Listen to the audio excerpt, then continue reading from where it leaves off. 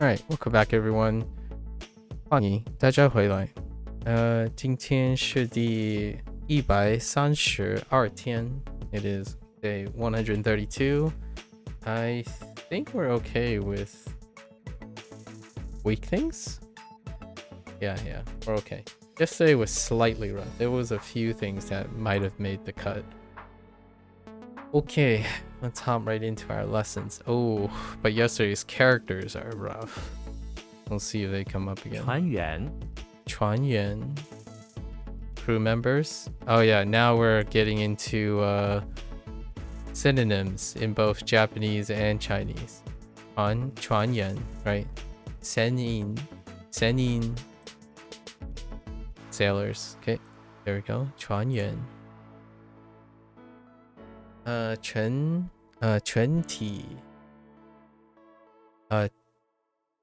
全体船员船员很 something 了 rescue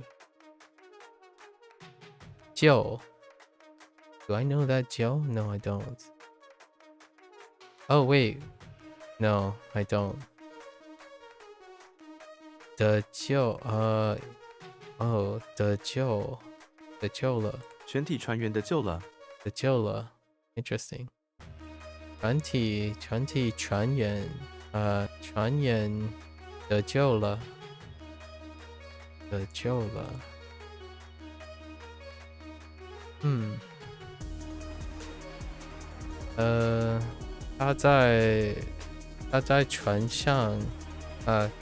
他在船上工作是一名船员名 as a counter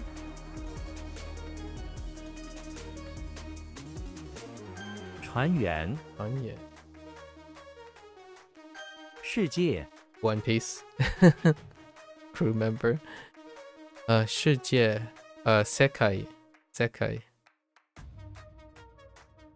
世界世界今天都在变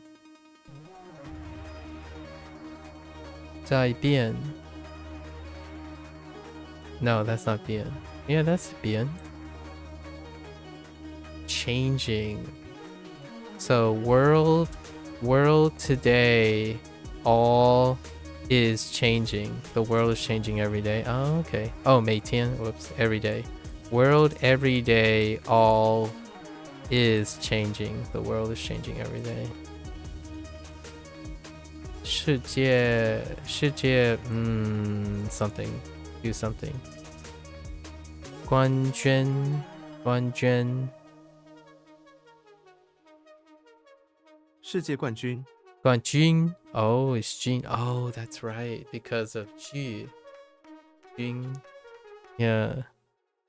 世界冠军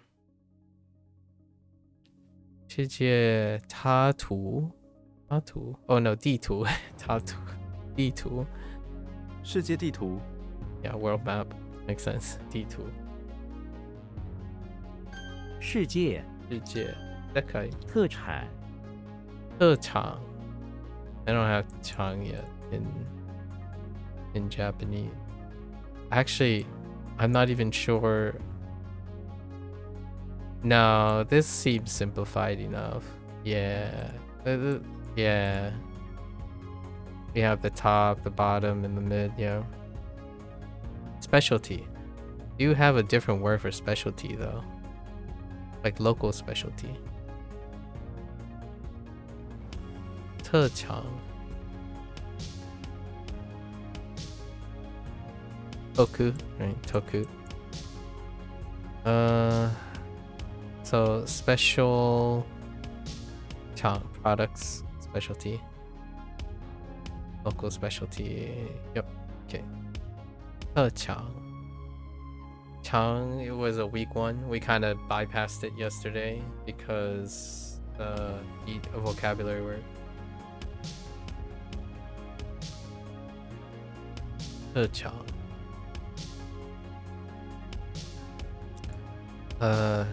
地方特长。我带回来数许多特长我带回来许多特产。or not 特长。Apologies for not replying. I did read them the next day, but at the time you had to go to the end of year uni party. How was it? How was the end of year uni party? No worries. You don't really have to reply to everything.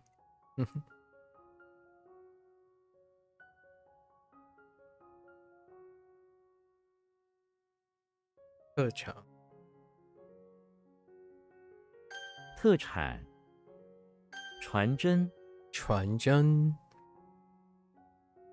传真 So pass on the truth, right?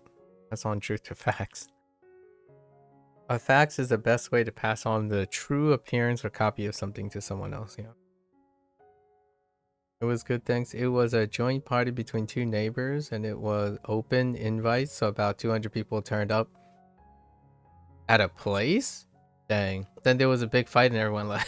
Well, that escalated. I'll read in between the lines for that one.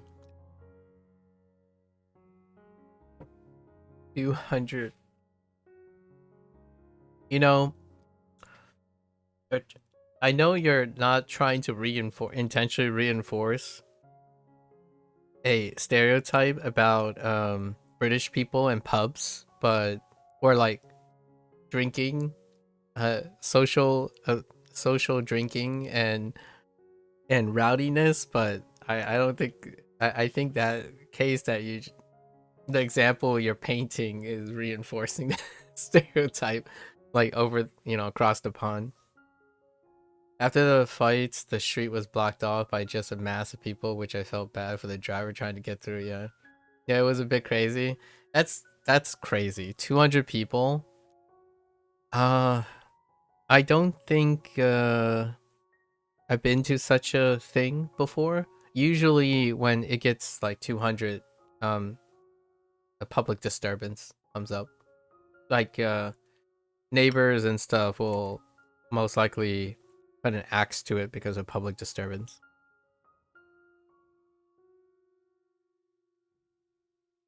Sounds wild though. You're living it up. Party like a uni party. To be honest, everyone was just shoulder to shoulder, so the crowd wasn't enjoyable for you. I see. The police did come and go a few times. Okay, to like try to keep it disciplined. I still can imagine 200 people working out. To give you an example, Otakon is coming up soon, and Otakon used to be in a convention center that did not have enough room to house all the people, and that's why it was moved a couple years ago. And I believe the convention capacity was something like 2,500, so 2,500 people. Otherwise, there would be fire hazards, and I'm pretty sure at some point the emissions were like 4,000. It's not like all 4,000 people are there at the same time, but generally speaking, when you're moving, you're always shoulder to shoulder to everyone. And there was one time the fire alarm went off. I forgot which year it was, and everyone had to like vacate the convention center, and there were so many people in downtown Baltimore was where it was, downtown Baltimore, that everything was gridlocked. It was already Baltimore, that region is a harbor area. It's the inner harbor area. It was already gridlocked most of the time. It was so crowded outside, like to deflate all the people from the convention, that there wasn't enough standing room in the roads. or the streets or the sidewalks around the convention. So the whole place was gridlocked. And then, you had to somehow weave all the fire department has to get to the convention center to ascertain if there's an actual fire and to reset the fire alarm. So you just watch everyone just standing there. I still remember taking pictures of it. You're just watching, and it's a one way, by the way. So like it's in the inner streets. I'm not sure how British inner streets work, but lots of older city areas in the United States, they do like every other street. So the street that is like a 4-lane thing is a one-way 4-lane thing.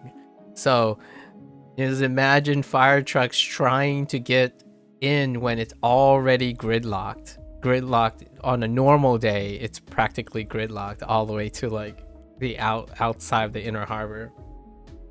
I couldn't even imagine what it's like for a firefighter at that time. And to top it all off, I'm not sure if you find this relatable, because I'm not sure how dry and hot it can get, but Otakon happens at peak summer day. So on that day, it was like 100 degrees Fahrenheit, or like, let's say 39.6 degrees Celsius. So it was hot as heck. So all I can think about is, man, kudos to all the civil workers, right? People who work for the public government. Crazy. So I think that's the closest. It's a little off to the deep end, but that's what I'm picturing when you're saying a joint party, open invitation, and suddenly just 200 people show up to a place. I can only imagine how cramped it was. There's something very humorous about it. I'm not sure how well you do with squeezing into a place.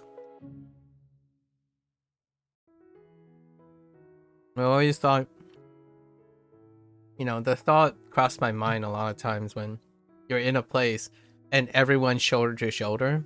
Like, what happens if a fire alarm goes off? Which, by the way, by sheer coincidence, I was outside the convention center when that happened, when the fire alarm went off. We were like two streets down, like eating, and then when we came back, everyone was just like outside.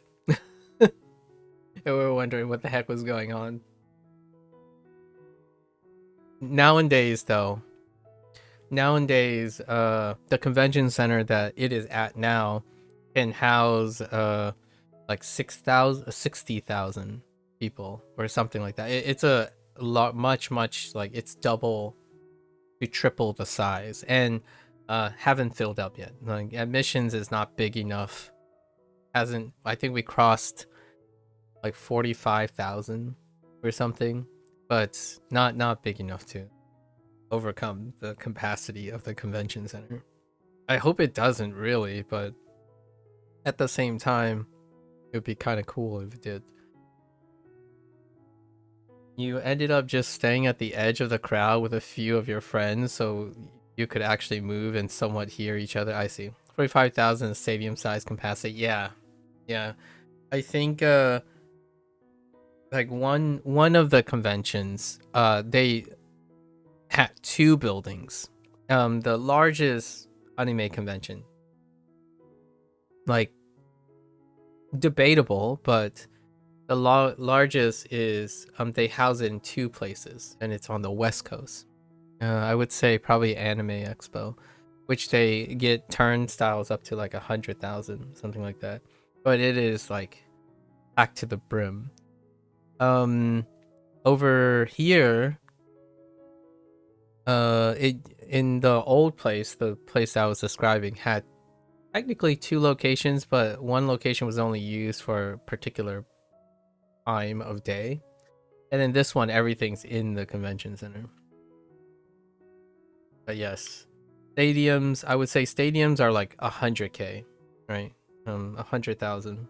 I don't think there's that, and more like stadium as in you have the people around and then there's just big mass. I would be interested in seeing what it would be like, but I can imagine those type of stadiums would be unhealthy for the middle section, right? Like all the stuff would be in the middle section, and that would probably like destroy the field for like sports events and whatnot.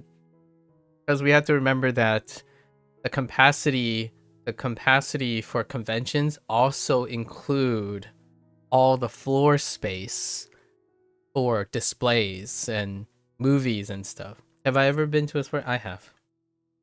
I've been to some of the largest stadiums in, at least in North America. Actually stood in the middle of a stadium in Canada, the Blue Jay Stadium, and it is dwarfing. Like when you stand, what was that for? Because we could. It was in high school. We went to Canada to perform as the orchestra.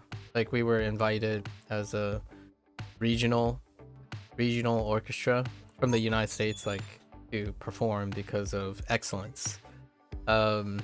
And one of the things to do was to have it. There's a really long story about the Blue Jay Stadium that makes it memorable. But we're not gonna go into that today because of time crunch. Today is another one of the time crunches. But long story, I'll give you a teaser. Maybe we'll save it for another time. I had to go to the bathroom, like really bad. Not because I had to go to the bathroom. There was something else. It was a foolish hot pepper eating thing that came the day before. And also this Blue Jay Stadium was not operational at the time. We got a tour of the Blue Jay Stadium. And there are no bathroom breaks during that. How I survived that is beyond me. But I still remember going onto the field, standing in the middle of the field, and they have a AstroTurf. So synthetic grass for their entire field, right? AstroTurf. And you just standing in the middle, like right in the middle of the stadium, and you look around, it makes you feel absolutely tiny. It's one of the Blue Jay Stadium is one of the like centerpieces of Canada when it comes to sports event. It's one of those like fancier like open close like mechanical things, but absolutely dwarfs you when you stand in the middle of the stadium. I can only imagine what it's like when you're playing on the field, but it was really cool. Like the whole place, it was, how many of us were there? Like 50? No, I want to say like 100. I forgot how large the orchestra was, but I don't know how many of us were traveling. I think it was like, I want to say like 50 plus the tour guide, and that was it. There's 50 people standing in the middle of the field looking at the stadium. Absolutely tiny. Yeah, stadiums are a whole scale, so it's pretty cool. It's weird to say this, but it's also a weird flex that if there's anything I would say that I have done before that a lot of people might not have, is stand in the middle of a stadium with no one around. Well, except for like the immediate group, but stand in an unoccupied stadium. Yeah. While feeling needing to go to the bathroom really, really bad because of other things. I had to go to the bathroom really bad, but it had something to do with eating like 30-40 hot banana peppers the previous day.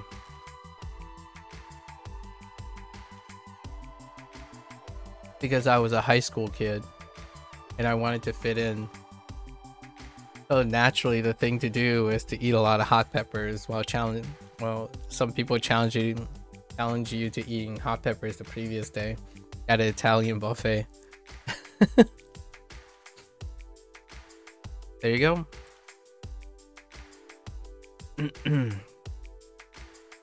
A story for another time. I shared it a couple of times already. Hard to forget an experience like that. Changzhen. 传真 Changzhen. 展示 Jianshi. I think the tour was 45 minutes to an hour.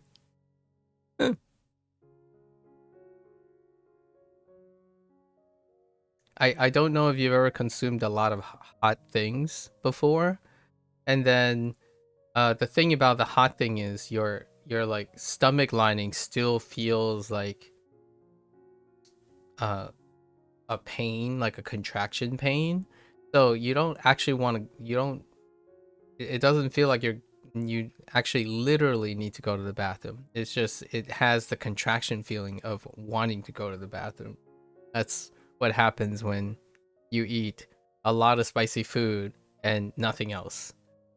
Um, your stomach and your colon does this thing where like you really need to be next to a bathroom, but you're not.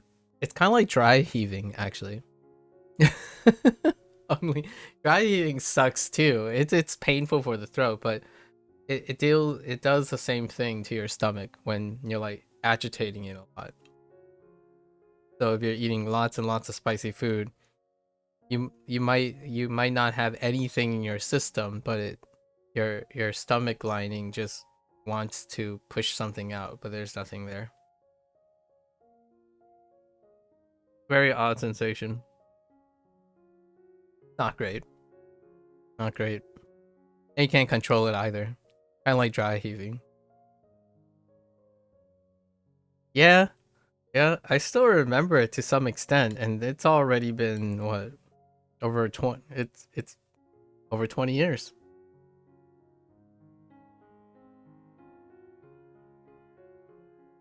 By the way, I won by a landslide.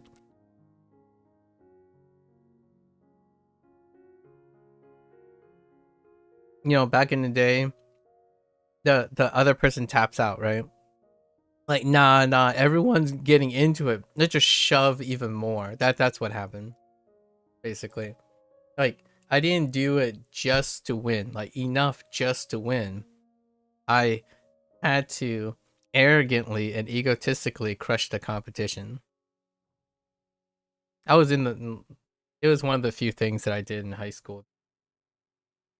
Uh one of those few moments like, oh, it's something I can do to stick out, you know? But stick out in a good way. As in stick out doing something other kids were doing. So um it's like the moments where oh, I get to fit in and be. It's also the same time where I acquired my one of my first stalker experiences as well. Yes, there are very selective high school stories.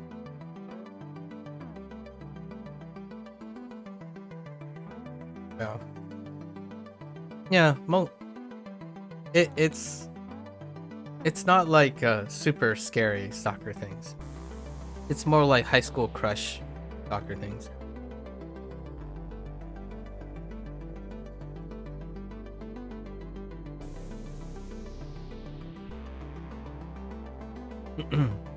Yeah, not the scary adult, more like the pining and fawning type from high school. I wasn't very romantic, like I wasn't very actively. Let's just say hormones was not part of the picture when it comes to high school. For myself. So it was more like a one-sided thing. You the classical anime like requited love deal, unreciprocated love deal kind of situation. 讲是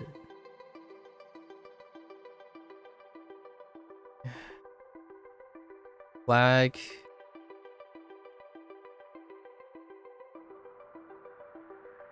You know what? Let's cut out Duolingo today. Well, you're oblivious to it or just uninterested. As a kid, let's cut out Duolingo today.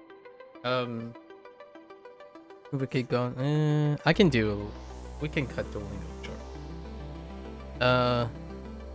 As a kid, I'm not sure if I already shared this stuff. I was not emotionally intelligent as a kid. So, more so the former, but also part of the both. I would say maybe like 70-30 split. Oblivious because it's the consequence of intentionally focusing on other things that doesn't deal with romance. So like as a kid, you know, discrimination, racism, being high functioning, that stuff occupies the mind far more than like emotions, right? It's one of those things that makes it seem very obvious in this day and age, right? When you think about like high functioning people or people on the spectrum nowadays, you think of them as incredibly high functioning and often preoccupied, not focused, but preoccupied, or the opposite, which is incredibly hyper focused. But this is being very reductive. It's more like hyper focus on being active, not hyper focus as in singular task focus. So I don't as a better way to describe this a little bit in more detail.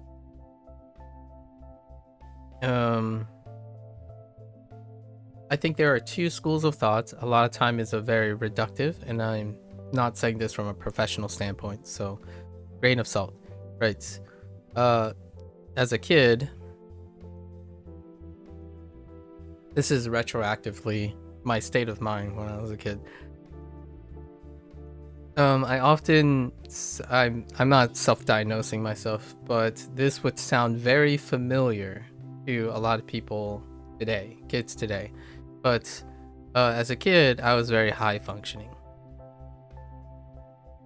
Now, oftentimes when people think about high functioning these days, they think either a lack of focus or a hyper focus. But to me, it's actually both. From a personal standpoint, I'm not sure if this is true for everyone, but generally, on the surface, it looks like a lack of focus, but it's more of a hyper focus, preoccupied with a lot of things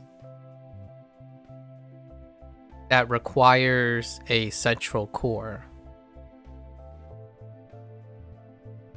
So for those who feel like they have hyper focus because they're high functioning, they have a central core that connects all of the lots of things, in which gives them the depiction of a lack of focus. So the person I am today don't look like, in my opinion, personally, in my opinion, not professional advice, the person today that I am, I consider myself extremely high functioning because I manage to juggle a lot of things because I have a lack of focus.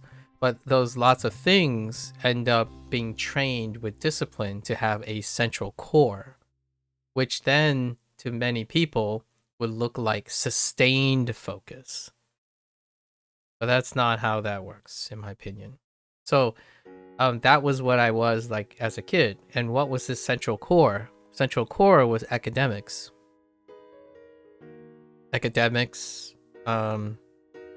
Jobs, right? Legacy. So because of that, this central core does not allow emotional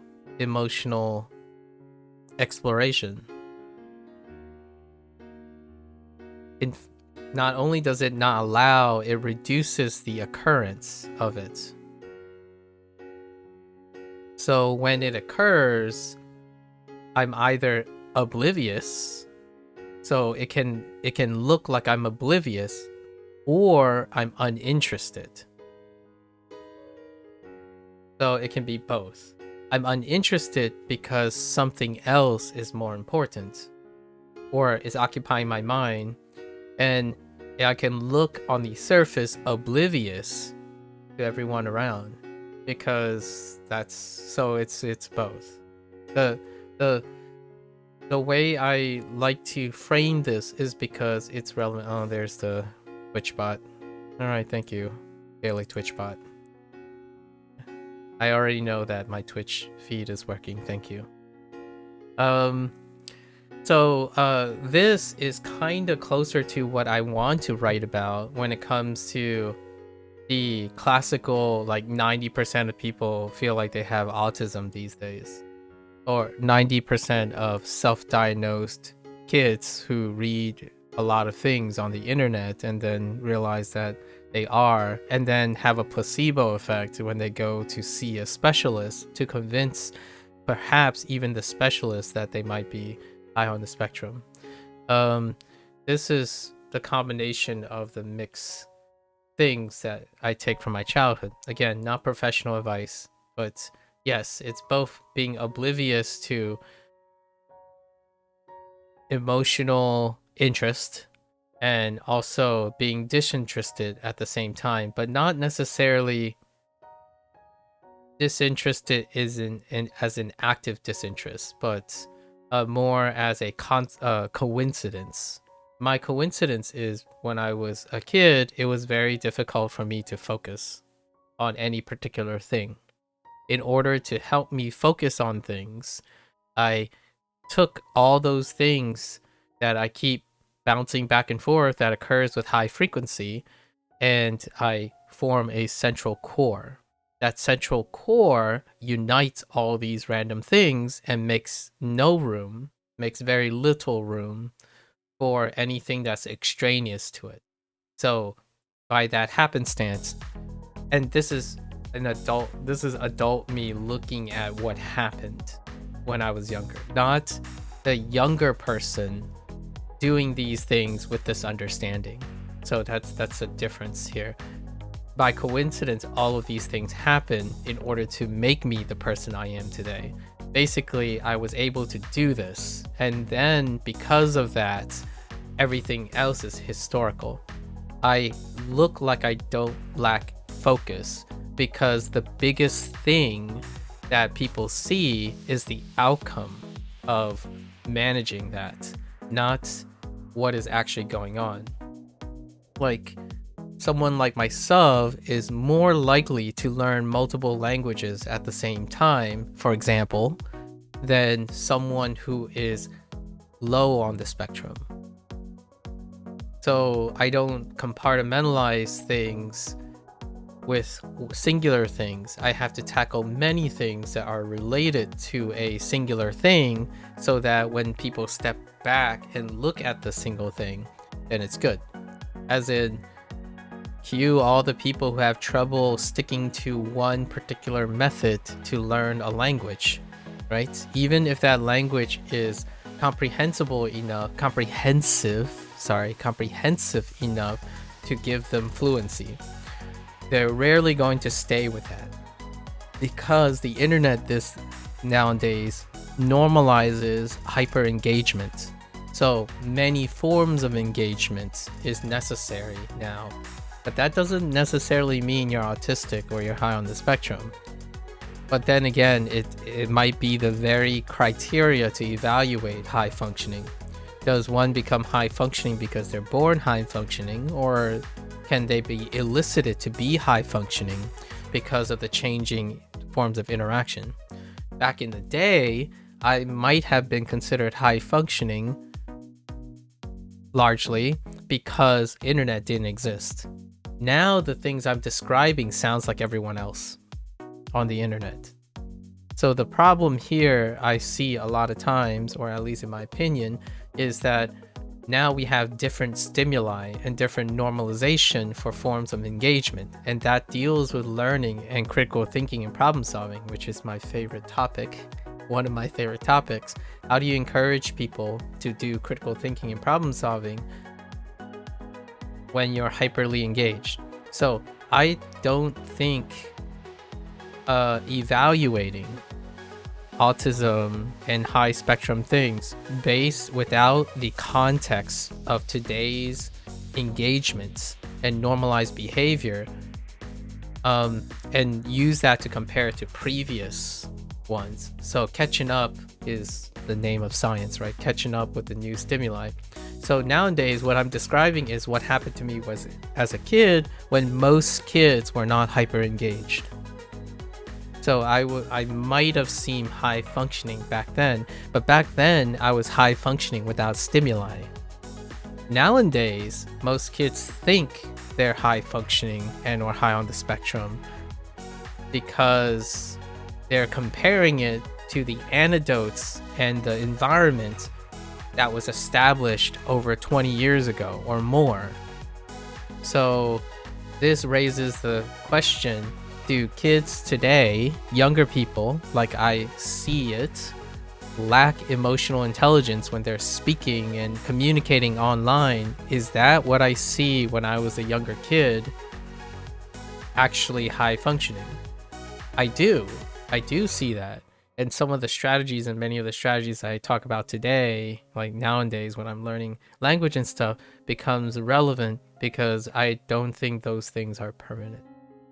Like they're not non-manageable and whatnot. But if you see, you mentioned this before, like the stereotypes and the corollary behaviors of high functioning people. High functioning people tend to not have that very unusual stereotype of being emotionally agnostic a lot of times.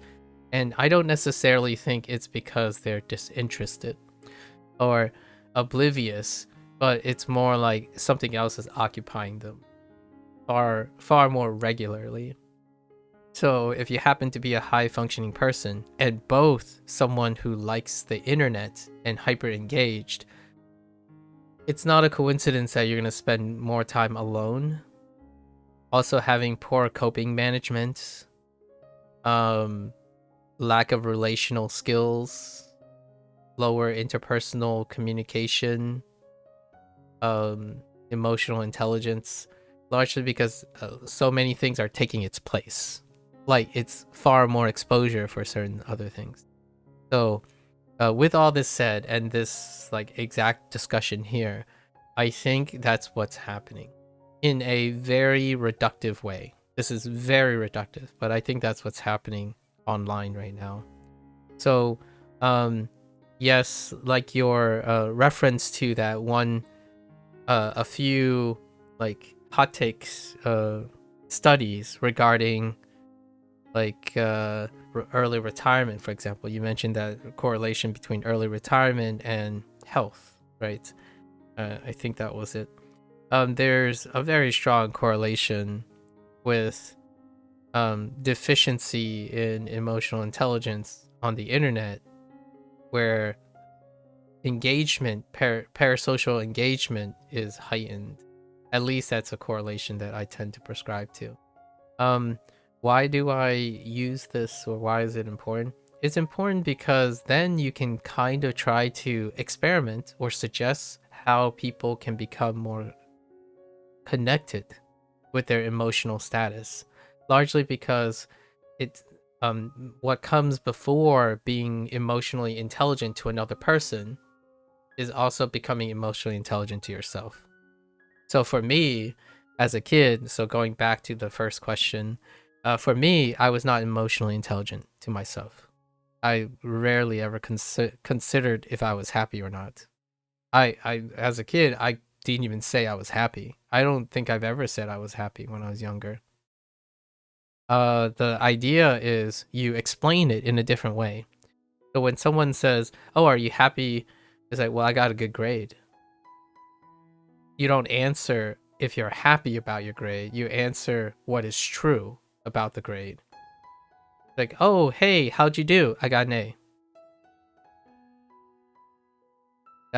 That is what happens, in my opinion, when you can tell someone is more concerned about something else other than their emotional well-being. So nowadays, that's what the internet emphasizes. Not intentionally. Again, it's more like by design. Businesses, learning material, comparative analyses, that type of thing, objectifying and becoming far more agnostic about people's emotions and treating people like humans comes with the territory of being hyper aggressive.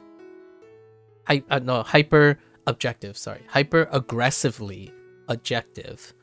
When you become more objective, you can fill most of your time, you can consistently, and I tell you, the internet is far, far more powerful than when I was a kid. Like, I was already preoccupied with what my parents given me, a career. Like, I had to worry about my career, academics. That was already sufficient. Now, kids are raised with both the formal academic standards pressed on them, as well as anything anyone says on the internet. So now you're objectifying every aspect of your life. And there is far enough stimuli on the internet to keep a kid thinking about everything other than their own feelings and their relationship with other people, like actual other people, the people that they have in their lives already by default. So when you're born into a family, you have less and less interactions with them. I had interactions with my parents, but they're both chronologically and geographically not accessible. My parents worked every single day of their life, on nearly every waking hour of my waking adolescence working, right? It was only after they retired from the restaurant business, when I'm well into my adulthood, that we had slowly worked on our emotional relationships with each other. But that is also a consequence of the Chinese culture as well. And sure enough, it's a representative of many of the high functioning, pragmatic Eastern Asian cultures. You often get that stereotype, that lineup, like, oh yeah, not very emotionally forward. And it's like, yes, that's true. However, they have a society that's built to accommodate that. In the United States, that's not true. Like, for example, the best, most qualified, high-functioning person does not occupy the most lucrative and high areas of employment. It's those who have emotional intelligence, charisma, and ability to speak and interact with people that occupies the higher echelons of leadership and whatnot. In China and other places, that might not be the case, largely due to pragmatism, right? And now the internet comes into play, and now kids believe, at least in my opinion, that objectivity is the GOAT. And you can achieve that because the internet has basically reductively changed all of the landscapes of how to evaluate the value of a person, right? Is your number bigger or better than the next person? Well, if it isn't, that's the truth. It doesn't matter if you feel bad or good about it. You're not even concerned about that. You got to raise that number, chief. So, things like words, even arbitrary words like fluency. The last time I checked, if someone comes up and they tell me they're fluent in Spanish, that doesn't make them a better person than me. They are a better person than me is when they treat other people better than I treat other people. That's when one can truly emotionally be a better human being. But that sounds like a super hot take nowadays. But back in the day, that was like the holy grail. You do everything to be able to foster human relations. Nowadays, people think that being really, really good at a language makes them better and better at communicating with other people. It can help, but ultimately, it can also be misused. And I can't tell you how crazy it is nowadays that you have brilliant people, brilliant kids who know so much, and yet they talk to other people like they're not even human anymore. It's, it's wild. That's how I used to talk to people when I was younger. So it's a coincidence. I don't actually think my classmates and the people around me at the time had the same deficiencies. Yeah, and I use the word deficiency. I was emotionally deficient when I was younger. I still kind of think as an adult I'm a bit more emotionally deficient in very specific areas, largely because as a kid I didn't experience them. So romance would be one of them. So when someone talks about romance and stuff, I approach it from a vicarious standpoint, like a parasocial standpoint. I rarely could ever provide adequate empathy for individuals who are engaged in like early childhood decisions or adolescent decisions about romance. At most, I can tell you what it's like to be 30 or 40 years old trying to engage in romantic conversations that are largely probably incomprehensible or very difficult to empathize with from a younger perspective. The irony here is there is an artificial conditioning for younger people to have older perspectives on romance because of objectivity. Like, for example, when someone thinks of romance, they think of ideal situations. Ideal situations only occur after a long interaction with someone else. Like, for example, oftentimes people get together based not on idealism, objective idealism. They're based on subjectivity. Two people, they fight, they argue, they overcome time. And in 20 years, like in your 40s, when you're with someone for over 15 years to 20 years, it inevitably emotionally becomes ideal, not objectively ideal. Like you love someone for so long because you fought, you argued, you sorted out, it ultimately becomes ideal. However, if you remove all of that and use objectivity, then what happens is you basically encounter 20-year-olds like I do on a regular basis who view that they can objectively determine their desired mate for life without having any emotional experience with determining that in the first place, or even having problem solving skills and communication skills to resolve anything that can produce the ideal situation. In fact, most of these kids don't actually even think that the skills involved in talking to people, any stranger online, and or making friends online has anything to do with finding a romantic partner. When, in my opinion, it's the foundation. Even your relationship with your sibling and your parents form foundations and testing grounds and experience for forming long-term relationships. But those are objectively optional now. They don't need that. They can have, in my opinion, they can have metrics and machines to tell you how to do that, and you hope that the next generation of people are bonded based on that. It hasn't happened yet, and I do believe it can happen. Basically, like, if you have someone who is also mediated by the same structure, maybe that compatibility is good enough. I don't think it's happened yet, where like, oh, if you trust a matchmaker, which is an objective metric thing, right? And then you are matched on that, and then somehow sentimentalism is built into that. That can be it. It's not there yet. So society didn't change around the internet on human behavior. Human behavior is adapting to society on the internet, and that takes a very long time, right? Human behavior and like social norms and behavioral norms trying to adapt to how fast technology moves, that is like asking biology to keep up with technology. That's going to take a while.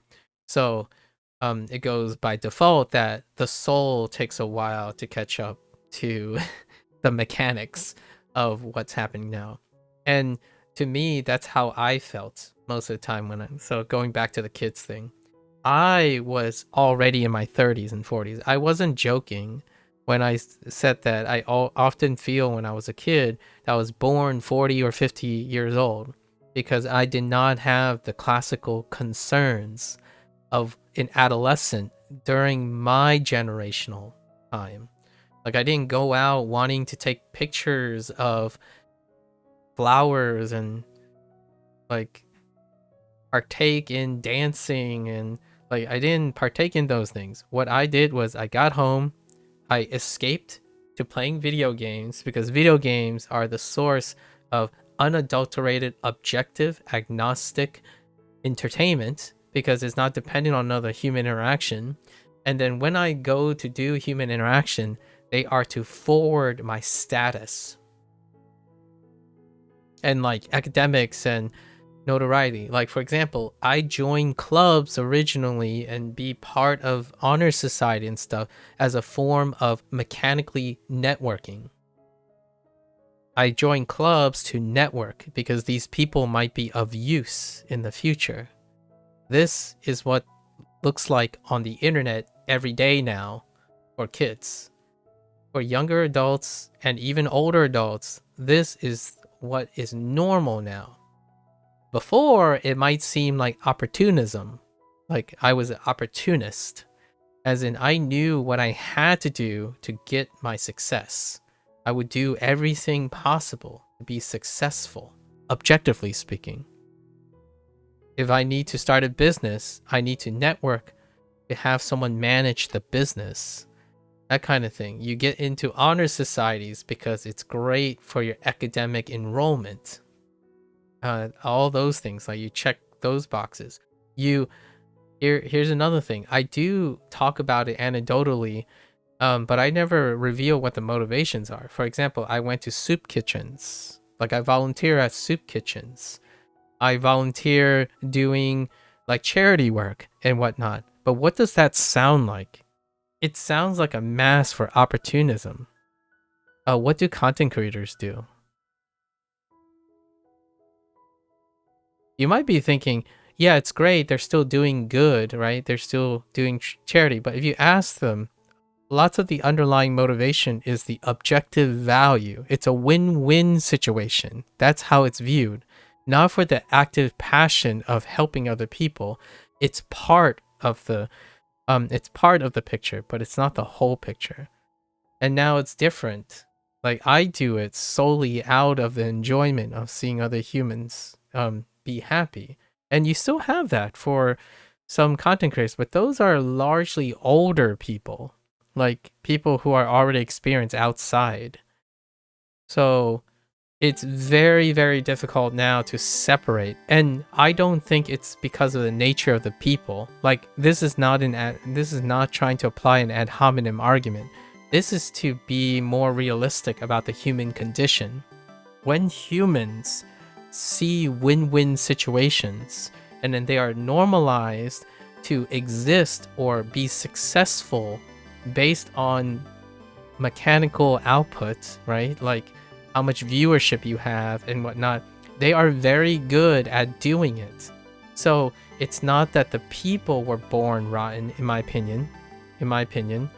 It's that unintentionally lots of the stuff supports certain behavior. So when you see someone stream, like, deliberately grow their community by doing an unhealthy, unmanageable thing, they aren't considering their influences and disproportionate public opinion, but more considering the opportunities they may have if they stream for 46 hours and do a subathon and then donate half of that to charity, and it may or may not be true. That is the classical nature of things. So it can be unfilling. Some people might find it as an afterthought, like the feeling you get from actually donating to charity, like, you know, talking about the charity. Like, for me, it's the difference between someone who's playing games and saying, oh, this half of this is going to go to charity, and that's all they talk about, versus someone who spends like 80 to 90% of their time talking about the charity and the people they meet about the charity, all the organizations involved, and then spending 10 to 20% of their time doing other things that was in support of the charity, right? There is a difference here. The people that I see, there's a mixed bag. Like, for example, Hank Green, for example, and John Green, they disproportionately talk about the charity and the projects that they're working on. They don't do it for charity because it functions as a process of inducing clout for their career. And that is illustrated through how much time they divest in it. Like, I can't tell you how many videos John Green and Hank Green spend talking about their initiative for reducing infant mortality in Sierra Leone, right? And it recently reached a milestone. They dedicate an incredible amount of empathy and sympathy for that effort, because that is emotional intelligence. Versus, hey guys, don't forget to donate because for every dollar. Now here's where the journey begins, though. You have to start somewhere to develop emotional intelligence.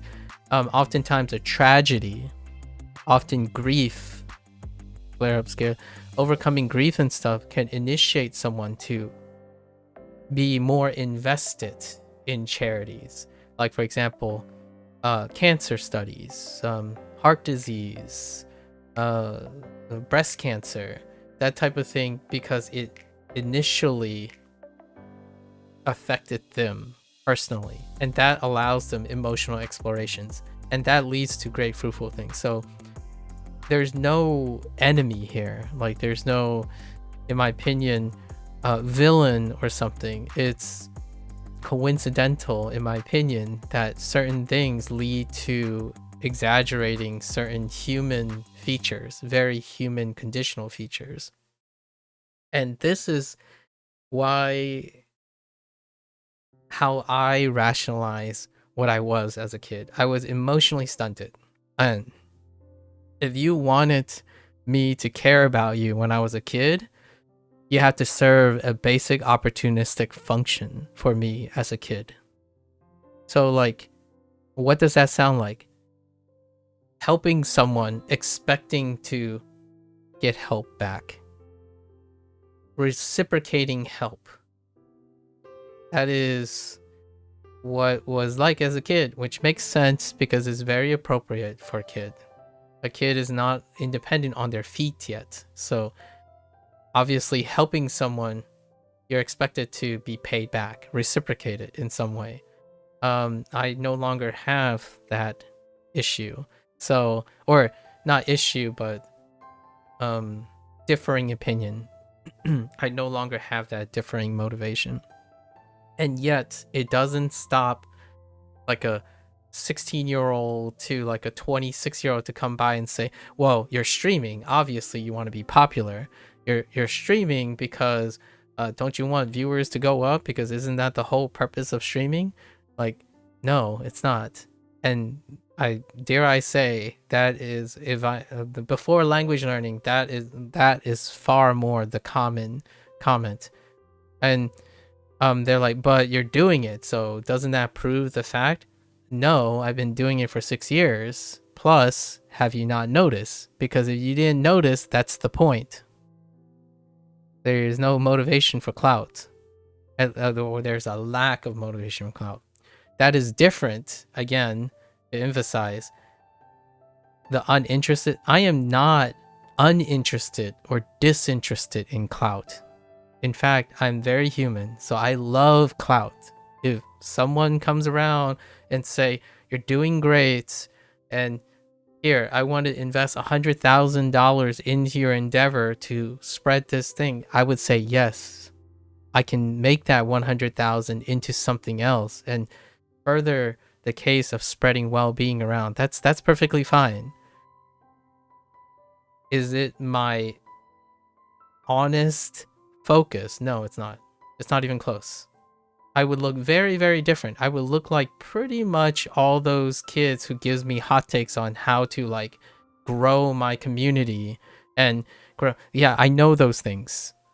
I don't think it takes a very well-educated person to spend 7 years streaming to like 1 or 2 people to recognize that they're doing something very odd to not grow their community. But it doesn't stop an ignorant, unemotional, conditioned youth or adult from doing that if they spend most of their time online. That is the social norm. People see numbers, they don't see human value. So what is the value of streaming to someone who does not weigh value in metrics? That is a lifelong journey for a lot of people. And it was a lifelong journey for me, and it will continue to be a lifelong journey. But at least I know that I rarely ever weigh someone other's opinion and a number and a metric to develop self-satisfaction. It's a welcome thing, though. It's a very welcome thing. I'm absolutely human. I love seeing the number go up and whatnot, but it's like a drop in the bucket. It's like maybe 15%. It's an extra thing. When the number goes up, I get happy, but it's like 0.1% of my happiness. So nothing is stopping me from coming online on stream and having a long conversation with you, Procall, every day, because it's not dependent on those things. When someone says, oh yeah, this guy's just yapping, I don't have time for yapping, it's like, go and find your thing that works for you. I didn't come on to be the ultimate people pleaser. My happiness is not dependent on that. So it is welcome, though. I would take anything that's offered, but it's really extra. Like, I'm an exceptionally happy person now. If you ask my 18-year-old self, not so sure if that person was ever happy. Not because they were unhappy. Not sure if that person was ever considered a happiness as an end goal. Like, you didn't measure happiness. You didn't say, does going to school make me happy? I can tell you what created those consequences. Being bullied makes me unhappy. That didn't stop me from saying that, oh, I'm unhappy, so I shouldn't go to school because someone's bullying me. It's like, I have to go to school. School is objectively something I need to do. So the bullies are just a roadblock. They're not even human yet, which is terrifying when I think about it that way. As a kid, I don't view my bullies as human. And that's how kids go about back in the day. And now online and normal, that's normal today. That's like, that behavior is so unfeeling. It makes you do things like, oh, I hope the worst for my bully, because they're not even human to me. They treat me like not a human, so I treat them like not a human. That's internet today. Someone comes in, it's like, I'm more important than you. I'm just gonna insult you. Goodbye. That's the standard internet interaction. You are a number. You are a name. If I don't see you anymore, I obviously don't have any consequences at cursing out this person. Ban me if you want. That kind of thing. That is absolutely not normal to me. But I understand and appreciate that it is now the normalized behavior in today's society. Online specifically. Yeah, you've had similar thoughts, as it's quite clear the stimuli most people are exposed to nowadays is far greater than a few decades ago, so what could qualify as high functioning seems to be different. Exactly. It's so difficult to quantify the average functioning if studying humans as a field of study like psychology has to catch up with the effects So you can't study something that hasn't been studied, like kept up with yet. And sure enough, if this changes rapidly again, whatever we learn from now, like 10 years of study now, will may be not as relevant in the future if things dramatically change, or it can adapt on its own. But generally speaking, one has to remember that studying something requires the data to be collected in the first place. So nowadays, it's so tough. I don't envy people not knowing, because knowing is great. It helps with steps. But high functioning in autism is often evaluated based on a scale that is at least a decade old, if not more. So all of this stuff is being redefined as we speak. Yeah, that is quite concerning. You thought about that recently in terms of the looks maxing trend? Oh no, what the heck is a looks maxing trend? Where people categorize you based on your physical features and treat people who they consider ugly as some disgusting thing? Yeah, not another human being, of course. Or some poor thing whose life is going to be heck no matter what due to their looks. Yep. And then that either garners pity, which it can reinforce a feeling of being pity is a normal, acceptable stimuli of that person. Like, yes, it can foster like compensation, like lots of sympathy and whatnot, but it can also foster an entire generation of lack of empathy as well. Takes the soul away, yeah, so to speak. So were you ahead of how mature you should be at that age when you were younger, until your emotional intelligence was more than you went back to how you should be?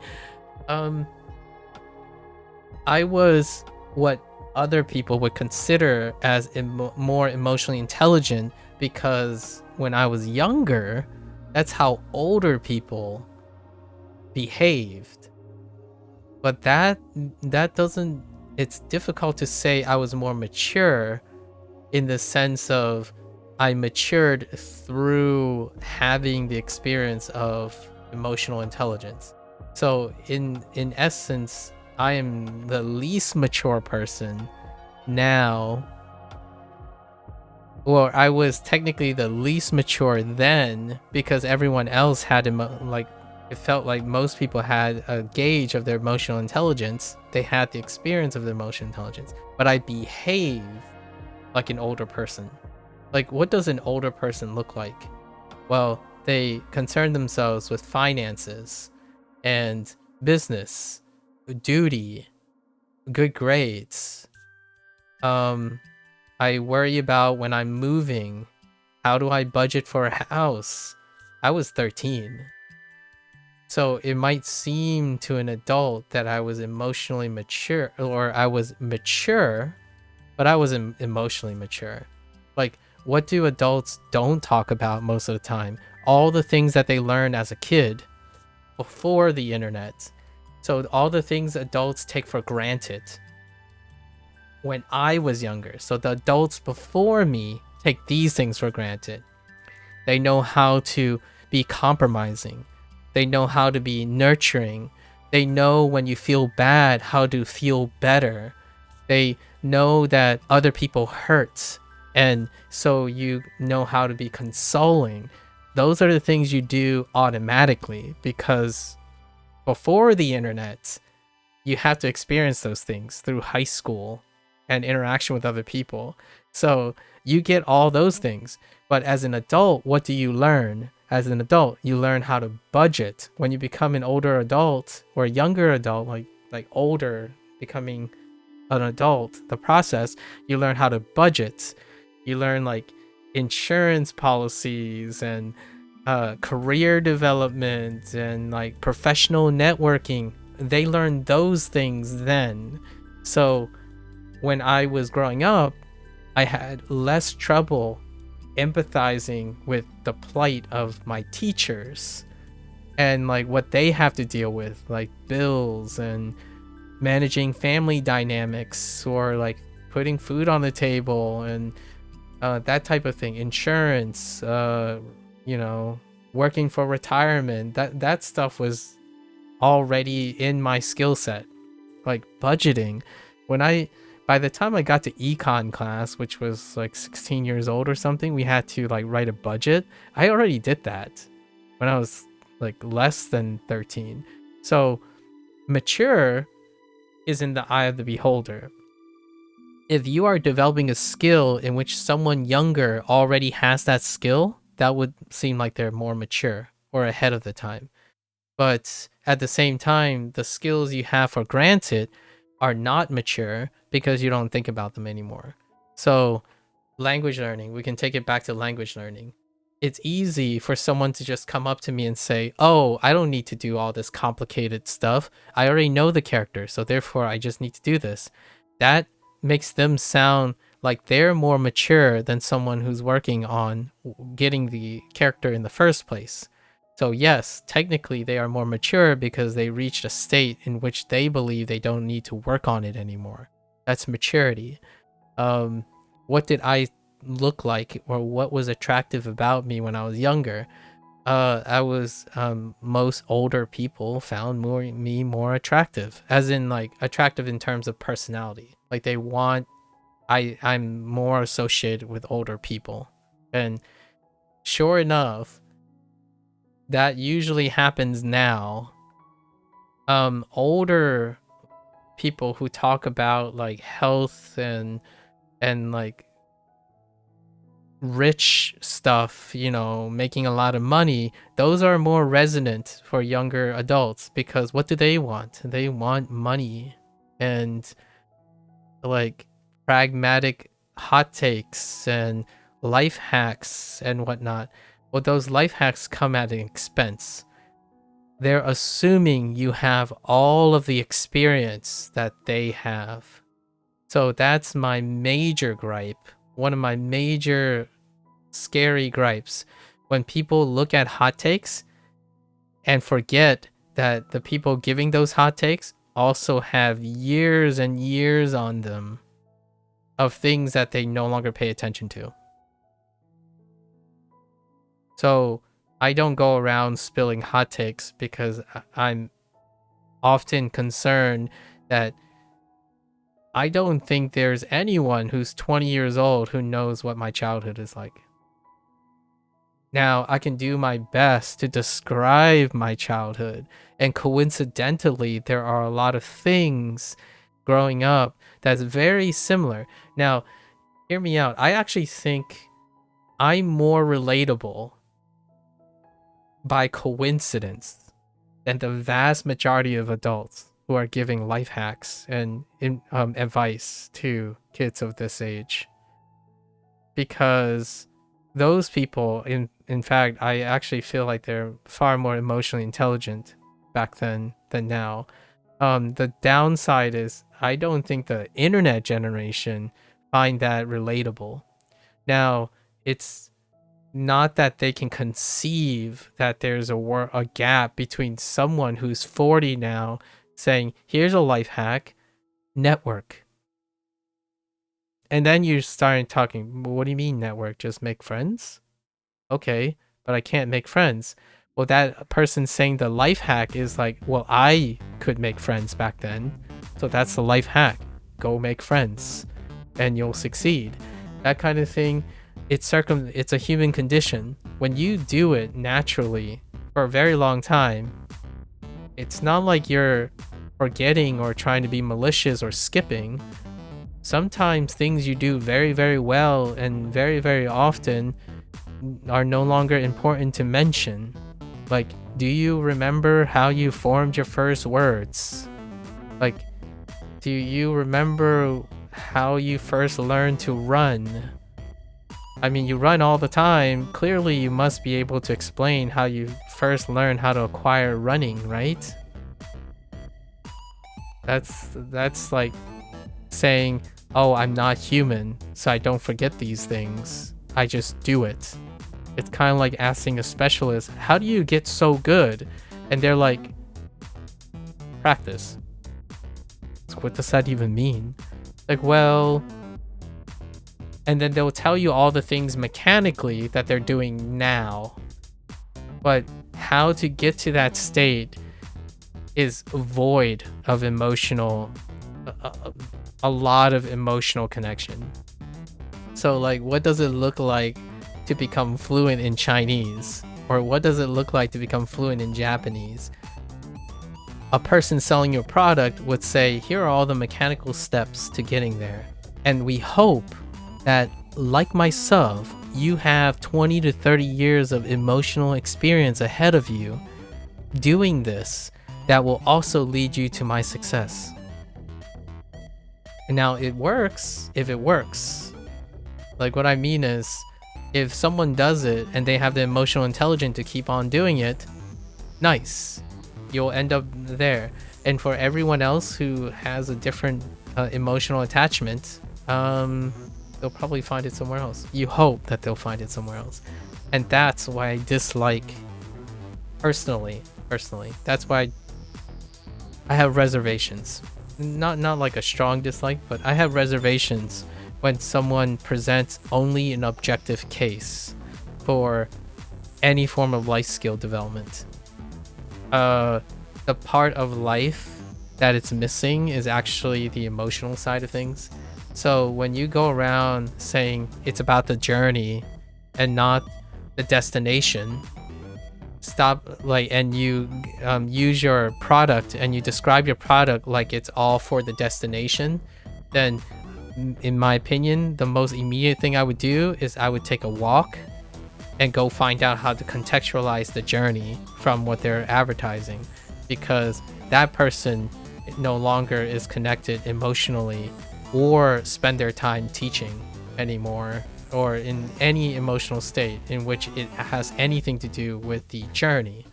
It's a destination. So when you have a product and someone says, oh, this is all the benefits of using our products, and they're all end goal products, right? Like, oh, if you do this for 6 months, this is what will happen. If you do it for 9 months, this is what will happen. And then they say, remember, kids, this is a life skill. It's a journey. It's about the journey and not the destination. That is hypocritical.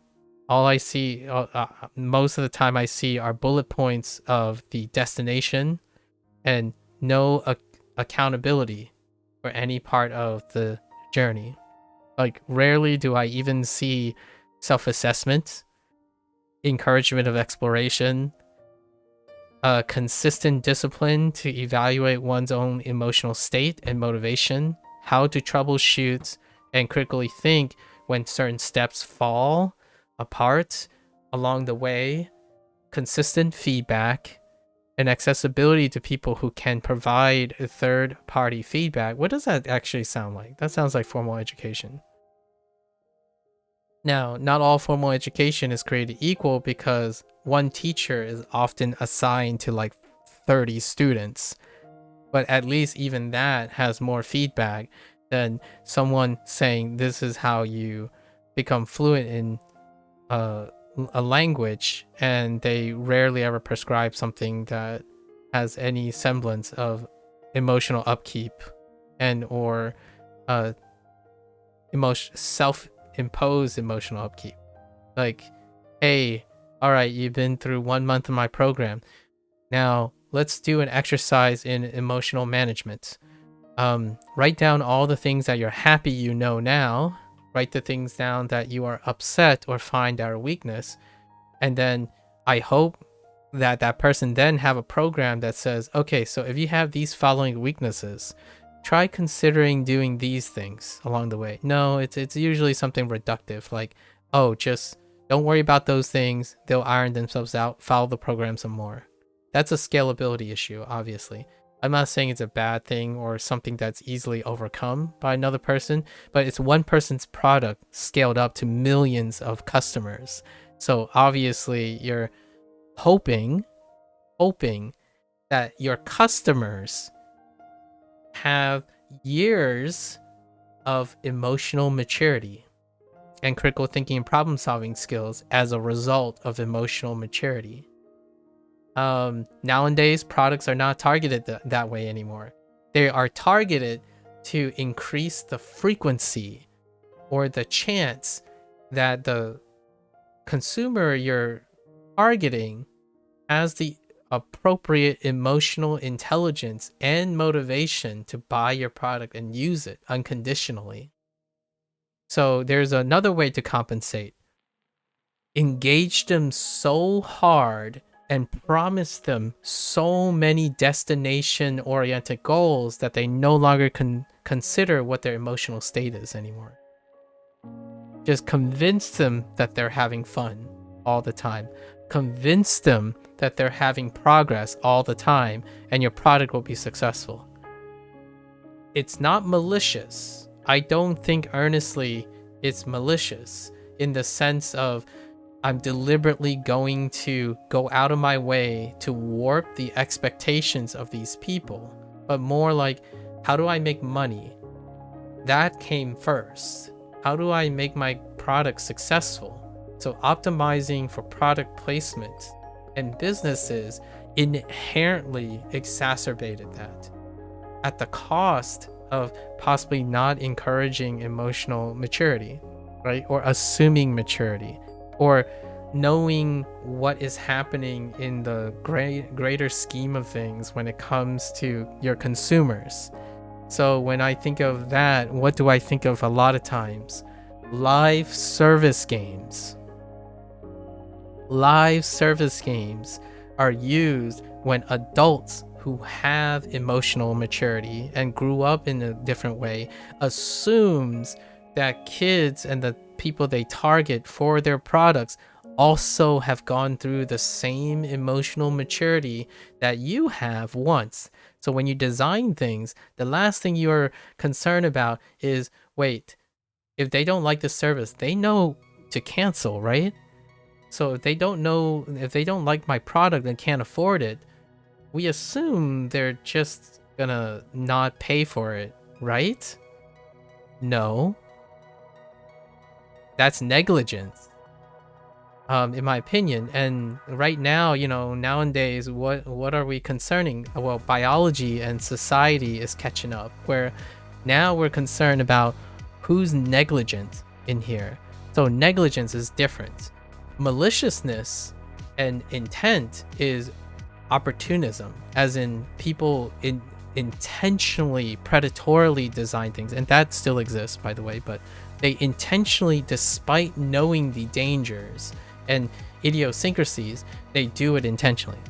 Now, negligence is when you do it unintentionally, as in, oh wait, oh yeah, we didn't do our background study. Like nowadays, people on the internet don't have probably didn't encounter budget concerns and juggling own emotional intelligence to know that I don't need this, I want this. The differentiation between I'm depressed, so I'm buying this as a coping mechanism, and that coping mechanism is becoming hyper dependent and I can't quit it anymore. So instead, I want to lash out at everything I buy voluntarily.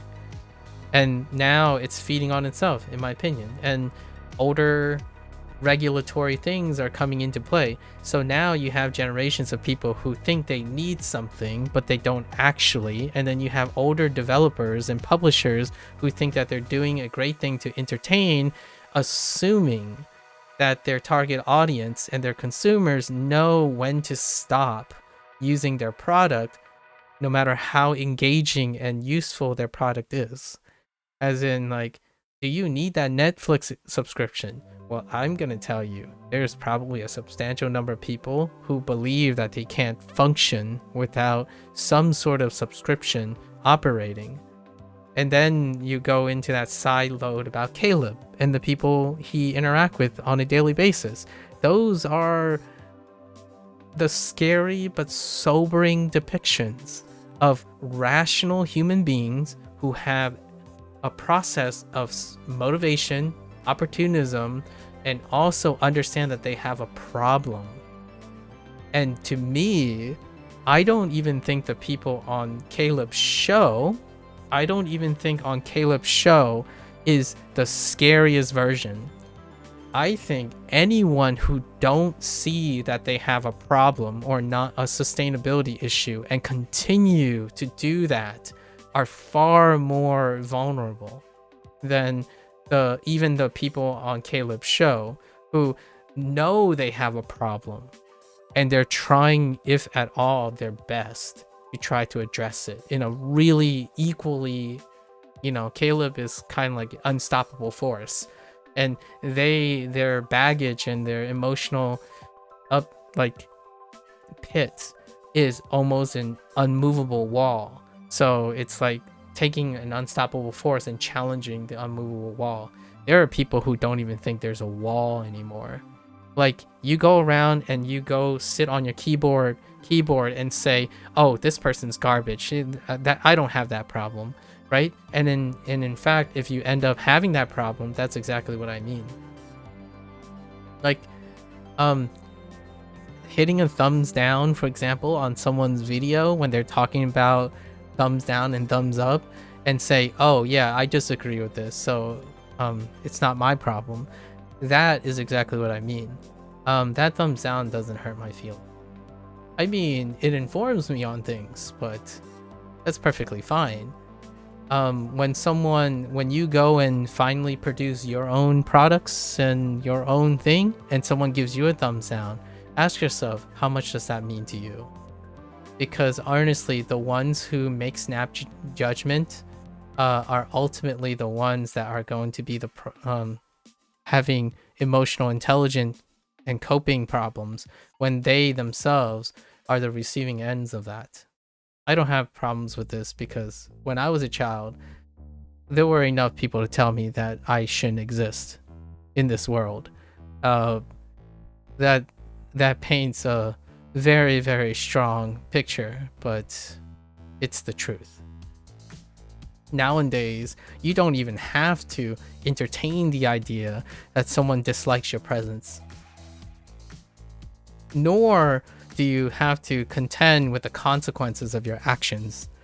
It's so ironic that the internet holds people accountable almost erasably so, like trackable in all of its sense, but at the same time, the emotional intelligence to even perceive that is non-existent.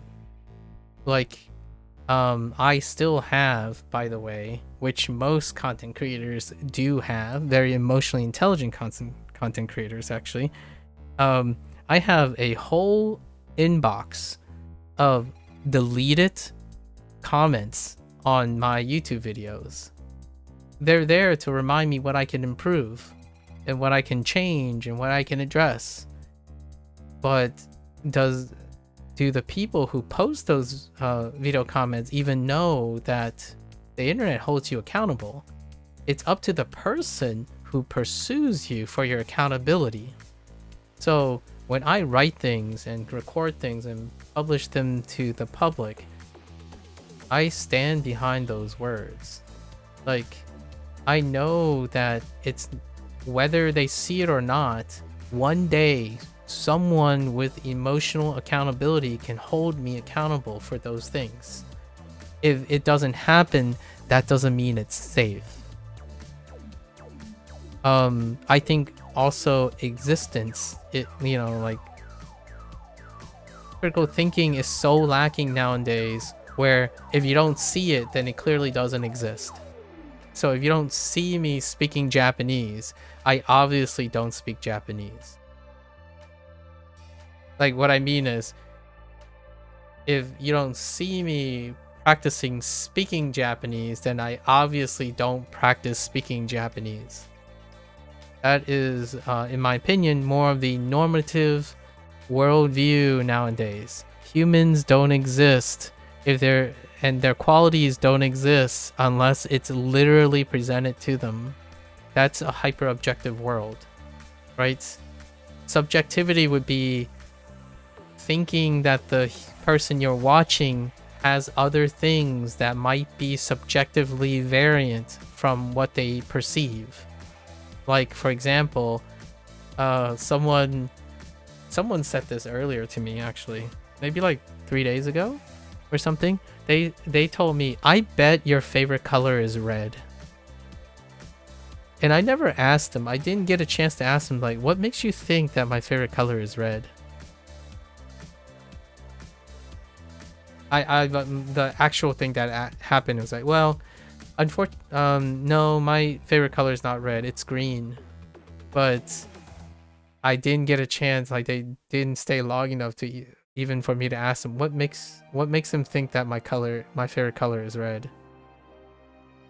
I actually said something like culturally relevant, like maybe this person considered that I'm Chinese, like I'm part Chinese, right? My parents are Chinese, and red is an auspicious color for my culture. I actually try to think more about the person, like what could the person actually attempted to, but I doubt it went that deep, right? I honestly, in the back of my head, it's like, no, but it doesn't matter if it's not that deep. I want to be portrayed as being that deep. So I imagine that person thought about red because maybe I play video games, which coincides with the red theme. My backlight is red. It's actually not red, it's orange, but the camera tech is limited in that range, so it looks red or pink, right? It's actually a very yellow orange. So, but you know what they see, or they went even deeper. Chinese, red is a very auspicious color, but do you see me wearing red? Right? So some people might say my favorite color is black. It's because this kind of looks black. I'm sure on some screens it looks black, but it's actually blue.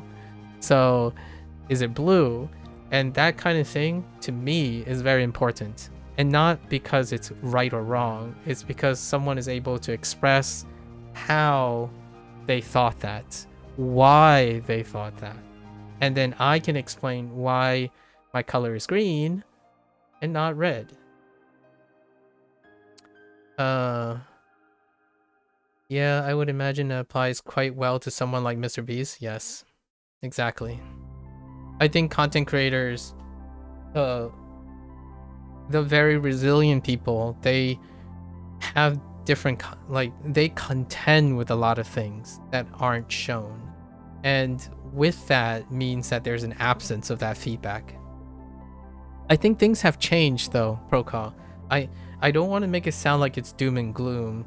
It's not. This isn't fatalist or deterministic. It's more awareness, because awareness is happening.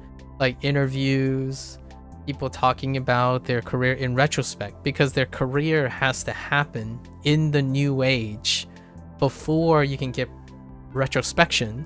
So like people like Stephen, right? Stephen He, his career has to take its course, and like certain milestones have to take its course in order to provide that wisdom, right? Now you need representative, like humans need literal representatives of the current generation, but it often comes after the fact.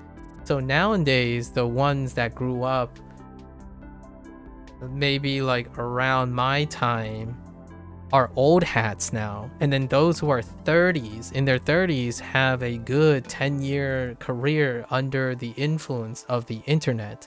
Now you get to hear all those, but the question is, has that changed so dramatically that people have enough critical thinking to adjust to the change? I don't think the internet is responsible enough yet. I don't think at the moment. There's one thing that dwarfs all of this, and that is, regardless of the context and the feedback you have,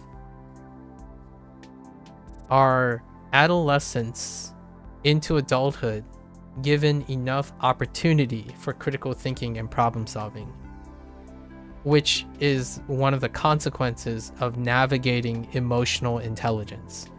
One of the largest sources, in my opinion, about growing up that educates one on pursuing how to solve problems and critically think is often emotional intelligence. It's not the only source. Oftentimes that can also come up as intellectual challenges. However, on the internet, you can remove all of that. You can remove the necessity for emotional intelligence. You can remove the necessity for intellectual challenges, because you can be told what to think. You can be told what will happen. And that usually, despite all of the kind-hearted retroactive hot takes, very caring adults. I genuinely believe when people put out products, the vast majority of people, not the minority like bad actors, the vast majority of people, they are releasing products in which they truly believe will improve the quality of life of their consumers. As in, buy this product, it does this thing, and they truly believe that. I honestly believe the vast majority of people believe in their products that they sell, right? And despite that, you're making a gigantic assumption. You're assuming your consumers know exactly what they want so that they can compare and contrast with your sell, right? If I'm going to say, I'm going to sell you something, I need to know what my audience is, right? That's how business works. You think about your target audience and what their counter arguments are, and then you use your persuasion to sell.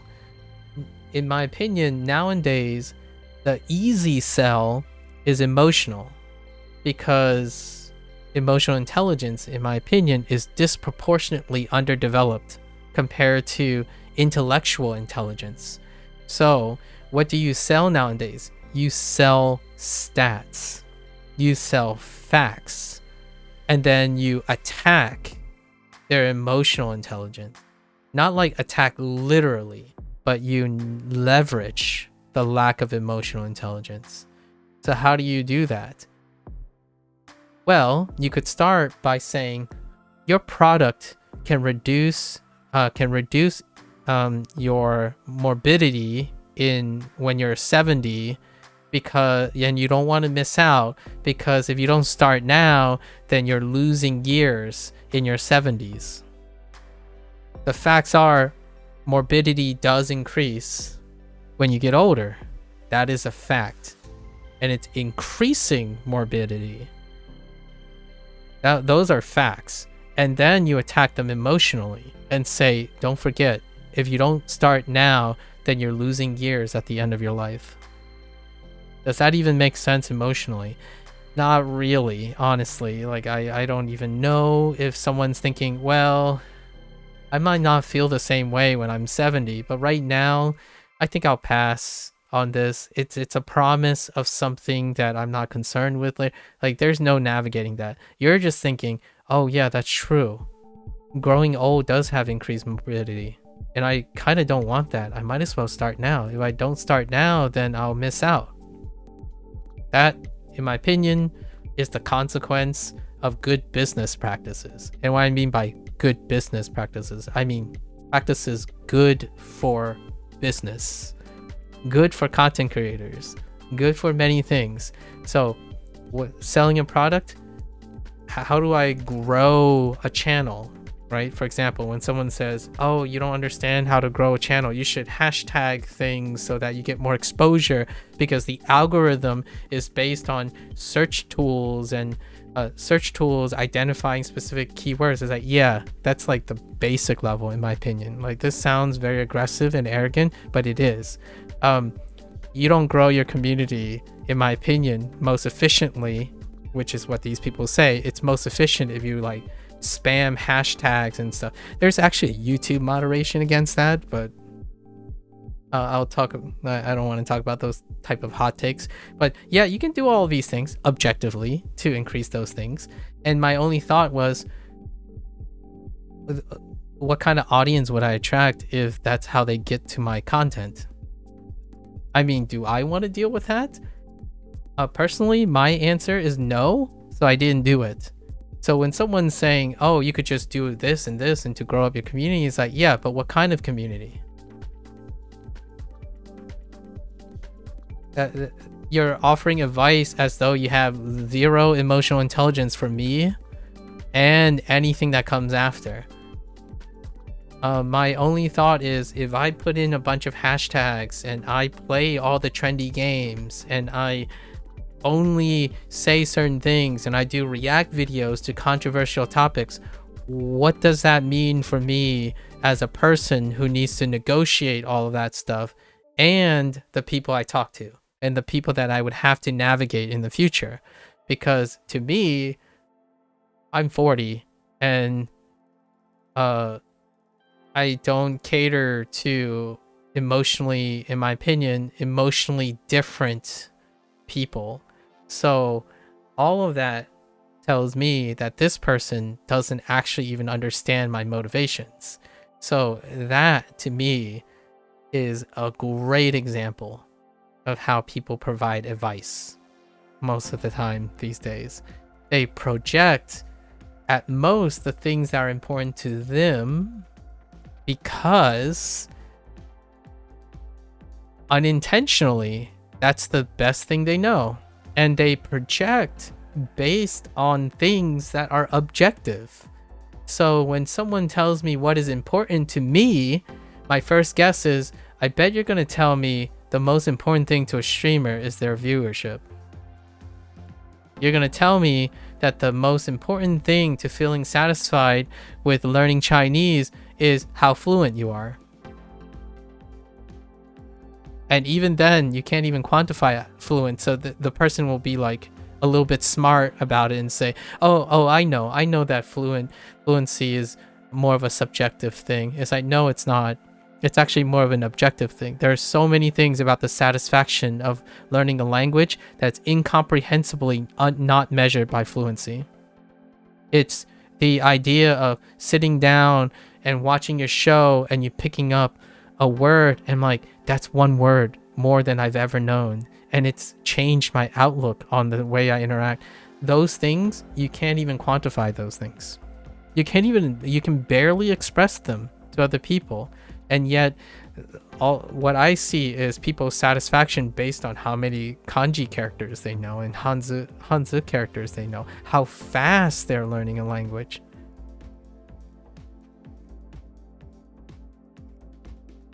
What is the fine SHYT? Hello there. Ni hao.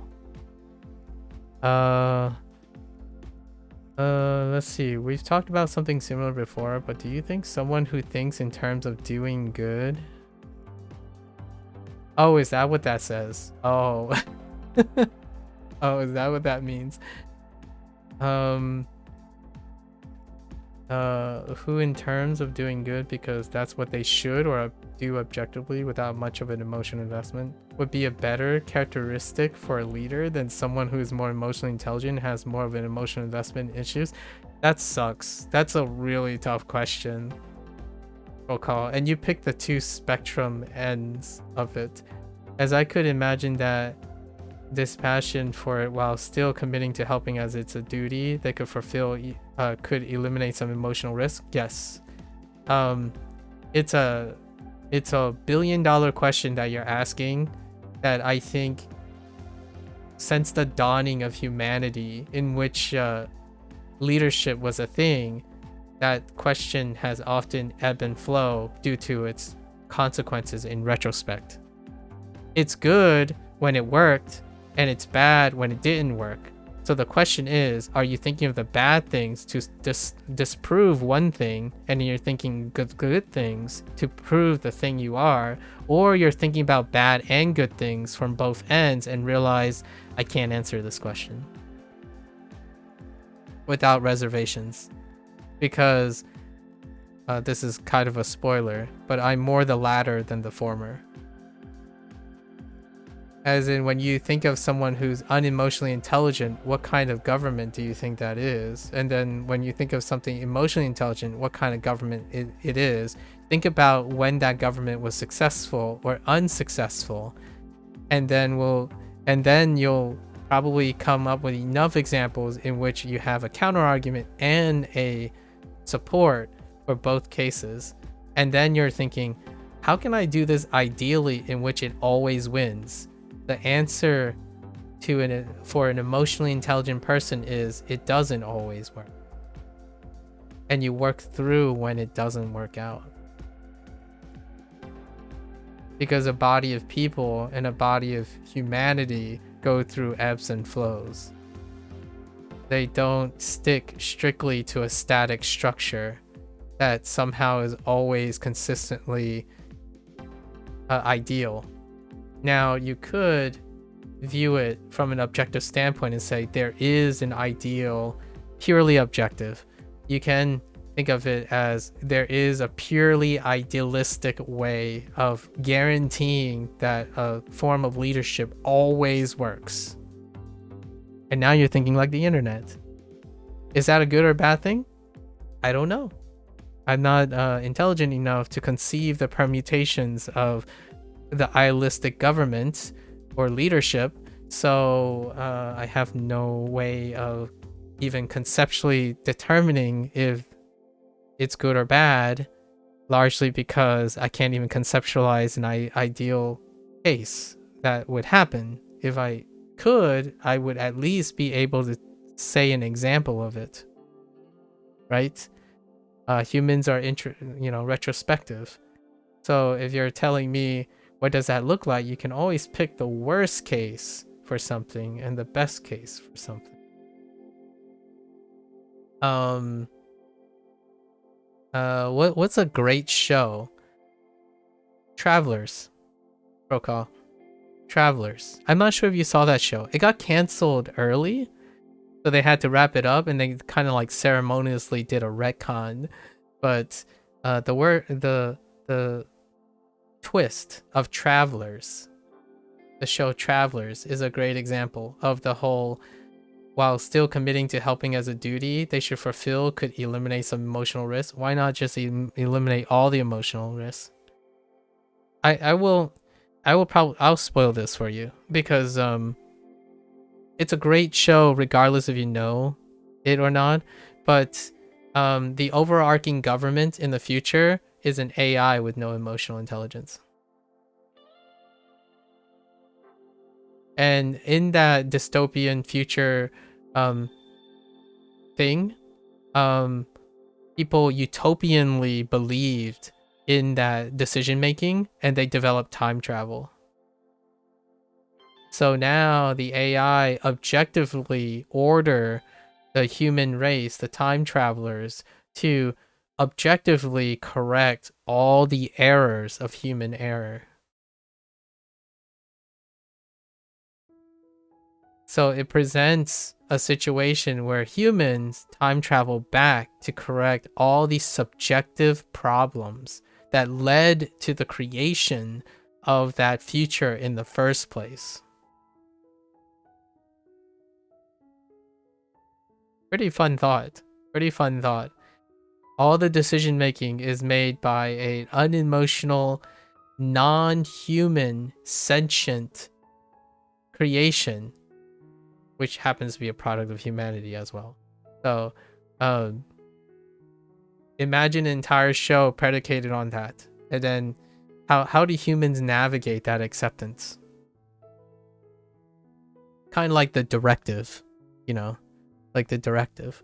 So, the funny thing is, would you prefer the ebb and flow of being human, or remove the humanity from human and expect that all humans would obey and create no strife? So yes, a leader that completely leads without emotion. Well, are they leading a group completely without emotion? You can try. You can try. There are plenty of leaders who try to evoke such a strong sense of loyalty that it voids all their moral decision making and leave it up for the leader. What does that look like? You can have a brainstorm of various leaders in history that may fill that role. I'm gonna cut out Duolingo Spanish today, by the way, because I really like this topic. So I'm gonna try to complete the review for today for the thing. Or I have to stop in like 10 minutes, but I haven't started. This is a really fun question. Something came up yesterday.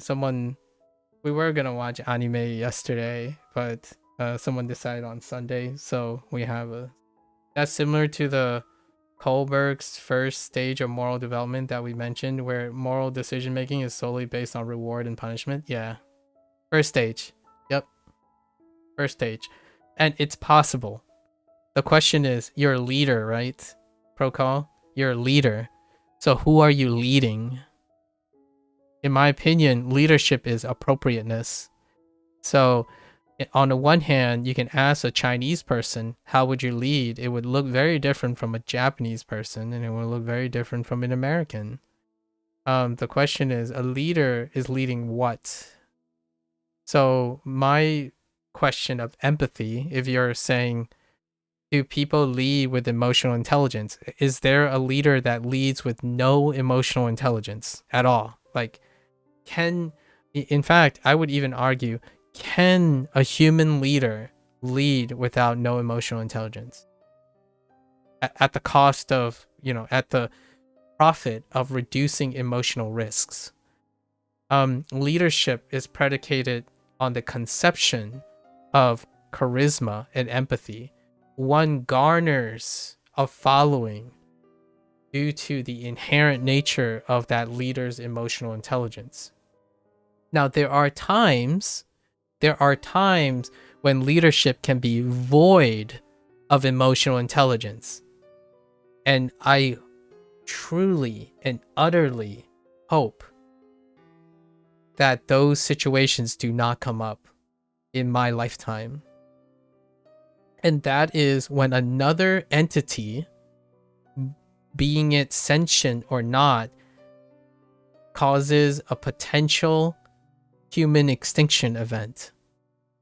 So the times when things are void of emotional intelligence in leadership are the times when something is universally evil or deleterious to the extent that it is based on objectivity in order to overcome. And for me, as a little, side note to my favorite topic in science, viruses. When a pandemic happens, that's when emotional intelligence can be reduced to non-existent because of the pure objectivity of the endangerment, the universal endangerment to the entire human species. So I really hope those moments are few and in between for the human race. So when you're thinking about those emotional risks, what are you thinking about? Climate change, greenhouse gases, global warming, recycling, fossil fuels, things that are absolutely, uncontestably, universally undesirable. But then, are you making an emotional decision anymore? Because the people who believe in those things are not the people that lead for those situations. They use them as platforms to represent their bottom lines. But the ultimate winners are the people who elevate both emotional intelligence and those things. So, yes, I agree on the issues when people talk about duty, right, for the human race or duty for the welfare of their country. When they're referring to platforms that ultimately are universally deleterious, those may seem like the perfect examples where, a leader must operate objectively at all times. If you're only looking at things that are nearly universally objectively undesirable for the time being, and even those are arguable. So, in my opinion, no, I don't. It's very unlikely for a leader to be objectionably void of emotional intelligence, because a leader would not be a leader without that charisma. Without some form of emotional intelligence, they cannot garner a following, much like a content creator. So, hear me out here. Does that mean I'm an unemotional windbag of a content creator? I'm not, because even I, using this type of approach, still have people that I bump into. I could purely do this without bumping into anyone. And that's because I have an emotional intelligence of myself. A party of one. But some people can join me too. So, does that does that qualify as a leader? I have notoriously said this over and over again. I've never considered myself, even to this day, maybe it might change in the future, but for the time being, retroactively, I've never considered myself a leader. I know that I can meet the requirements of a leader when that situation occurs, in which there are no other options for a leader.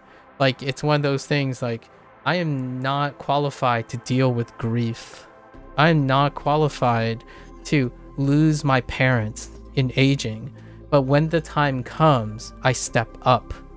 That's emotional intelligence. That is what makes humans so pricelessly awesome. It doesn't have to be logical how you solve objective problems, because humans step up. They may not even conceive what they are objectively possible until they are challenged emotionally. So when a human being says, what is a great way, an example of objective situation where to do the impossible is to remove all your emotional baggage, is to make decisions that are entirely void of emotions. As a leader, it is one of the hardest tasks to ever do as a leading politician, general, any form of leadership. The hardest task they have ever done in their entire leadership is to make a decision that is void of emotion. When you think about all the hardest decisions that a leader must make, or clear up scare is a great example, is any moment when they have to stop being human.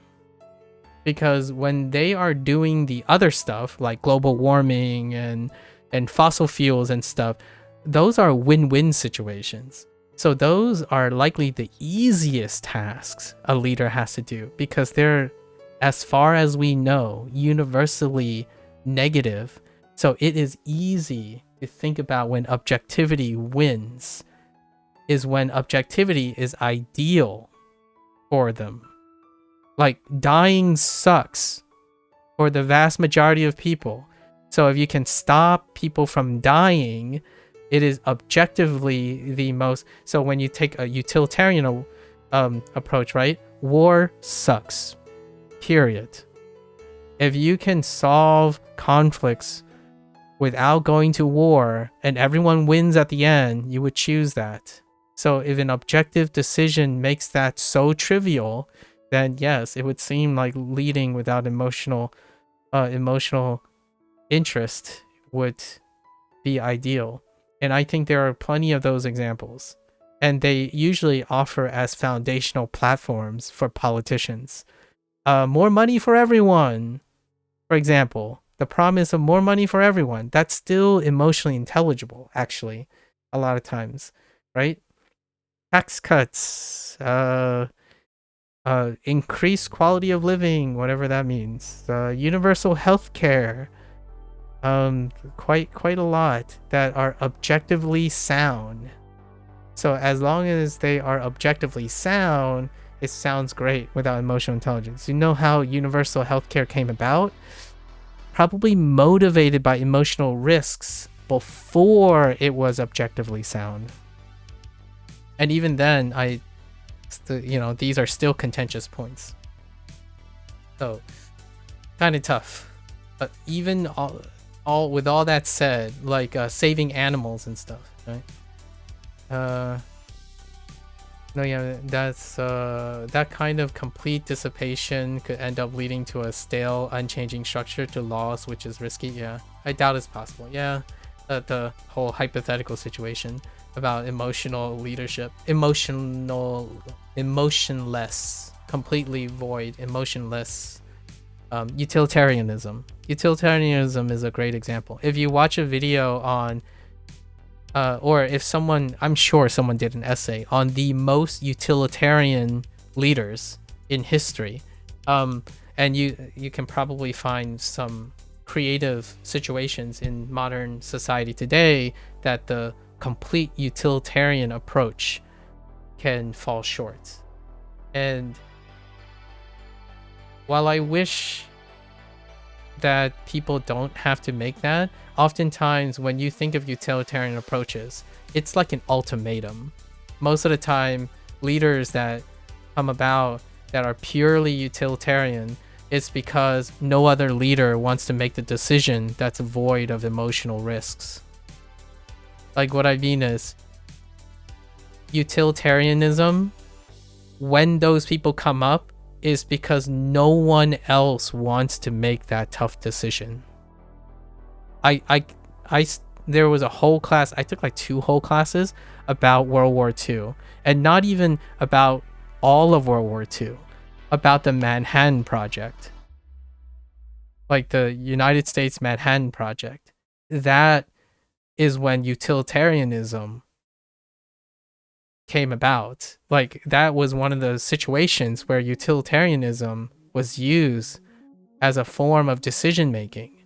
So yeah, you can make that argument a lot of times in war where, well, the sacrifice of a few means the safety and prosperity of the many, right?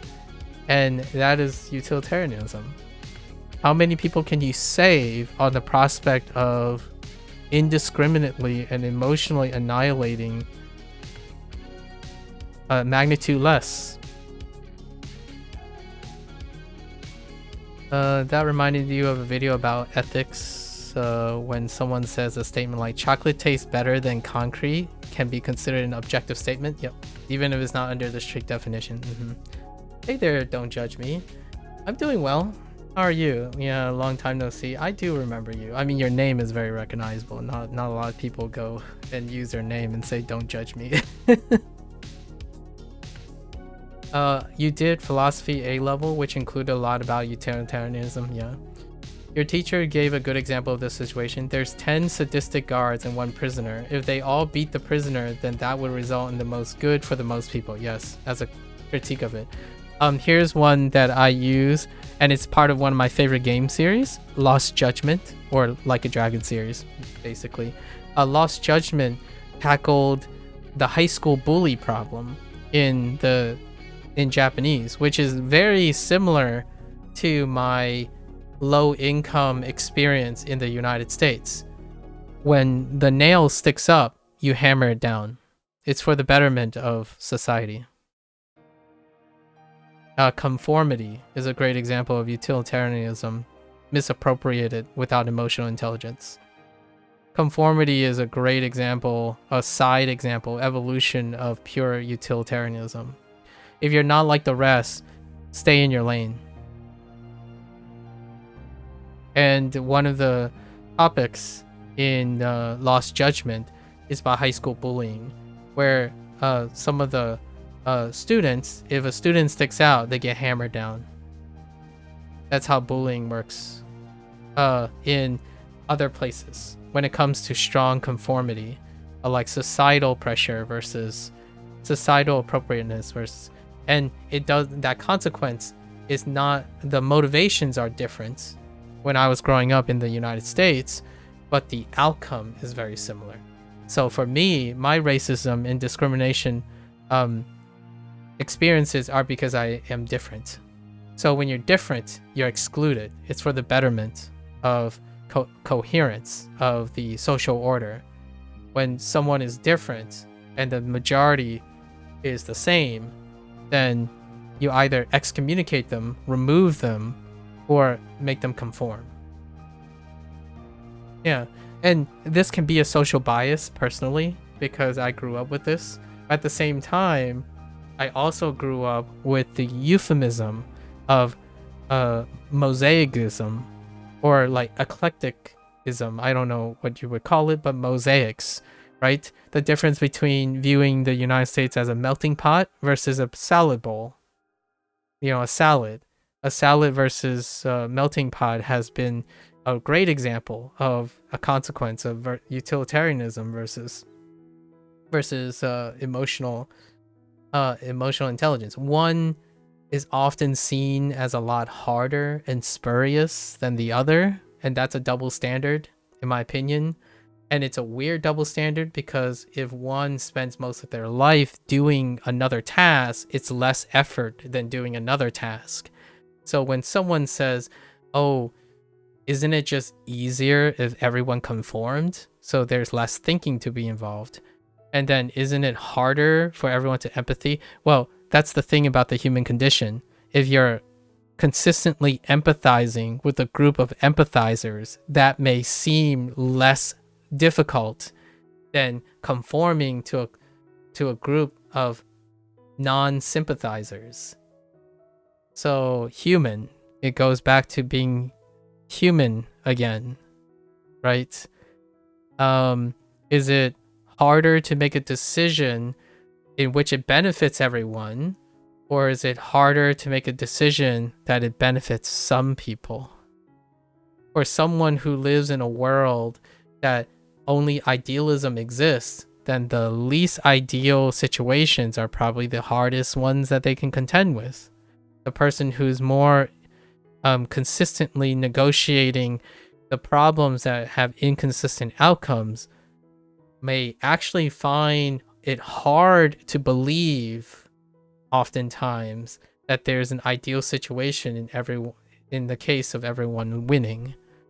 So humans, relativity happens a lot. Not conforming is often one of the two extreme ends of how they perceived by people, either looked down upon a lot or looked up to a lot. Yes, they're all double-edged. And to me, I sound like a proponent of something, but I'm not. I'm trying not to be. I'm raising the idea that there's a strong absence of one versus the other. So I'm trying to not give you the impression that emotional intelligence is goated. I'm saying there's a lack of emotional intelligence. Like a lack of sufficient emotional intelligence in order to give humans the flexibility of elevating all the things that make them human. At the moment, people don't treat other people like humans because they themselves try to behave like a part of being human. If you're trying to constantly be objective, then it follows logically that you would not be subjective about the things that are subjective. As in, if you're constantly being objective, naturally you're not concerned about your happiness. Right? You hope that underlying all of that, you still continue to pursue your own happiness. So it's still there, but you spend most of your time trying not to think about that. So I can spend all the time saying that I don't need the love of another person. Like I can spend all the time saying I don't need to talk to other people, right? I could be happy alone, and that might be sufficient. It is. Humans are great at being sufficient, right? There are opportunities. You can exercise enough self-love in order to not desire another person or talk to another person. That's perfectly sufficient. And we're talking about sufficiency. So for me, all this digression today is that when I was younger, I lacked sufficient emotional intelligence to make me successful in the way that I am today. Not about how much of it, or like what's too much. I was actually just largely talking about the lack of something. And I think humans are normalizing that. So nowadays, I think still it's not like it's a irreversible situation. However, I do believe that a substantial number of people that I interact with, and it's a very self-selected case. Like we're talking about people who chronically spend all of their normalized behavior being unaware and then emotionally compliant. So that's still a significant number of people, but not everyone. I would say it's still like 20%. Because you have to remember there are also older people like 30s, 40s, 50s, 60s that you still find on the internet, and people who spend some of their time on the internet and none. But we're talking about the people who self-select themselves into certain behavior are almost unemphatically coinciding with that type of behavior. So anyone who goes out of their way, like immediately taking 2 seconds and thumbing down people because they don't have time for it, or put the fries in the bags, chief. Those people, they would line up with most of the coincidences. Again, correlation is not causation, but generally speaking, most of these things correlate. So if I meet someone with those patterns, I try to ask them why and how do they come about this type of thing, because genuinely I want to believe, I solely want to believe that whatever I'm saying now is not true. That's how I null hypothesis test, right? The stronger your conviction is when it comes to corollary data, is the stronger you try to poke holes in your theory. But this is not something that was easily refuted. I have yet to consistently refute that when someone comes around and they say something like unequivocally selfish, and then go away and say that they're upset and say, bye, I'm announcing my leave, that those people do not coincide with a lack of emotional intelligence, and that they are probably have fewer relations and might need someone, might want anyone to say, yo, you know, that's okay. Like, I want you to stay. Do you mind staying? Let's have a conversation. You seem like a particularly detached person. Not particularly angry in any way. You're just non-discriminately indifferent to a lot of things. How about we try getting you interested and being attached to something? Because someone who ever has come to form attachments to things, regardless if it's another person, hopefully another person, generally speaking, they do not trivialize these actions, in my opinion, unless you're a sociopath, which may happen in like 0.1% of the population or 0.01% of the population. Despite that, when someone knows of loss and attachment and experience those things, unlike myself, I did not experience these things. So it took me way later into my late 20s to really understand how much I can hurt someone by saying I'm not interested. Right? Like in high school, you kind of learn that, but in high school, I didn't even know that. I joke around a lot of times because I have been in dates that I don't know I was in dates, right? And before it was trivial. Now it's not. I'm like, yeah, I wonder if I still do that. I don't know if I still do that. In fact, I feel like I still do that sometimes, where my comments are predicated on objective things, like corollary things, and I'm not aware that this person is suggesting otherwise. And that is what happens when one becomes emotionally intelligent. They become overtly concerned and or increase concern for things. At first is exhausting. However, with due diligence and discipline, it becomes less exhausting. In fact, it uses up more energy, but it also pays back in dividends. So would I give up the clout that I've gained by expending the extra energy to worrying about these things? Absolutely not. I am here today talking to you, Procall, and suspending whatever I'm doing right now is because that I am not sorry for spending my time talking to another human being at the cost of bolstering my vocabulary. That to me is almost indescribably what I would think about when I'm 18. When I'm 18, I sure as heck do not have time to talk to other people, so I wouldn't ever even be sharing my learning experience with anyone. Because why would I share my learning experience with someone who is my competition? I would do something really, really well and only sell what I do really, really well. That sounds like a businessman, doesn't it? It also sounds like so many people who decided saying, "Hi, I'm a polyglot. This is my product." Instead of, "Hi, I'm a polyglot. Let me stream my product 3 years and show you how I interact with my product so that you yourself could see how I use my product." No, it's not that. It's definitely not that. Times are changing though. Times are changing. Like for example, a developer is nearly obligatory nowadays to try to show their development process and answer questions that humanizes their product. That is a normalization of, or moderation of the extreme right now.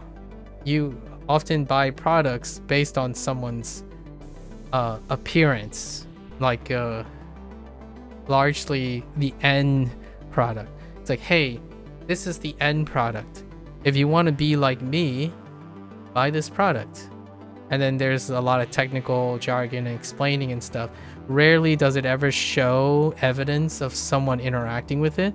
And yes, that is placed onto the owners of the content creators. So as a stopgap between that and this, you get people to use your product and you hope that is good enough.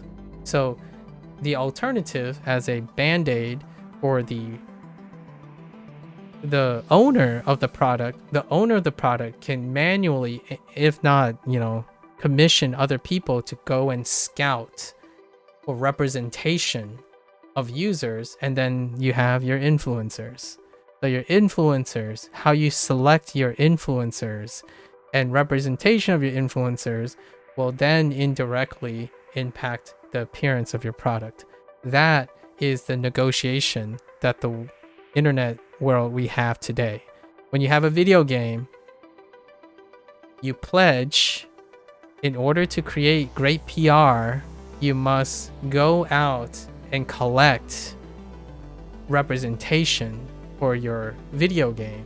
So that has become the interface. Not only that, now developers go and one step further a lot of times and have committed developers like community managers who they themselves give you an in-house perspective of their product being used and or engaged in. So not all in the end, the world is not going towards a hyper-objective world. It was far more objective 5 years ago or so, and now it's being normalized, in my opinion. It's being moderated. And it's moderated because we're still human, right? We're still human. So eventually, at least I believe, humans will continue to be human. So when something becomes too hyper objective, there are going to be biological consequences and like relational consequences that will push back. So nowadays, there's a huge, like maybe an overcompensation of reliance on human representation of their products. So yes, dev streams are here to stay. Dev updates, monthly updates are here to stay. Every game is launched with a representative group of people who are associated with the product that's being launched, and you hope that that creates enough emotional representation in which people will be like, oh, I don't like this person. This person's a shill for Sega. That creates emotional intelligence. It, for better or for worse, it might not be very beneficial to that influencer or to that organization, but at least someone who knows or have some prevalence of knowing the relationship between their motivations and another person's motivations, that's still more than saying that thing doesn't exist because I'm not looking at it. So that's pretty cool. Like age limitations raises the question of adult projections, adult awareness. Like when someone says, oh yeah, we should stop serving these things to 16-year-olds or lower, the act of doing it is promising. Whether it should be at 16 or 18 or 14, that's something to be discussed, but at least there's discussion about it. So here's a crazy one. You want to hear a super hot topic? When is it that feedback should be filtered by vetted experience? So that's kind of going into the whole voting thing. When is someone able to be held responsible for what they vote, or what they like? When, like, now we have the balance of censorship, right? Censorship versus public penetrance. Basically, when should people be vetted before they can make a video comment? The question then comes down to utilitarianism. A lot of times,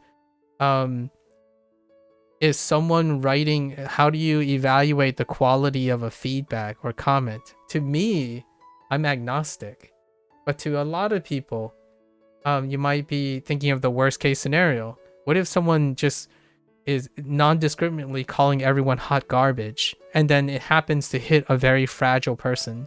One of the comments would be like, well, this person shouldn't have been fragile in the first place. They are a content creator. They should know what it's like to be in a public space. It's like, do they though? I don't know. Nowadays, people portray content creation without the drawbacks. For a while. Not so much anymore because of normalization. So, like, if you go ask Stephen He, for example, in his interview, which he gets asked all the time, so I don't have to even make this up. Like, what about the people you offend? Do you have people that you offend? And he has a really wholesome, grounded response to it. He often thinks it's not about what's the worst that can be done with a thing, but it's about what you can do to not give power to negativity and cynicism. And I think some of the most efficacious and consistent content creators out there think of proactive positivity, how to enable, and they just drown the cynicism out of what could possibly come up. So instead of worrying about the racism and discrimination that can be wielded with his content, he flipped the script and led the response and say, it's not giving power to that. It's empowering how to embrace and understand certain things are true and how they may be perceived and be used for humor and comedy. And then he threw in a bit of personal relations in that. So that's kind of what I meant, Procol, when we were talking a little bit about there's a really large emotional gap between someone who constantly asks and frame things in the worst case scenario and or potential for the worst case scenario. And then you hear a charismatic person, a charismatic leader, for example, where every time you present them, or most of the time when you present them with an ultimatum, or you present them with like a somewhat of a unoptimistic point of view, or like not necessarily optimistic and pessimism, but a negative realistic bent, they would offer the alternative, which is, well, with that, I understand the possible risk, but I want to say that emotional risk, what I can gain thinking about it this way is worth the emotional risk. Like, for example, having a child. That having a child is an emotional risk. It's a huge emotional risk. And in an objective world, especially a high functioning objective world, it's not worth the emotional risk, because emotional stability and safety is less important than stability. And oftentimes objectivity and idealism offers stability. the internet offers stability. When you get on YouTube, you know YouTube's going to be there. And when you want to watch cat videos, you know you're going to have cat videos. That's consistent and stability. Do you know if cat videos are healthy for you and are making you happy overall and increasing your quality of life over time as you grow into your old age? You have to answer that question. And it comes with emotional awareness. But you may never have developed that emotional awareness. So, yes, I would say it's a case of negligence when people who believe their products do not create emotional deficits are negligent in the idea that they didn't foresee this and do not, and then when they see this, they turn a blind eye. Then that negligence become predatorial. That's opportunist. So the moment awareness is done and they choose not to address that, that is opportunism. And opportunism can lead to predation. So once awareness is raised, so now the responsibility is on the people who are emotionally intelligent. So if you continue to do it, like gacha games, for example, that's no longer, it's a very morally agreeable situation now with gacha games, for example, where like they put in the safeguards to discourage and raise awareness of the gacha, put safeguards and limitations to create friction to the gacha, as opposed to, hey, we're going to continue to prey on your FOMO because we know we can leverage that. We know that our target audience lack emotional intelligence to compulsively buy things.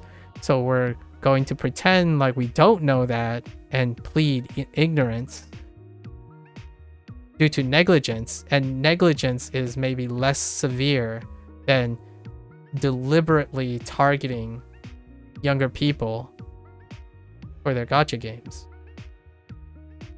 And you could say, of course that's the case. No, there aren't places where they would obviously make gacha games for kids viable, right? Japan. What are you talking about? What are you talking about? But they have different cultural safeguards. They're parents. So, we can take things out of context, but then we can provide that same context back to situate a bigger picture. Yeah, kids, gacha machines are targeted towards kids. Like, I don't know what, like, that's why when gacha games were introduced to a bigger audience, the social cultural context and safeguards do not exist in other countries, like the United States. So then there was an adaptation period. But gacha games, like you put in those coins, you turn the crank. It's not adults that go out of their way to do that most of the time. It's kids. And Japan has it all over the place. In fact, most of the things they stick in those gacha things are for kids. But they have a social order, they have a structure, they have a decorum that makes that possible. So the internet breaks that down, right? The internet is everywhere. So there are certain cultural aspects that are not appropriate. And that's where leadership comes in. And that's kind of going back to your other leadership question. Whether is it appropriate for a leader to lead with emotional risks of the stuff? I would say leaders become leaders because they are appropriate. That includes everything that is required of them. If there is a situation where it requires a leader that is entirely utilitarian, that itself is an emotional decision, in my opinion. Like even underlying utilitarianism, people elect people based on their emotional interest.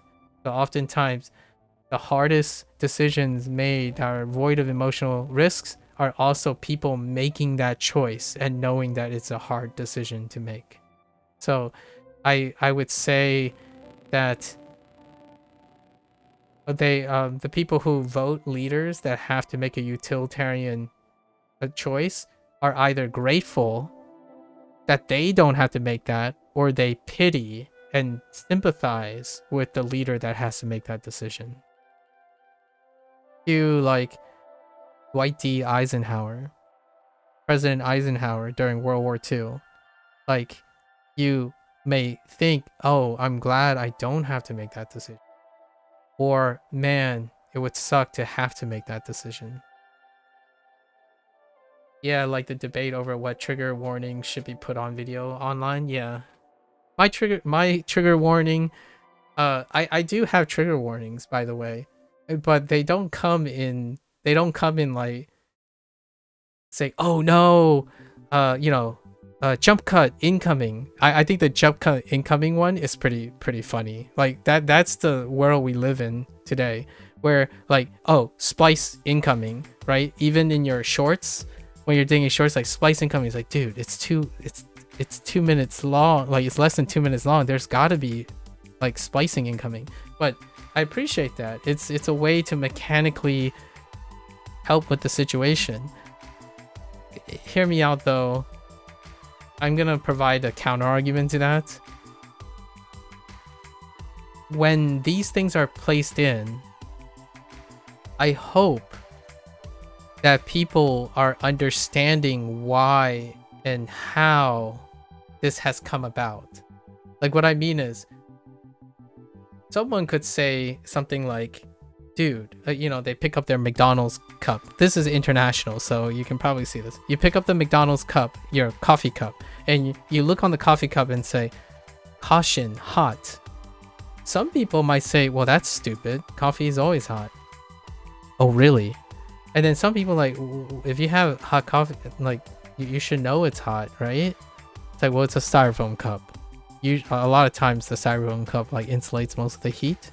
It's a way hotter than you think that you're holding. So there's a lot of things. And then at the same time, some people are like, oh yeah, I remember that one time when the person spilled hot coffee all themselves and sued McDonald's.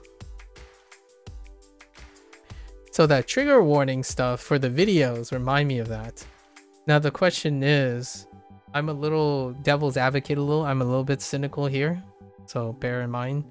I hope that when people watch things and they see that things exist, they don't say it's stupid because I don't see a purpose for that, and ask, why does it exist? Because it clearly exists without my understanding. Like, for example, when someone says, why does Duolingo exist? It shouldn't exist. There are so many products better than Duolingo. Why would you ever use Duolingo if everything else is better than it? Well, why do you choose to deflect trying to understand why it exists if it does exist? Like, the first thing the person's gonna say is, well, based on facts. And like, well, the facts is Duolingo exists. Have you tried explaining that? The moment you can explain that, you can probably explain a lot better why you think Duolingo is bad. Like, it weakens your point when you're criticizing something that you can't explain. So that happens a lot with trigger warnings, age limits, consent, choices, age of consent, blocks, like age limit blocks, like gates, like permit 18 older gates, filtering, censorship, algorithm, why you're not popular, likes, dislikes, video comments. So yeah, lots of warnings. And for me, it used to be, by the time you're like 25, you've probably had so many permutations of these things that you're emotionally mature enough to handle these things. And I mean globally. Yes, there are other countries where maturity happens earlier per se, and then there are slight gender differences that deal with emotional maturity, and it's actually kind of related and correlated with the availability of behavioral events that happen a lot of times, and social events like cultural and social events. So despite all these variability, I would say 20 years ago, when I was about to approach my 20s, the natural maturity emotionally was about mid-20s. So naturally, when it comes to like age of consent, filtering, and doing things professionally and whatnot, you kind of get a median, and this is reductive, of course. There are extraneous cases at both ends, but generally you're emotionally available to do these things. What is the youngest age you can be a content creator? Apparently it's 13. To people. And what people? The people they concern. Apparently teenagers believe the youngest age is 13. Like, they believe that there's no purpose in placing a 16-year-old requirement or an 18-year-old requirement for being a content creator or posting videos or seeing nasty remarks and all that stuff. So trigger warning is a great example of that, in my opinion. I'm not sure if it will change. I'm kind of curious what it's like. But for myself, when someone goes around and deliberately saying that they're underage, I actually would probably believe that their emotional maturity is not sufficient for the internet. Like, for example, that has happened a couple of times. I actually, even then, it's not a surefire thing. So I would ask the person, are you being serious or are you joking? Because if you're joking, then probably a much older person making a joke about being underage. But generally speaking, a lot of, in fact, most people who are old, they don't go around parading about how old they are as like some sort of metric. But then again, the internet has changed things up quite a lot, right? Like, some things that I try not to do. When someone says, "Oh yeah, I see that you're still working on your Twitch partnership." It's like, you must be new. Like, do you want some pro tips about being becoming a Twitch partner? Like, I understand the first year it could be tough, and all I can think about is, okay, so this person is quantifying professionalism with the years someone streams.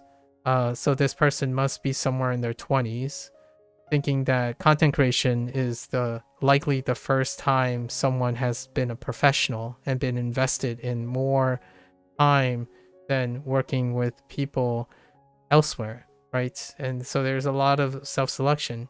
And then, I would try to talk over it instead of saying, well, I've been doing this for 7 years. And then what would that digress into? Well, they would say something, oh, you've been doing this for 7 years and you still only have one viewer? Then let me help you out anyways, because you clearly are struggling with getting more viewers. And then it would still go into more data, more things that are not appropriate. So that's kind of conversations that I tend to do not reveal more than I would use, because I don't want to predicate and promote behavior that lacks emotional intelligence. Like, in no way these are common conversations when I was in fact only been streaming for a year or two.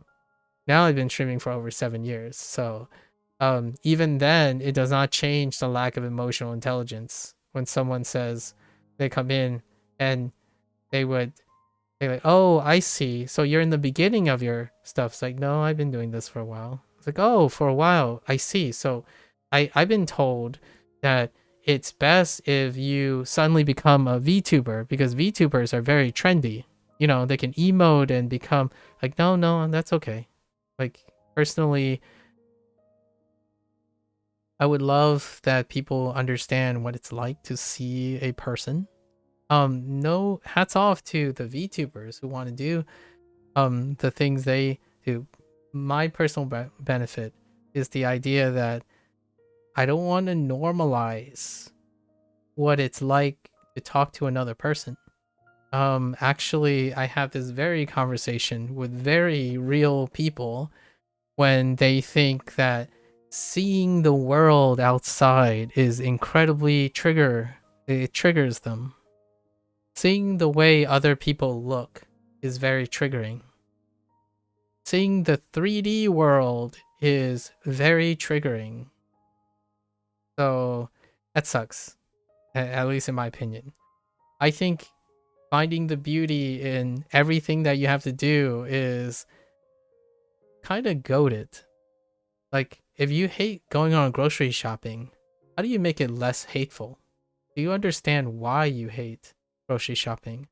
Sometimes just understanding why you hate grocery shopping gives you avenues of making it less gross, I suppose, for lack of a better word.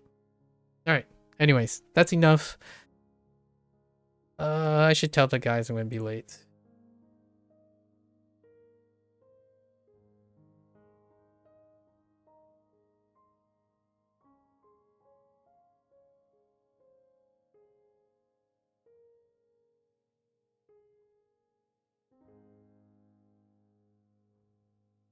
All right. So let's hope to finish this in the next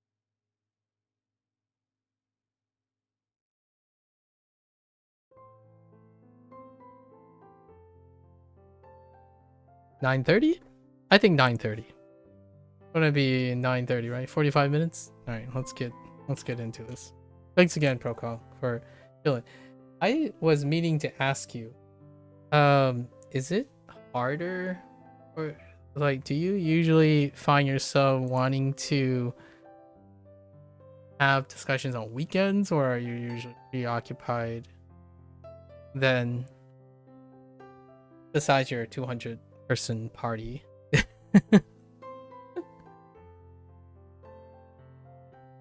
Okay, showcase.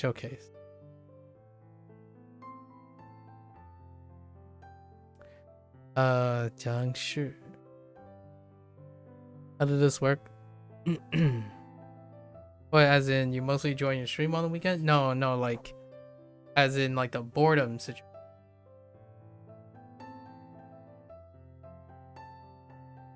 Do you usually have things set up for the weekend to do, or usually I do not distinguish between the weekends and the weekdays, so it can be a little bit harder for me to relate. Like, even when I was working, I did not distinguish between the weekend and the weekday personally. However, because other people use their weekends specifically, I tend to engage in activities that happen on weekends. So like go out to social eats and whatnot. Those become regular things. However, I still don't use them as a way to make my weekends different from my weekdays. So oftentimes when I have to go to work on Sundays, it feels not discriminately different from going to work any other day. Meanwhile, my colleagues and people around me don't share the same empathy. So most of the time I try to reassure them that, oh, you don't want to go in Sunday to take care of this? I can take care of it for you. I'm already deciding to head in. So that's kind of one of those things that I'm referring to. Oh, like we talk about on Discord, you think the weekend does make you prone to boredom due to the lack.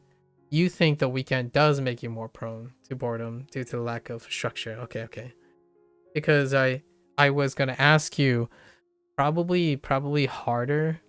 Not to use you specifically because I don't actually know, but for other people that I see, like not talk. I'm not talking to them, but when I see their like Discord comments and their status and stuff, they get hit harder on weekends when structure disappears. So like that busyness on the weekdays have some functionality, and then you can see their mood and their kind of their overall things that they type, their tone kind of dip on weekends. And I don't think it's because of depression at first. I think it's often due to boredom. Oh, I also have that YouTube short that I remember cutting out, and it was titled, people didn't like it, by the way. I tried YouTube shorts, so I think you might be the one that asked. Someone else asked about you like shorter format stuff. The YouTube short was titled combat boredom, combat the dangers of boredom with friendship, with intercommunication. It was either one of them, and it was me back in when the shorts were still 1 minute. It was a 1 minute clip of a Neverwinter stream that I was talking about anecdotally what is the most dangerous, what is arguably a universal danger, telltale sign of potential leads to chronic depression, is oftentimes a severe consistency of boredom that is not viewed as proactive, and a proactive attack on boredom. Like basically when you feel boredom or think of boredom, it's coming from more of a sense of acceptance and uncontrollable consequence of living, as opposed to, oh, I'm bored now, that means I can do whatever I want, as in, what should I start with now? That's usually the weekends, and it happens quite a lot in different ways. Like for Discord, whoever joins Discord, I read people's Discords, by the way. Like what I mean is I keep track of people. Like I'm curious, I'm genuinely curious. So whatever they share on social media, I have a personal investment in terms of consistency. So people change their comments oftentimes on weekends, and those weekends tend to be very negative comments. Like they would talk about something that's revealing existentialism, or just meandering, numbness, and I think it starts with boredom. Boredom does happen quite a lot. Very healthy, ambitious, high-functioning human beings, when they think of boredom, they think of it as free time, in my opinion. So whenever you see boredom, if you don't see opportunity, that is pretty much what I was referring to in a nutshell. Boredom is part of life, but how you view boredom as a lifestyle choice is very telling to at least someone like myself, when your behavioral pattern reflects to someone who sees it more as an inevitability versus an opportunity. You've often heard sedentary lifestyle, which is often what happens with people who are bored a lot, can have a load of terrible short and long-term effects on one's mental and physical health. Yeah. And sedentary in terms of its mental cognition, right? Like because someone who's sitting down could be very active. Like someone who's actively meditating is technically sedentary in the sense, but they're proactively addressing their boredom, right? Through like mindfulness and whatnot. So not necessarily the traditional use of sedentary, whereas like sitting down on a computer seat is considered a sedentary lifestyle, but it's more so someone who's acceptant of their sedentary life, right? When you were younger and got bored, your dad always told you not to try and stop being bored immediately. Yeah. Or your dad always told you not to try and stop being bored immediately. Then he would give me a pen and paper and ask me to just wait until I want to write something, then afterwards reflect on how much was able to come from your boredom. Oh, that's kind of neat. That's a different way to go about it. That is definitely a way to go about it. This is it does involve brainstorming though. So, brainstorming, some people believe that boredom can spark emotional pushback. Like for example, Clair Obscur is a consequence of boredom at Ubisoft. That's what the directors said. They were bored at Ubisoft, so they decided to heck with it. I'm gonna start Clair Obscur. It wasn't Clair Obscur when they started, but they were like, I want to make a different game, a different type of game. And that was the same, it was from boredom. So hear me out. It works really well when your father knows that you would push back. That's probably what I would say is something that I might find a little disagreeable. Is you're assuring that the person you're talking to, which might be a kid, have plenty of stimuli that evokes creativity, so that boredom can create an emptiness in which you want to fill, and that's still opportunism. That's still opportunity. So your dad, in my opinion, So I'm not saying that is exactly what your dad is thinking, but they're describing a healthy individual, a person that sees opportunity when there is boredom. So when you sit there and you're bored, you're hoping that it elicits a call to action to fill that boredom. However, depression, when boredom is ever present, depression can set in, where then the void becomes acceptance, and that acceptance stays boredom. Then it becomes non-productivity, and that can happen still. It just, in my opinion, it does rarely happen in younger people because they're usually hyper engaged. However, nowadays the way they hyper engage could be void of creative input. So like TikTok scrolling, doom scrolling can be void of creative output. So when your father said, grab a pen and write the things you can create on a piece of paper, that is definitely not the same as someone telling you what's not boring. Because then you're not actively doing any of that. So doom scrolling ends up being a place of boredom nowadays because it creates structure without active participation, at least in my opinion. This is an ongoing like corollary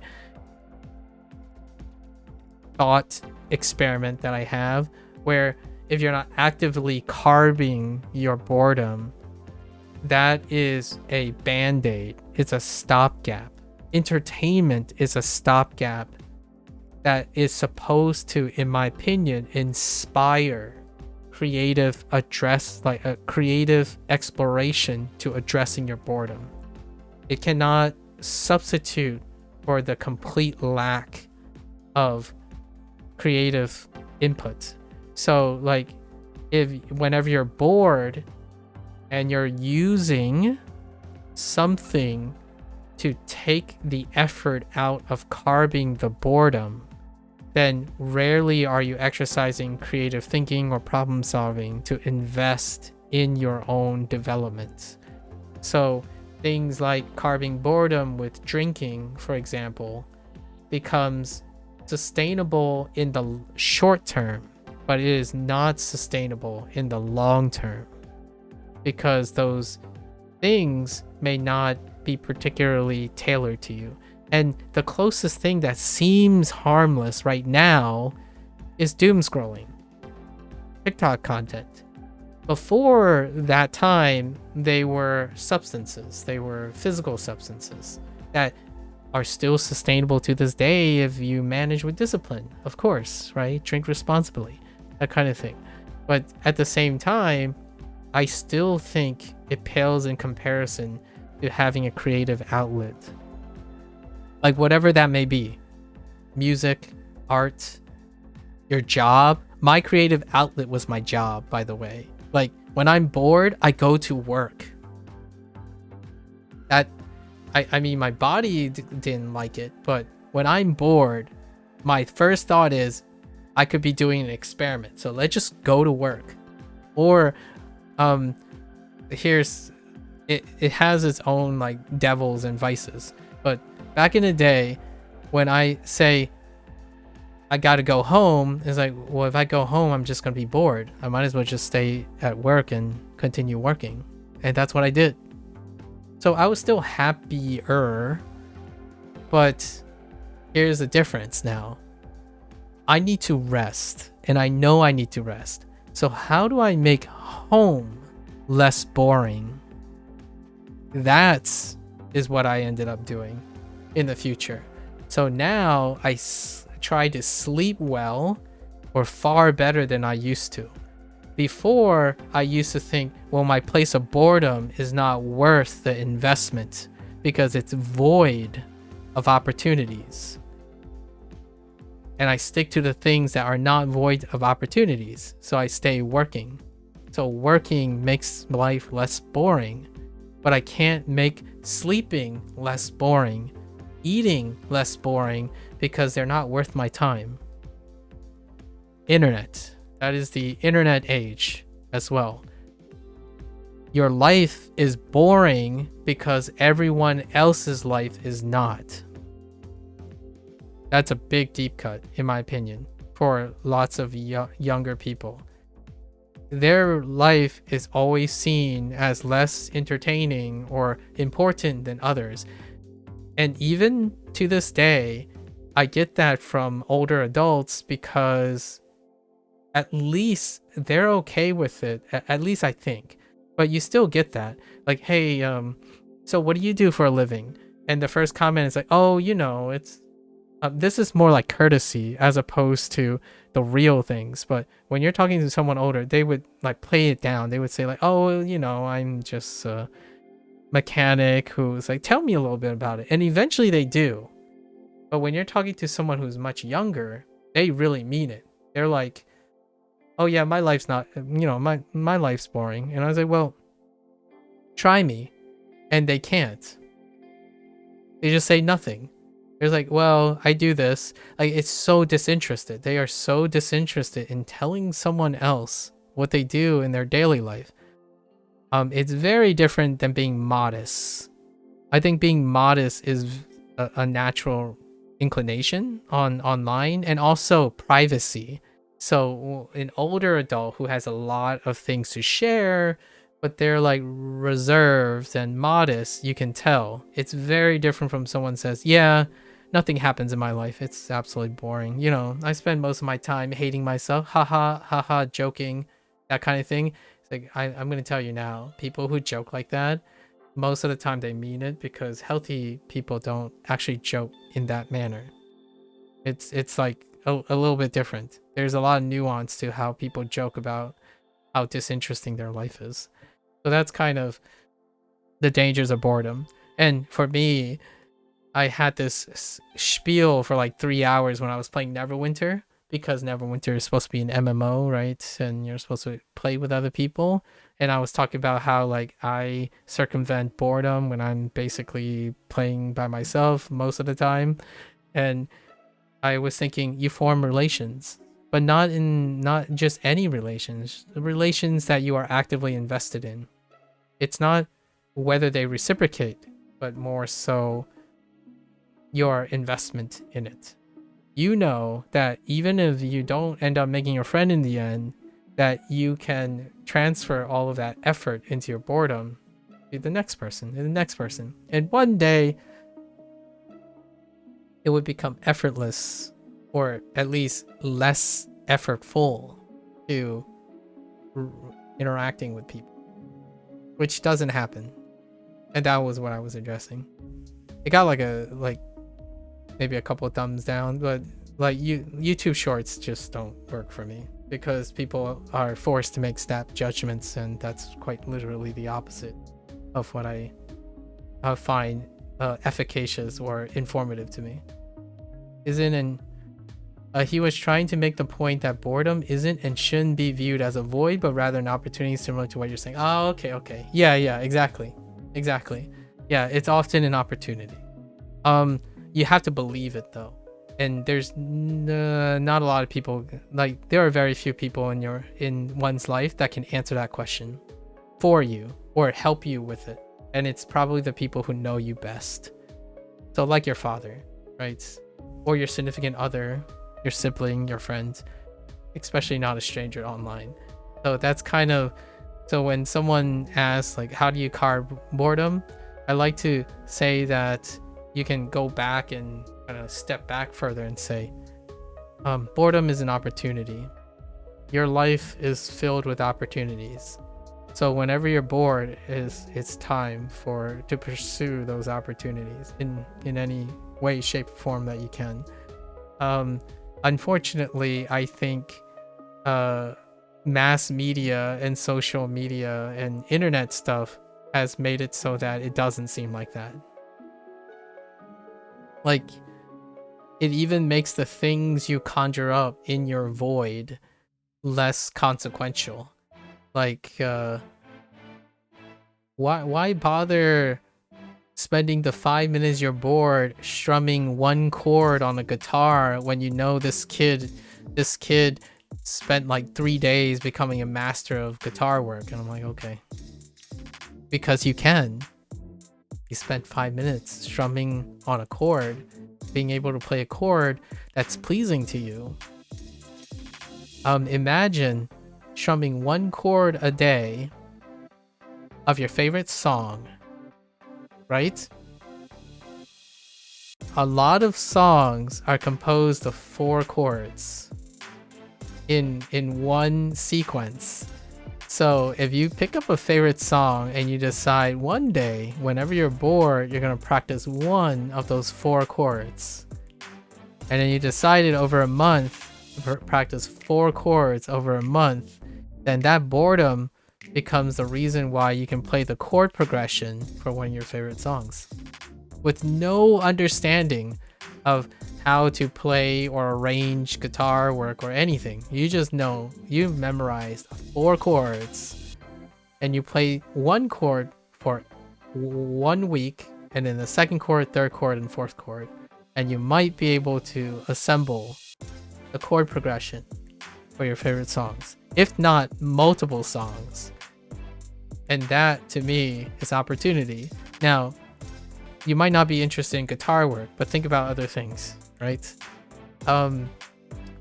Draw a circle, a triangle, a square, and draw in different sizes, different arrangements across whenever you're bored. And one day you could assemble a really wonderful piece, work piece that represents your efforts in your boredom with only those 3 shapes. It's very possible.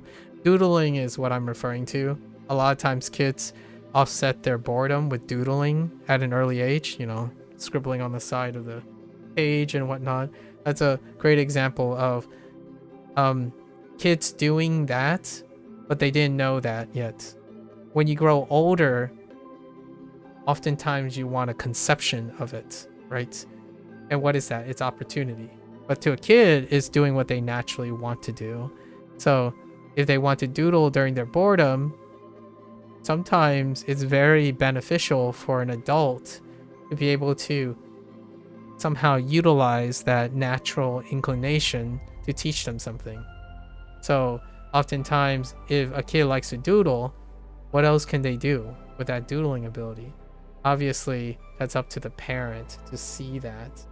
It's not necessarily in the constraints of the formal teacher who's like maybe teaching mathematics at the time or something, right? Teachers are not clairvoyant and they don't have telepathy to keep track of all their kids, but it's definitely the parents. The parents would be able to seize that opportunity or at least make one aware. So once again, the whole boredom thing, the closest person is either you or the person closest to you, because there's no way someone else further out. The further you go out, the less likely that they will be able to carve that boredom. So it goes back to my short. You combat the dangers of boredom. You combat the dangers of boredom with interaction. With someone, even a parasocial relationship is sufficient if you're actively doing it. If you're passively doing it, then you are, in my opinion, you are likely substituting your boredom for a different image of boredom. So what happens then? That boredom and that activity becomes one and the same. So then you have a whole population of kids that tell you they're playing their favorite game, but they're bored. They're doing their favorite things, their once favorite things, and now they're bored. They used to love FromSoft games, and the new FromSoft games just hit different. It's just boring. That is compensation, in my opinion. That's coping. It's not transformative. You didn't take the opportunity to create and imbue efforts. It's void of effort, void of passion. You sucked the compensation out. So that's kind of like a mix of habit formation associated with negative things. So boredom can easily consume the things you love as well. Like if you're constantly associating boredom with your favorite activity, and that favorite activity is not actively being transformed, eventually that coping makes it a source of coping. In my opinion, this is all conjecture and is not like a prescription or anything, but I see that as a very reasonable way to explain rationally what I observe most of the time when it comes to the internet age. When someone watches a video and they immediately no longer associate that video with something interesting or an opportunity, they associate it with their boredom, because they're using all the things that they love to consistently and passively and easily cope with a larger problem that's persistent in their lives. So I don't get tired of language learning, or at least I try not to, because I understand that language learning can get boring. Oh, it can most definitely get boring. Learning anything can get boring immediately. A video game can immediately get boring. A person can get boring. I think that last one hurts the most. When people get bored of other people. Internet. That is the internet age. When you can get bored of someone. Just as easily as doom scrolling. Feels kind of unfortunate. My first thought is, hey, if you're bored, let me ask you a few questions. Because if there's anything that you're not boring is, I don't know anything about you. So if you're answering these questions and you don't feel the least bit interested in what I think about you, then I think we have reached a critical mass of boredom. When you have no interest in the other person and you have no interest in yourself anymore. I would have to say, as a kid, I really disliked talking about myself because I had no motivation to talk about myself. Nowadays, I have a motivation to talk about myself, but not in the way that most people find motivation, but it's very healthy. Like, for example, boasting is a way to alleviate boredom. How do you project what you do well in a different way every single time someone asks you? That is alleviating boredom in your own life in a creative way over and over again. So what do artists, musicians, and content creators have in common, they find as many different ways to express themselves as possible. When they're bored, they're like, all right, it's time to find another way of expressing myself, right? And then alternatively, they could find interest in another person in which that should inspire them to do something. Personally, if you're bored and you're watching someone, that includes me, because that's pretty much why people don't hang around. When I am failing to inspire you to do something, and you're already not busy enough to go and do your own thing, and you think that you have a problem with boredom, then I would be very concerned that I might be part of the problem. So in order for me to alleviate that, I often try my best to get them to do something. But that doesn't mean I am like going to be successful all the time. So the last thing I ever want to be negligent about is having someone think that just because I did it, you don't have to. It's literally the opposite of what people post internet videos about. I did it so that you might consider trying it or not trying it. That's different from I did it because you don't have to. That is, to me, a disservice. But to others, they might not be cognizant of that. I did it so that I might encourage you to try to do it or do something else differently. And that is how to get rid of the void. So if you have a friend or parental figure, someone close to you, in my opinion, that's constantly doing that, those are keepers. Those are friends for a lifetime. Unfortunately, that's where kind of like the whole stranger danger on the internet happens, right? Parasocial relationships often happen, and no matter how much you want the other person at the other end to know you exist, it doesn't always happen. Like, as far as I know, I'm perfectly content that Hank Green and John Green know I don't exist, and I talk about them all the time. That's perfectly fine, because I do have people in my life or myself to motivate myself to do things. They do a lot of wonderful things that I clearly do not want to do, like, or aspire to do, but it's inspiring what they do. The inspiration comes to move me to do the things that I want to do. And that's enough for a fruitful parasocial relationship. It's unfortunate that the vast majority of people, in my opinion, right now, who struggle with boredom, watch and engage in content that makes them less likely to want to do things.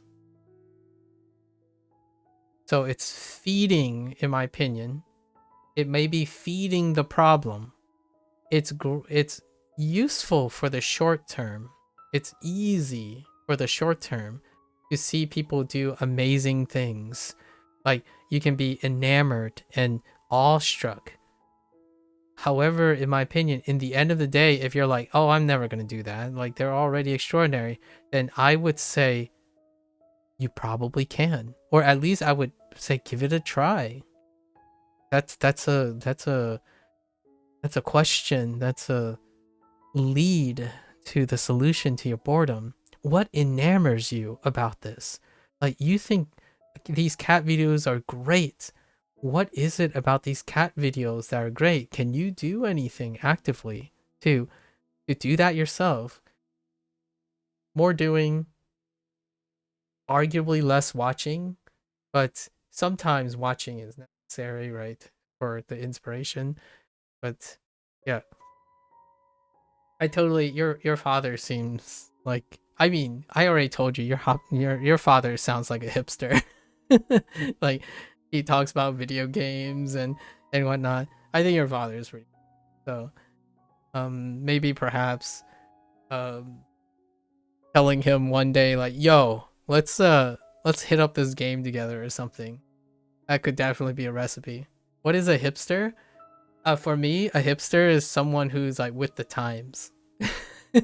Like they're hip, but I don't think that's what people use. Like people don't like in English. I don't think people use that in the. It's my way of being a boomer while trying to sound a little bit endearing. I call people hipsters because they're hip. I don't know what kids say these days. Aura? I don't know. Like people who are trendy. You know, your father sounds like someone who's pretty trendy. A hipster. Not the same hipster from like 60 or in the 60s or 70s in the United States, but someone who's hip. Using the word hip. Right. Okay, yeah, he's like that, but he doesn't force it and try to be down with the kids, which is you find that cringy. I'm gonna be real. If he was trying hard to down with the kids, that only makes him more of a hipster. I guess we have a different take, but the harder people try, the less cringier it is to me. It's the more endearing it is. And I kid you not, I don't have a kid of my own, right? But I most definitely would be that parent that would be cringy as heck. Like, hey, oh, you have a soccer game. Do you want me to just come and cheer for you? Like that is me. And if you might be thinking, oh man, but that would be so embarrassing. Can't tell you. This is a sobering thought. Kids these days want that. Like what I mean is it's not portrayed like that. I saw a bunch of clips recently where like people were making comments about what it's like to be in the classroom in 2025, and there was a clip. It was such a sobering thing. The kid posted a clip about one of the 10 fathers, right? None of them came except for this one father that came to the classroom, and they were talking about how they make how they cook their cook. And some of the kids immediately said, I wish my dad would be here.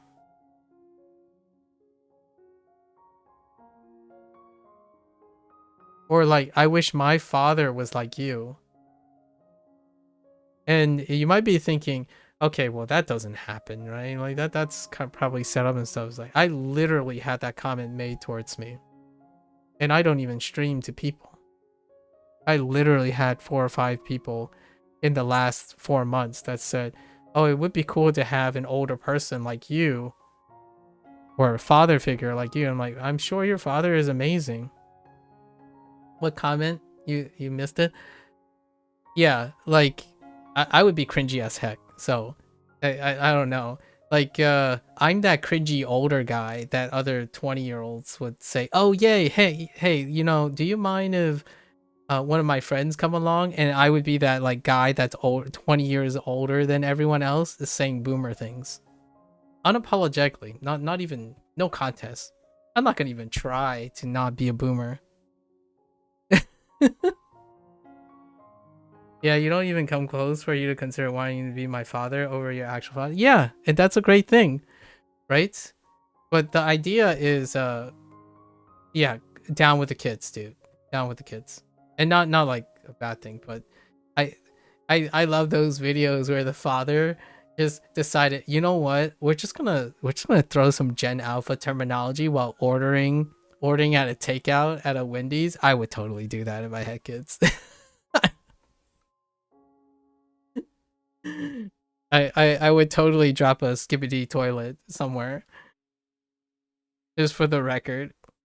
Like, for you view your dad as far above everyone else in your life. Oh, that's fair. That's as it should. As it should, Procall. As it should. But we're not talking about the quality or the elevation of your father. We're talking about his behavior. A cringy is cringy when it's unrelatable. But when it's your father or someone that you love that does it, it only means they're trying very, very hard. And I can't ever see that as cringy. Although, it still comes to think that if I had kids, they would find it cringy. But all I can tell you is when they become 30 and 40, they'll only reflect upon it as, dang, my father tried really hard to be edgy for our sake. That's kind of how life works, in my opinion. When you get older, you can't help but think about all those times. Like, so in my opinion, your father is hecka hecka hipster. My father, here, like, we'll do a little comparison. I don't usually do this very often. My father, video games is a waste of time. He still doesn't even know what I do online. Do you view your parents in very high regards, or is it a different relationship for you? It's no, they're in high regards, but they're in high regards in the sense that they're untouchable, as in like I can't be them ever. They're irreplaceable, high regards. So like they live a life that I can't touch. Do I look up to them? That is not that probably not the same. Yeah, that's a different cultural aspect. I don't look up to my parents. Like I don't look up to them because I don't compare myself to them. They are untouchable. They are uncomparable. So looking up to them would suggest that I can be comparable to them, or like I could be above them or below them. Do they live a life that you try to touch even if you know you can't reach them? No, not really. No, yeah, I wouldn't say that. Yeah, or I try to interact with their life. Like we use both our lives as a consequence of stuff, but we don't try to live like each other. So we're not like they're not my role models per se. I inherited by coincidence a lot of their values though. So by coincidence, I might act like my parents. Like a lot of the value systems that my father has and my mother.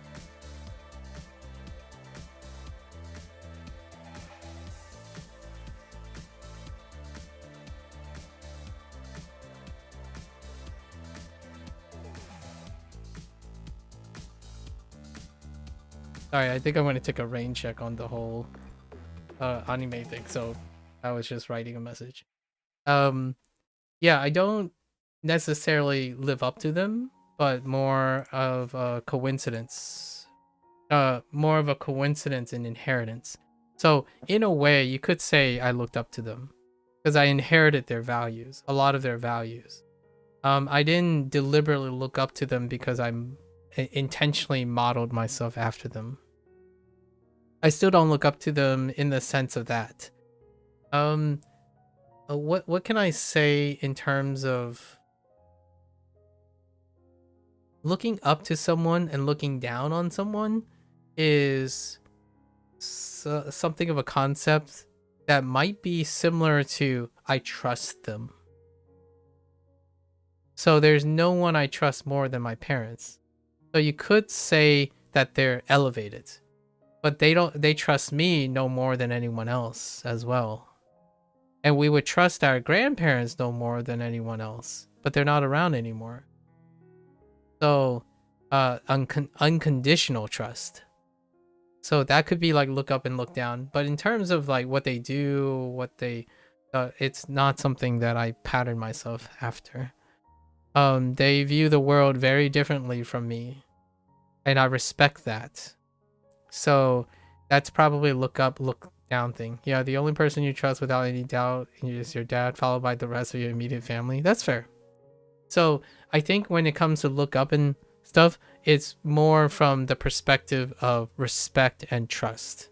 However, I think oftentimes when people look up to things, they want to become that thing. They want to be like that thing, and that's incomprehensibly incomparable.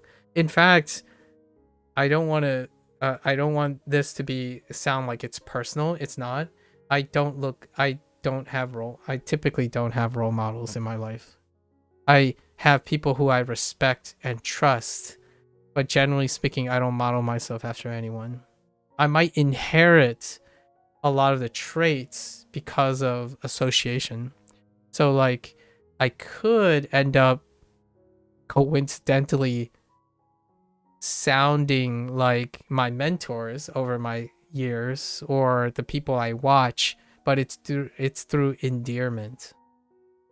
They're around me all the time, so I might end up sounding like them and behaving like them. Rarely is it because I aspire to be like them. People who are generally charismatic and exaggerating is it ends up being contagious.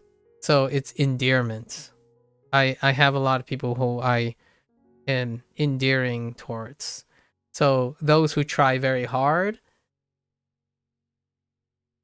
without a doubt, I'll probably end up picking up a mannerism or something. In fact, a lot of times I return the favor, or quote unquote the favor, by imparting them with a form of endearment myself. Like, do my other friends go on really, really long digressions of talking in long strings of things? No. But over time, they do end up yapping a lot more than they used to. And that's through interaction. It's not like they want to yap more. Like they're telling themselves, "Oh yeah, I should yap more." But because of the practice of interacting with me, they would have to yap more over time. So if you're not consistently getting more and more efficacious in yapping, then there might not be the same level of respect and trust, right? That kind of thing. But it's not like a detriment or a need to be like me. I don't want people around me to be like me. And much like that, I don't want to be like my parents. Or like I don't want to consciously be like my parents. So growing up, I didn't have too many role models, if not any role models. I actually had a really hard time interacting with people who think that they want to be like something. So it could be a Chinese value system thing. Like for example, here's a fun little thing. I'm not sure if it's still true now because of exhausting of names, but when you name someone, it's generally not the norm to name yourself after someone. In the Western society, it is an honor and sometimes very privileged to be named after someone because you aspire to be them and more. But oftentimes in Eastern cultures, you don't name yourself after somebody because you're never going to be them. You want to be more than them or like transcendent from them. They might bolster things like that, but it's not relative of aspect, but more like you are your person. I know how that sounds. It might contrast with the whole communal thing where like you're contributing to society, but each individual contributes to their society, but their parents want more for their child than they to aspire to just be like them. So my father would probably do the same thing. If I would say like, "Oh, I just want to be like you. I want to open a restaurant, raise kids and stuff," and my father's like, "Why would you want my life? Why would you want all those things?" He's like, "I worked so hard so that you don't have to live like me." That's probably what my father say. Actually, my father and mother said that growing up for me and my sister. That's their word of encouragement. That yeah, you might hate school right now and you're not getting A's. Like you should be getting A's because in my life we didn't have those opportunities. And then that's how it's ingrained into me. Like my father doesn't want his life to be my life. He wants everything better. And so in a way, it's kind of weird. But if there's a really, really true pragmatic way of phrasing this, my father would, if anything, would see myself looking down on him, not up on him. Like the thing he wants to see before he,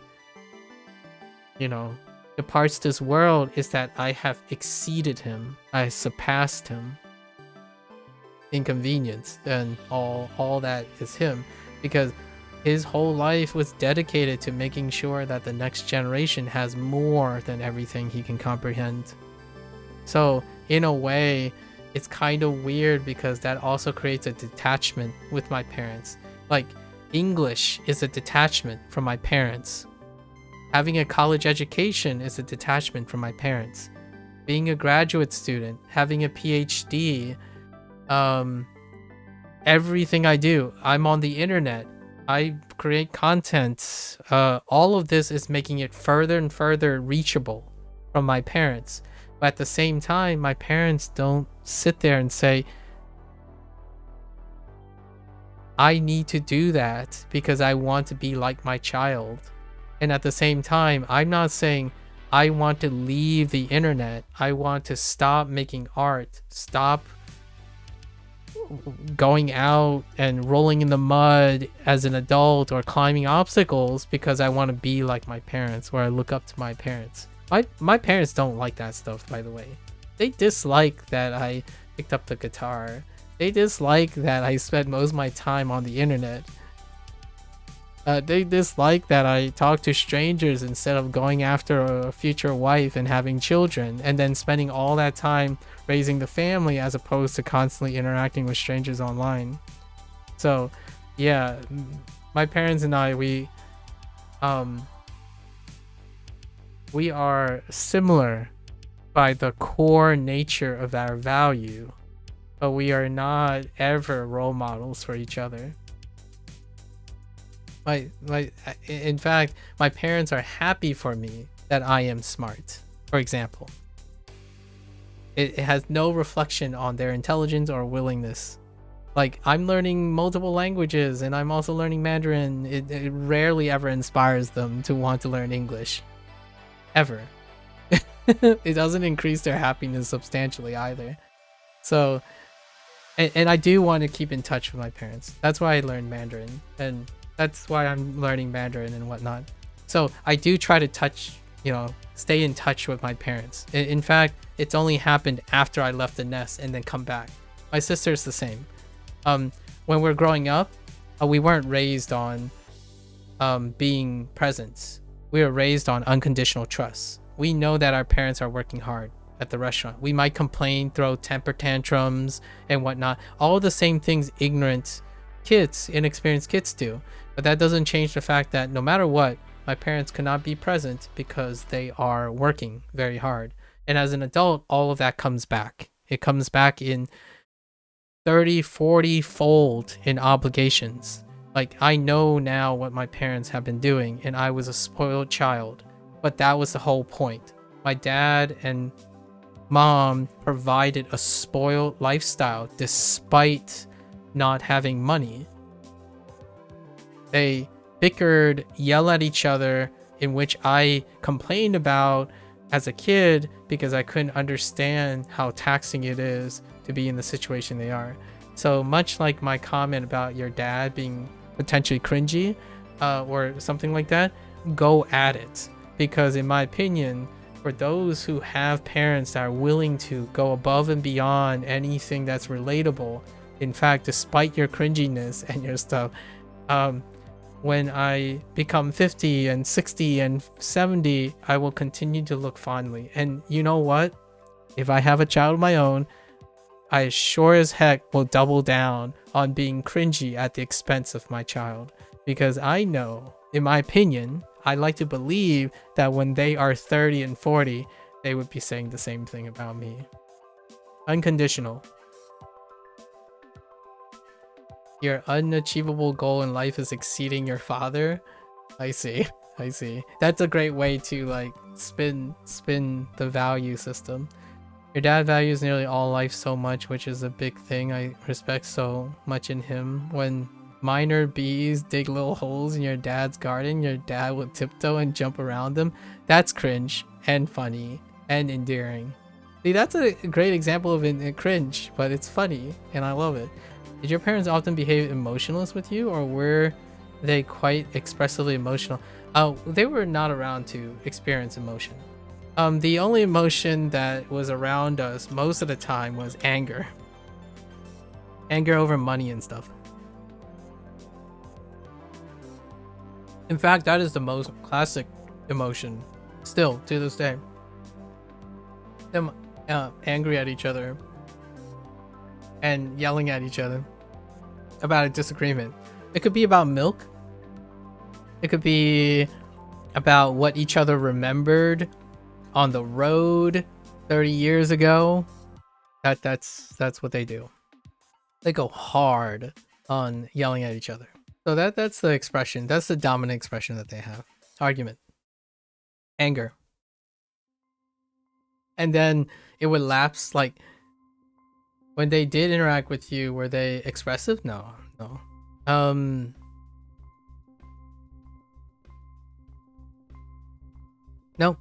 No. Probably not to this day either. Probably not to this day. It's kind of more of a stoic interaction. We're stoic most of the time, and it's usually my father and myself, not my mother. But stoicism, that is technically a form of expression. Stoicism. So I typically inherit my father's stoicism. When it comes to interaction with anyone, stoicism first. You've often thought of Asian families as often very matter-of-fact with their children. Yes, stoic and straight to the point. Like, you didn't do so great, do better next time. It's neither negative or positive. You might be thinking, oh man, that's such a harsh thing to say. It's like, oh yep, didn't get an A, I'll try to do better next time. In fact, you might be thinking, so how do you reinforce? The fear of disappointment is already palpable, so they don't have to lean in on it. You don't have to be expressive, it's already implicit. It's already implicit that you're disappointed. No need to elevate that with even more expectations, with expressiveness. Expressiveness kind of sometimes, this is coming from a Chinese household thing. Being expressive of something is sometimes often a waste of energy in the culture, because you know you could do better. You know you should be doing better. So if you don't know that, then that only reinforces the disappointment. That might sound really harsh, possibly from a Western perspective, but that's kind of the matter of fact kind of situation. Like, if I got a B, I know I got a B, and I know how I got that B, and I know my parents will be disappointed. There's no reason for them to just be expressive about being disappointment. And my parents would know that I'm already disappointed in myself. So, you acknowledge that it exists, and you move on. You do better next time. I got a B. And it's like, well, it looks like you got a B. I trust that you know how to get an A next time. Done be that. That seems like it would push you towards independence if they don't often show emotions and reactions to your behavior, as I imagine it would lead you to have to develop your idea of how to act on your own. Sort of. You could make an argument for that. This one is more of social norms. So, this is more about conformity than independence. It's actually quite the opposite, now that I think about it. This is the irony here, right? The coincidence is that the way people interact with the internet using their models as internet things, you are expected things. When you are born, you are expected to be certain things. That's different from independence. You are born to conform to a certain thing. Because in the West, young kids often understand how to act based on very obvious displays of emotion from their parents in reaction to what they do. Yes, but in Eastern, young kids are expected to act based on the obvious displays in public decorum and other familial structure. Conformity. So emotions is more spurious than public conformity. So face culture. This is not a face culture.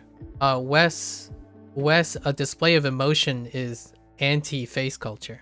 It's not a it's very non-conducive to a face culture. In like Japan, and for me, my parents are the household, so similar to China in a sense. You are expected because it's obvious what is expected. So it's less about independence. It's more about conformity. Uh, Good students get A's. Get the A's. Bad students get less than an A. So don't come back with less than an A. You are to be quiet and respected in school. Don't do any less. You have bullies, deal with it. If bullies make your life hard, you don't show it. You make it so that the bullies can't hurt you and damage you or get in the way of getting an A in school. That is expected. Even if a bully tackles you and stuff, they don't break you. It is expected that you behave a certain way in public. You never lash out. Do not fight back. You disarm them. So it is very, very obvious in Chinese as well. And that might look like independence because emotions are a form of individual expression, not duty. Duty is a form of public conformity. So when you get bullied, you don't show it. It's kind of like the story that I said about lost judgment and Japan. Even if you're bullied, being bullied and showing its effect on you is a sign of weakness. So much less about displaying emotions because it's kind of expected. Like there's a decorum to be expected. So those are projected very, very often. So even less independence than you might think. Places like China have a unique quality of their children on average being more developed and independent than other places on average, without that being due to living in an environment of natural struggles and therefore a necessity for independence at younger children. I disagree entirely. Places like China have a unique quality of their children on average being more developed and independent because that development and independence is conformed to an environment that already demonstrates that. So they are not exercising independence. They are exercising adherence, not self-expression. And they don't naturally struggle because they're adhering to something that is predominantly maintained as a form of quality. That quality happens to be elevated and above average because from a Western society, there's spuriousness because there is independence in Western society. So in Western society, there is more choice. So the results are far more dependent and spurious of their choices. In Chinese qualities like China and Japan, there's a huge decorum and adherence, less independence. They do not develop their only form of expression because there's many signs of how you can behave to acquire self-sustainability. But isn't that just unintended independent due to conformity aligning with independence? But isn't that you're using triple negatives here? But isn't that just unintended? So isn't that intended independence due to conformity aligning with future independence? Children are not making the independent choices. They are making independent choices when they are allowed to make independent choices. You are suggesting a kid under the guise of the parents. No, they are not independent when they are under the tutelage of the parents. They only make independent choices after the fact, and even then, those are adherently already fossilized. Like, for example, what do diaspora usually do as an Asian child? They become doctors. If they don't become doctors, they are a disappointment. And you spend the rest of your life trying to express approval from your parents if they are conformists to traditional values. That is not a form of independence. Diaspora, the nice thing about diaspora is you can choose an alternative career because they have the choices made due to the independency. But if they grow up in a society that has already prescribed that, then they would do the next best thing that is a form of independence as a choice, but they're conforming to the selective choices they have. To this day, you cannot feasibly say you want to be an artist under that guise. So say the example where you said that you understood finances at a much younger age than most children. Would you consider that independence or conformity? Conformity. You don't seek relational, it is a taboo to seek relational things like high school romance at an early age under an Asian household. The things that are popularized by Japan, like anime and stuff and drama, those things are frowned upon. It is not a public decorum. You are focused on the idea of career advancement and privilege and prestige before romance. It's not a big coincidence that I didn't focus on emotional intelligence early in life. Are you telling me that my independence to express emotional states now is not a consequence of conformity early age due to my Chinese household upbringing? It's not like I'm an unemotional robot right now, because I acquired my independence once I'm no longer ascribed to my parents. I'm not saying this is a bad or a good thing. I actually love that my parents gave me and instilled all these values in me, and they helped me be sustainable in making independent choices. But it doesn't foster independence, it fosters conformity, and that conformity can lead to future independence. But under the household, you aren't actually making independent choices. You are having the ability to be independent in the future. So yes, you can make an argument it's the end that justifies the means, like the destination, but it's the journey that matters to me. There's a difference between having independence in a Western household, being emotionally expressive, versus a emotionally stunted household. I don't know if you see you don't know if you see. Is it that conformity leads you to act in ways similar to how people who are independent would act? No.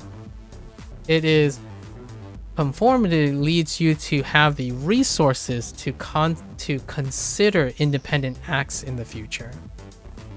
But oftentimes, when you grow up in Japan and in China, those independent acts are already restricted for you. It is the status quo to work really, really hard in a very prestigious company in Japan. What you have the independent actions to be able to do that, but you also choose to conform. It's the social pressure of conformity that creates incredible adherence despite having independent actions. So you could make an argument it's both. And if you don't see the difference, I don't think you have to see the difference. The journey is different though. Like for example, I'll give you my side is greener situation. I spent most of my 20s learning how to emotionally express myself. That is necessary for independence in the Western world.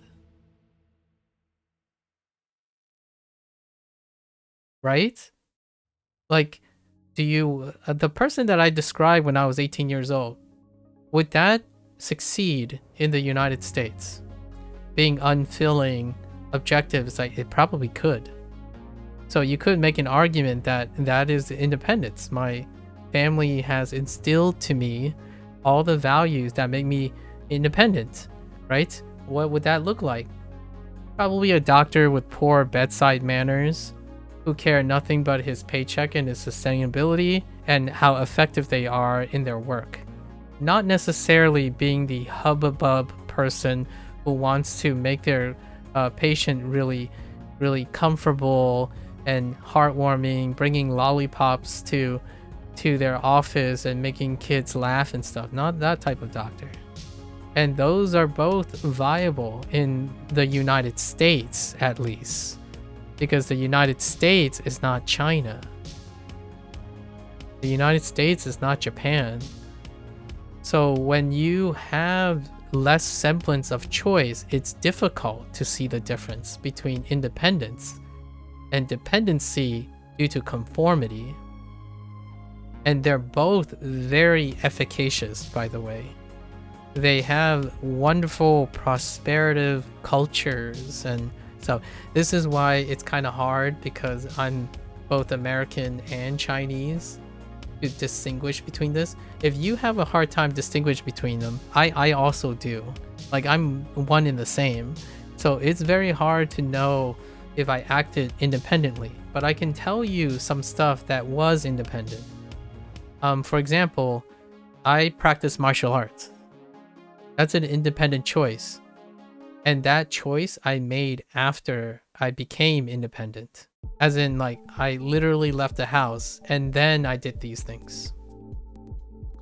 I pursued martial arts, the arts, music, video games. Like, not in the sense of their recreational purpose, but everything else. Did they help me become more independent as an adult? That's questionable, because I have already became an adult. So, what is part of becoming an adult? Having a relationship. I don't have one. Having children. I don't have any. Interacting with younger people so that we can have children. I don't have them. What do you think China is struggling with? And Japan is struggling with? So it really, like, conditionally, you can think of it as independence a lot of times. And independence and adulthood and whatnot come at very different, like, there are very different qualities. And I don't necessarily think growing up, like myself, as diaspora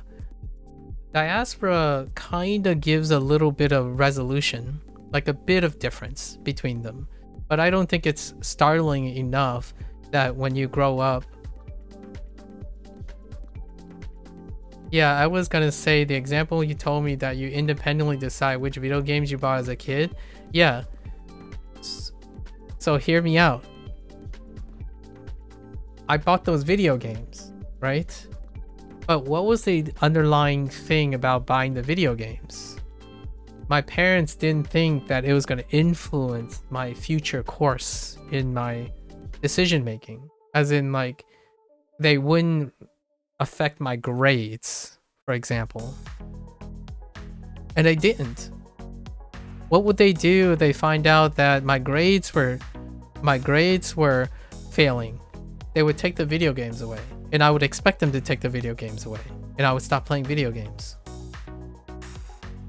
So in order to preserve my video games, I make sure I keep getting good grades.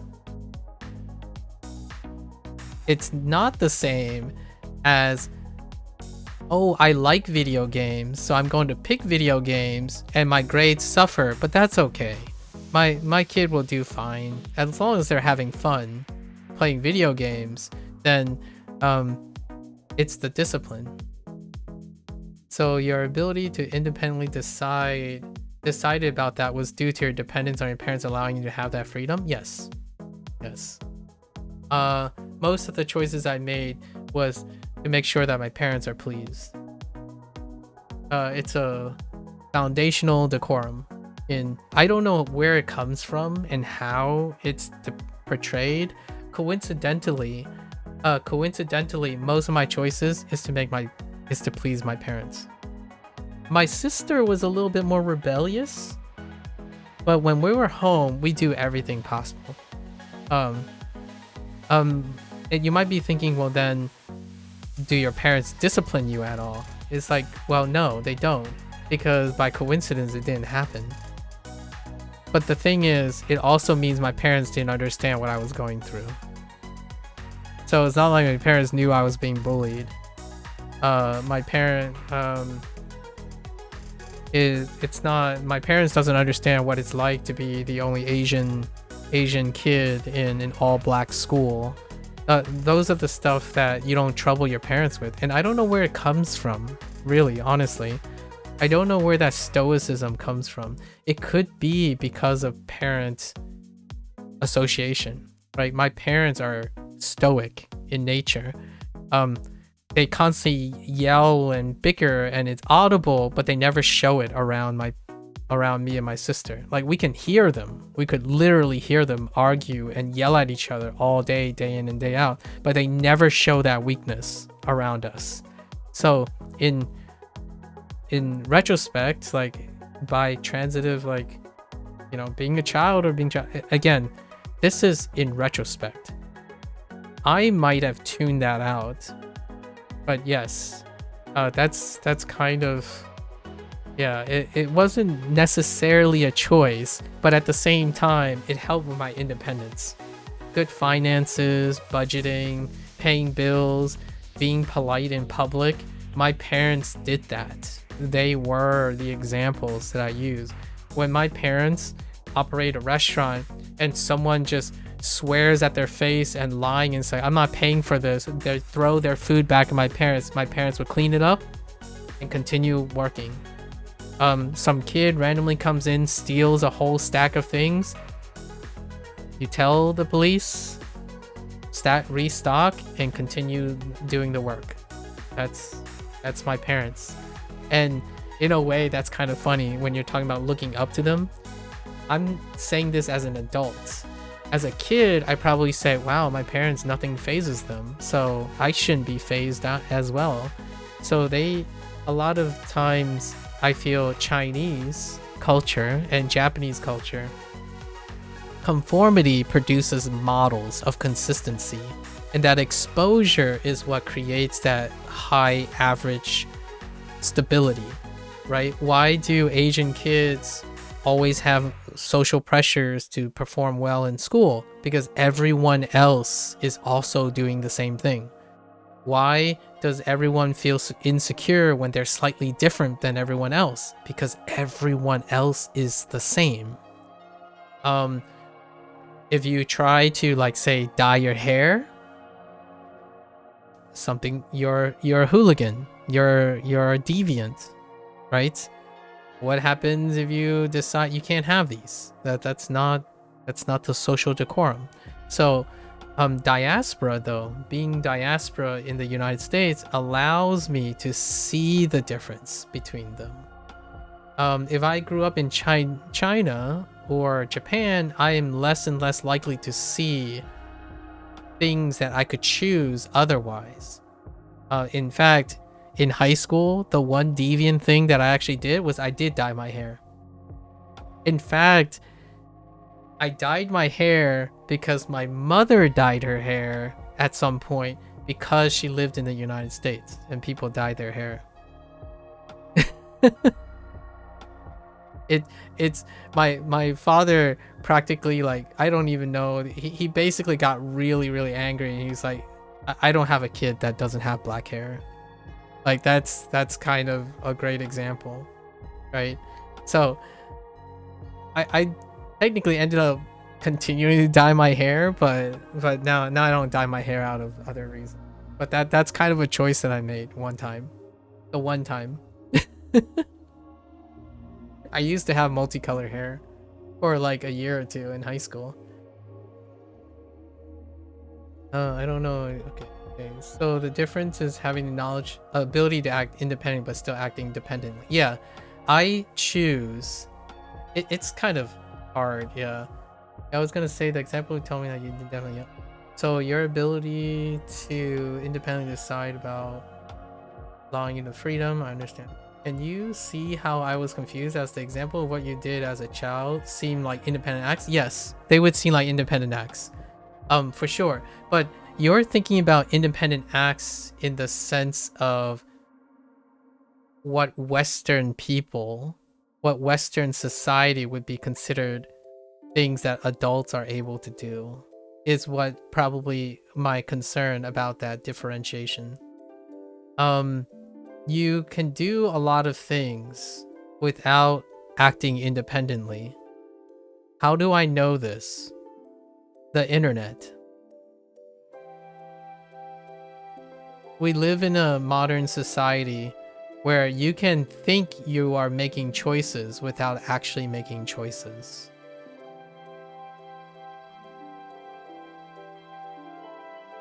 You can even feel things without actually knowing why you feel them because someone can convince you feel them.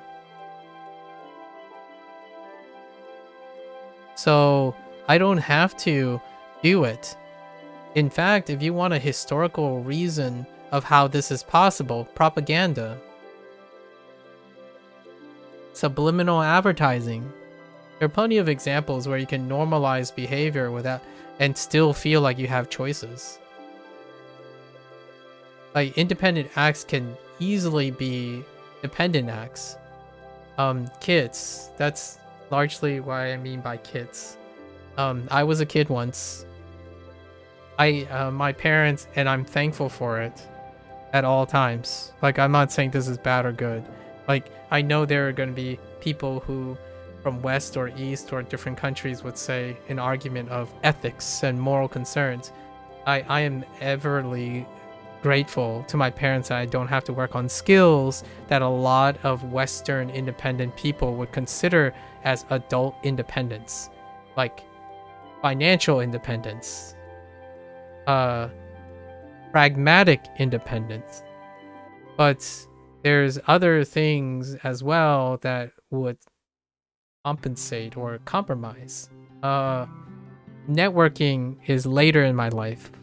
Knowing how to make friends is a lot later in my life, like in that way. Interviews, socializing, public speaking, all that came later in my life, which is to me is necessary in a Western society. Like Western society, I know for better or for worse, for a lot of people would argue, well, I prefer meritocracy, right? China and Japan are much, much stronger in meritocracy. So if you're really good at what you do, you don't have to say anything. You're recognized as being really good at what you do. So hear me out. When was the last time I get on stream and I show people that I can learn a language and 3 languages consistently or practice studying, and someone would say, oh, I admit you're very consistent and committed. No, it's the end thing. It's like, how fluent are you? That is not a meritocracy. That is subjectivity. That person views fluency as the end all be all in the way they evaluate merit. But what is merit is what is the effort that you place into the thing. So let me see your 300 days of consistent hard work, and then we can talk about meritocracy. But there's other elements of meritocracy. How influential you are, how charismatic you are. Those are things that, without saying too much, are things that are deficient when you take... I have actual anecdotes, but not particularly... These are case studies or anecdotal stuff, so it's not a representative of a whole. When you take an international student from China and from Japan, very less so from Japan, but from China, and you place them in a Western university, when they speak, right, despite language barriers, it very well could be a contributor to language barrier, but their ability to associate with an international group of people is incredibly deficient. So yes, this person is incredibly brilliant. They know everything and they're an A student, but their socializing skills, despite even taking in consideration language barriers, their way of their nonverbal communication and stuff are incredibly prescribed, because decorum, public decorum, conformity excels at not having to make independent choices. How do you behave when a bully pushes you down? You stand up, you dust yourself off, and keep on walking. You go back to what you're doing. In fact, that doesn't come up very often because other people are expected not to bully other people. So like, just because a problem doesn't exist doesn't mean the capacity for that problem doesn't occur. So like, for example, you bump into someone. How do you resolve the problem? You apologize. Each person is expected to apologize to each other and then make good. What if someone was really, really angry and they just want the other person? It's your fault. It's both our faults. That's also one of the things that is interesting too. Fault. The ascribing of faults. Honor system is very dependent, but there's a leniency in the honor system. When there is fault, the fault is either acknowledged and or still acknowledged but received with humility. It's different from an independent style of things where there's no face culture, in my opinion, a lot of times, where you can have the choice of being really angry about it or not. So you can pursue that person for being at fault.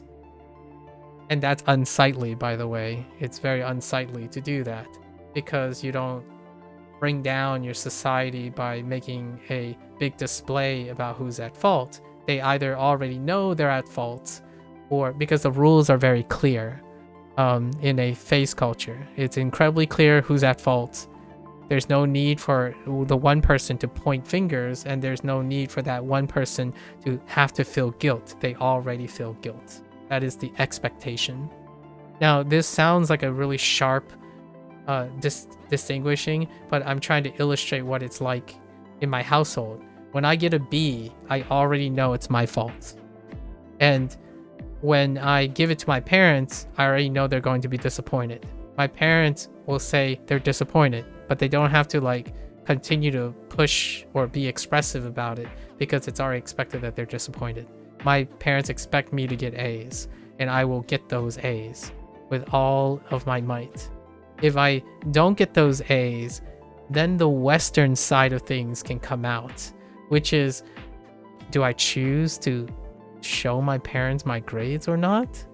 No, you show the grades to your parents, period. Your parents have to know that you got a B in math.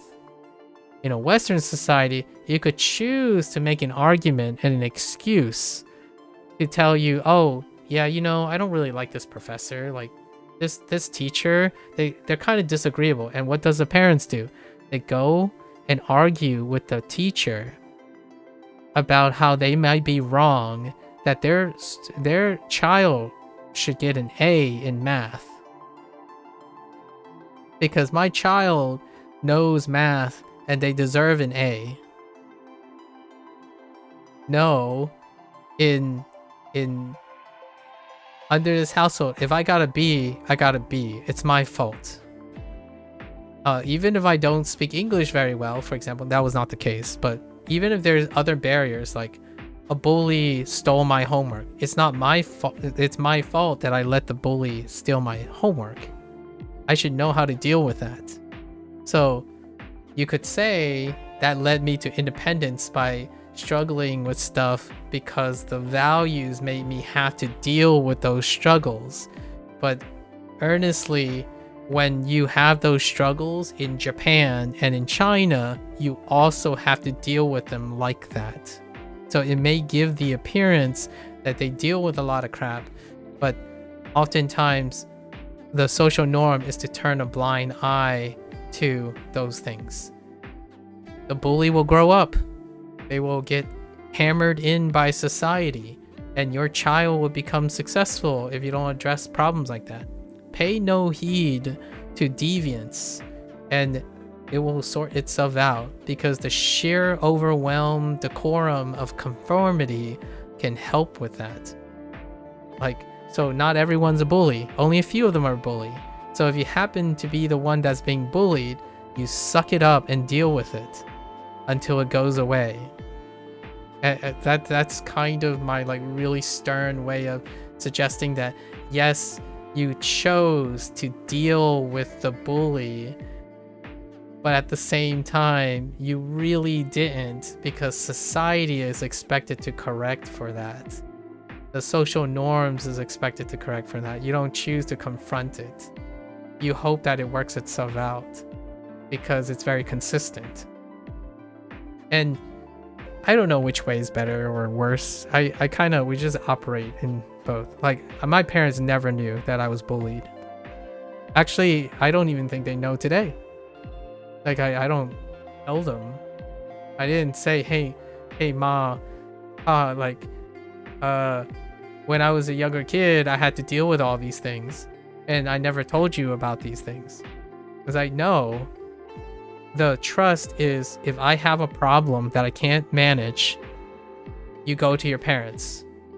But I could manage it, and I did manage it. So yeah, and now I'm here today talking about how there were bullies, discrimination happened, racism happened, but my parents are working so hard, they don't need to deal with the crap that I need to deal with. Their crap is even bigger too. So we all have to deal with our crap. And that's because I saw my parents dealing with that crap as well. Like, I'm not going to tell you that my parents grew up not being yelled at and discriminated against and being poked fun of. In fact, my parents have a lot of defense mechanisms that were the consequence of that. And I don't. And I didn't choose to, actually. And yes, my growing up in my territory, like low economic status, I grew up in an environment that was pretty much 99% African American.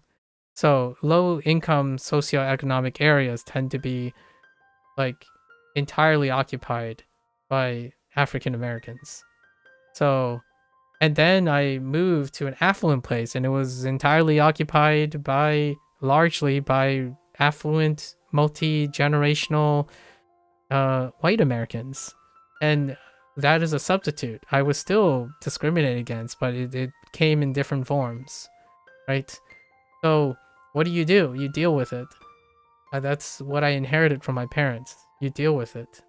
You come to school, you get your A, people hate you for getting A's, and then you go home, you play video games, you escape from it, and then you go back and do it all over again.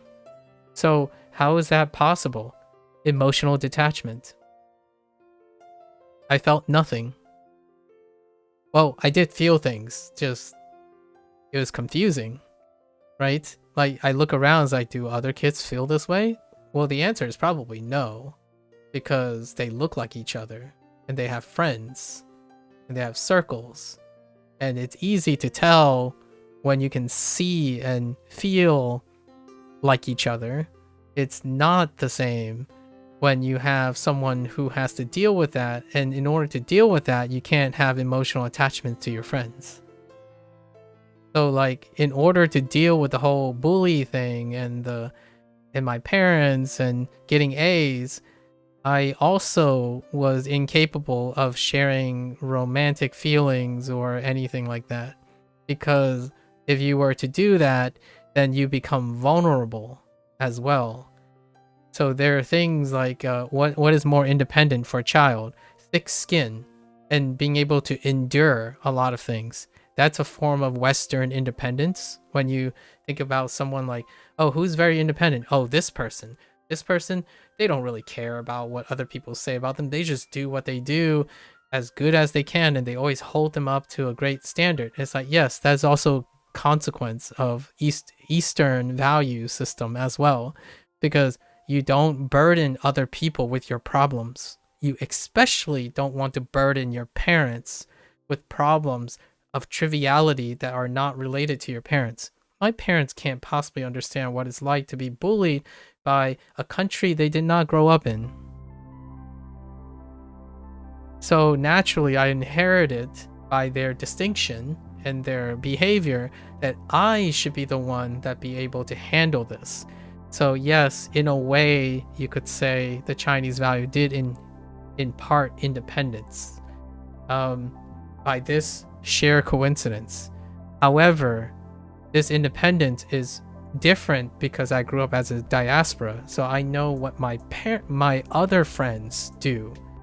Their parents can associate and comfort and demonstrate what are alternatives to resolving a problem. There was no problem here. I saw my parents deal with these same situations in a very consistent way, so I did the same thing. So that's very different from an adult standpoint, where you might think you have choices, but you actually don't. And it led to my independence.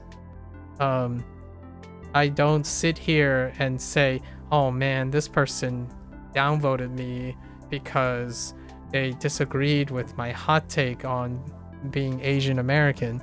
Like, no, I know that there will be people who disagree with me. I grew up with that.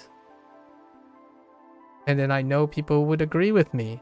And I don't want them to witch hunt other people. So a combination of what it looks like when I say, what does a person who is truly East meets West look like? It's not the same as someone who's a product of East meets West and they rejected West and rejected East, like treated, cherry picked.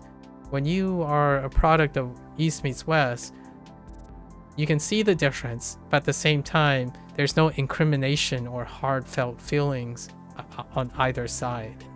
Like, I can see why the Western world has these things, and I also see the people who abuse it. And then I can see the Eastern side of things to an extent, but I haven't ever grown up in China and Japan, so I can't do that anymore. You can't grow up in two places simultaneously. So I am inherently going to use Western examples, but that's kind of why it's refreshing when I talk to other multicultural people, like a Western child raised in Japan. I actually had a couple people. They were military. They were children of military people. So because of the military position in China and in Japan, they had very different things when they were adults and they were interacting with me.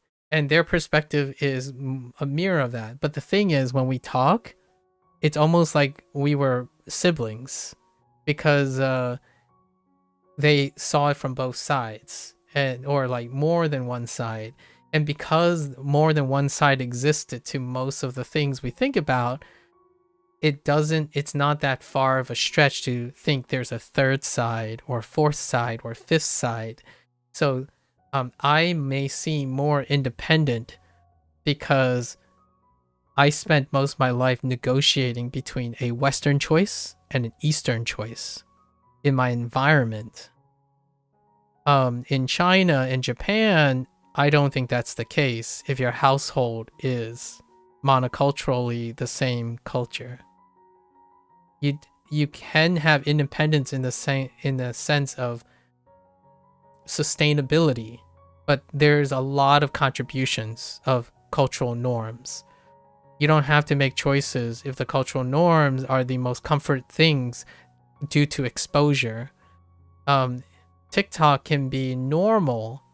Like, TikTok's not normal to me. If you send me like a reel of TikToks, it will take me a while to normalize TikTok, right? But if you grew up in a place that is very consistent, then you have to also weigh the weight of conformity due to mere exposure. Heck, as a kid, I assimilated my parents' values without them expressing it to me. Because they're around, like, they were, I'm saying this, and they were not around that much we had a language barrier. Even like they can't even explain the things to me. After like 6 or 7 years old, they can no longer explain complex value systems and morality to me. They can only show it through action. So most of my assimilations of my parents' value is through their action. And that's kind of what I'm doing here. But I want to also use words to do it. My parents don't use words. We don't say I love you to each other. We show it.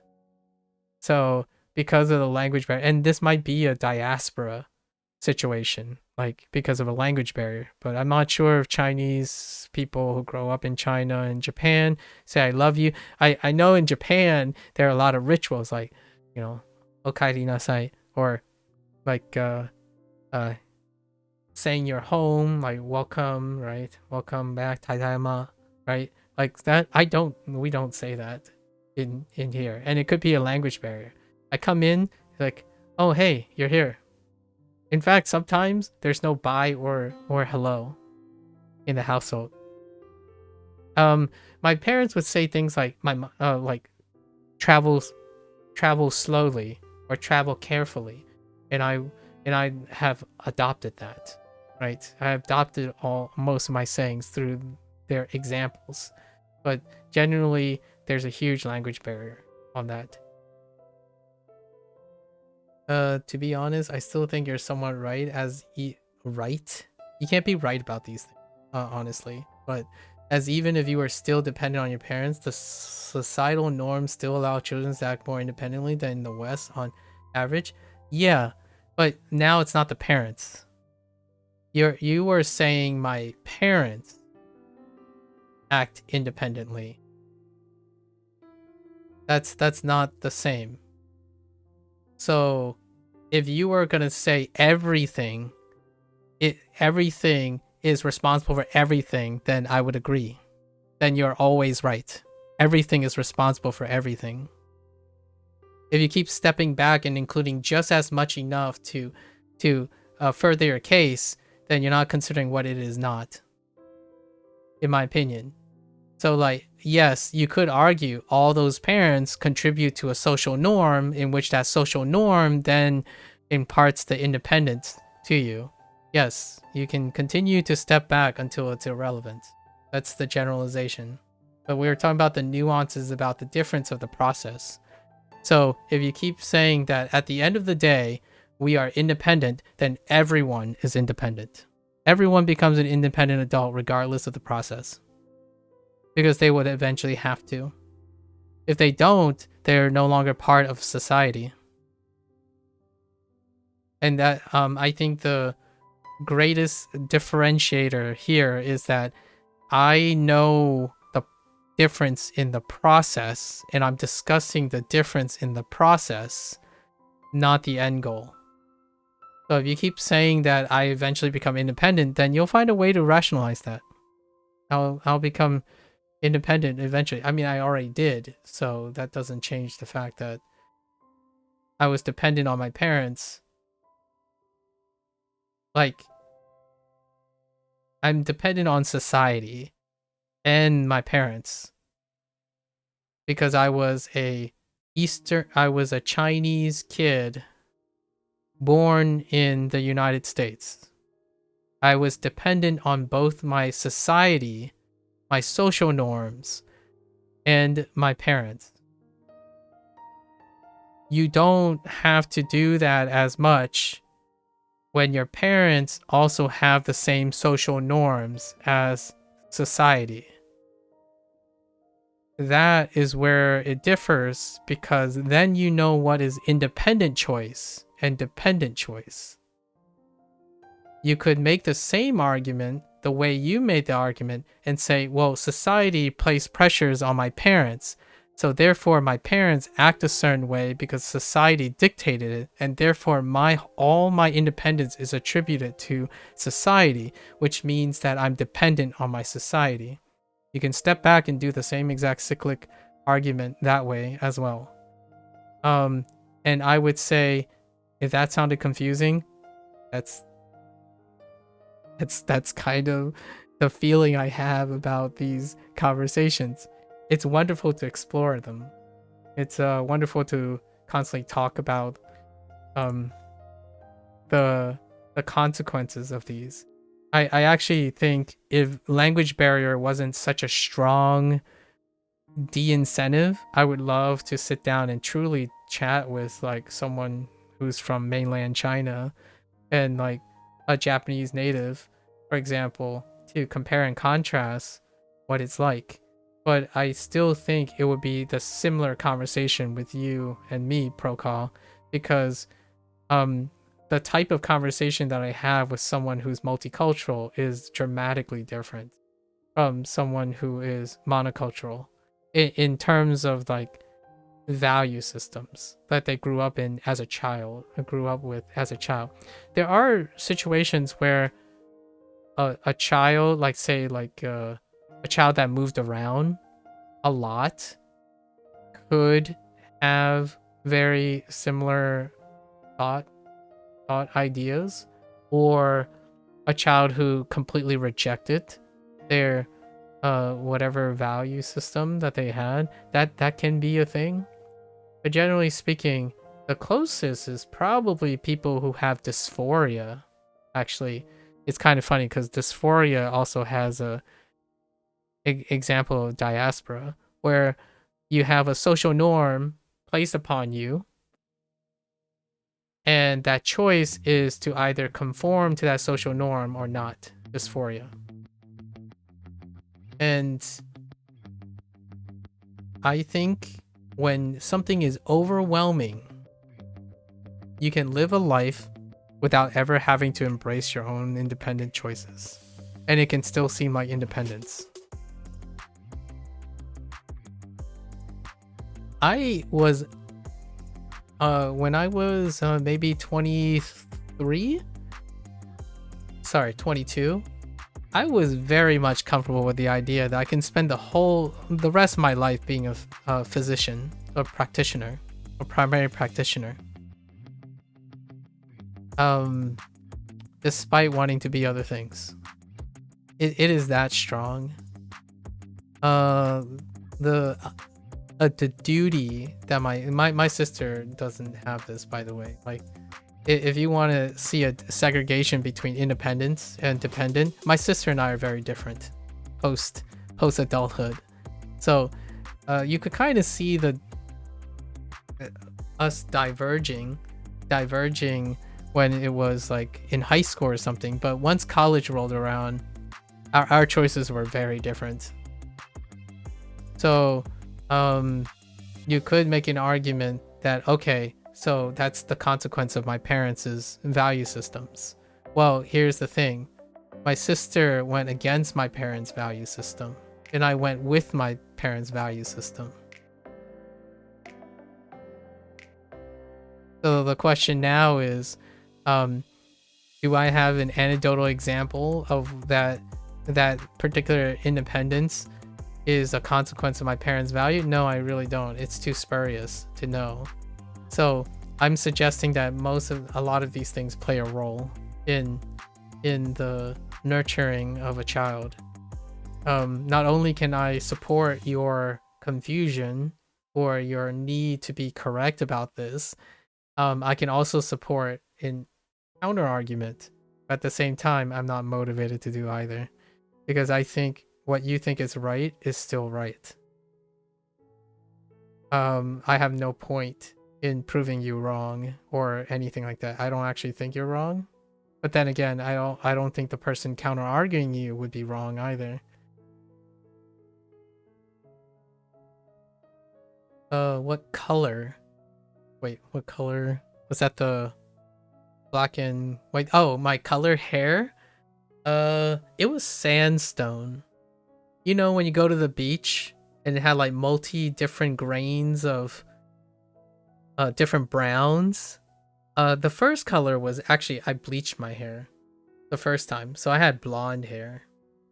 And then later down the road, it became sandstone, which is like a combination of like brown all the way to blonde, and it was like all streaked in my hair. So we have multicolored hair. Only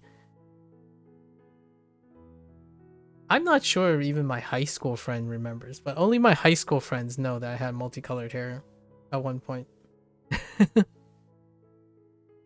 When he said he doesn't have a kid with non-black hair, was he disowning you or was it not that extreme? I don't know. That was kind of hard to interpret. I mean, we're still amicable, so you know. I don't think it was a joke either, but I don't think it was that extreme. What would be an example of the opposite where people from Eastern countries would view something Western children do that could be viewed as independent that Eastern child don't tend to do? Talk back to your parents. That's a classic example. Talk back to your parents. If you talk back to your parents, it's absolutely unacceptable.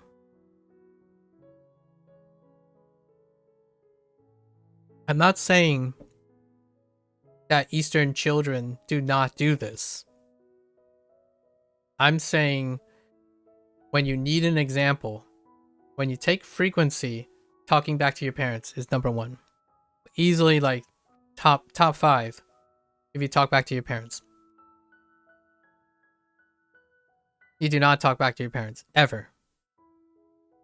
Now, ideally it would never happen, but realistically it does happen because you're a child. You are disciplined eventually over time to never talk to your parents. Talk back to your parents. And I did talk back to my parents. Despite being expected to do not that. When I was younger, I saw my friends have negotiations with my parents. Like, we're not talking about like arguing and bad mouthing them. We're talking about disagreeing with them. So like, hey, you don't need money for this. It's like, okay, well, present a case to me why you need this. No, my parents like, you don't need money for a car, period. Or you could be like my parents and they say you need a car by the age of 18, by the age of 16. When you can drive, you need a car. So they bought me a car. It's not I go to my parents and ask them, may I have a car? My parents expect as a social norm that if I need to go to work, which I did go to work at the age of 16, which is expected, I go to work as early as I can.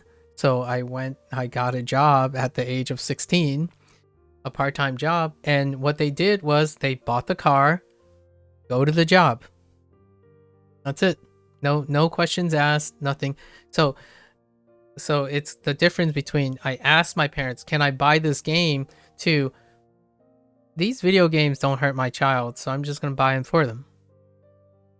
I'm not asking my parents to do these things. They're expected to do these things for me. So, and at the same time, I'm expected to do things as well and know what the social norm is. So I don't ever talk back to my parents. I don't disagree with my parents. If my parents say this is the best way, then sorry if this comes as dismissive, not accepting that I might be wrong. I think I was more so trying to say that Eastern children tending to learn behavior at a younger age that set them up to be able to know how to act once they become independent.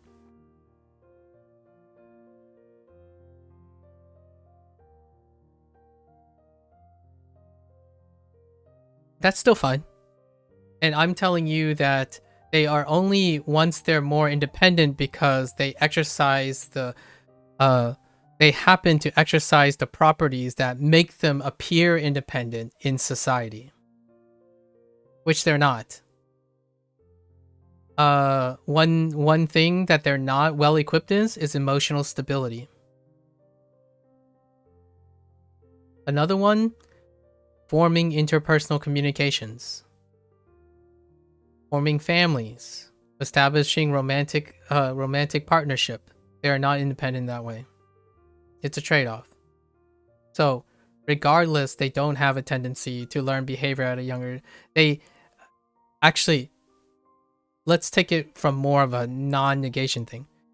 All parents in the world have a tendency to impart behavior to their children that contributes to their independency once they become independent.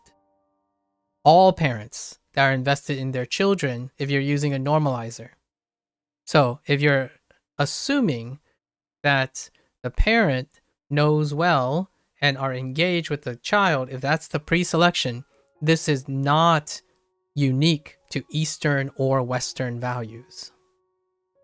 Now, the nice thing about having a Western perspective on this is lots of the Eastern qualities are considered very important to independent development in Western areas because they are in demand.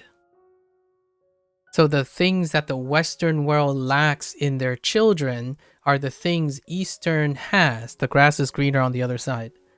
But when I think about it from both perspectives, I see an Eastern world who is deficient in interpersonal communication, emotional intelligence, and general mental well-being in independence.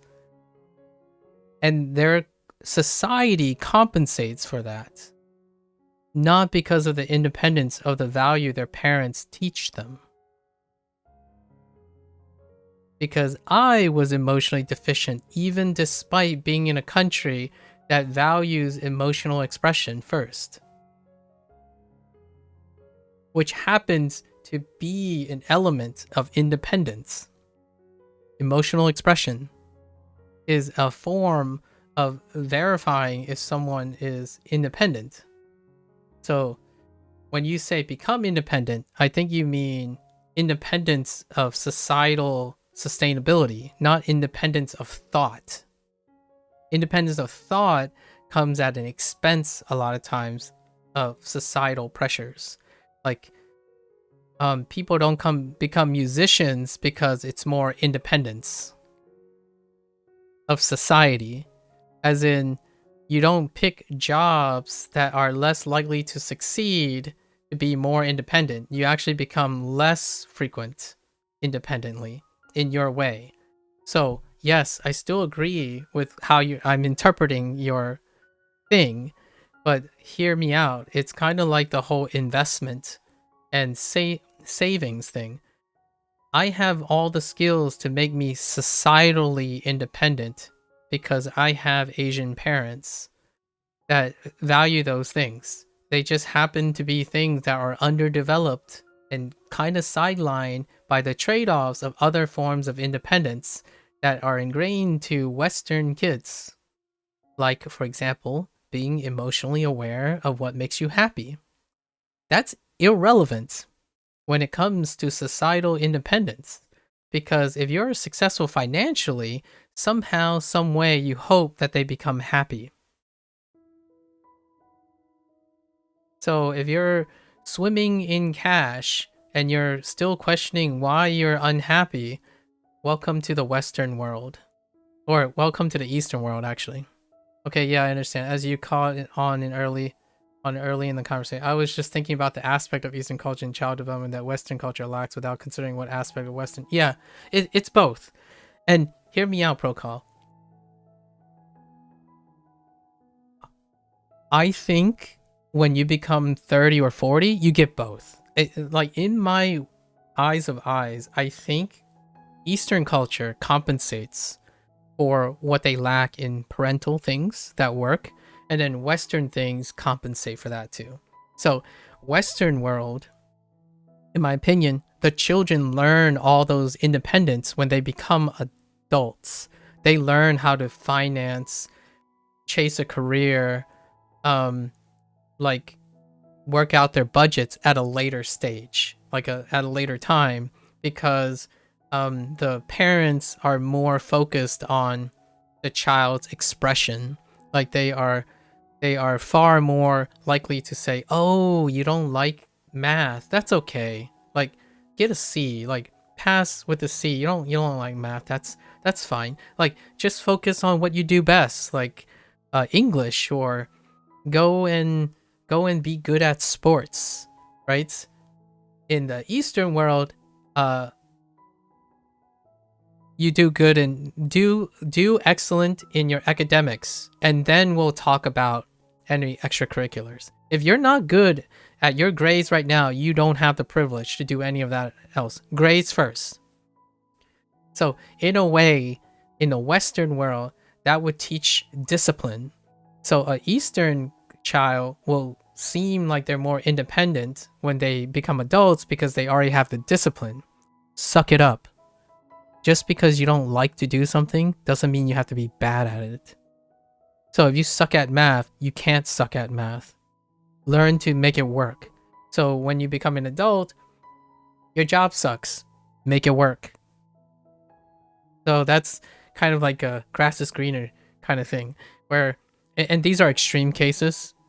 In my opinion, like when you have wonderful, loving parents and you have like very motivated children, they end up growing up very balanced. Like, you know, like I didn't, by the way, I did not grow more expressive to my parents. So I don't tell my parents, I love you. I hope you're feeling well. Do you need something? I don't. Like that's not what we do in the dynamics.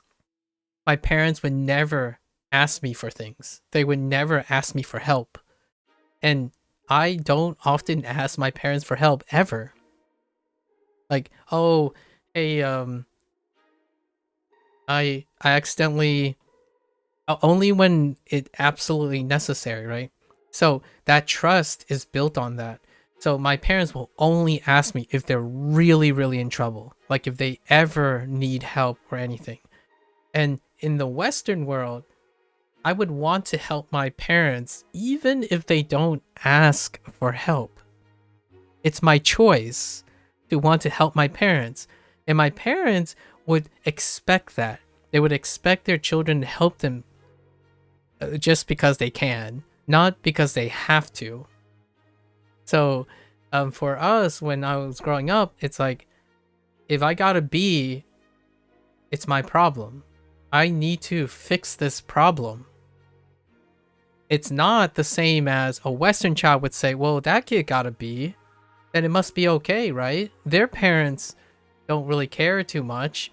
So I could explain that it's not a big deal. I mean, I have a friend who has a B in math. Is that okay, mom and dad? Like, my best friend's parents aren't upset about it. Is that okay? It's like, but you also have friends that have A's in math. Why aren't you like them? Because you have a choice to do it. That's the perspective. You have a choice to have a B in math or an A in math. When I come home to my parents, I get an A in math. A B is unacceptable. You should feel guilty and disappointed by getting a B in math. You need an A. A is the only acceptable grade. Now, the reality is sometimes you can't always do A, so you have to compensate. You have to do other things to make up for the A. It's your fault that you suck at math. Get with the program.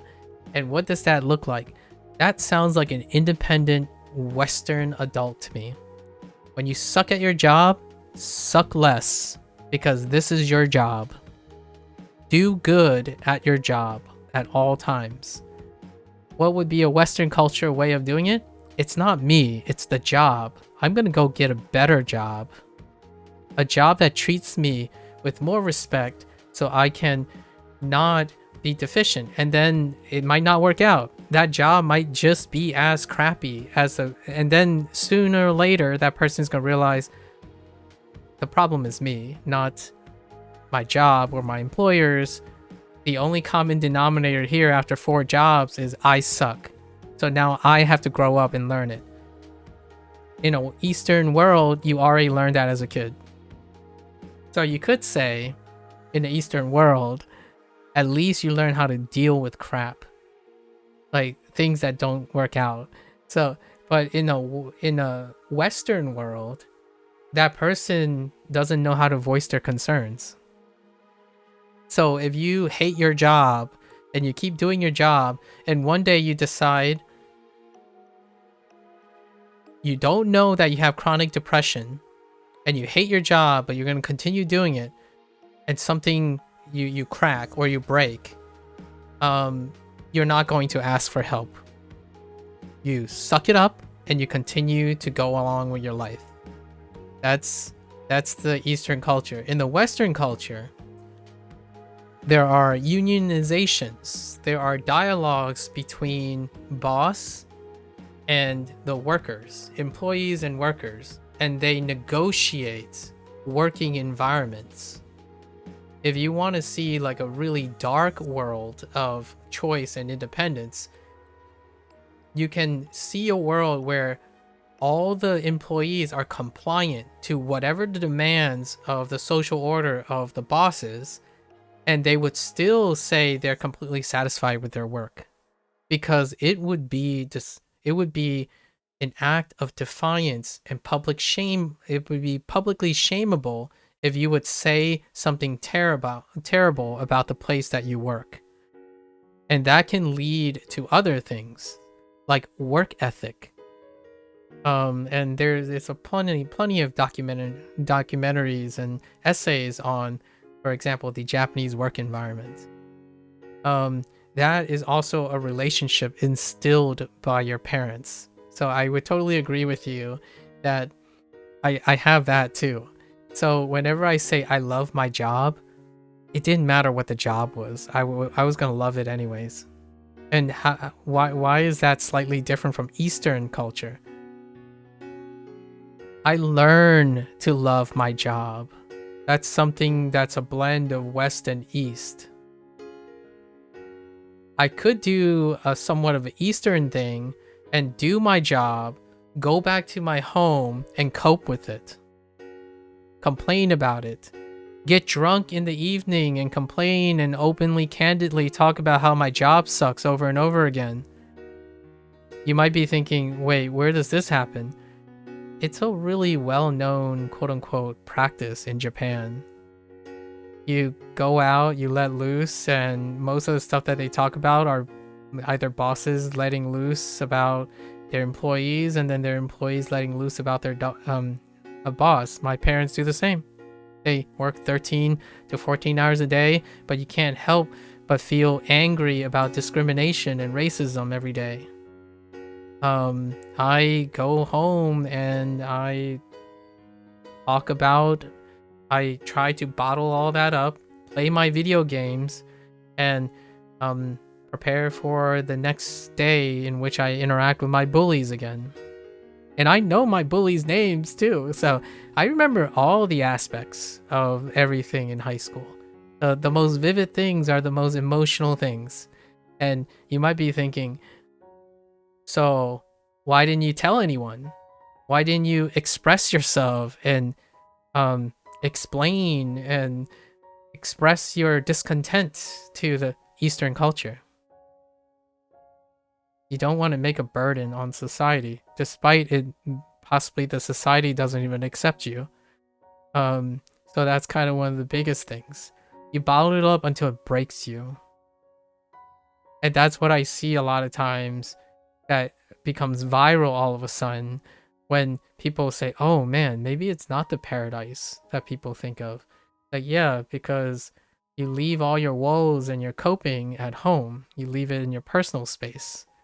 I share this thing about my parents always arguing and screaming at each other is because that's how they came to normalize how they express to each other. Since they moved to the United States, they yell and bicker all the time in the evening. And now they've learned to do that ritualistically. Like they would yell at each other for like 10 minutes straight. And then 5 seconds later, they're like, honey, do you want to eat? Like, I'm gonna go make food. So that to me is like a mix. So for me nowadays, I can express that I'm very upset with you. However, may I ask, is it okay if you understand that why I'm upset? Because I'm allowed to say this now in a Western culture. I'm allowed to express my discontent. At the same time, I can approach it in an Eastern discipline way. So that could be seen as more of an Eastern thing, but I disagree. It's a combination of West and East. East would not openly say those things directly. They would indirectly and possibly passive aggressively indicate that they're discontent. They wouldn't directly say that. So I like to marry the two. I often tell people I kind of find that disagreeable. But hear me out a little. That's not how you start Eastern culture conversation. You would tell them, no thank you. Like, that's good. That's good. That's fine. When it's not fine. When it's not like I don't want to do it. You have to read between the lines. So if you're talking to another Eastern person from the same culture, you don't have to say it. Like when someone says, daijoubu desu, daijoubu desu. And then the other person, if they're from an Eastern culture, same culture, they would say, like, oh, okay, this person's not interested. Like, go. In the Western culture, like, oh, you think it's okay? Like, do you want to join me? Like, no, daijoubu desu. Right? Oh, no. Like, that's how my parents interact with other people still. Like, oh, thank you. And they would like hold it. Like, yep. Like, you try not to say no as much as possible. If you have to say no, you're gonna try to say no in the softest way possible.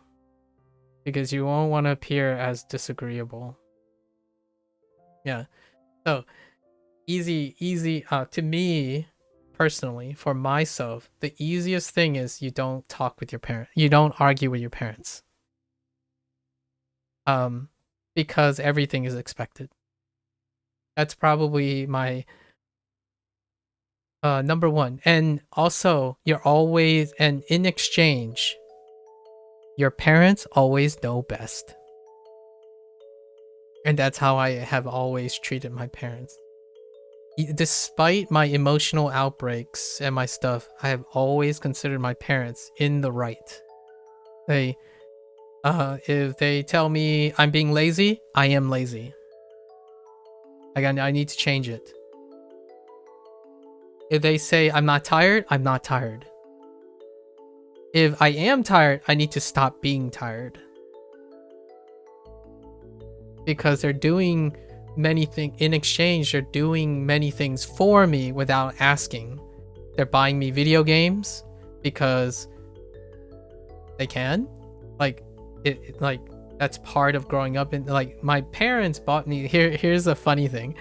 My parents bought me a video game because they saw that other parents buy their kids video games in the United States. They bought me a car at 16 because they know that other kids can work at the age of 16. That's kind of like the Eastern conformity. Like, they see other things that are norms, and I try to trust my parents that they are. But my Western side sometimes do come to contact because there are things they don't see. For example, the way my friends interact with their parents. So that did create arguments that happen. Like, I once asked my parents, like, their parents always go on vacation every once in a while to hang out and stuff. Why don't we do that? My parents like, well, we're busy working and you're busy getting good grades. It's like, oh, okay. That's it. That's life. So, like, oh, well, we can go on vacation when we don't have to work anymore. It's like, okay. That still hasn't happened, by the way. It hasn't happened. My mother is still not retired. So, and you might be thinking, oh, that sounds kind of weird. Like, a family that's never gone on vacation. It's like, we don't need vacation if we have each other. We can have wonderful times in the house, but then a Western society was like, well, you have the choice. You should have a choice to go on vacation and like enjoy yourself. done so much and whatnot. It's like, yeah, true, but we didn't choose to do that. We chose to continue to work hard because at least the society that they were raised into and the society that I have been exchanged to is about working hard. We work hard all the time. Like, if you need to explain something, if someone asks you to explain something, you explain it well. None of that half effort kind of thing, right? If someone's criticizing you, you better internalize it. And I don't mean internalize it as in ignore it. Oh, that's one thing. Here's another East meets West. If someone dislikes you like online, that's not the when someone says, "Oh, you're really highly independent," you learn to deal with things, right? You learn to deal with things. That's different from ignoring them. That is one of the biggest cultural dissonance. It's top 5 difference between being raised East meets West. When I see someone dislike my videos, I internalize it. I don't ignore it because I have a choice to ignore it. That's probably our earlier conversation protocol between well, eventually it's unsustainable. You can't always be super concerned with all everybody's comments and stuff. It's like, well, yes, you can, but in a different way. You can manage how to do that. So yes, when someone dislikes my videos, I internalize it. How do I get less people to dislike my videos? Or how do I get to my working things? That doesn't mean it'll upset me if I fail. But it also means that I don't choose to ignore it. So I don't choose to ignore why I'm bored. I don't choose to ignore why my lungs feel like it's swimming with fluid when during my allergy seasons. I have to take it into account and do the best I can to always make it work. So that comes out as independence, but I don't think it's the same independence that Western society projects onto me. Like when people think of independence as an adult, people often says, "Oh yeah, this guy just does anything. Like nothing gets under this person's skin. Everything gets under my skin." The thing is, what's under my skin is never let out. And then I use what is under my skin to do better than it, to grow beyond it, to become more aware in it. And that is Western society, not Eastern, in my opinion. I don't like the stuff I'm talking about right now, how to like be more self-aware and learn to seek happiness as opposed to at the expense of potentially deviating away from duty. Here's a really hot take. When parents raise children, they are expected to contribute to society. Western independence allows you the choice of what to do with your independence. You can contribute to society any way you like, or at least you try to contribute to society the way it brings you happiness. You don't have to be happy to be contributing to society in Eastern culture. That's not a choice. You contribute to society. That's what brings you happiness. So, sequencing. When you are able to contribute to society, it brings you happiness, not the other way around. So if you want another element of Western culture and Eastern culture when it comes to like independence as an adult, is decision making. Decision making is different. I went to graduate school because I know that getting a PhD in science will make me happy. Not if it will make me happy or if it can make me happy. It will make me happy because it will make my parents happy. Or become a doctor because I know my parents would be happy with it. Not what makes me happy because I'm going to choose to do it. Like, I'm not promised happiness in the decision making, which is ironic because the way you described independence is kind of how my parents sell their lessons. You get straight A's, it'll lead to independence. You become a doctor because it'll lead to financial independence. You only worry about marrying anyone or being in love with anyone once you secure financial independence, have a house and a steady job, because that will guarantee you independence. So that's how it's phrased. So you do things on the guarantee of things to happen. And in the Western world, in my opinion, at least from anecdotal experience, doing those things don't guarantee any of those things. In my opinion. Even if you could budget financially now, that doesn't mean you'll have financial independence later. It increases the odds of having financial independence later. That's what happens when you have choice in your society. There's no guarantee of things, or there's less consistent guarantees. So if you choose to go to college, you might have a better chance at a job. That's the lessons I learned when I went to college. When you choose to get a PhD in science, some people might respect you. But if I'm talking to a Western person, for example, that is up in the air. I get disrespected all the time. In fact, sometimes people make a meme of being a scientist on content while streaming content. In a Eastern world, that PhD is something of prestigious consistency. But that's because the social decorum and stuff is different, right? There are guarantees because everyone conforms.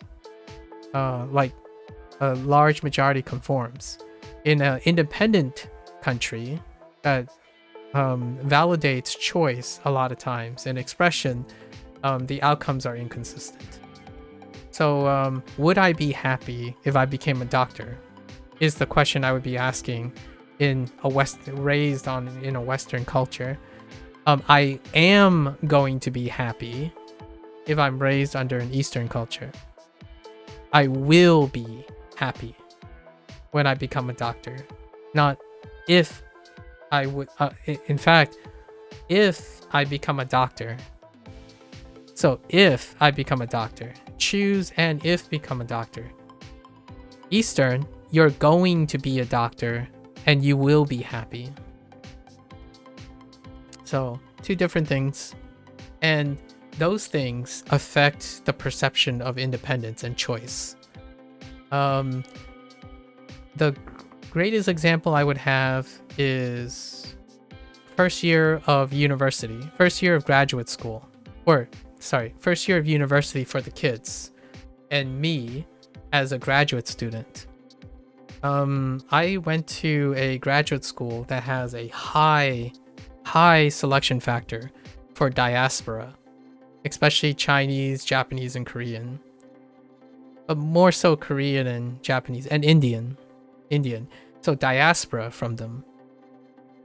And when you compare them with it, so it's like 50-50.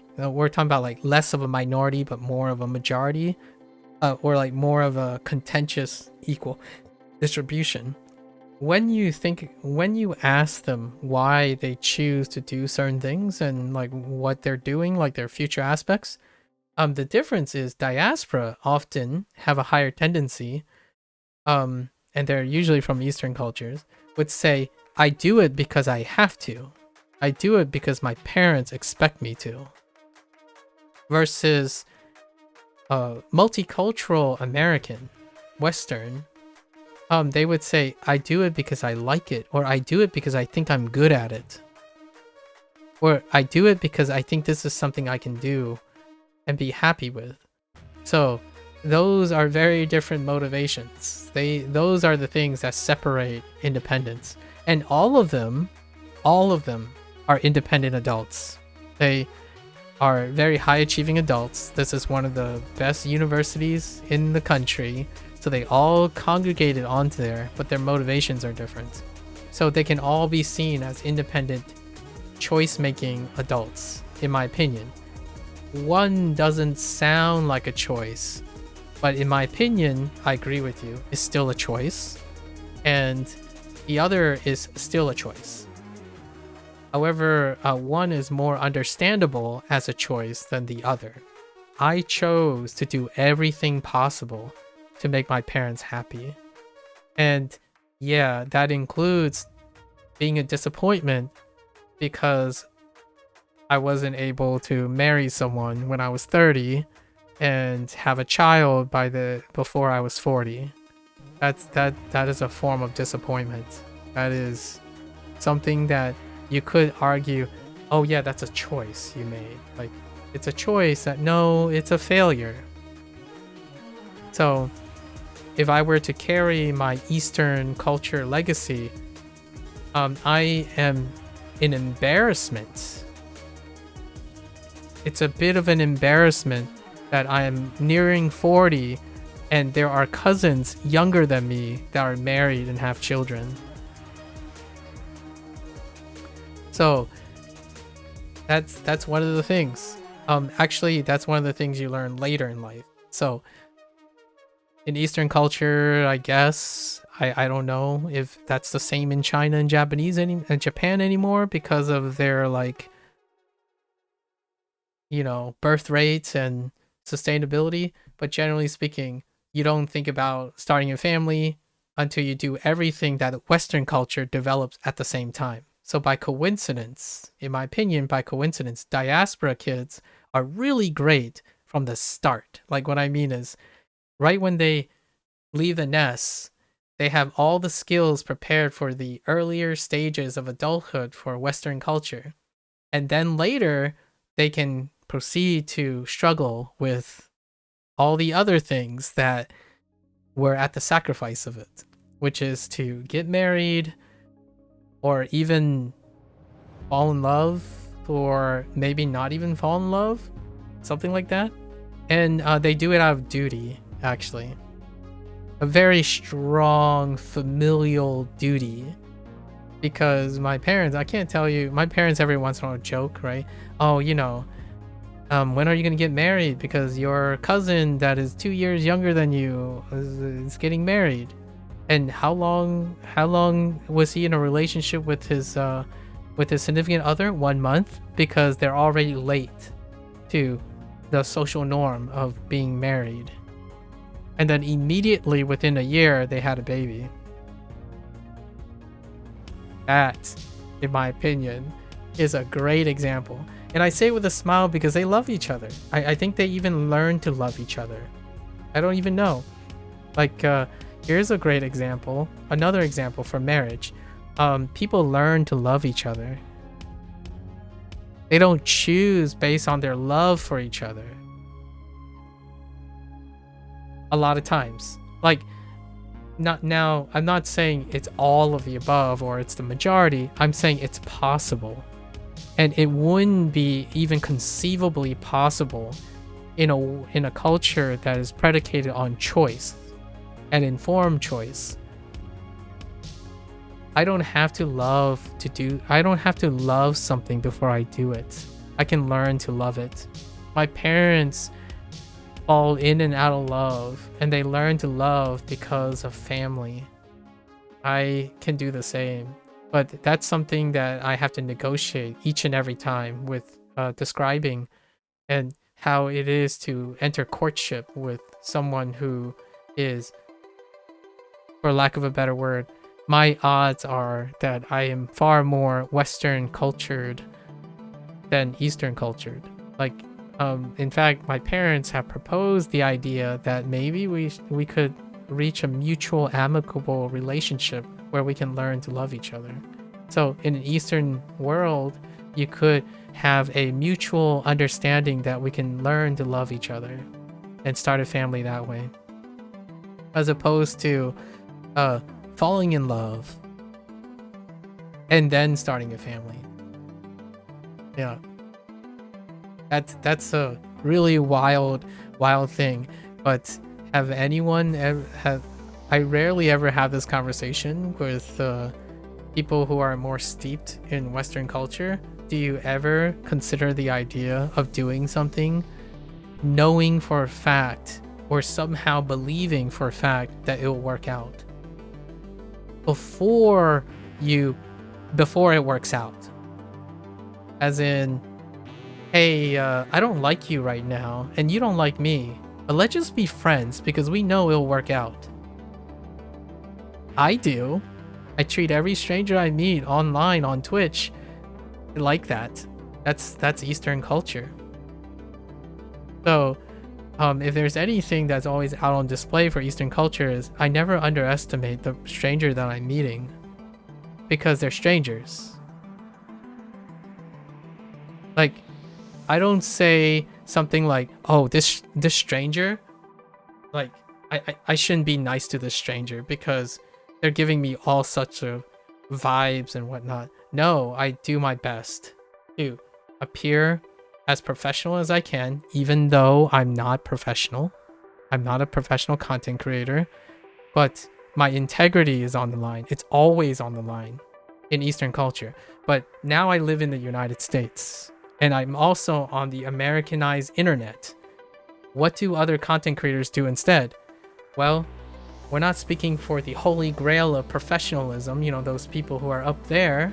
We're talking about every other person, like the 80 to 90% of those who aren't there. What do? Click ban, click dislike, click like, censor, all this stuff.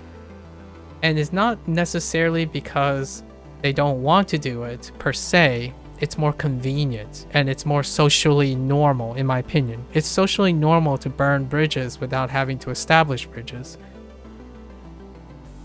I'm always carrying my bridge building tools. That's it. Whether it's reciprocated or not, that is because I'm in public. It is very unacceptable to behave inappropriately in a public space. Even if I'm sitting in my bedroom right now, the internet is a public space. So, Procol, you were here when TikTok was like banned for a month, and then there was a lot of this talk about how the Red Book community was interacting with the flood of the American community. That is what I do every single day.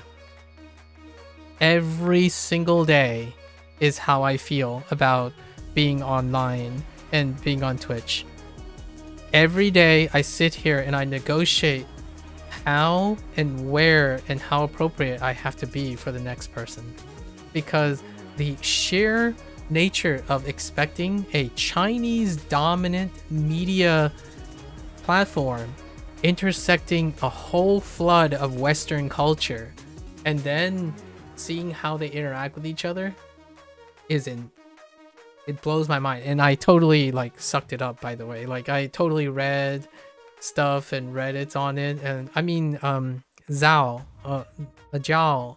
the other guy who's actually from China and he's currently in the United States, also talked a lot about Red Book and how what they see and whatnot. It's a very different world. Politeness is mandatory. It's not mandatory in the sense of there are rules and laws built on it. It's built into the culture. So when someone comes around every day on Twitch, right? Twitch is Americanized when suddenly they think it's normal to say you suck, quit yapping, put the fries in the bag. You're talking to a Western audience. You don't say that for someone who is assumed to be trying very hard, by the way. So, since I'm American, you can assume otherwise. You can say I'm lazy. That's your choice. You get a choice because people can choose to be lazy. You can choose to make content without making commentary. You can choose to just vibe out and play a video game and not respond to your chat. Those are choices. they're still independent adults. They still make their choices, and a lot of them are successful. Like there are people who are successful at making no commentary video game things. They're speedrunners and whatnot. Um, in a Eastern culture, there will be standards before it becomes standard. So, what does a professional content creator look like? Well, let's talk. I'll bring back one topic that you brought up: swear words. You don't say swear words. Period. It doesn't even matter what your choice is, what your emotional baggage, whatever. You just don't say swear words ever. Now, you could say, as a kid, you grew up choosing to do that, and then the adult gave you the independence that you need to be a functional adult. But yeah, swear words. That story that I told you, it was because of my Western upbringing. I learned how to swear when I was 6 because of my low socioeconomic peers. Like the environment I grew up in. Swearing was normal until it was not. And my parents couldn't comprehend it because, they have an English barrier. It's something that it's my problem. So when I saw it was my problem, then it becomes my problem. About face. You deal with it right there. Eastern culture, in my opinion, personally. You see a problem, you fix it. And none of that lingering, I'll fix it tomorrow's business. You fix it now. It's your problem. Suck it up.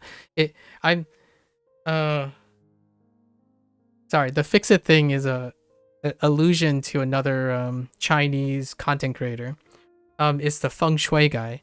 The feng shui guy, he does like he organizes interior rooms and stuff, and he has a series called Fix It. Like he would take something and an example and say, when like your shelves are not high enough, and then it would like clip over, and then it shows it leveled. Fix it.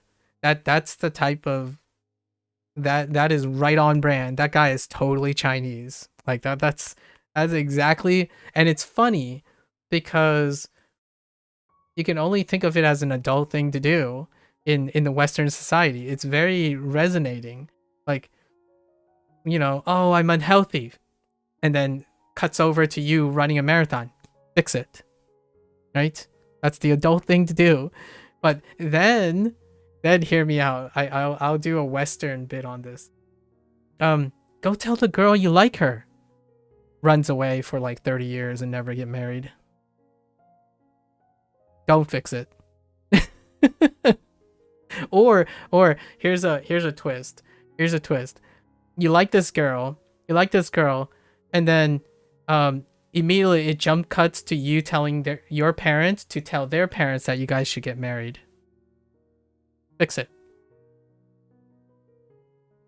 It might sound like a joke, but it's quite true. Like there's notes of it. Emotional communication, like emotional maturity is like really adult. Emotional maturity is it's a compromise. So as an adult, when you watch those anime, right? The anime about how like a girl has a crush on a guy and it took them 16 years to confess to each other, but by 16 years they're already adults, and they coincidentally by their circumstances got married already, and they never ended up confessing to each other and talking about how they liked each other because they married for duty and convenience as opposed to whatever they had before. Yes. More closer. I always commended. Here's one that I commended. 5 centimeters per second. The Shenkai movie.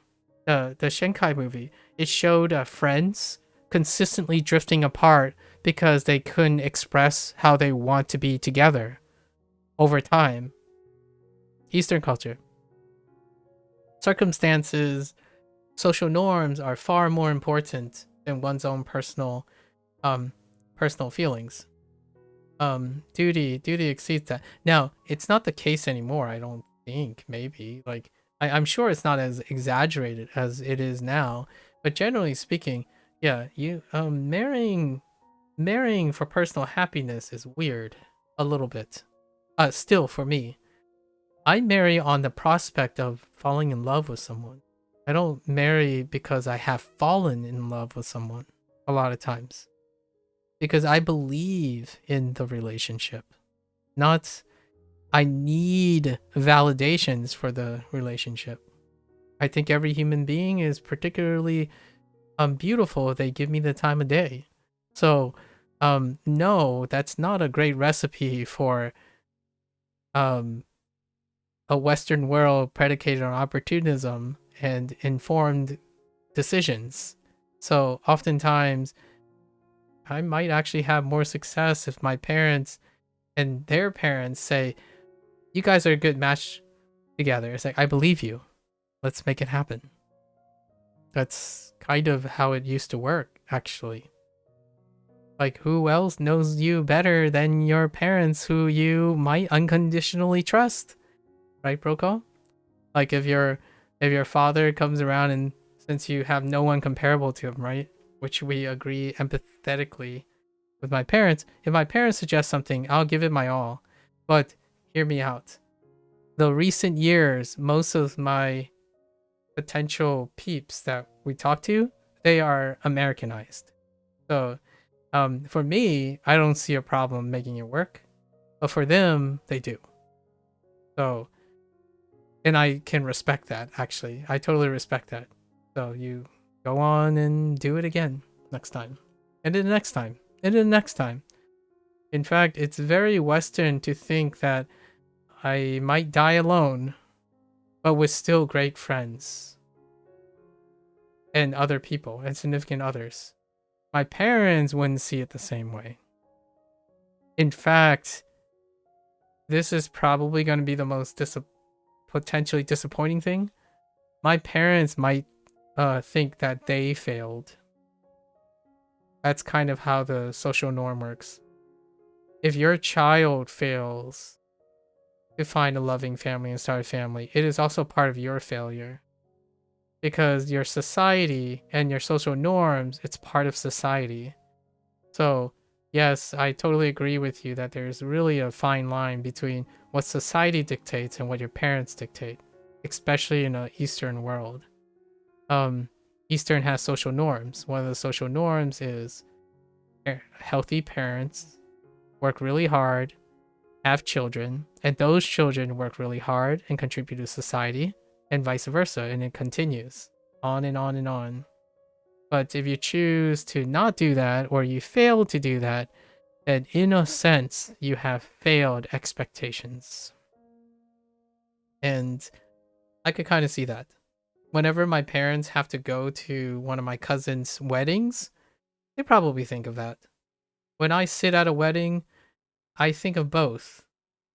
Like recently, my younger cousin, one of my younger cousins got married, and they had a multicultural wedding. I think the other person was potentially either British or Irish.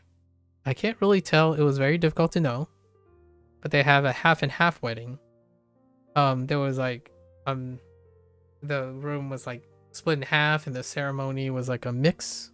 And yeah, you get reminded. I'm like I don't know how much older I am. My cousin, I think I'm like 4 years older. So on the one half, I'm reminded that I failed so far, and I need to fix it, and I can't fix it, or something like that. And my Western side is like, well, it's okay, like as long as you're happy, right?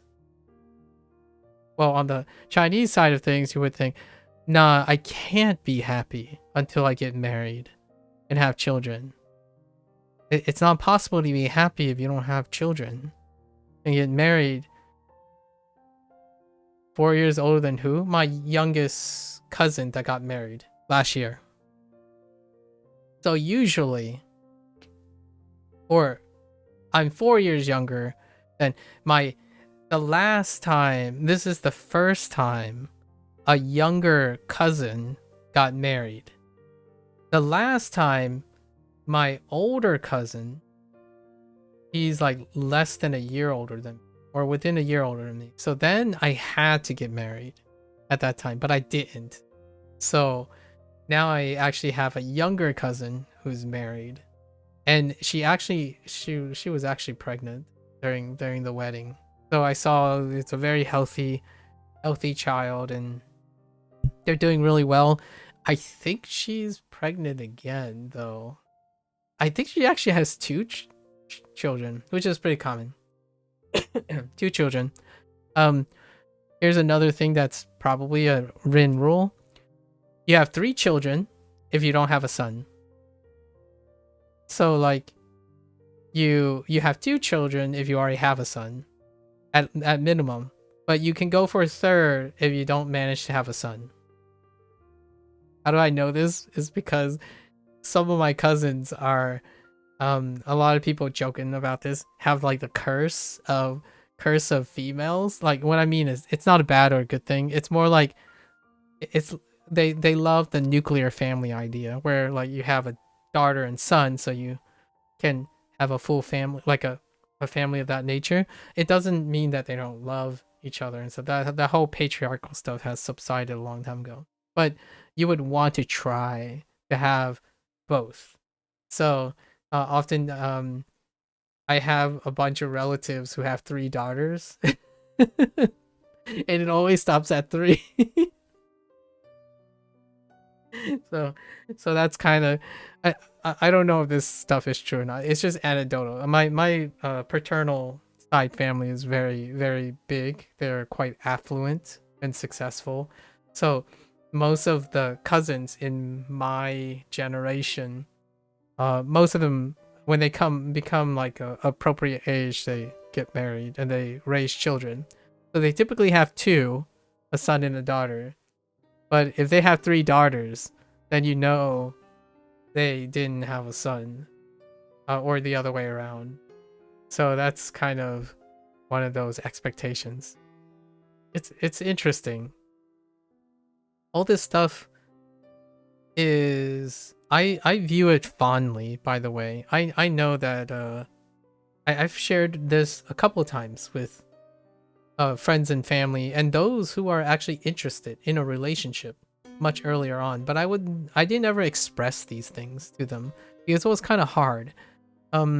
Early on, you know, I talked about people who were interested or wanted to start a relationship, but the idea is social norms predicated that I don't do that.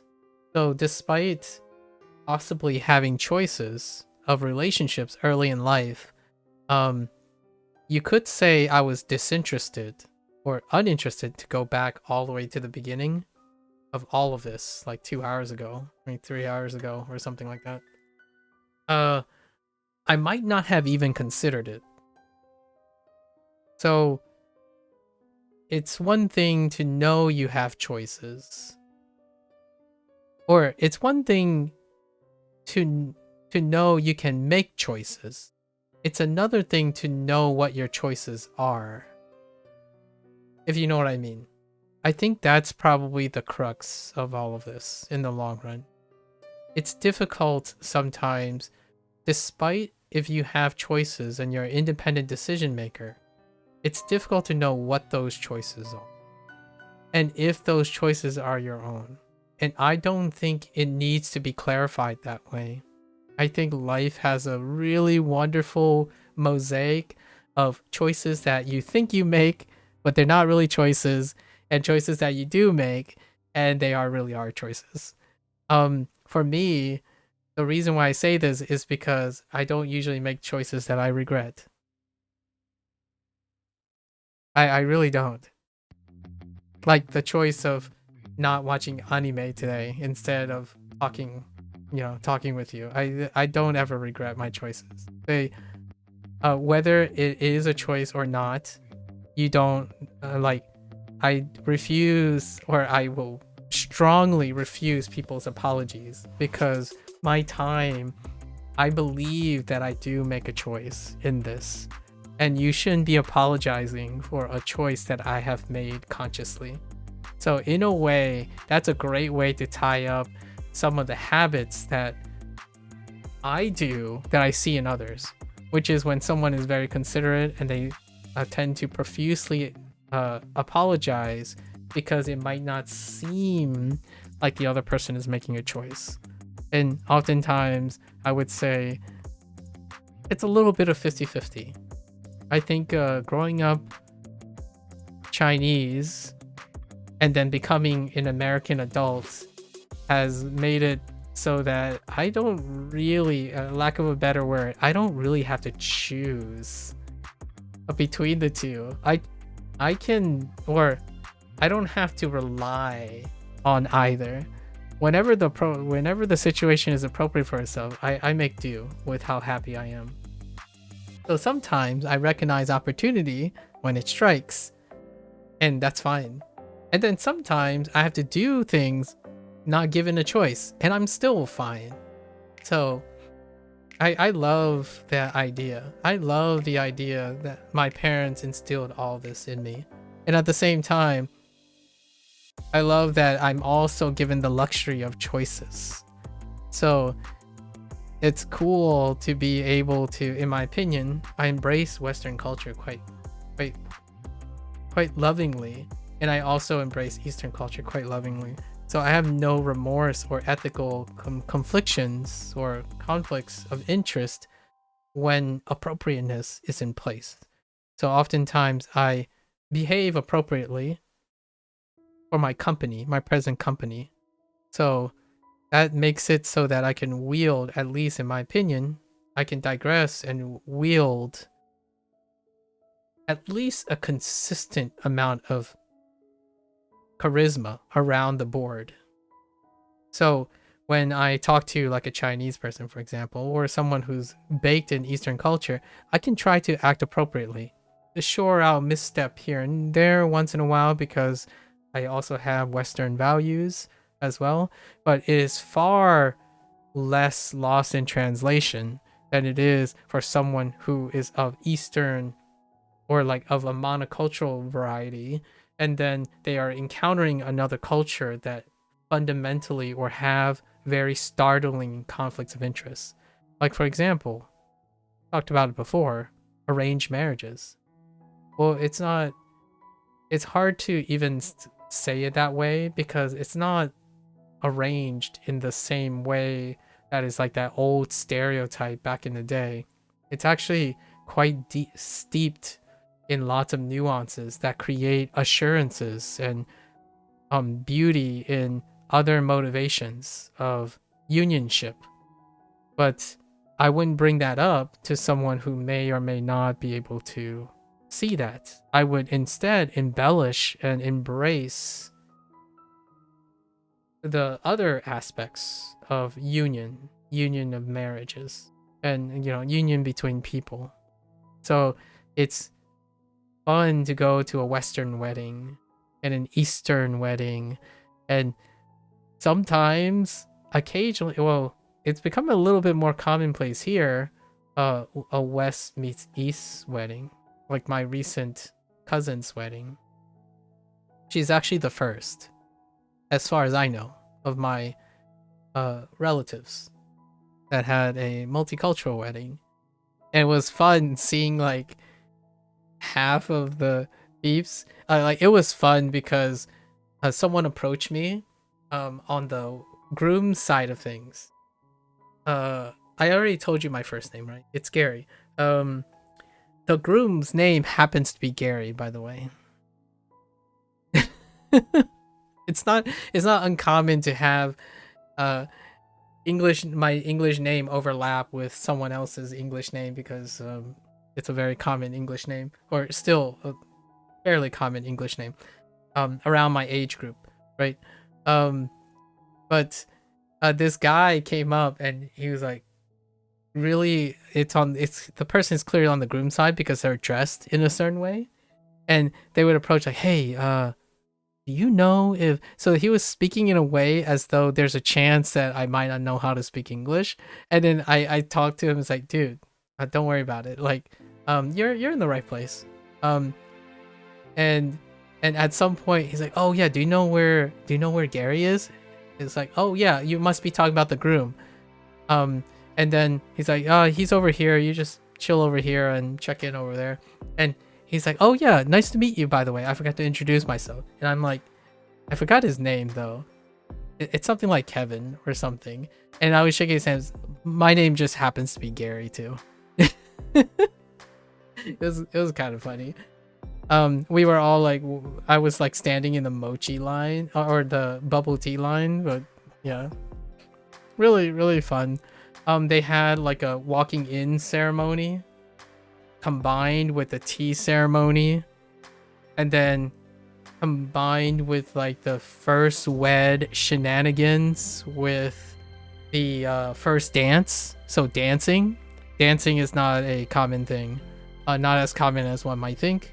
So like it was a myriad of half and half, and I think that's beautiful. It's pretty beautiful. I would say that my parents would be like, oh, okay, so that's what they do, not what we do.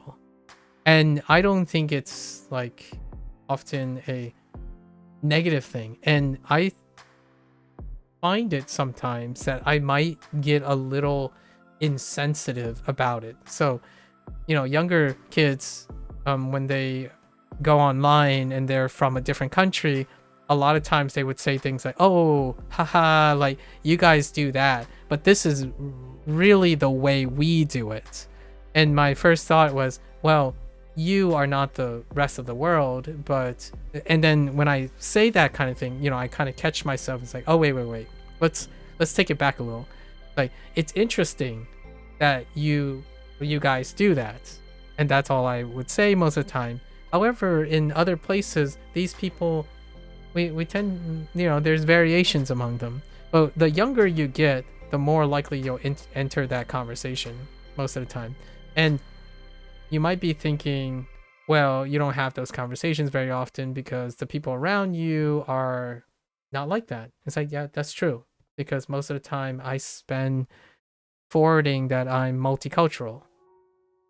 So inherently, you might be thinking, oh, if you keep saying you're multicultural, that doesn't guarantee that multicultural people will be talking to you. It's like, that's true, but it does increase the frequency. And also, the way my demeanor and the way I present things and all of like the holistics of certain behavior makes it so that it's far more likely that I'll encounter that. So I would say definitely I like those situations. Despite being really rare, by the way, this is already rare enough without the internet. The internet kind of sort of makes it less rare to have a 4-hour discussion about independence in Eastern and Western culture. I still do it to this day. I actually I want to like double down on one last thing. I don't think there's a right or wrong way in this case. I think there's an agreeable and a disagreeable way based on people's experiences and their like principles. So there's a level of tolerance that I think goes a long way to maybe being less angry at people that differ. At the same time, if you want the quintessential East meets West mindset, it's usually with fondness for both. At least in my opinion. Like, if you meet someone who's diaspora, the things that they usually talk about and laugh about is pointing light at the two that they're from, and knowing that they're so true and also so not true at the same time. So instead of worrying about stereotypes portrayed by your one culture by other people, and then like worrying about it and defending it and stuff, it's more like, oh yeah, that's true. Oh, I can see that too. So instead, in my opinion, I get to enjoy it, like whatever you want to say about this. My mindset is that when people say they do things and don't do this thing, it's kind of like that's cool to know. It's neat that there's a set of people who have social norms like that. It's not saying, "Oh well, my country's people don't do that, so that's kind of weird," or um, "Oh, your country's people do this, right?" And then my first thought is, "What country do you think I'm from?" Or like, "What kind of culture do you think I'm from?" And then they're like, "Oh well, you're Chinese, right? I heard that Chinese people do this." Oh yeah, yeah, that's kind of true. Yeah, I like that. And it's like, "Oh, I don't mean to be offensive or anything." It's like, no, you're not, because it probably is true. Like, you had to have gotten the idea from somewhere. Hang on, let me ban this bot. So a lot of times, that, in my opinion, is a really big hallmark of meeting diaspora. When you meet someone who's kind of floating between two and they didn't like firmly reject it. We're not talking about someone who doesn't embrace both their heritages. Sometimes people firmly rejects. So you can still find diaspora who are very vocal about, "Oh, stop calling me this. You're this. You're this type of people. I don't care about that other side of people." So that does happen. It does happen, and I can kind of, again, the very soft way, I can kind of see why they would do that, because it produces a conflict of interest. But generally speaking, the type of diaspora that I have encountered most of my life are people like, "Well, we're talking about A and B, but hey, did you know that in C they do this, and then in D they do this?" Because most of the time you're just looking for different ways you can make things work. Eastern, and then express them in different ways. Western. And then I don't know how to classify Southern and Northern, but if I were gonna take the American approach, Northern, business as usual, business. Southern, hospitality. So if I had an American funny regional thing, sometimes I just want to say, "Boy howdy, welcome to our home abode," versus, "Sorry, I don't know you. Gotta get to a business meeting." Because I grew up in New York and I have a stereotypical perception of Southern hospitality, of which I do not have any Southern hospitality friends. I do have some friends whose parents, they're from the South, but at the same time, I hope that I paint people's regional cultures in a positive light or out of genuine curiosity and try the best. Not to state that they are wrong or right, which is kind of what happens when you see a wrong of things. Kind of. Yeah. But independence, that's a great example. Wouldn't it be interesting? Here's a fun thought, Procol, if you're still here. I wonder how a kid from a person like me, how their kids would turn out. That's not to say that I'm guaranteed to have children, but it would be interesting to see. Would they be more Western independent or Eastern independent, or would they be like in between or something? Because I'm not my parents, so that's kind of interesting. Although I do have a lot of values of parenting from my parents, so perhaps they'll end up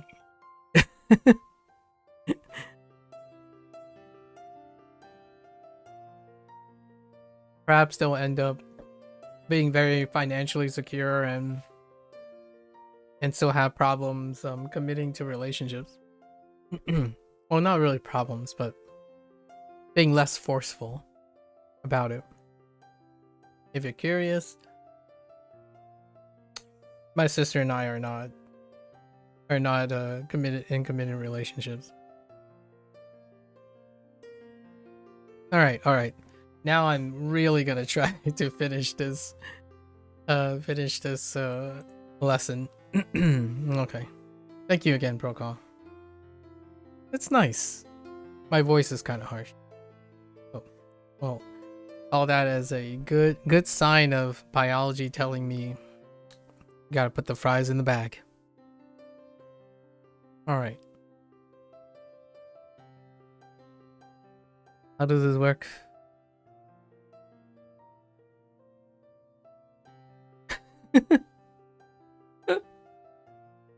Hey, hear me out.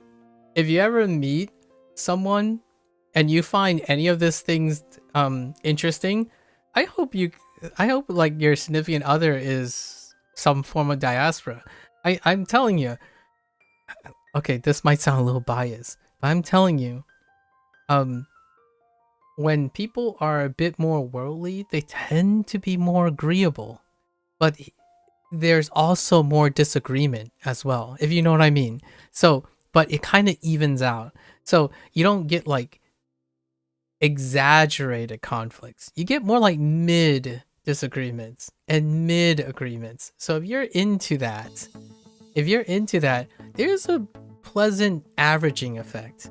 Like most of the stuff I say, I hope, Prokal, it's not like you fully agree with me or fully disagree with me.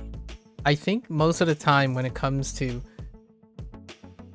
like worldly culture people, not that it's the best thing because it doesn't provide clarity, right? The counter is it does not provide clarity. Most of the time you kind of just get the, oh, I'm on board here, but I have no idea where you're going with this. And so it's kind of one of those things that are very comfy that for me is a social norm. The way we converse is how I feel like I talk all the time. Like when I go outside and say hello to fellow Americans or go to New York and chat with the like first gens in New York, that's how I feel every day. Like I see, okay, oh, all right. Like, so you're kind of like mid everywhere, and it's the most consistent feeling I ever have.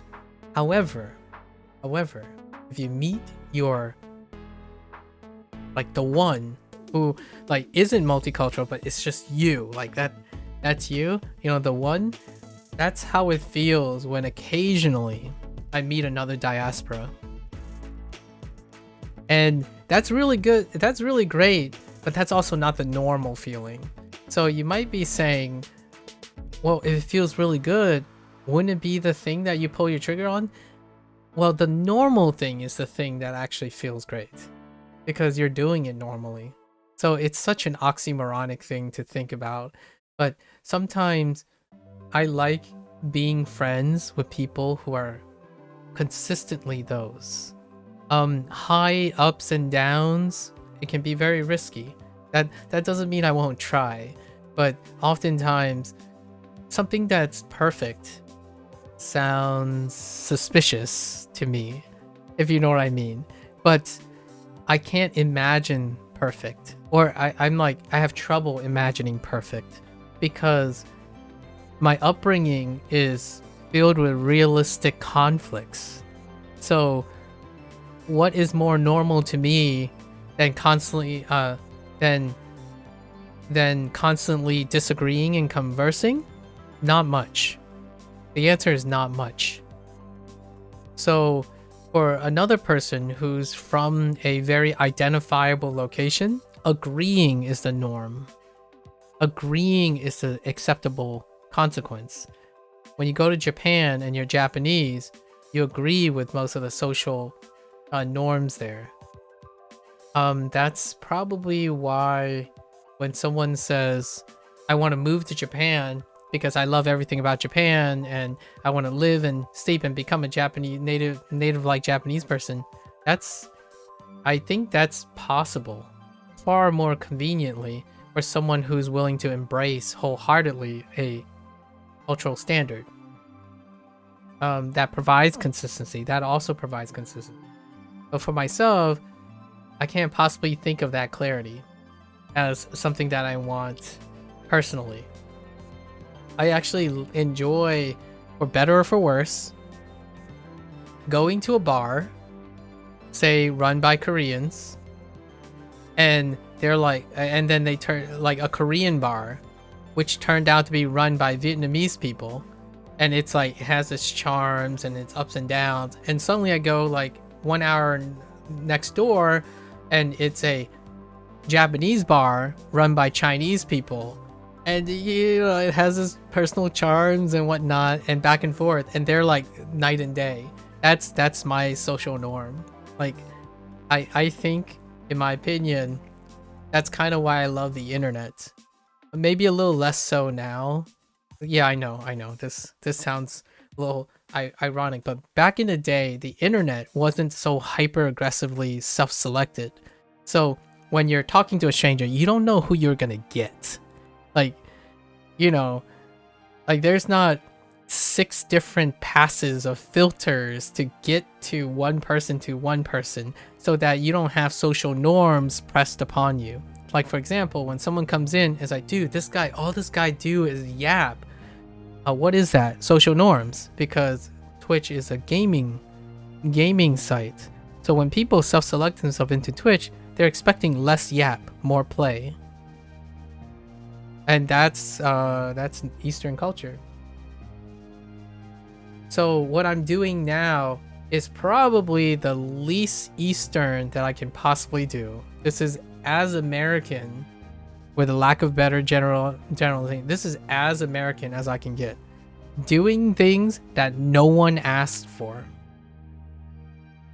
And that, in my opinion, is often seen as independence. You know, cue the...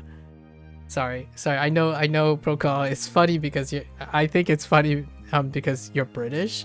Like, you know, cue the red, white, and blue and freedom of choice and liberties. Like, I'm doing something on Twitch that no one asked for, and we're having this conversation that no one asked for.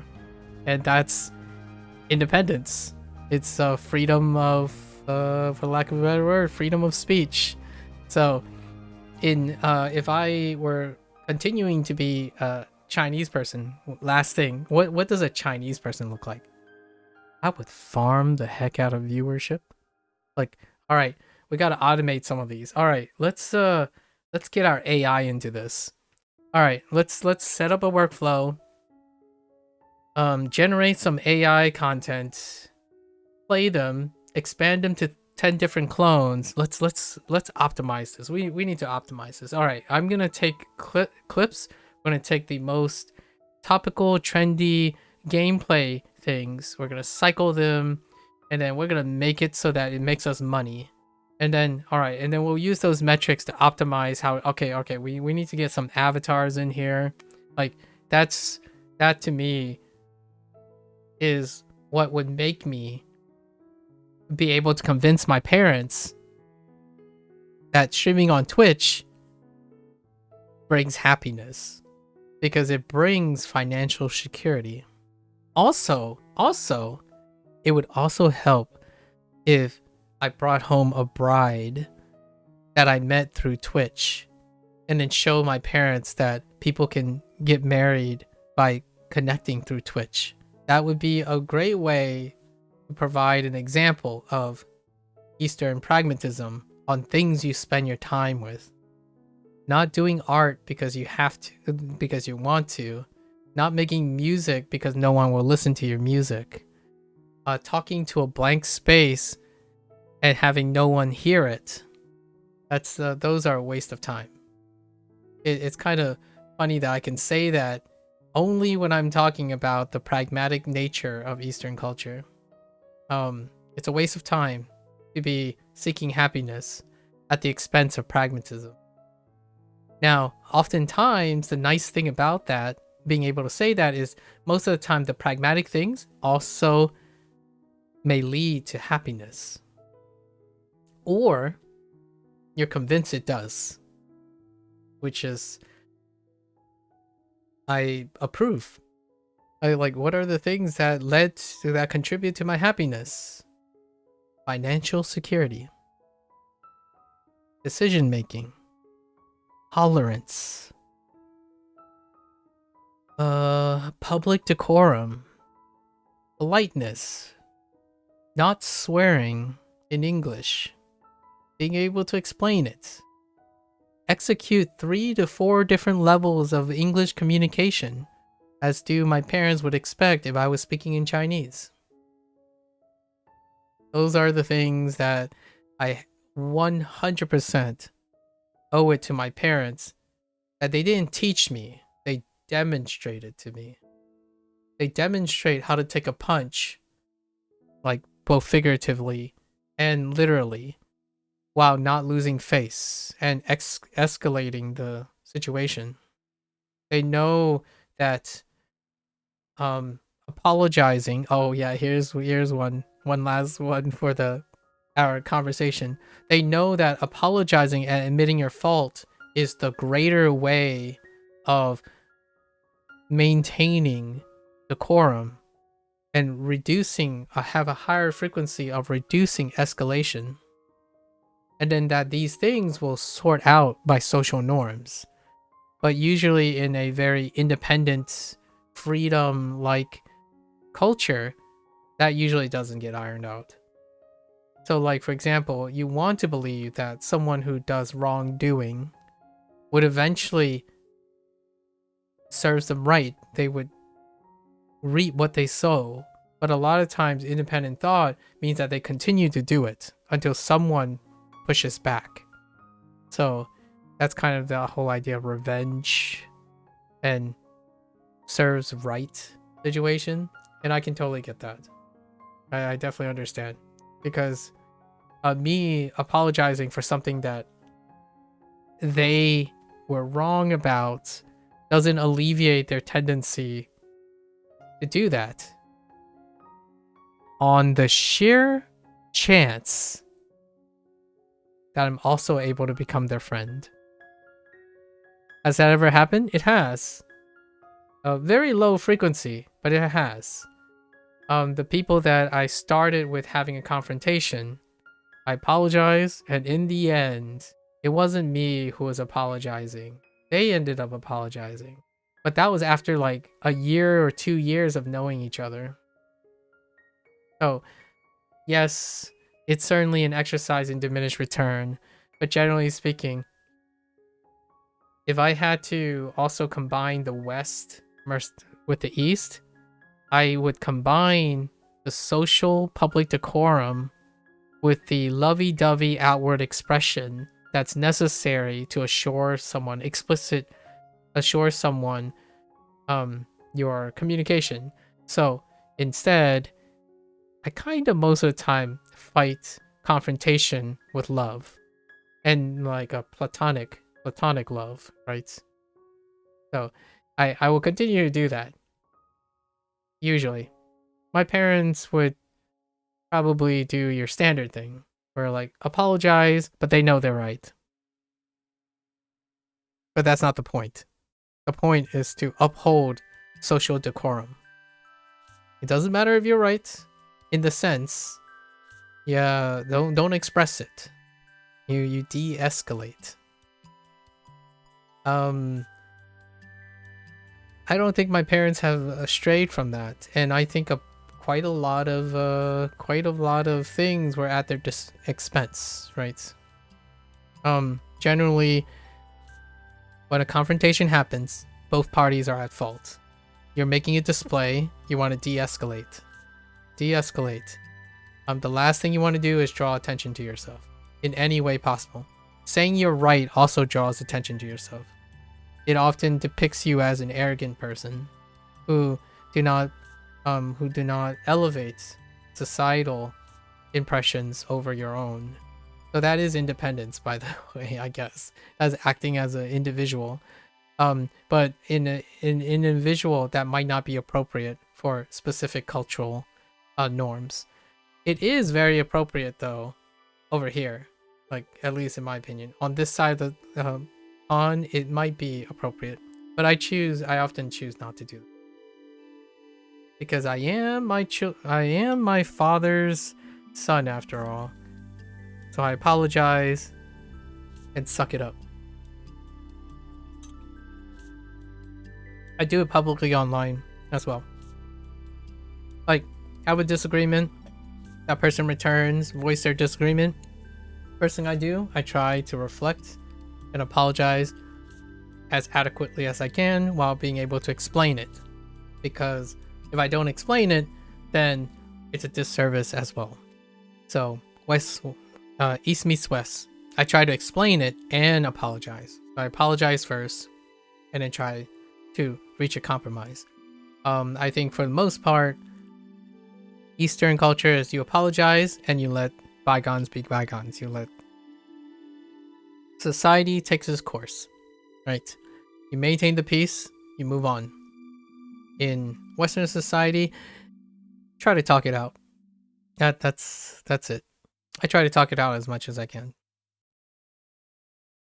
The yap nation. However,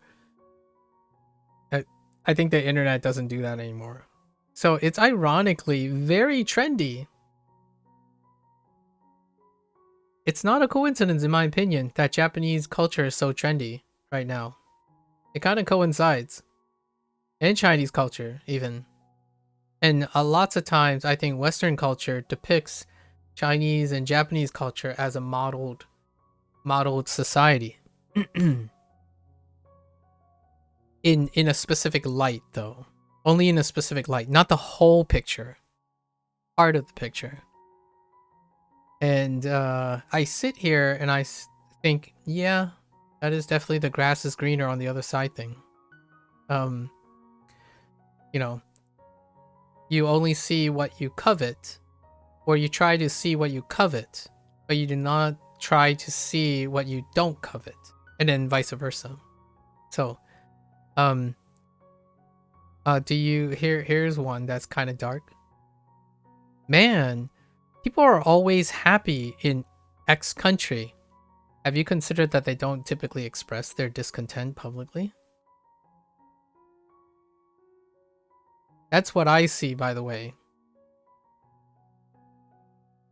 And that's what I experience as well. There's a difference between a country that looks like buttheads and they keep talking bad about their own country or being honest about their own country, and then there are countries where you just don't do that in public. So what you don't see doesn't mean it's true.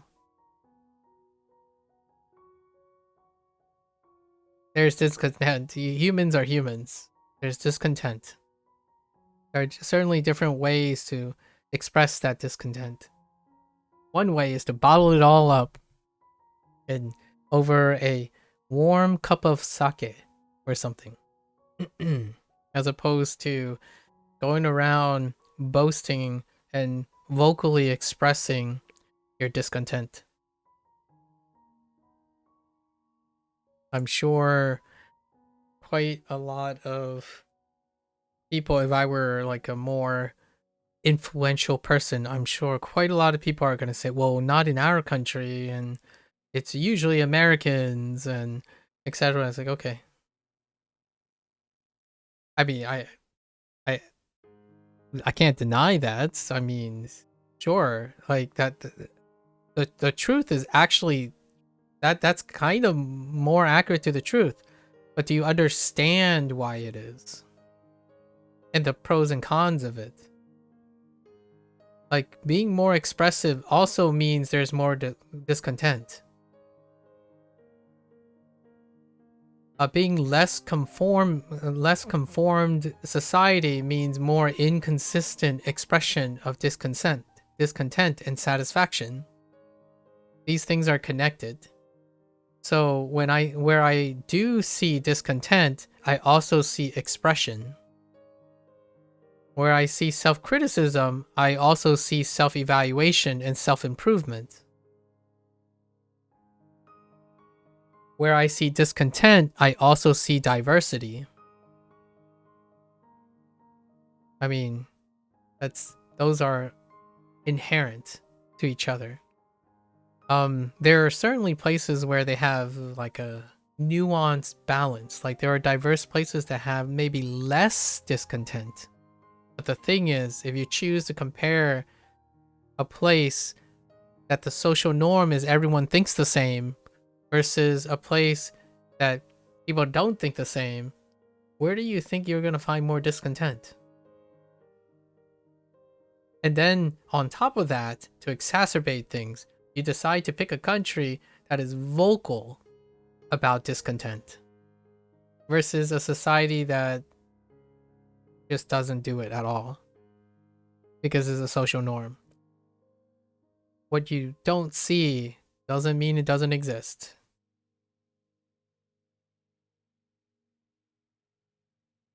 My parents, right, to illustrate, my parents didn't know that I was having problems with bullies. I don't let them see that. All those years, it kind of trivialized what cyberbullying is now, but at the same time, it would be great if cyberbullying wasn't a thing, and you know, discontent among diversity is not a thing. That's when you have the internet, the unity of different types of people. Story of my life. Although the internet's kind of nice, you can carve your piece of the internet so that you can kind of have that too if you wanted. Those are called echo chambers nowadays. At least I refer to them as echo chambers. And I don't think of echo chambers as both bad or good. Or like, I don't think of them as either bad or good. I think of it as be aware of the pros and cons or the things that happen in the echo chamber, and then things that are outside of an echo chamber. And back in the day, in my opinion, an echo chamber on a global scale on this world, on Earth, is a country with a strong monocultural identity. That's an echo chamber. And only their leaders typically are outside of that echo chamber. Like, I think to this day, it's funny because I have the opposite effect now on people online. Most people think that I speak only American English because I speak English. So they don't even look at people's appearances anymore. They go by the language they speak. And back in the day, people had to see each other before talking. So most people assume I don't speak English instead. So you just change one out for the other. One out for the other. There are no observational abilities nowadays. It's predicated on something else. So weird. The times have changed, Procall. I'm not sure if you lived long enough yet. Like, it would be interesting in another 10 years when we discuss how times continue to change, but times have changed. 10 years ago, it was so different than 20 years ago. Man, 20 years ago, meeting people it was such a weird experience. You go up to someone and they would like speak very slowly. I'm like, oh, that's okay, I speak English. It's like, oh, I thought you might be from, where are you from? I'm from New York. Like, no, like, where are you actually from? And I'm like, no, I'm actually from New York. Like, you're talking about where my parents are from. They're from China. Yeah. That used to be like the stereotypical interaction a lot of times. And then now it's like, I heard you sound American, so I didn't hear you speak any other language, so you must only speak that one language. Like, yeah, sure. But my parents are Chinese, so I like magically inherited some Chinese from them. I hope that works out for you. Like, language is inherited genetically. I don't know if you guys knew, but it is. I'm kidding, it isn't. Yeah, you've seen changes over the years, but I'm not quite old enough to see a big change. I hope we get to talk about it in the future. I think humans are cool, in my opinion, because they change over time. I don't think humans are less interesting when they don't change at all. Honestly, I am a little biased, but whether that's a change for the better or for the worse, it's just the idea that humans change over time is kind of cool. I think it's the one thing that's keeping us from becoming extinct. Sorry, spoken like a true virologist. I know. If humans have the incapacity to both physically and figuratively change, if they lose that capacity, then they might as well be extinct. Our time is limited if we lose the capacity to change over time. So yeah, call it a mix of biology and psychology, but that's kind of the neat situation about being human. That's what makes humans still not a mark in the history books. We continue to change. Or ebb and flow. Like, I'm not talking about humans don't cycle, like, you know, change back to something or coincidentally tread something, but they still change, you know, we go through cycles as well.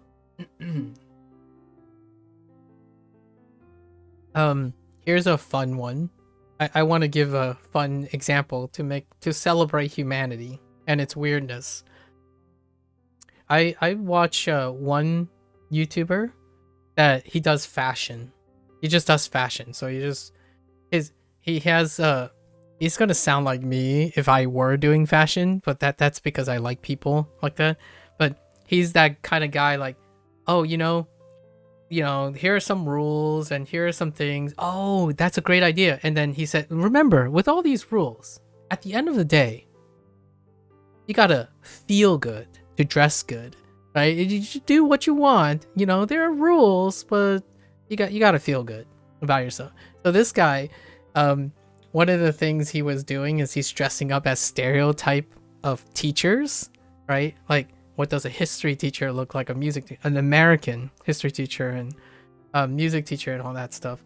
And he described the music teacher as someone who dressed like this so long because he has clothes that are so old that it's coming back in style.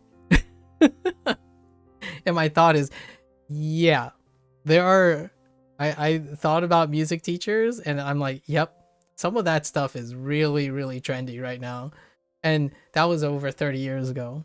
So nowadays, the new generation, right? Like, especially Gen Z, they really like vintage, like 70s, 80s, because it was like, in the United States, it was like a period of stability, a period of like strong positivity and whatnot. So don't get on my case when people start wearing fedoras and top hats again. Maybe not top hats, but I could totally see fedoras being a thing. You know, like I think of British a lot of times, like old Victorian British. Dude, there's a whole thing about Victorian period. Some people refer to them as costumes, but they're really garments. So I don't know. Fedoras, hair plumes. Let's just go with it. But humans, weird, very weird. You know, history chronicled these, but that doesn't change the irrationality to gravitate towards things again. I would not be surprised that one day milkmen will come back, or milk person will come back, where you still get milk from. I think it was you that, Procol, was it you that mentioned that? Was it your grandparent? Still get milk from in the jugs or in the bottles delivered. It could come back. I don't know. Humans are weird. Like, it could come back. Like, here's one that is sort of a slight joke, but also a very concerning joke. It's both pros and cons, right? Let me balance it out. There are people now, in the United States at least, think that unpasteurized milk is healthier than pasteurized milk. So humans are weird. I'm gonna tell you now. But man, Louis Pasteur solved a very, very devastating problem early in human history by creating pasteurization, right? Inventing pasteurization. And that's a thing now too. So for better or for worse, I hope I lived long enough to see even more weird things. I think if there's anything worth celebrating, being born human, right, is living long enough to witness the quirky natures of human civilization.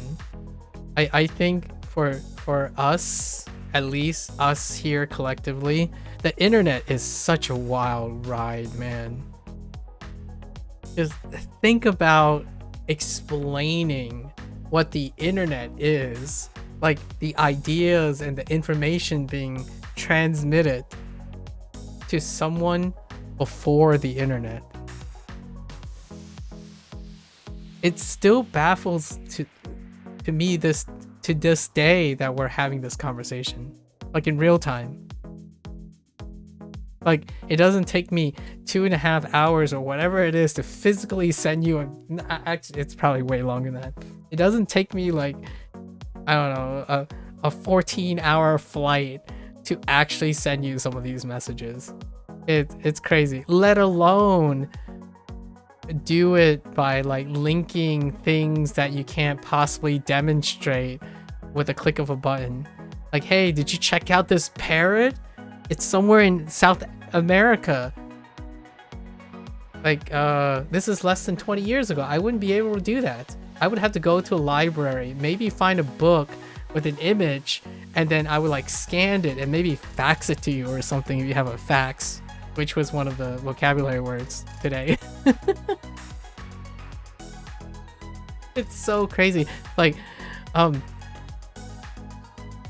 I could show exactly what I'm doing by calling you and using my camera phone and just shooting, like just shooting right now. Like, you know, we could end the stream. I could call you.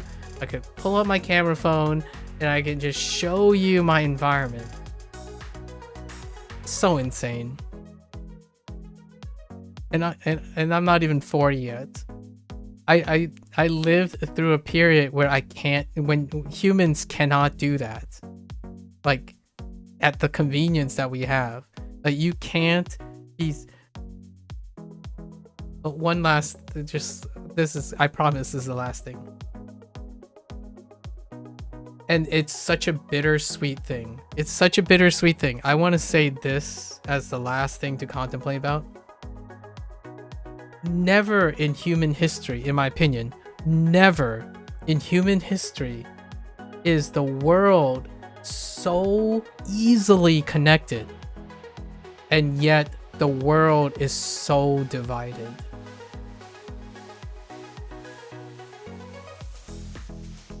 And what I mean by that is, with all the seemingly unbelievable technology to bring people together and be able to share ideas and get to know each other, this is the dawning of one of the loneliest generations in human history, at least in my opinion. And what I mean by that is, there are less lonely people who only have their neighbors to interact with than the internet age. And I'm specifically talking about the generation that grew up with the internet. Like, because I can't relate to that. I lived in a period before the internet. So even if the internet like shuts off, right? Like, suddenly we can't use the internet. I'll just go outside. I'll get in my car and drive to the local pub or something. I don't call them pub. We call them bars, but I like using the word pub. We you know, drive to the nearest dive and just hang out with people. I don't know, go to the batting cages and see whoever's going batting. I don't know. Go drive to the stadium and check out the baseball times and see if what the next baseball game is or something. But in this world, the generation that grew up in the internet generation, there's so many unbelievable technological advances to be able to make friends, communicate with each other, overcome disagreements and whatnot. And I don't believe that it is inconceivable how lonely that the generation is. And maybe it's because perhaps I lived a time before these conveniences that one can imagine these conveniences. But I want to bring that back. Like, people should not be lonely, in my opinion. Especially lonely when they're bored. So we'll take it all the way back to 4 hours ago.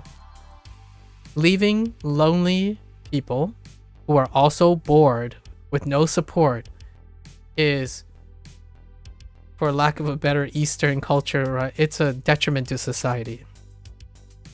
I think those people at most would love to be contributors to society when they're not lonely and bored, right? And there's so much technology to help with that, or could potentially help with that.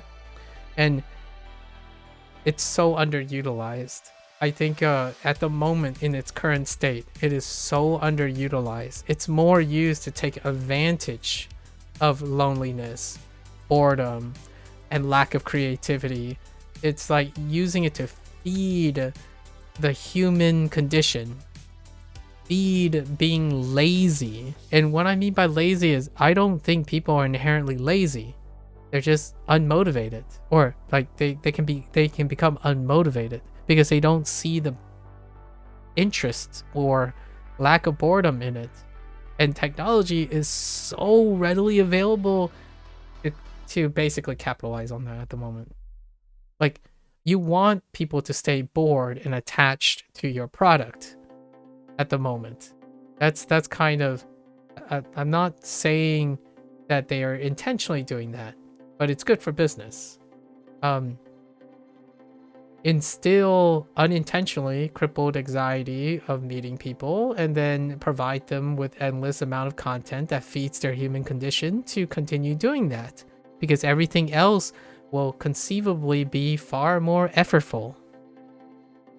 So the harder everything else becomes, the more and more likely they'll stick using your product.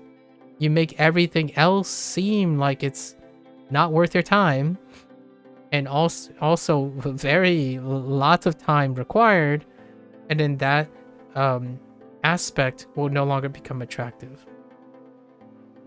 Yes, and I will most definitely, if I see one of my friends sitting in that corner, sulking in the corner, and thinking that there's nothing better to do with their time, I am gonna drag them on a road trip somewhere, use as many of the viral technology that we have, and we're gonna knock the boredom out of the person.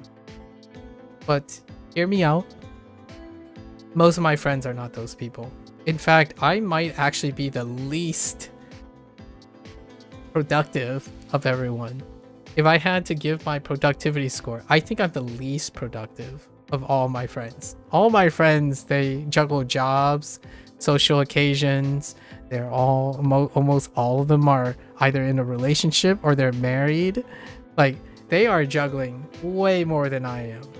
So I actually might be the person who some people might look at as like, oh, this guy's bored. That's why he's like sitting here talking to himself, recording things and learning languages. He's bored. He's clearly bored.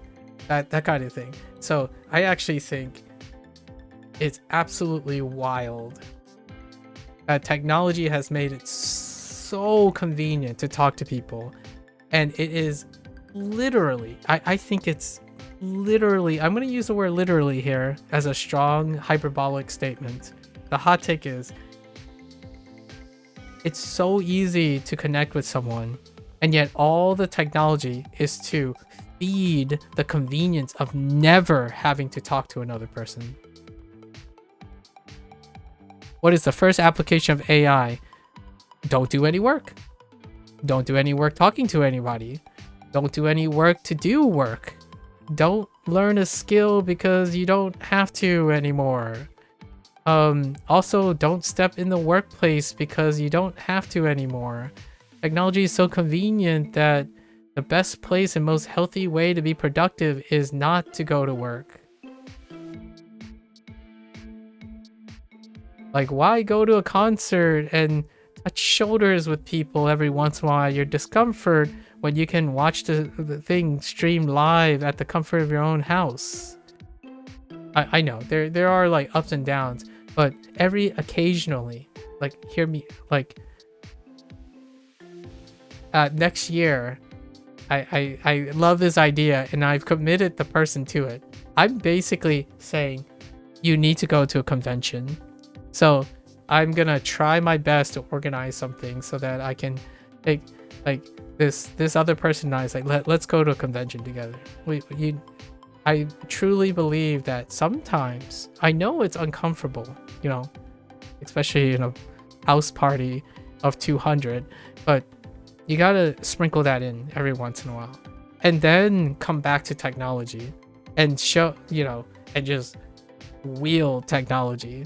Like, technology makes it possible to reach hundreds of thousands of people. I can't even imagine that.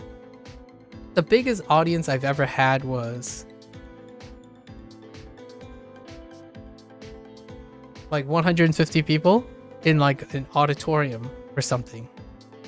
Maybe 150 to like 200 people. And it was only me who's like speaking, right? And nowadays, things like this absolutely trivializes that. At least to me. But it's so hard to impress that upon other people when the social norm is, yeah, they feel like it's talking to nobody because they don't see anybody, right? And that's crazy. Yeah, that must be wild to be able to think back and see how far it comes since then. Listen, Procol. I didn't live that long, but I still had to write mail. Like, actual I mailed letters, written letters to people. In fact, that used to be the social barrier to keep in contact with other people from far away. Mailing things to people. You know, you gotta break out a piece of paper. And nowadays, you know what? Japan is a fantastic example for this. Go buy stationery, write your kanji, and just mail it. Just because you can. Like, Japan has a wealth of stationery hobbyism, but hobbies. But in here, it's crazy to even think that. I got one more. One little touch. Technology has advanced so much as an anti-social device that the phone is no longer used for its original purpose. Like, the vast majority of people do avoid using the phone with its intentional purpose. And that's to have voice calls. I would argue, I don't have pure statistics, but I'm willing to bet that more than 50% of people use their smartphones not for voice calls. That came out as negative, but they avoid using voice calls if possible. So wild. Absolutely wild. The one true, like, convenience of having a smartphone, or not even a smartphone, but like a cellular phone, has been supplanted by the need to not communicate with another person. And here I am still making an argument, or arguing with people who believe that, oh, learning another language is about fluency in speaking. I'm like, you mean like kind of what we're not doing now? You mean like reading and typing and writing? And then some people are like, well, yeah, but you're writing kanji. We don't have to write kanji anymore. We can type. And I'm like, yeah, that's true. That's true. Limit the forms of expression. I wonder how Japanese people would feel if I wrote them a letter as opposed to like writing them an email.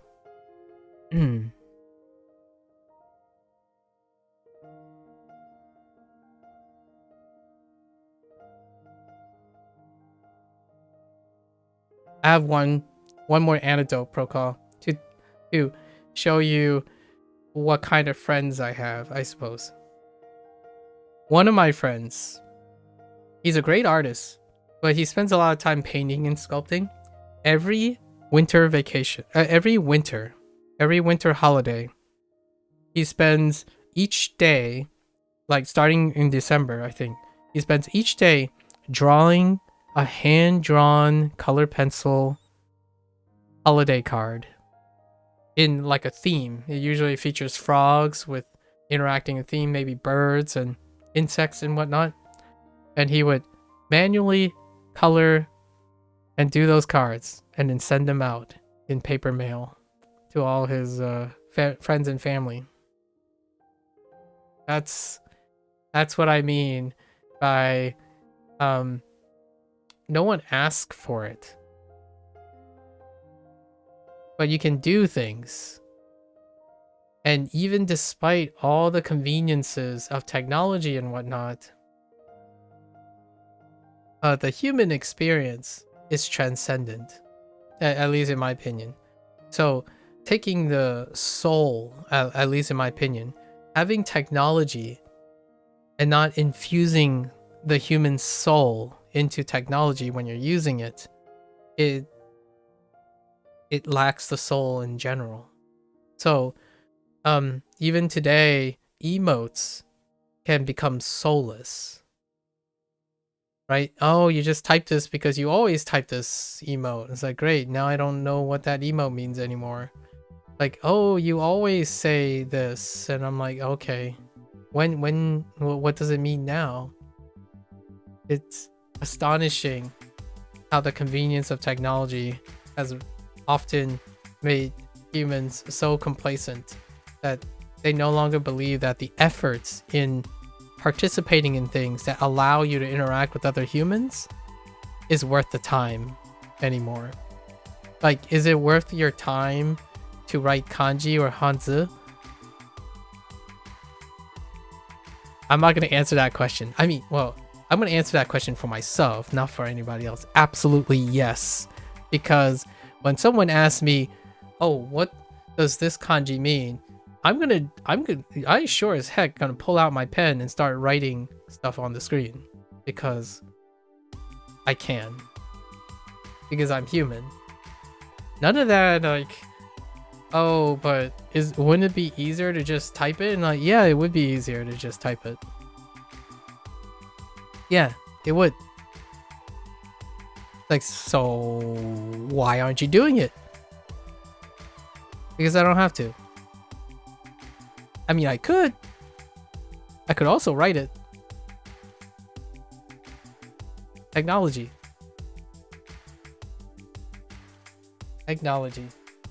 I could say pro call, you're wrong. We just end the discussion now. Okay. Sorry, I was thinking of there's a scene in Clear Up Scared. I think it was Clear Up Scared. Someone was saying like, oh, but you could do this, you could do this. Why do you want to do it? And then the other person just said no. And that was it. I think I'm so not used to that type of interaction that every time I think about like the internet conversation, that's kind of what happens. Someone's like, oh yeah, this is so great. Like, you want to come with me? No. That's it. I think one day I'm gonna do that, and I want to see if I can keep a straight face for more than like 10 seconds. I don't think I think it would take people by surprise if I just straight up mean like, yeah, no. No. Or like one day you're gonna say like, oh, can I ask you a question? I had this question. It's like, no, I don't have time for it. Get out. I got like 2 seconds there. All right. Showcase. We're just gonna wing it. 展示 Okay.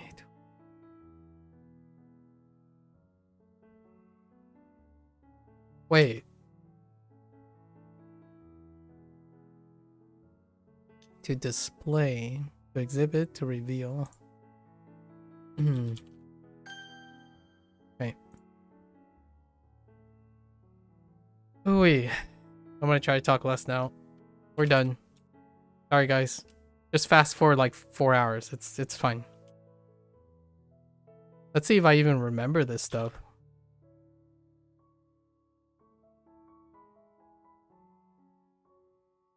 船员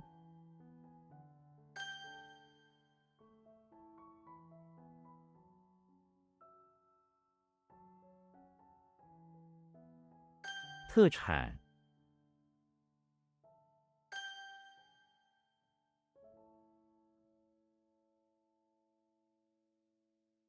世界 世界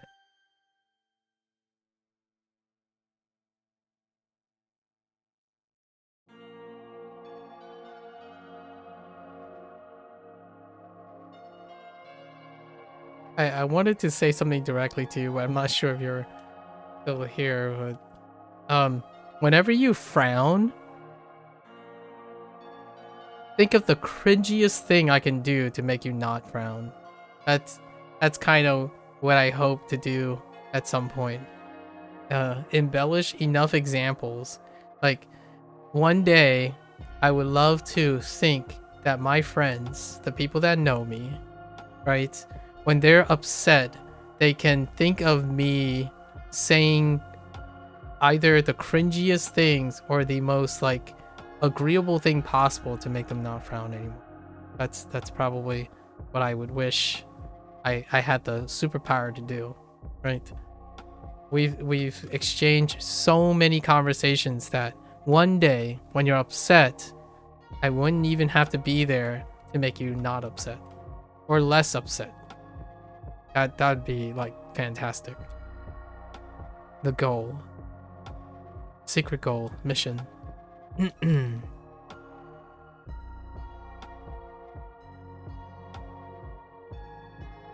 传真 传真 fax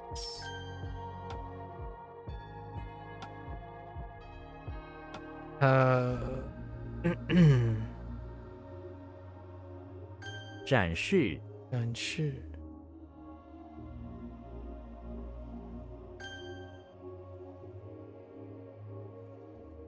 Oh boy, here we go. To merge, 合并 combine, to fit, to combine. Okay. Merging. That's not the same as combining. Oh, you'll try that and let you know how it goes. That's what I do. I'm telling you. One day I'm gonna have everyone trained where like when you stare at something, all you can think about is, man, remember that time when you spent 6 hours talking about the stupid wallet I'm looking at? I'm like, yeah, that's what I'm gonna do. Or you might go to Japan and hear like something weird and you don't understand a Japanese word, but you do remember that 3-hour rant that I talked about this Japanese word that you don't remember. And then you don't, you don't have to remember the details. You just have to know that, boy, howdy, he probably has a 4-hour spiel about this thing that I'm angry about, But just knowing that makes it a lot better than saying, ugh, my day sucks. In other words, I'll make you care about the things. I want to make you care about things. Your life doesn't have to suck. If you care about it, it sucks less, in my opinion. I understand that sounds like an oxymoron. Some people would say, I care about it and therefore it sucks. I disagree. Or I would try to make you disagree with that at some point down the line. Or show you that it's a disagreement. When you care more about your life, things can be so much less upsetting when you care about your well-being and like the thing around you. The care that you place into your life is electric. It attracts people who also care. So at least I like to believe that. Yeah.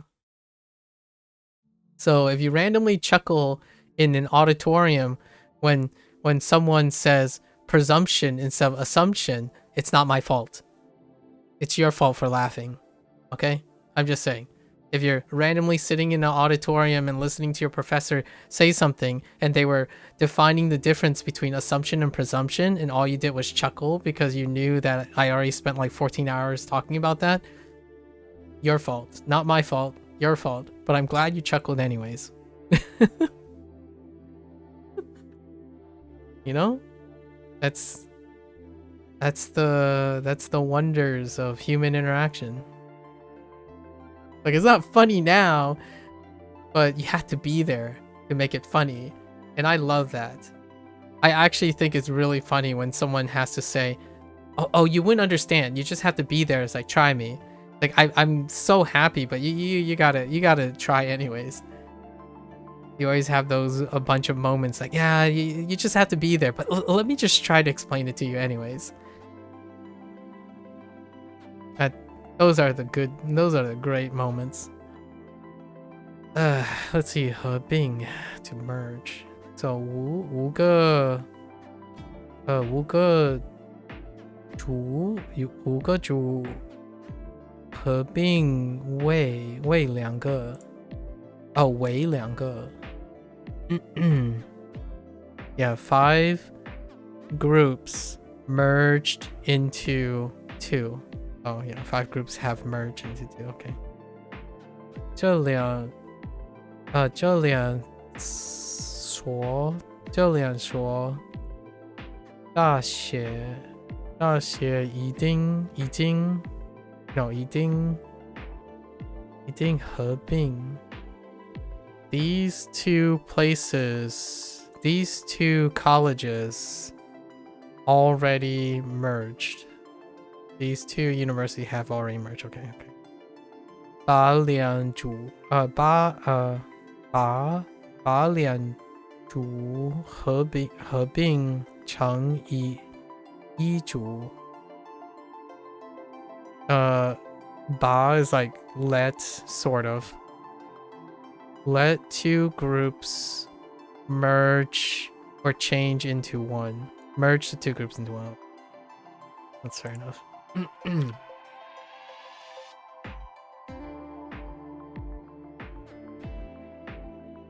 合并 Okay. 产品 products and goods, products 产品工业产品这家公 something 的产品产品什么工厂工厂这家工厂的产品这家工厂的产品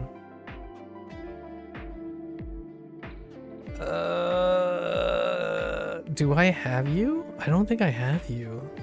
This is 发 maybe like 始发新产品研发新产品 Okay. All right. 产品产品队员队员 team member or sports team. Yeah, team member. We're good. Yep. 排球 right? Oh, 排球. Oh yeah, I should have known that, right? Patrick. Yes. Row. 排球队员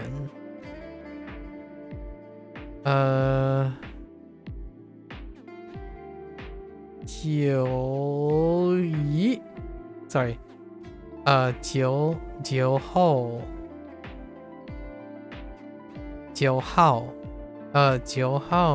队员9号队员队员们 Okay, that's fine. 队员 I think it works with your father, by the way. Just saying. Coco. I used to do that a lot of times when I was talking to my friends. And like, for example, we're in a stinky situation, right? Like, we're waiting in line or something. And I would say something like, you know what my father would say about this? He would probably just drive home and make us food.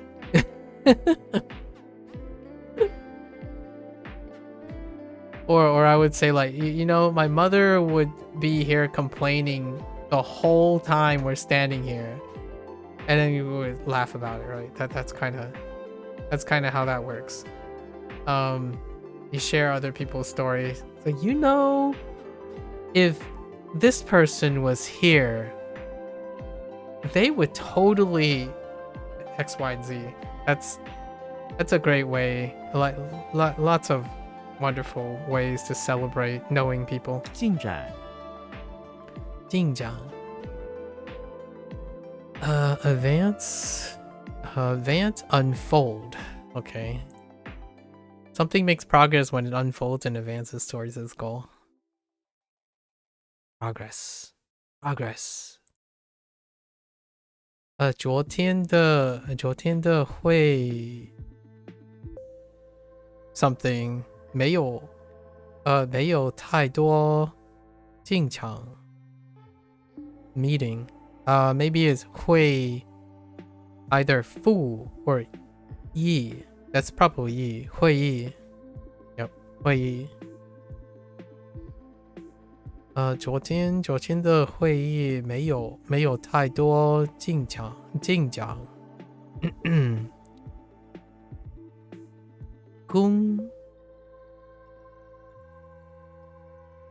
工厂 Yeah, this is my chang.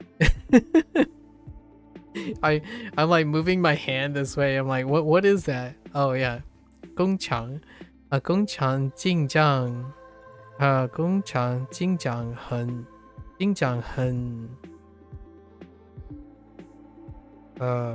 agent stream something Lee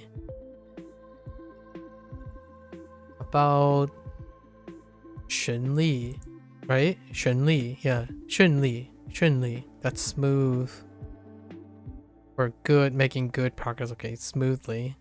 So this is saying 工厂 so the project progress with smoothness, making good smoothness, or profit like smoothness. It went smoothly, making good progress. 我们主要加快进场的不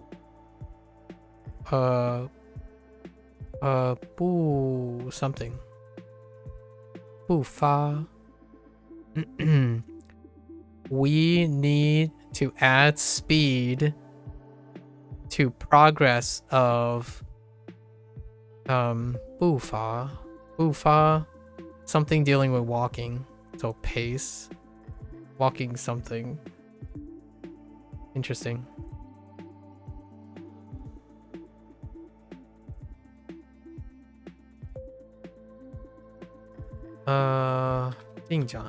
进展 progress. 传说传说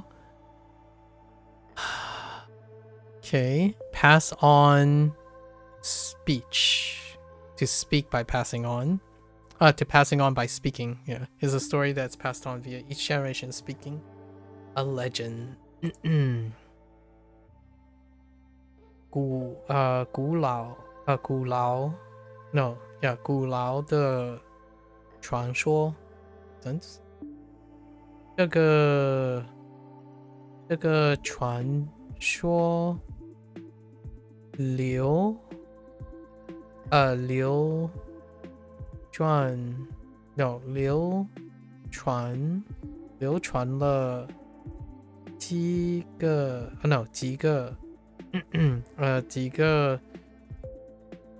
是 something. Oh, G. Wait, is that? Oh, that's a different G. 这 G. Is that century?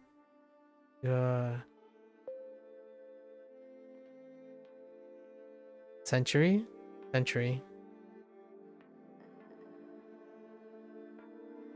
这 G. Generation and something else.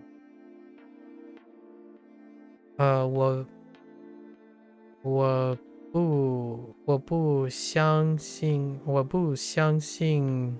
你那个传说。Yeah, I don't believe that. 相信。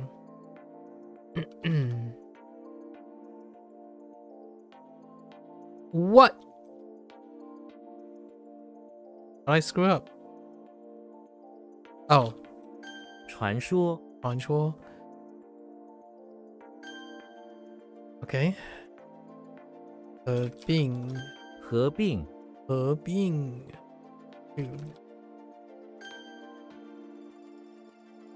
队员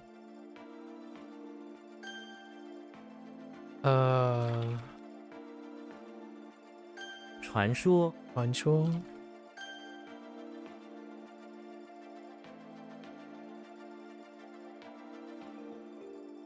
进展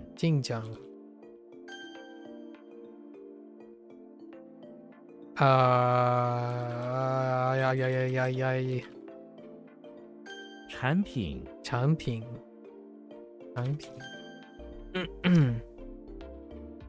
外界 outside world makes sense. Outside world, it's outside world. 和外界 I have no idea. 和外界隔绝 What the heck are those characters? 隔绝和外界隔绝，外界的种种 something 力种种压力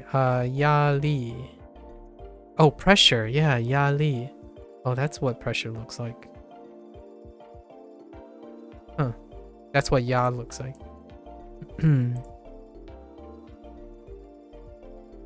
外界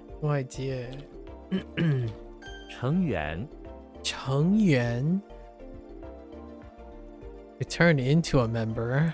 Is a member refers to any person or entity that has already turned into a member. Alright, fair enough. 测试他是我不知道这是什么something 队的成员团队他是团队的成员，的成员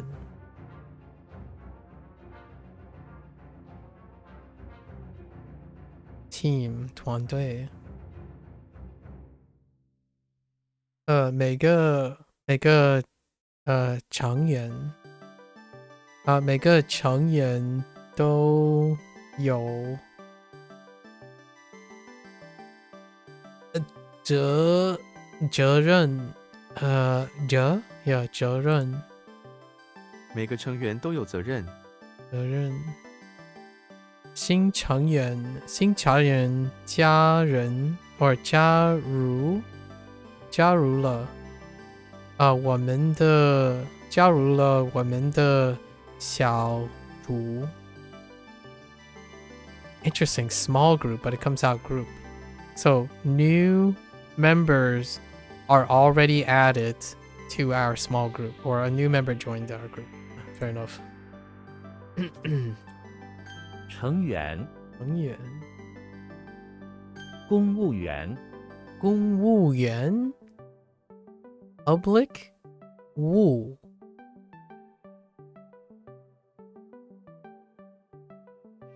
public task member 务 okay. This is the other weird one because woo is mislabeled. Everything dealing with woo ends up being in the house, but I feel it's more appropriate in the bakery. That's somewhat of a weak one. 公务员 member of the government that performs tasks for the public. Yeah, civil servant. Self-explanatory. 他是一名公务员。公务员的工作很辛苦 No. Oh, very stable. I immediately, when I'm reading this, I was completing the sentence, I was saying 辛苦 as in like hard, because a civil servant's job is very hard. So that's immediately I was like 辛苦 it's not stable. Something ding. One ding. Yeah, civil servants' jobs are very difficult, in my opinion. It's so difficult that I'm not doing it. Not that I should be a meter of effort or anything, but I certainly can't do it.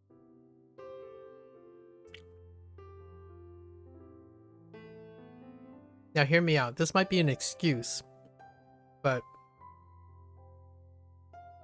I don't like contending and balancing the helplessness that comes with being underfunded and turning people away. So oftentimes I kind of avoid that. It's very tough. And not for specifically the act of doing the civil service, but at least for my somewhat Americanized perspective, it's really tough when you have to turn people away because your funding doesn't support. Public, the ability to carry out civil services tend to be incredibly hard, in my opinion, due to not that you can't do it, but not have the resources to do it. This might be a very Americanized perspective, but the private sector, provided that you can be funded by collectively creating money, right, a money source, it permits a little bit more being able to do it because you have the sources to do it. It's kind of like teaching. I mean, teaching often doesn't have that civil servant kind of vibe, but public school teachers are civil servants. I'm not sure how civil servants qualified, but oftentimes I think of the closest thing that I personally have attached to providing a public service is teaching. And teaching is sure, in this case, in my anecdotal case, the public versions, public services are very incredibly underfunded. But this is stable. So 稳定公务员的工作很稳定。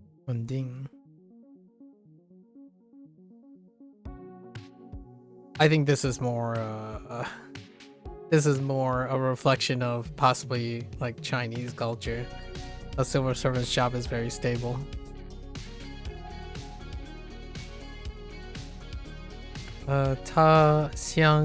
Unless civil servant is talking about also government jobs, then sort of. 他想成为公务员。哦，成为公务员。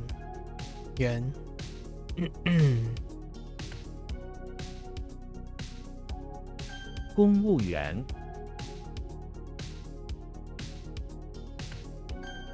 还， One number 3. Okay. Oh, it's one without the road. Roadhouse. Sorry, I couldn't help it.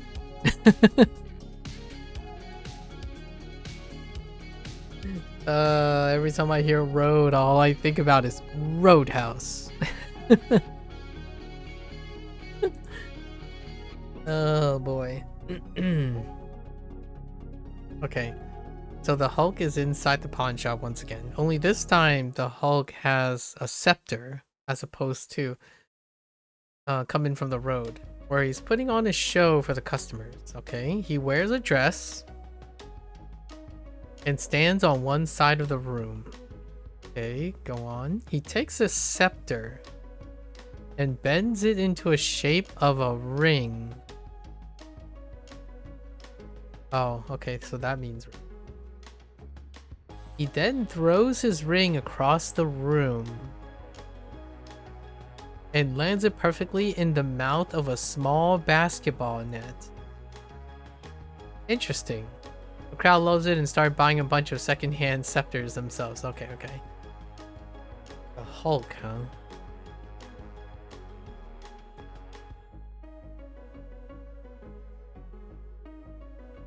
It's gonna be kind of hard to remember it's the Hulk, but we could link it with the other one where he's coming off of the road into the pawn shop and he's trying to return a dress and a net, right? I'm not sure where the ground comes from. I actually don't remember what the other one is. The other mnemonic for Juan. Hold up. I can go look it up later. Something about returning a dress and a net.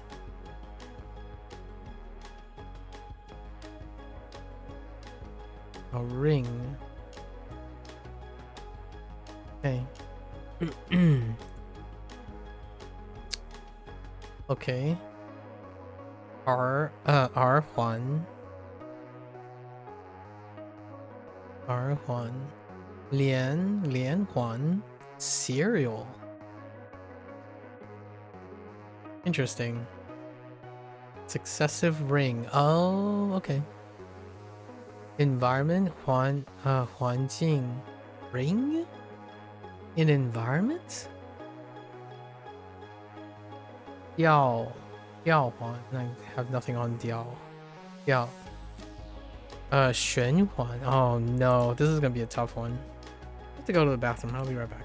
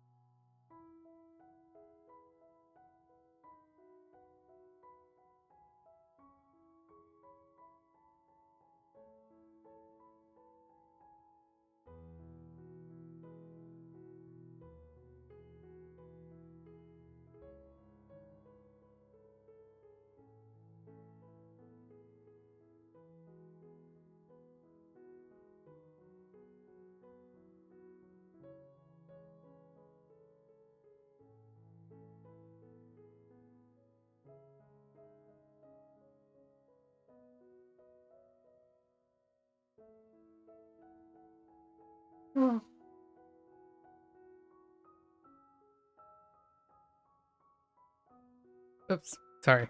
I kind of triggered my mic from blowing my nose there. Alright. Okay. Alright. What was this? Fun. 环 Okay. 落 Law. Oh, to fall. Okay, we got fall. What was fall? Naku? Naku, right? Naku.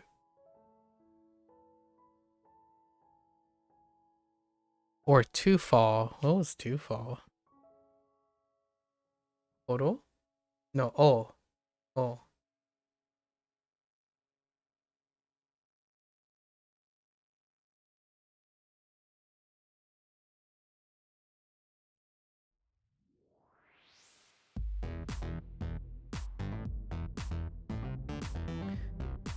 Okay. Law. Luke Skywalker is in the bathroom of the office building. Go on. Spraying the flowers. Okay, spraying the flowers that are on top of the strangely located podium. Okay. Unfortunately, the flowers are quite old, and many of their petals fall from the podium down onto the tile floor due to the spraying. That doesn't help me with Luke Skywalker, though.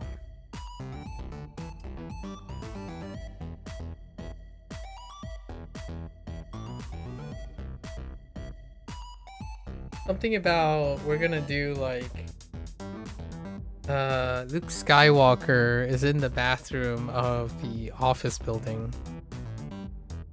Who is now an office worker, right? Like Luke Skywalker, you know, in his daytime, in the modern Luke Skywalker. He's in an office building doing his thing. He's kind of lazy doing his thing, so he decided to use the force, right? His force to levitate, like to move like a what do you call those? Well, watering can to water flowers that are on top of a strangely located podium. Unfortunately, the flowers are quite old and everything else is fine. Their petals fall from the podium down onto the tile floor. As to not like accidentally fall or something from climbing up to the strangely located podium where the flower is. Fair enough. Luo Huo. Fall behind. Guan Luo. Section fall paragraph. Really? That's gonna be a new thing. Luo. Ooh. Nope. Nothing doing with land either. Jiang Luo. Maybe like soft fall? Or stop fall? Upright. Oh boy. Guanming Lei Luo.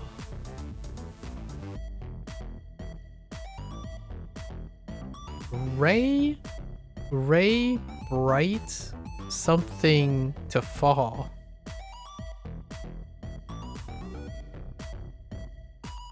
Luo. That sounds kind of tricky. 环落 Okay.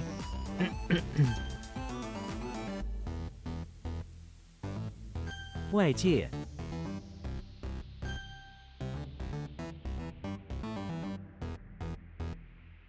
公务员公务员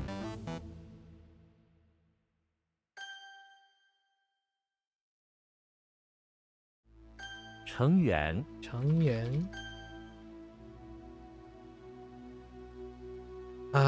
these are tough. Oh, there's Tuan. So Tuan, what was it? 团队 or group? 团队 is inside the pawn shop. Go on. Where he is trying to find Jerry. Certainly. He has a caliper that he uses to break open some boxes and cases to see if Jerry is hiding there. He breaks one open and a group of cicadas come flying out and right into his mouth. Rip. He runs around choking until he passes out from lack of oxygen. Only then do the group of cicadas come out of his mouth.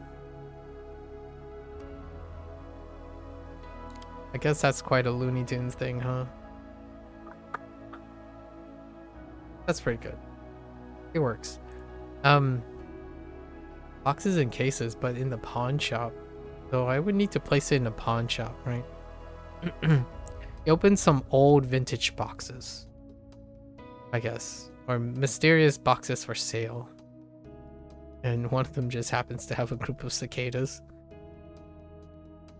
Alright. A band.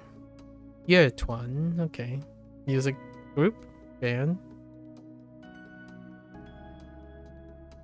Tuan Jie. Group Thai. Unite. Okay. Tie the group together. Tuan Yuan. Yeah. I don't know how yen works at a reunion.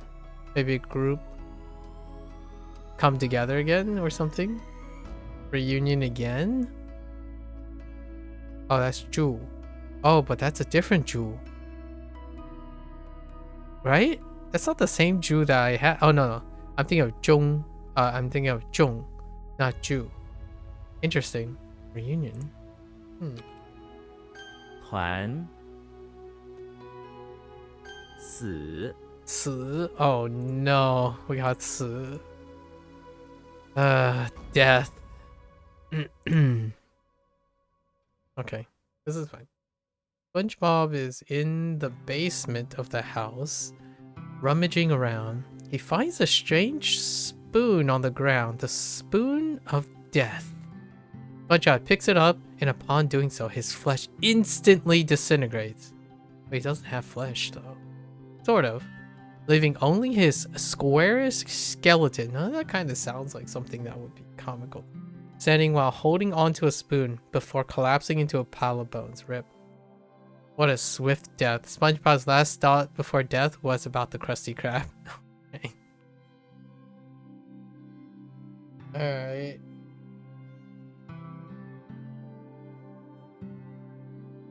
I guess it's in his house. Maybe he was looking for a utensil to eat his Krusty Krab meal? His Krusty meal? Krusty Krab meal? What would you need a spoon? Krusty Krab serves burgers. Use a spoon to eat a burger. I would like to see that. I can kind of see that. Someone like an influencer attempts to eat a burger with a spoon just for the rage bait. Man. I think that might have been a little too trendy. To die of hunger. Ooh. 饿死. Yeah. 饿死. Like them deaths. 生死. 生死. 生死. 死死. No, actually. 死亡. 死亡. Yeah, death. Death penalty.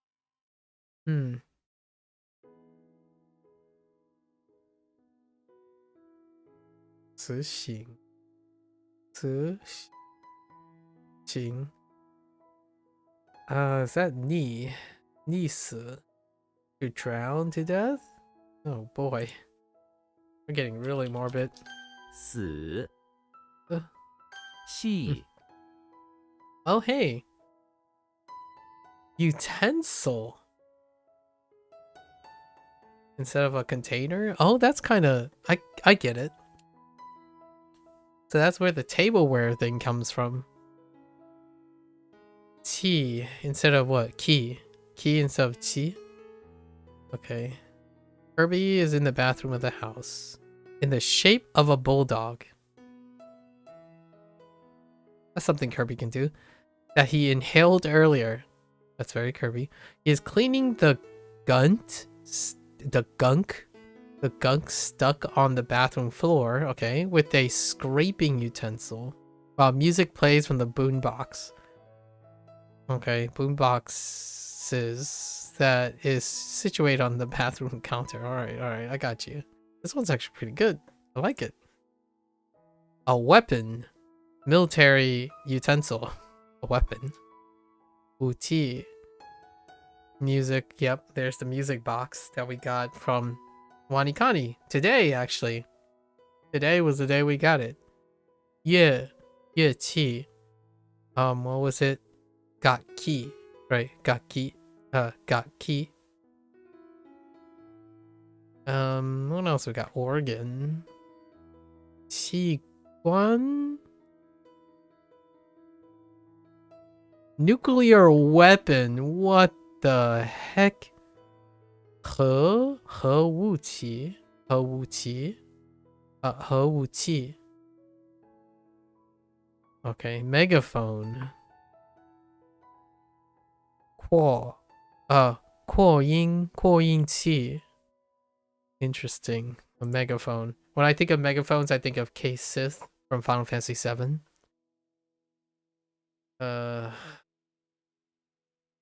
T. 细 Boombox. Bulldog. Okay. 奇 Qi. Oh man, as in like qi guai. Strange. That's probably where the why it's strange. Or weird. Qi guai. So Kirby is inside the house looking at looking a bit strange. I mean, Kirby do be looking strange, whatever. In fact, he is in the shape this time of a barrel that he's trying to digest. All right. I got you. How strange? Usually Kirby can eat anything, but this barrel is posing to be a big problem. They forgot to highlight big. I think big was supposed to be highlighted here. In my opinion, because there's big too. But barrel is the whole thing, so that's fine. I see why the whole big problem thing comes in. But yeah, it's a big problem. Yeah, 奇怪. Legend as well. 传奇. 奇妙. 奇妙妙. 妙妙妙. 奇 T. Okay. 底 E. The bottom? Oh, it kind of looks like low. But modified. Instead of a shack. Instead of a Slender Man, we have a shack. Wait, did we have... Yeah, we have D already, right? Yeah, D. D is low.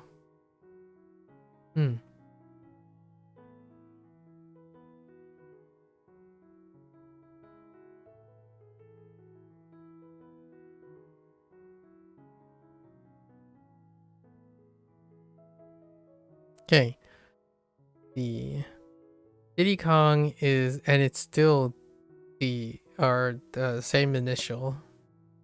Diddy Kong is in the basement of the house, looking for his family's coat of arms. He finds a shack and rips off its top and starts digging through. At the bottom of the miniature shack, on the ground, is a coat of arms. It is just a depiction of a giant banana, more or less. Diddy Kong, banana, house, basement. Got it. Looking through like storage. Got it.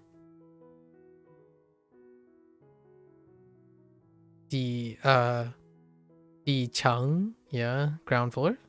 Lowest bottom floor. High D. Seabed, makes sense.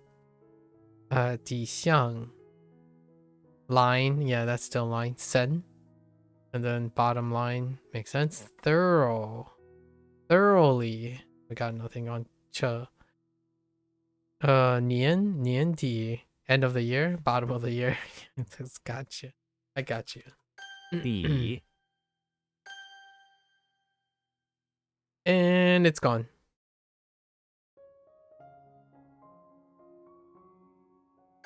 团团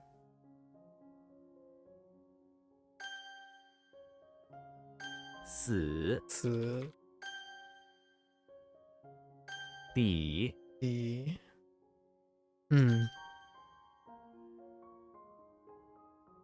气气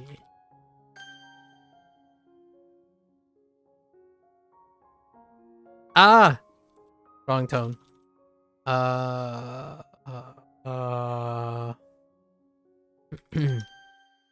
齐 okay all right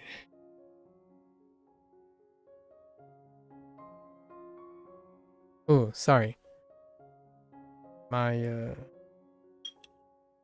voice is giving out.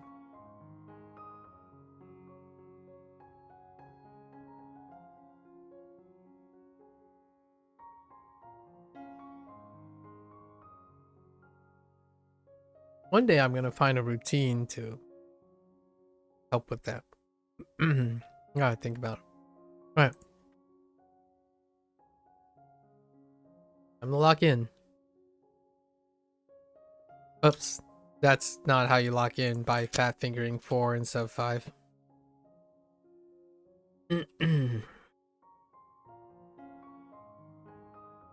How does this work? Oh. 概论艺术史概论，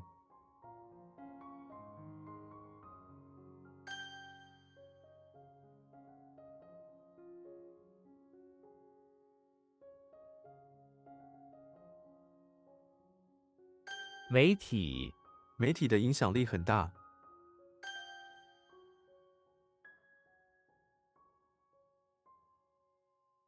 短裤你不能穿短裤上。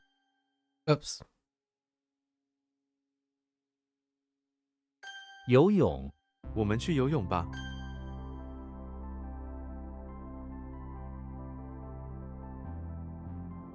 姑妈我的姑妈很善良。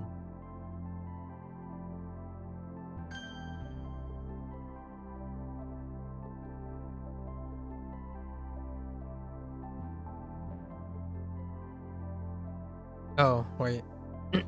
Just kidding. 祝愿祝愿她在新工作中一切顺利。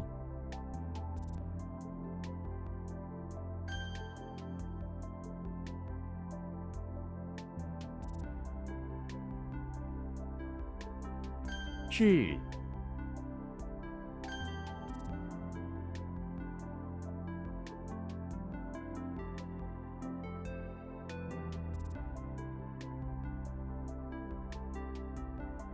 泳衣这条泳衣很漂亮。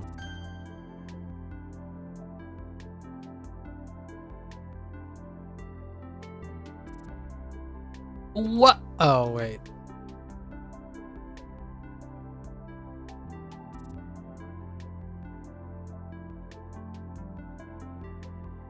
Hmm.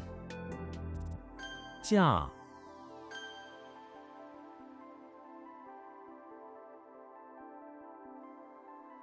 感冒她感冒了。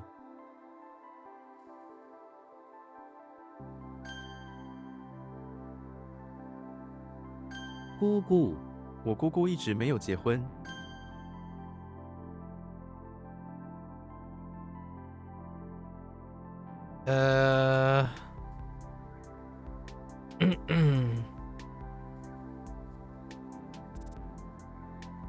念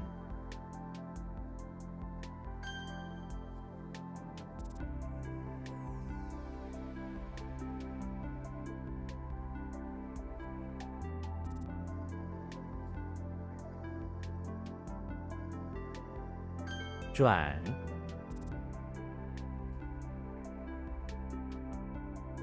Or to turn? Just turn. I typed too much there.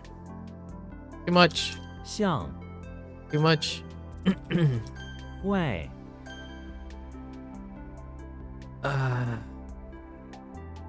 大麻大麻在许多地方是非法的。Cannabis. 书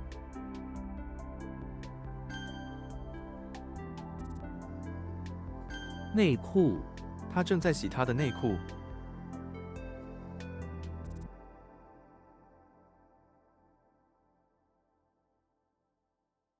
利息， 1万元本金的利息是200元。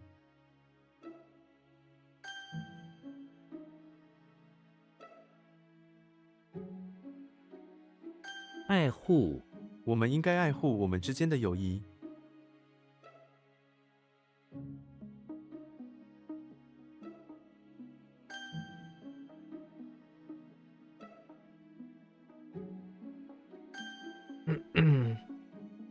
What the heck is that? A smoker, right? Yes. I don't remember why it's a smoker. I just know it's a smoker.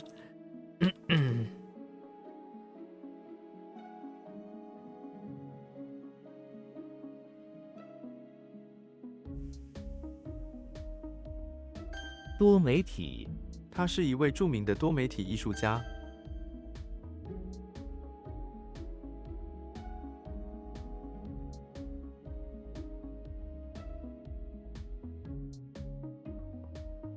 What? Wait.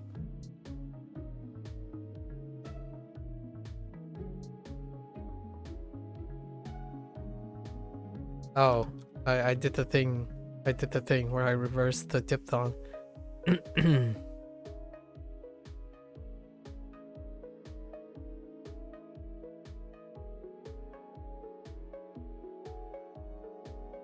The heck?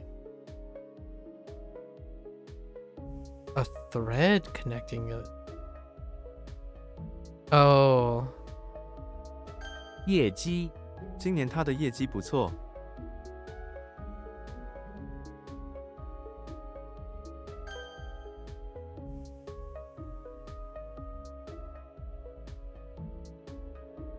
背后，我去躲在门背后。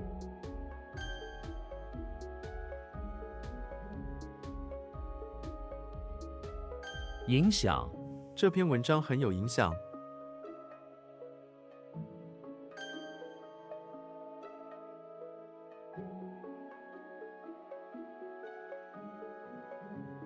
改组，公司决定改组部门。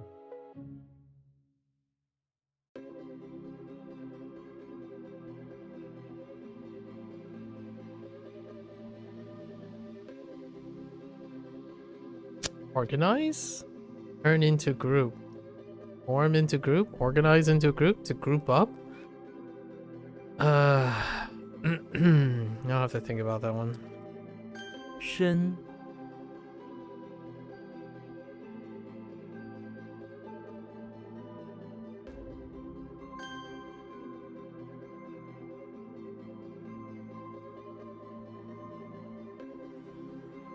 铁，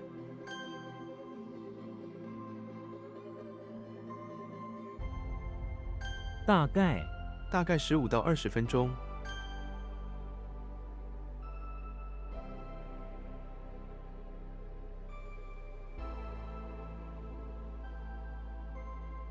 普通话，大多数中国人都听得懂普通话。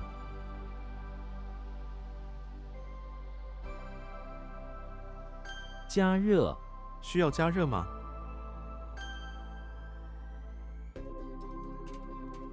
中级，中级班。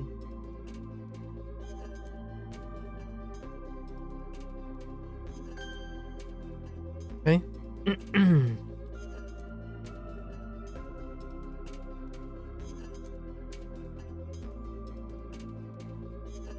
冠，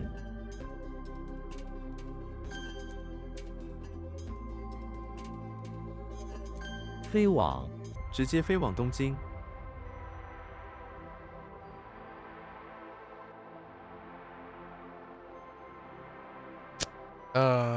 It's like to fly toward. Sure.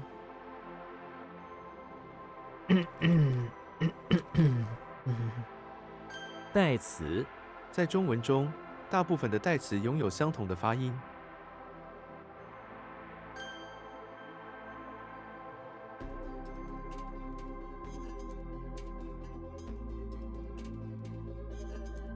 The heck? is this?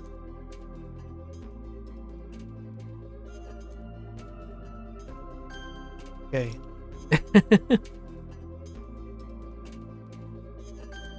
To reorganize this one, yeah. 词典、现代汉语词典、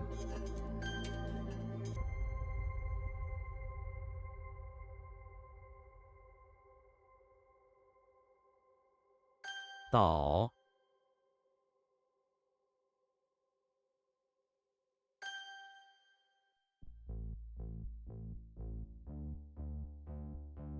四方、四方响应、 Or all sides, yeah, that's fine. The heck are you? What? Oh, wait, hold.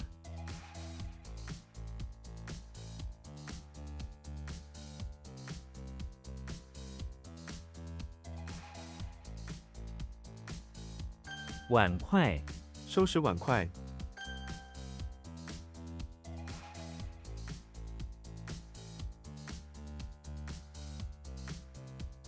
Uh.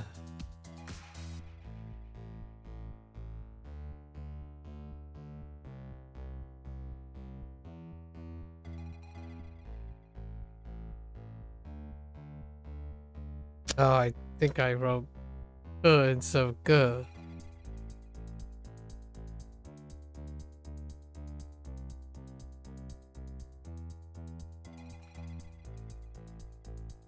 What? Oh, that's true. My bad.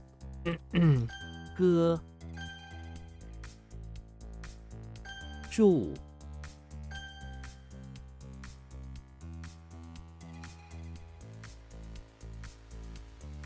采、 Or pick. 白天、他白天工作， That was a problem before. Oh, there's Liang Shui. Where were you when I Liang Shui. needed you?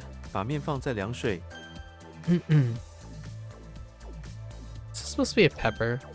I see.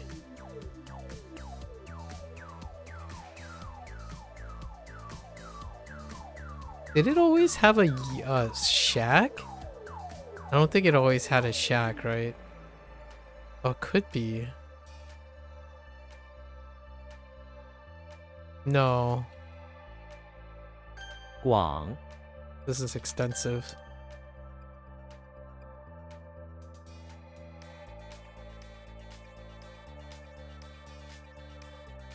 新闻、我每天会收到新闻，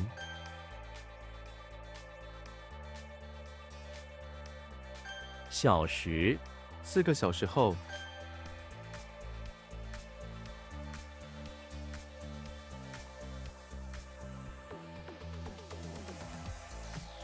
各式各样、他会做各式各样的饭，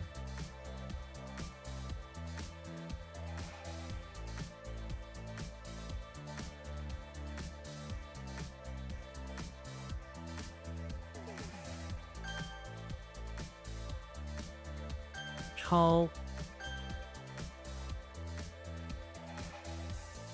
嘴、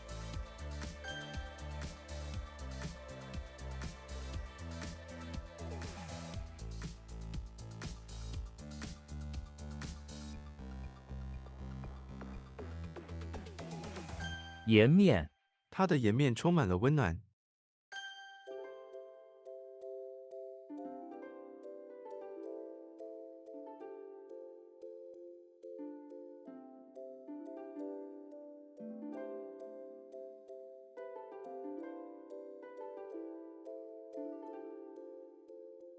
退休、他想早点退休，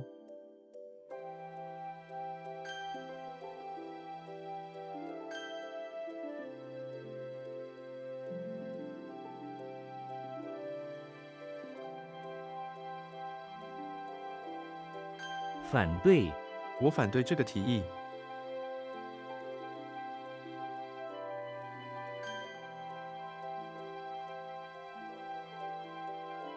Oh no, not again. Don't do this.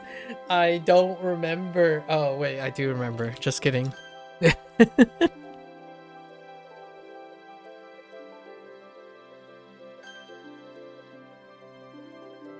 Crises averted. I'm like, oh no, not again. 讲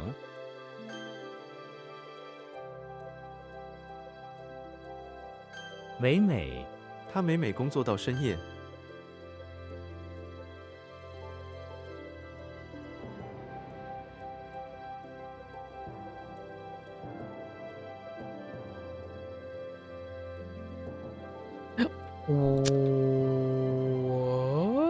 Wait.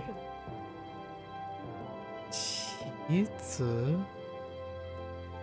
What does this mean?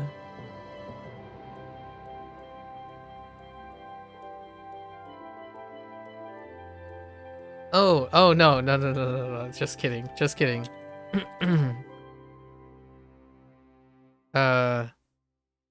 I'm thinking of something else.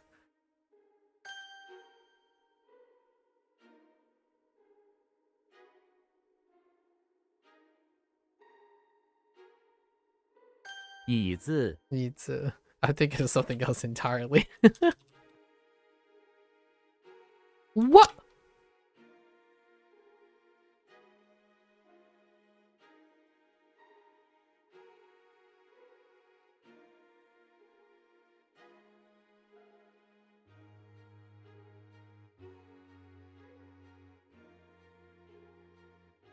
Oh, is that the color one? That's the color one. I'm mixing it up with the other one. Just kidding. That's color. Oh no. What are you?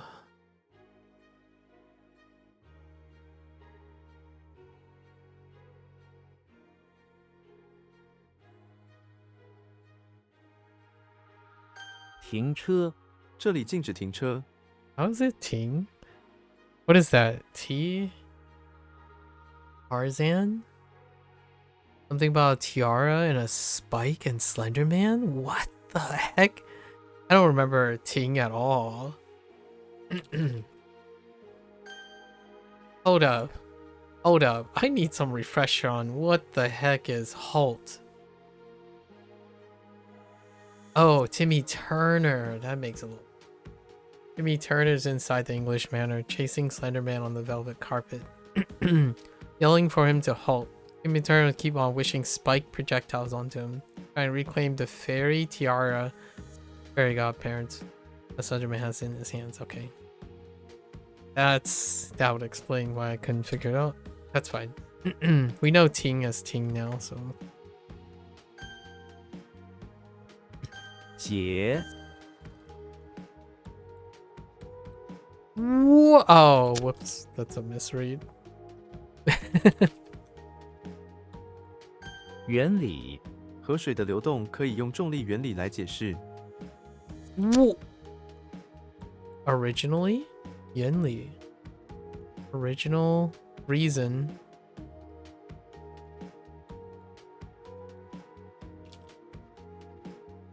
What? Oh, wrong. I hit the wrong button there.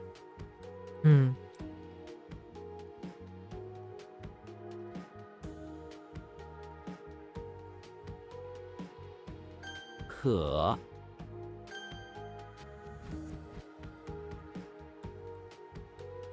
生根 这种植物生根很快。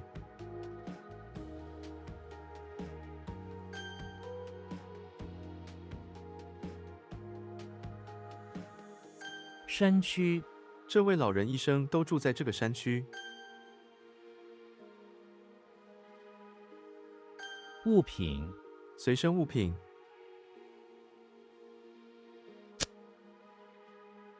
Merchandise? Do you want merchandise instead of product or article? Oh yeah. It's fine. They're more or less all the same.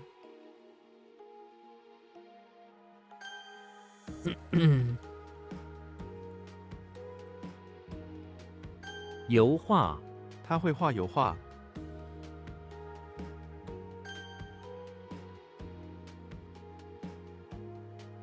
支付，我可以用现金支付。 Or to pay. That's fine. Original reason? Yen Li. Original logic. Like principle? It's probably principle. 风，华， What a typo. 取得，取得良好的效果。 Or achieved. Yeah, that's fine.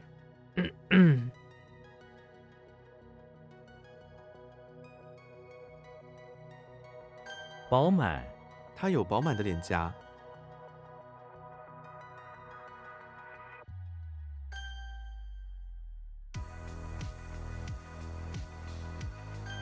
That's not how you spell sundial. 情，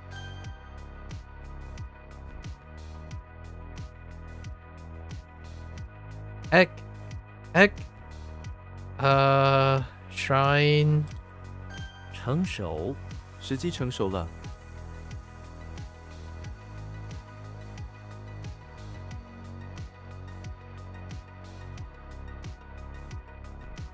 Oh no. Oh wait, I know.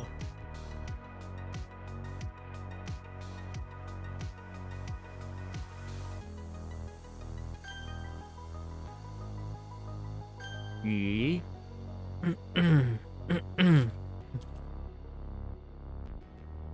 It is within or inside or in.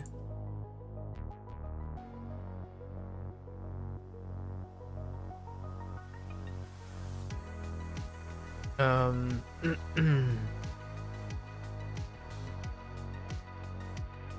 价， Okay. What the heck is this? Is it principle? Okay. We're gonna say original logic, which is the principle. Primary logic. Base.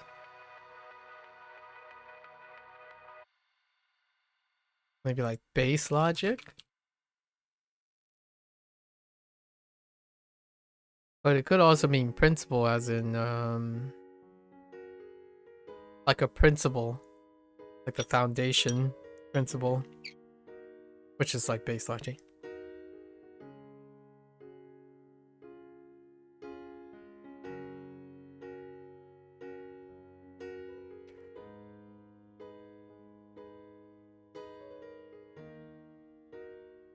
Or principle as in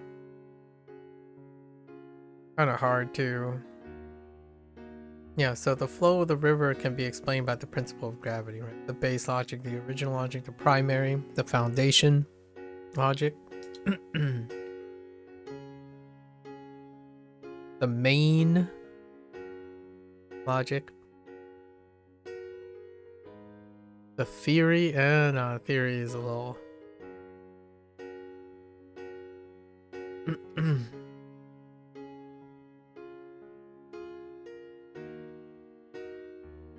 Oh my gosh. We have another Twitch bot. Thank you, Twitch bot, for showing me that my Twitch feed is still working. Thank you, thank you.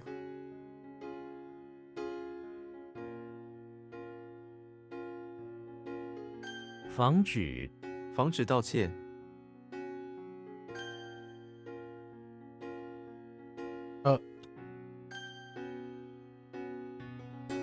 目，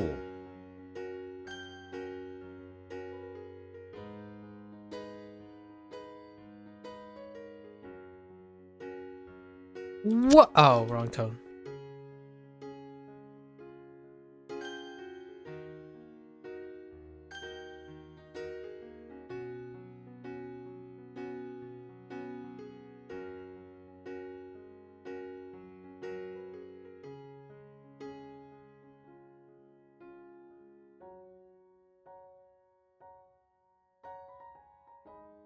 效果，这些效果不太好。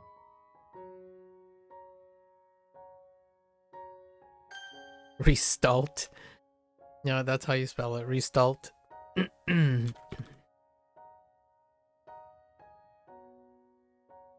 注意，我们要注意时间。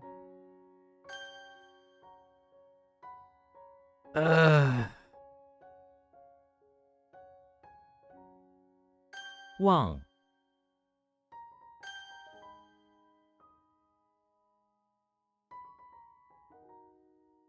Oh, that's not it. I missed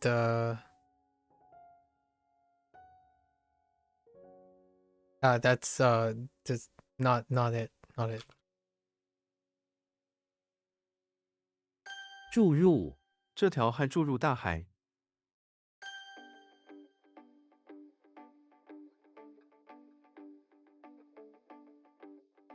强，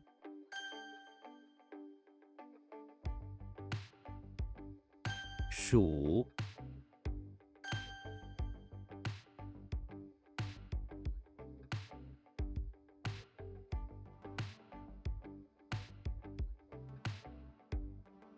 What? Oh, wait.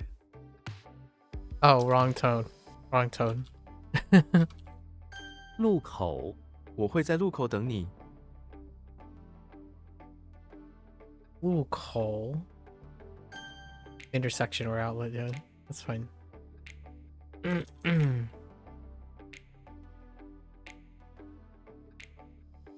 拍，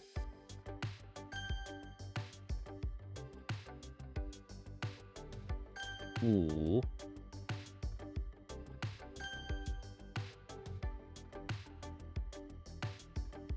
不大，今天不大冷。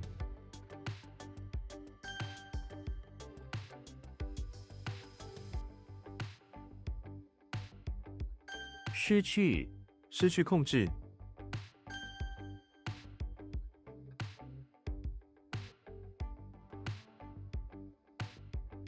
况且，这家餐厅的食物很好吃，况且价格也很便宜。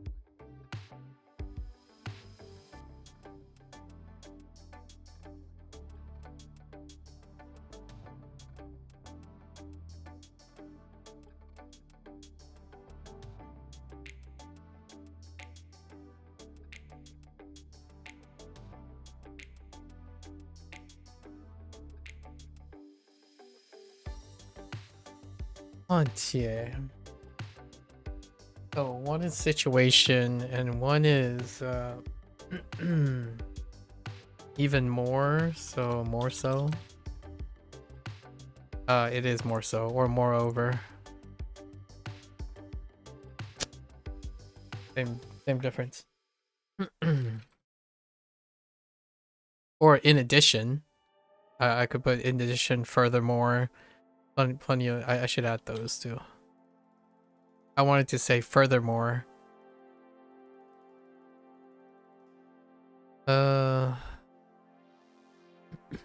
玩具，这个玩具很贵。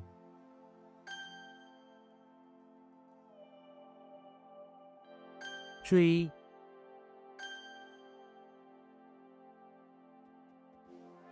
有效，一种有效的方法。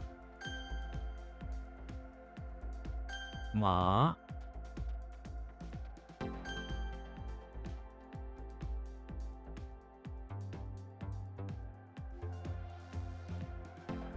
学派，这个学派又开始复兴。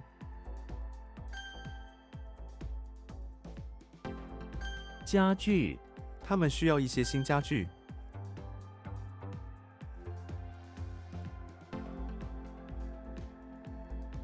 情况，情况很复杂。Ne?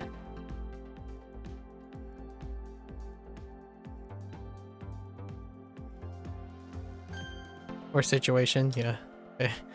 I'm thinking Japanese. I think we had the same one today as well. Okay.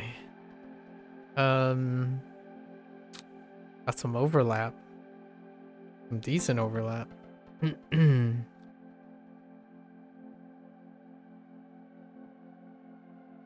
Uh,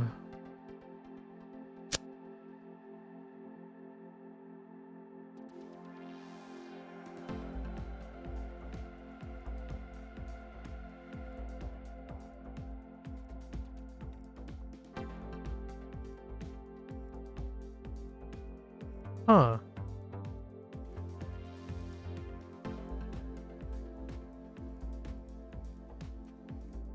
Probably 4? How does it make it 4? Art, rice patty, yeah.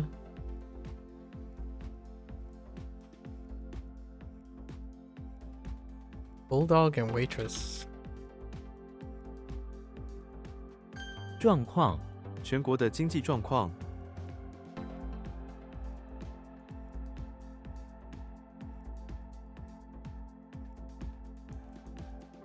状况。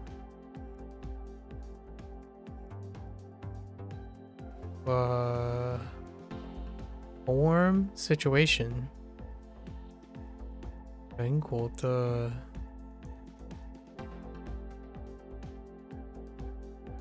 经济状况 or 况 or no 状况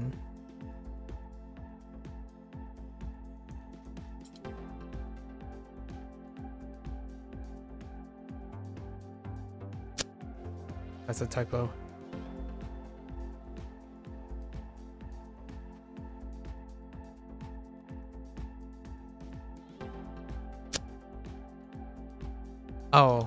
Oh. Wait. 婚，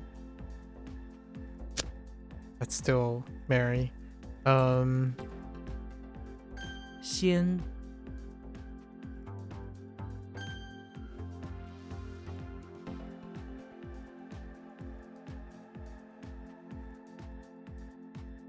Form?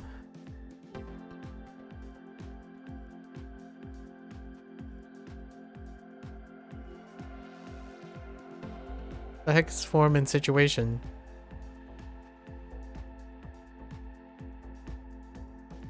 Nationwide. That's kind of nationwide. Pass through. Financial. Economics. Hong Kong.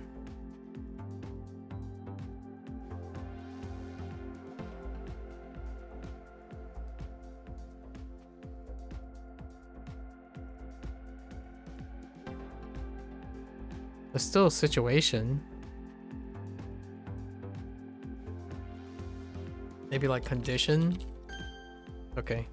It's still a situation. Or a state. It's still a situation.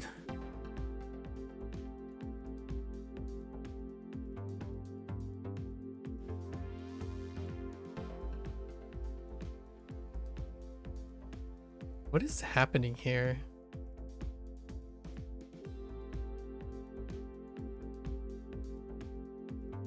思考， Oh, okay. 思考生命的意义，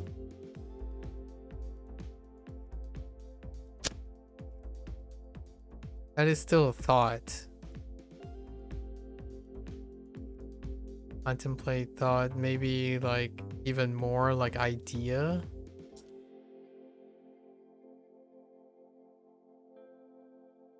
I have to read that again. Oh.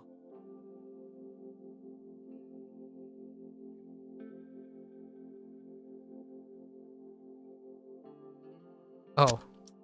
That's a typo.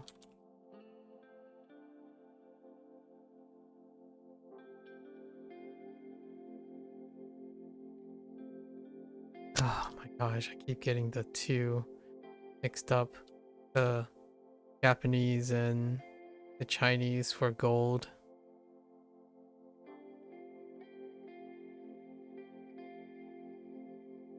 Like silver gold.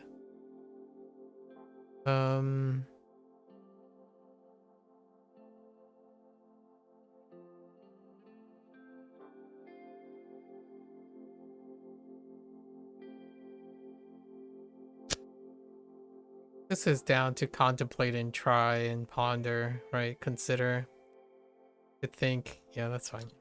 I'm fine. We're gonna end up blocking that out. It's one or the other. To think, to contemplate, thoughts. We have P? Yeah, wait. P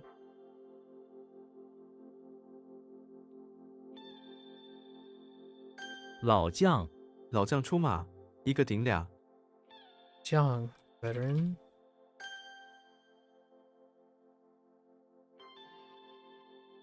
工具一种工具。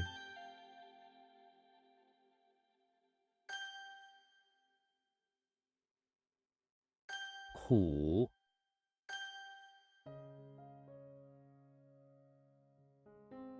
生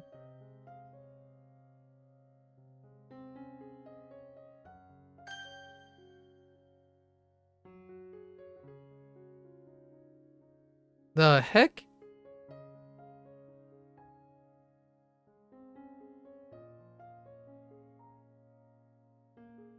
革 I don't know why this is G. Hold up. Oh, I do. I do know.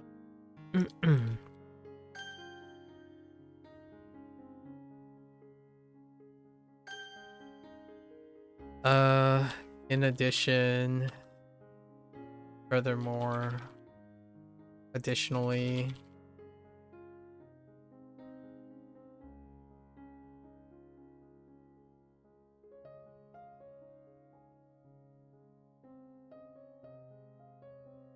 西式西式家具。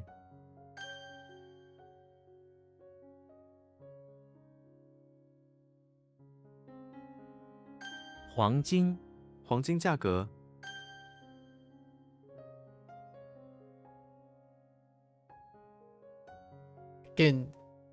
oh, no trash can. It's not a trash can. Not trash. It's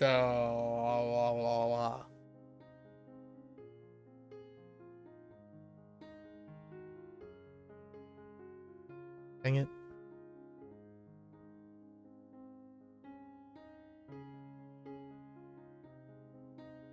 Hmm.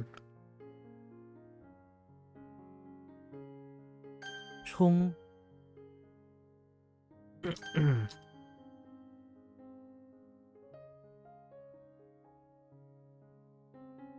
Heck. I'll show you a finger. 手指我割伤手指了。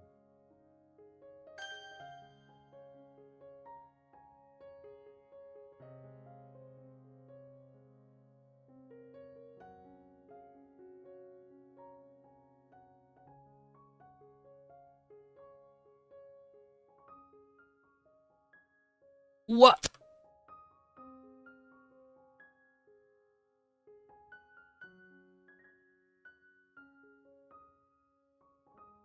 点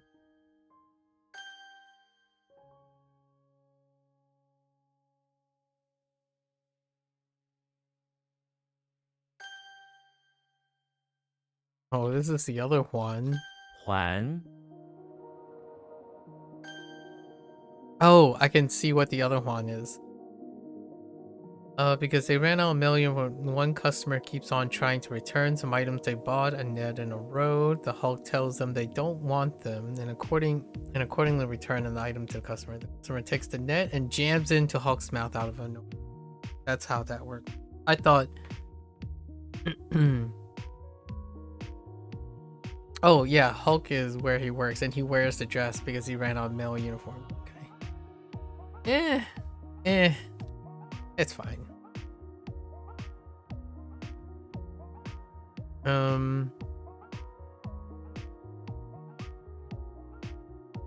Is this not the loom thing? Oh. What?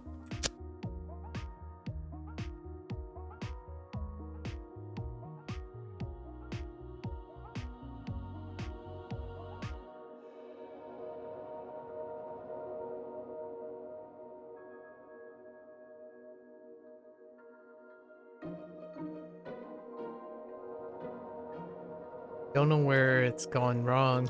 挺 Hold up.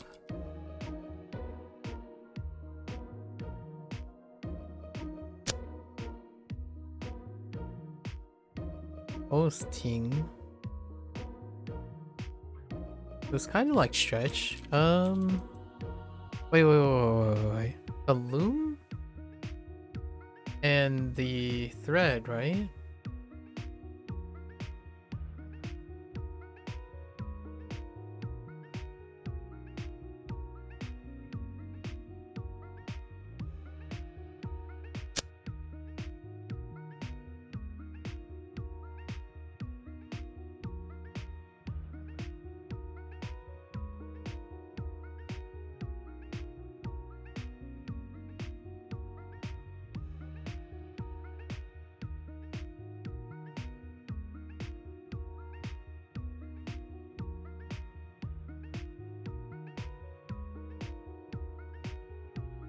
省事 本想省事，没想到费事了。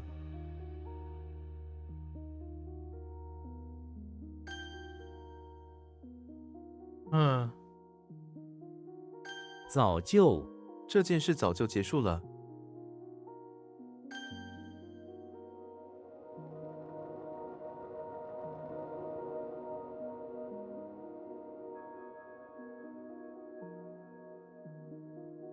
still can't. I don't know. 修 What is wrong with that one? 地点开会地点，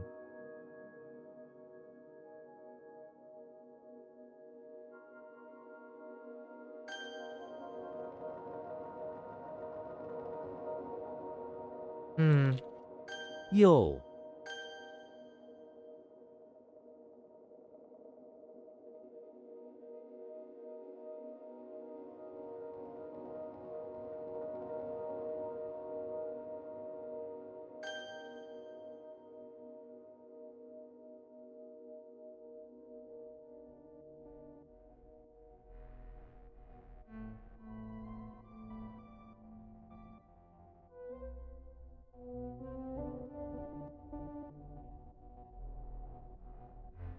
Oops, that's wrong tone.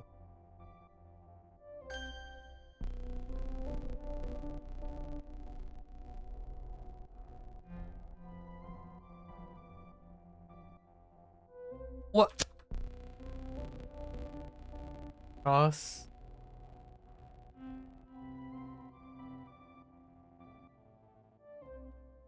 Oh, I forgot the N.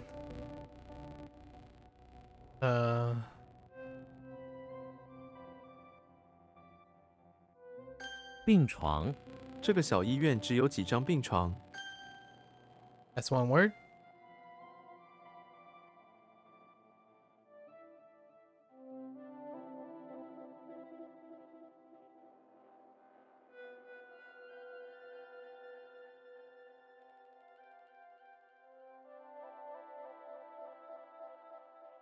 叫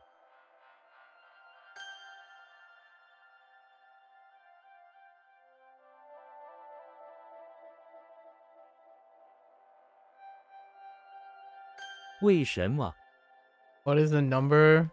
What is the number I'm typing? It's a tone.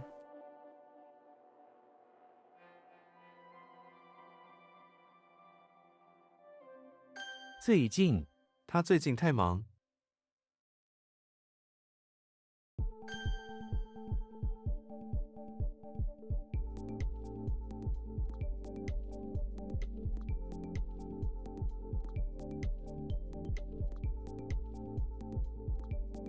经济学关于经济学的书，经济学。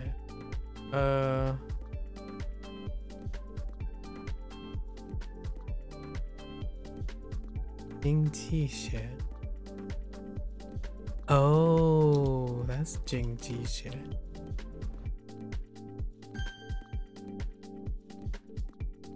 苏 Okay, 经济 for economics, economy. Okay, close.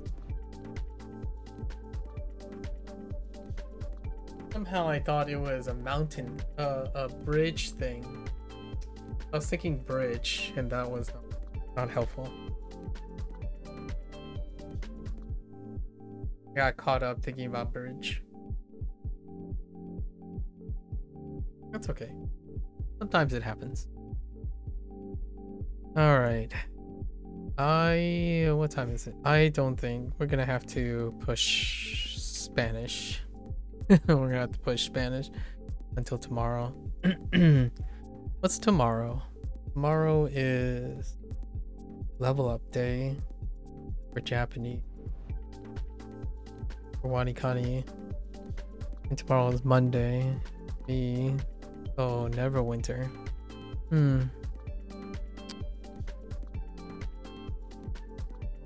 How quickly I'm gonna be able to get complete the task.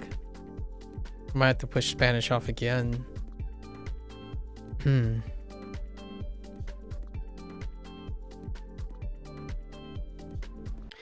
Yeah, gonna have to think about it. These days are not lining up very well. Okay. So how rough are these? We have one.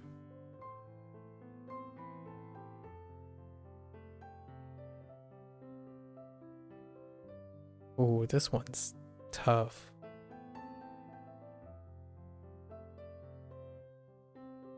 Laurel.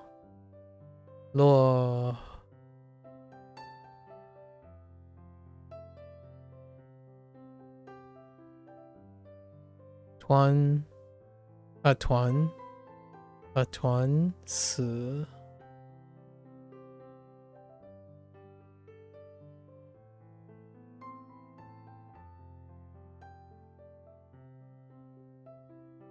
B.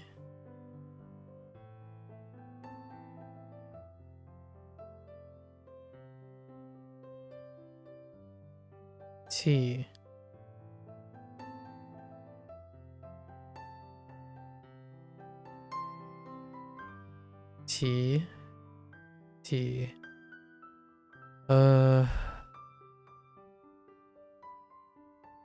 Chuan. 船员。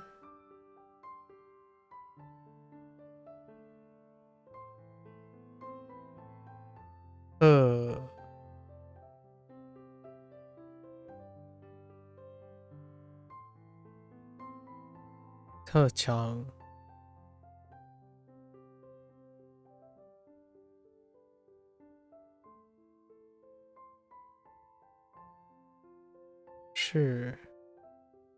世界。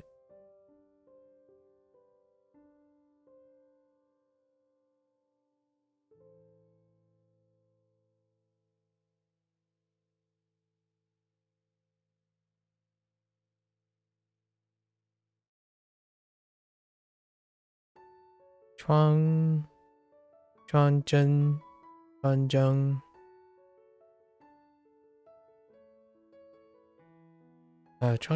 what is that? Oh, it's a fax.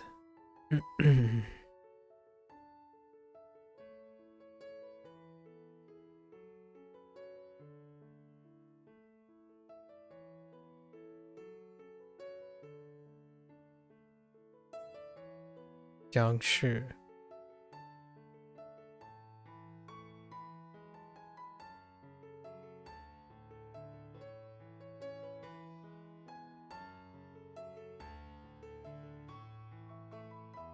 合并。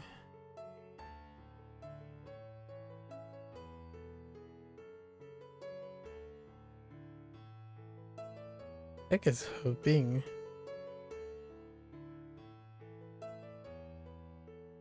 merge.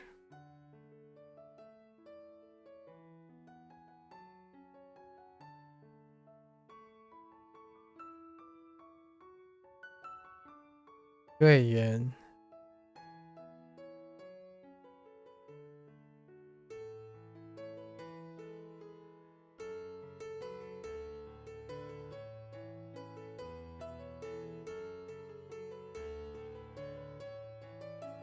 传说传说 yeah 传说 legend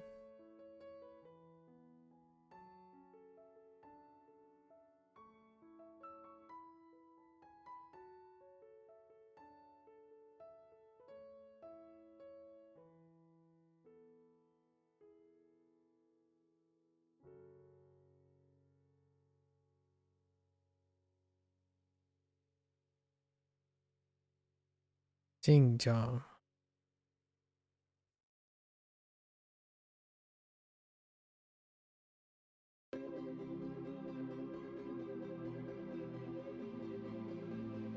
advance unfold progress yeah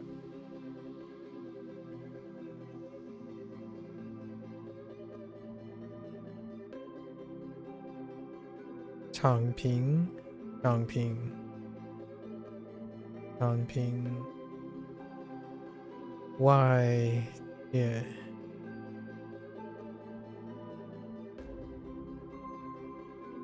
公务公务员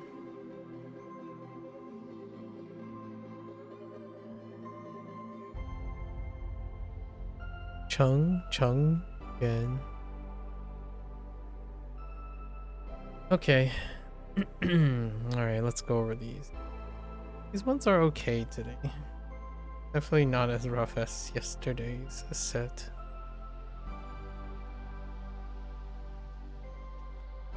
so we have Hulk Hulk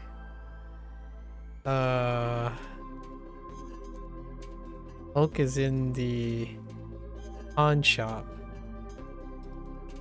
putting on an act where he wears a dress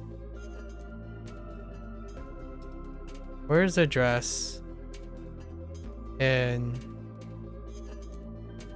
picks up a scepter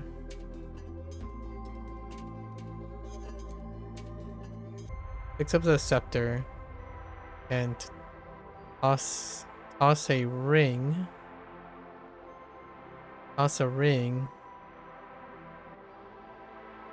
into the mouth of a net.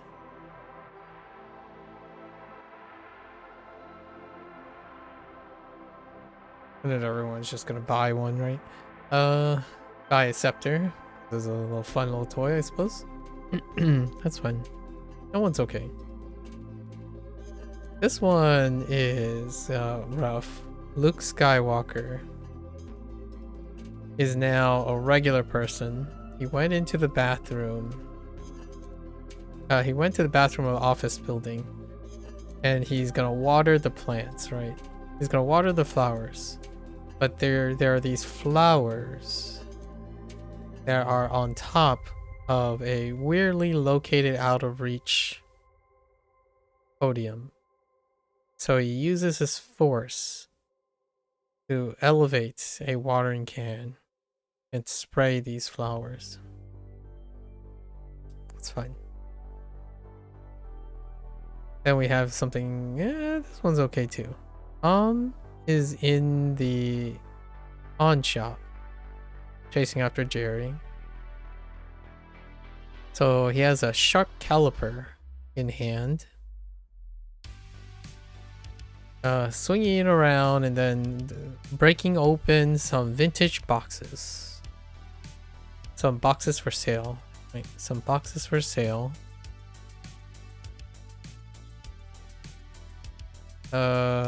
Is this a box? Wait.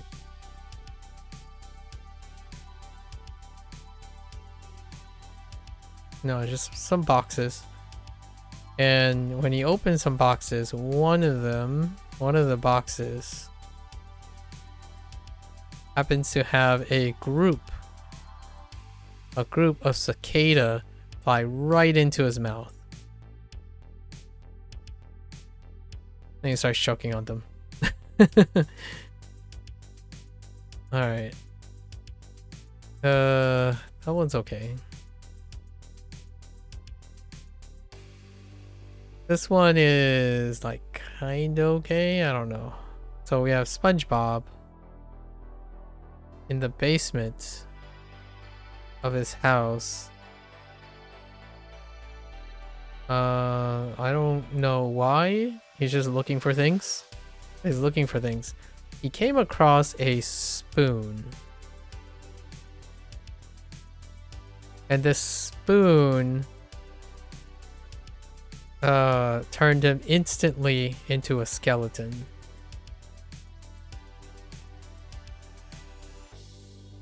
And he died.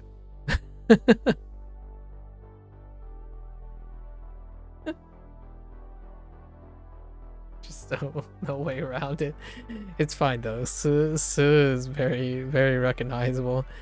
So we don't really need the mnemonic for that.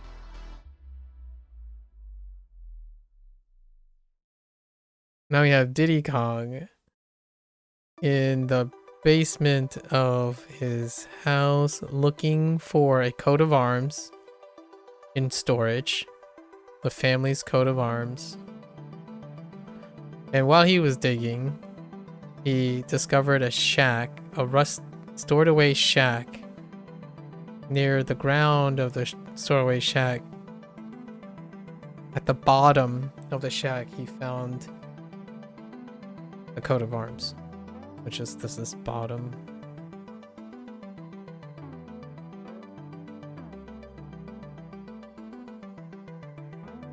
Okay, next we have Kirby.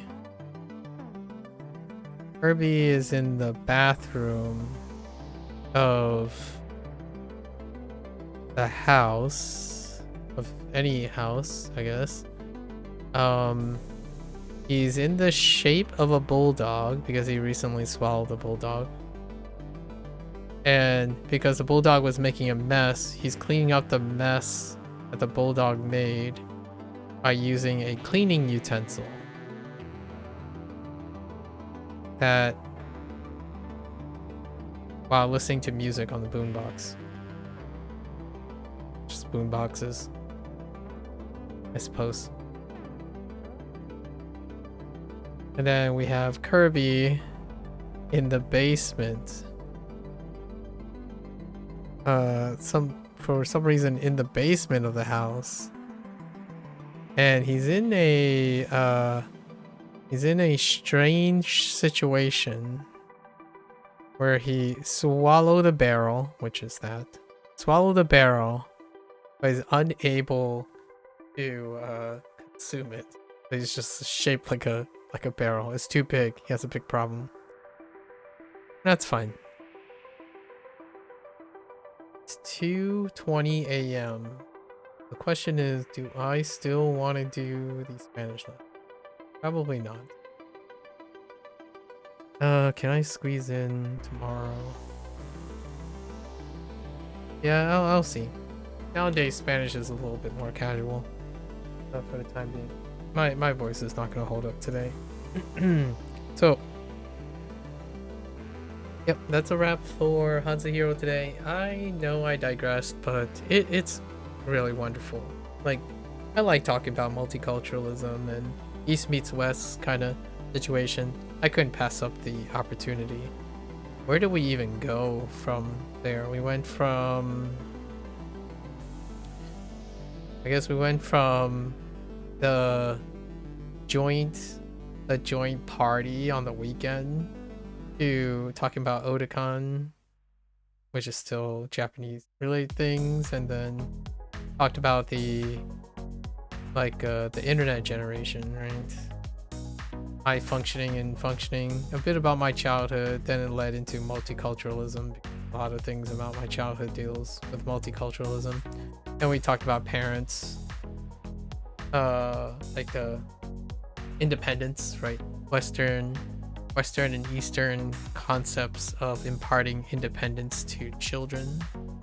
And then I kind of weaved in a bit of face culture, and it's very difficult to differentiate between different aspects of adult independence and later on.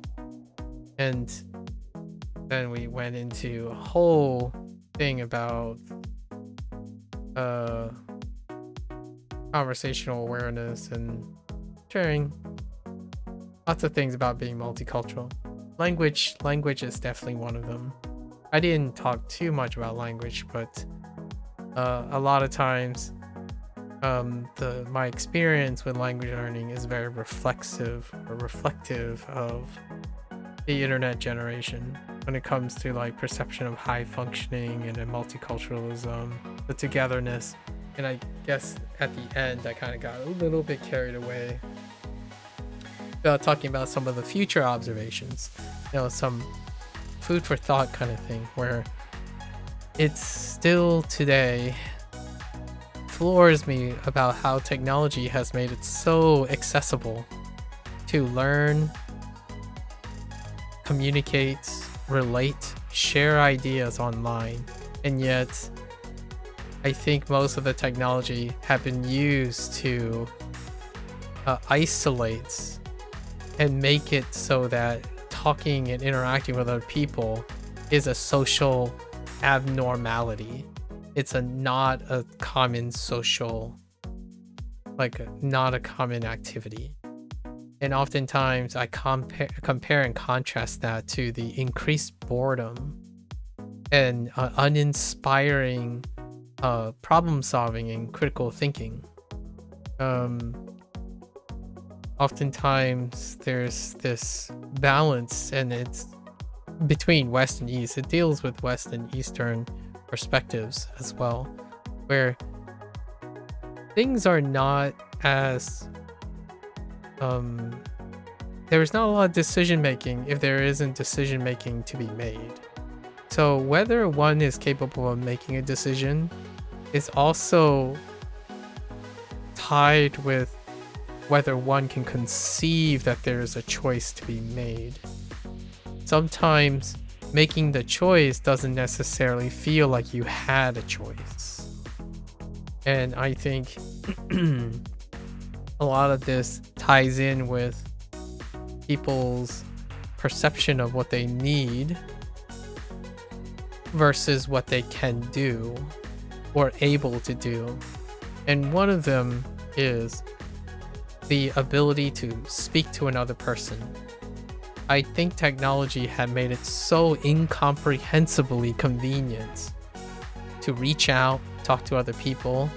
But even despite all of this, something that's very measurable between growing up in a household of Eastern traditions or Chinese traditions is that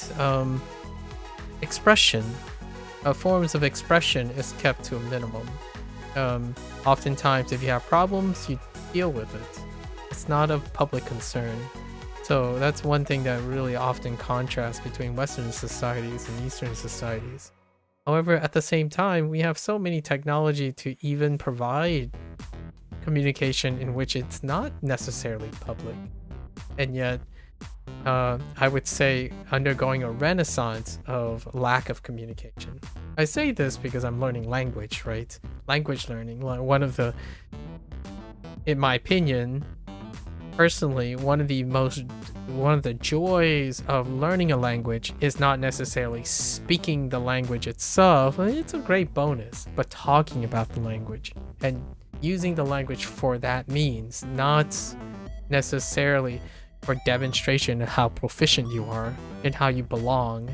I honestly think that comes with the investment of wanting to talk to people, interacting with people. And yet, it's kind of ironic, in my opinion, that that is viewed as the end point and the most difficult point. So oftentimes I encounter people measuring me based on an end point, when communication is a journey. How you talk to people, you can use broken language and whatnot to communicate with people all the time. Technology has made it so far that it's so accessible even. Like, you can learn through using broken sentences and stuff, and technology can be an aid for that.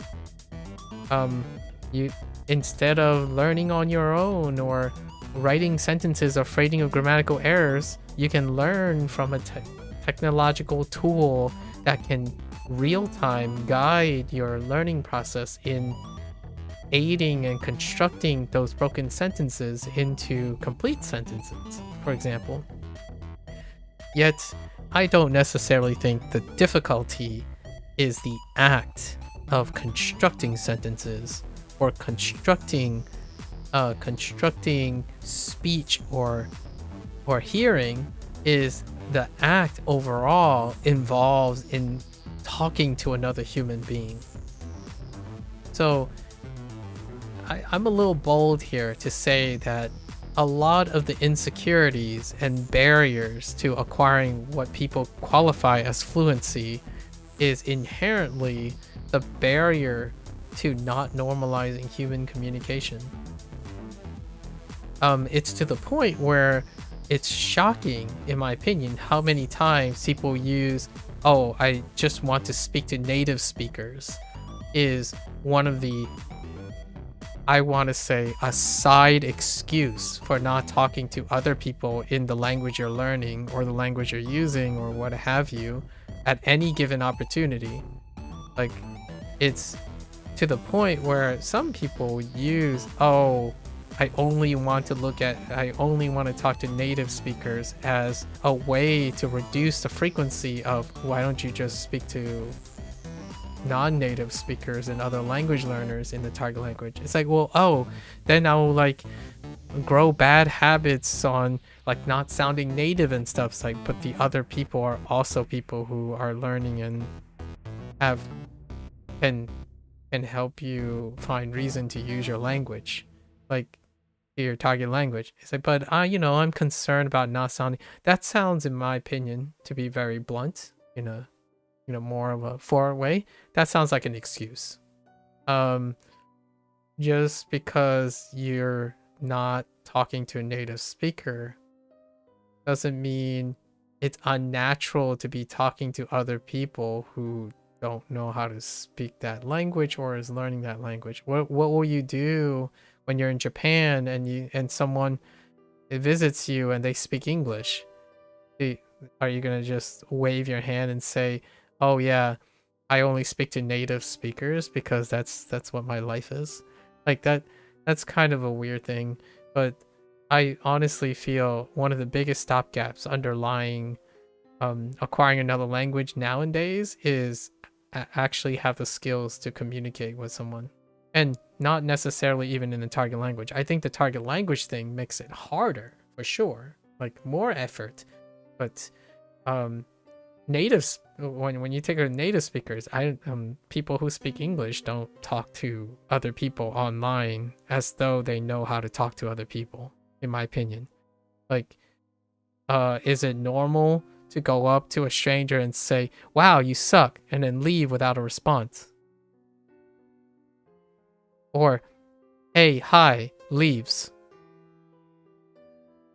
I mean, now you might be thinking, oh, but those people aren't language learning. It's like, no, that hasn't changed. My experiences haven't changed. Language learners are very, very similar.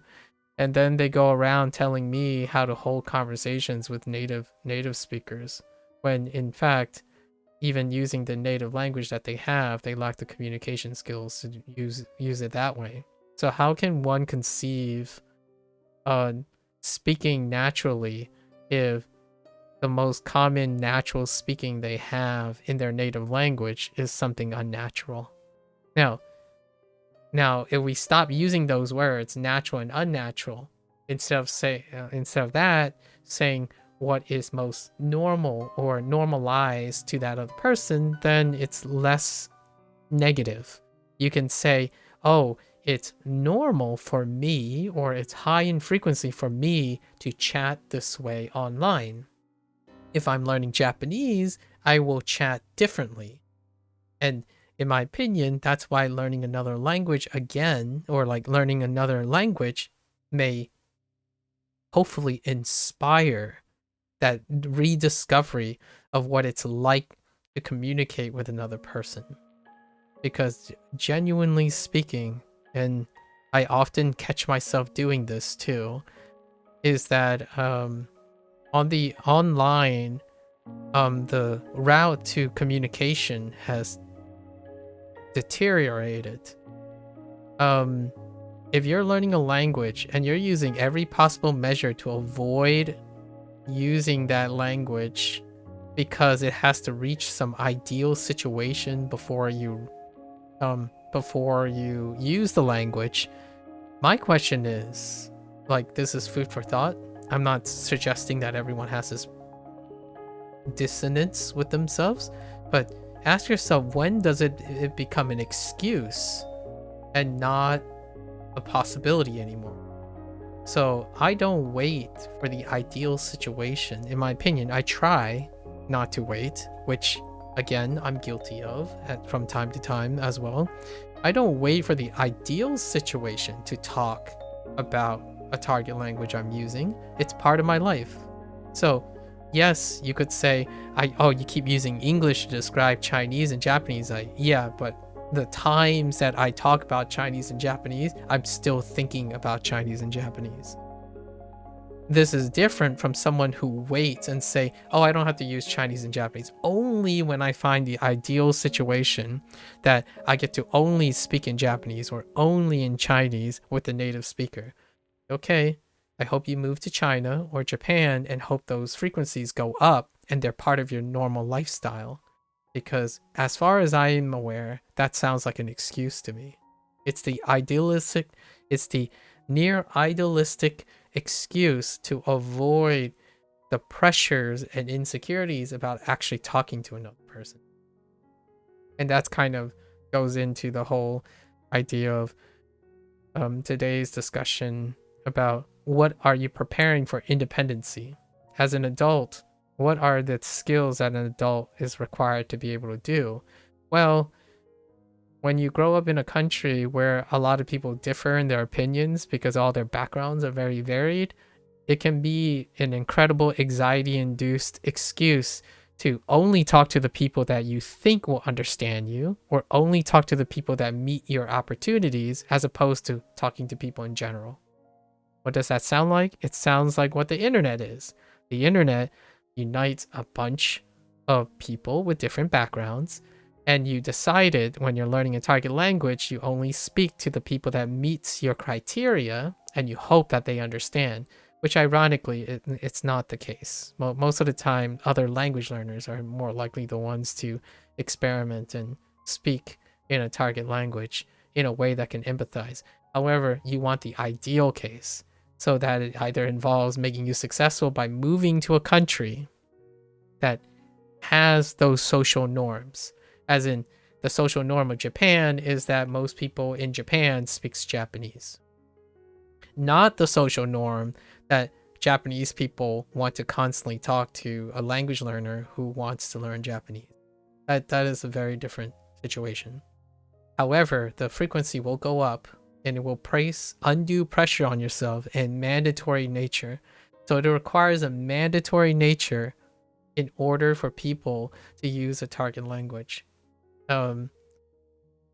That to me is overcoming an excuse, and that's perfectly fine as long as you get to there.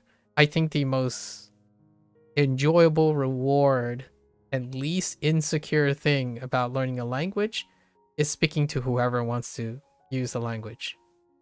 If it makes them uncomfortable, that's the most difficult thing. Like if you're saying something weird and it makes them uncomfortable, that's something worth talking about. And talking about it creates learning experiences. That's what communication is. Not the communication of the internet, where whatever you say, it has to be right because you can fact check it or something. And whatever you say is inconsequential because you have no continuity with any person online. You say hi, you say whatever you want, and you go away and you hope you never see them again if you're not interested.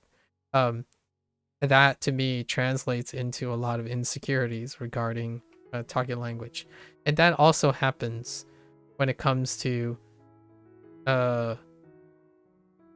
what is being prepared as an adolescent. If you're always about business, then that's kind of what it sounds like. Like, oh, you're not Japanese. Sorry, I'm looking for a Japanese native speaker. my business is I want to learn native Japanese, so you're not one of them. Sorry. And that would be not emotionally intelligent. It would be business practice, which is what I was talking to Proka about. That type of pragmatism is what is instilled in me from my parents, my Eastern culture, straight to business. So if you understand that, right? If you understand that as a language learner, when you understand Japanese culture and Chinese culture, for example, through their language, pleasantries is not a thing. So it's oxymoronic, in my opinion, almost hypocritical to think that you learned a bit about the culture through their language and you're interested in the culture, and now you're expecting the culture to behave in a social norm that is in contrast to their culture. Like approaching a person in public for a social norm is not pragmatic for pleasantries. They're less likely to talk to you in public in that way. So how are you gonna go find your ideal situation? You can force their hand. So the irony here is that not only did you not look for a culturally sensitively appropriate opportunity to use your target language, you happen to participate in a culture that do not participate in that type of thing most of the time. You approach someone trying to say, oh, I want to practice my Japanese in public.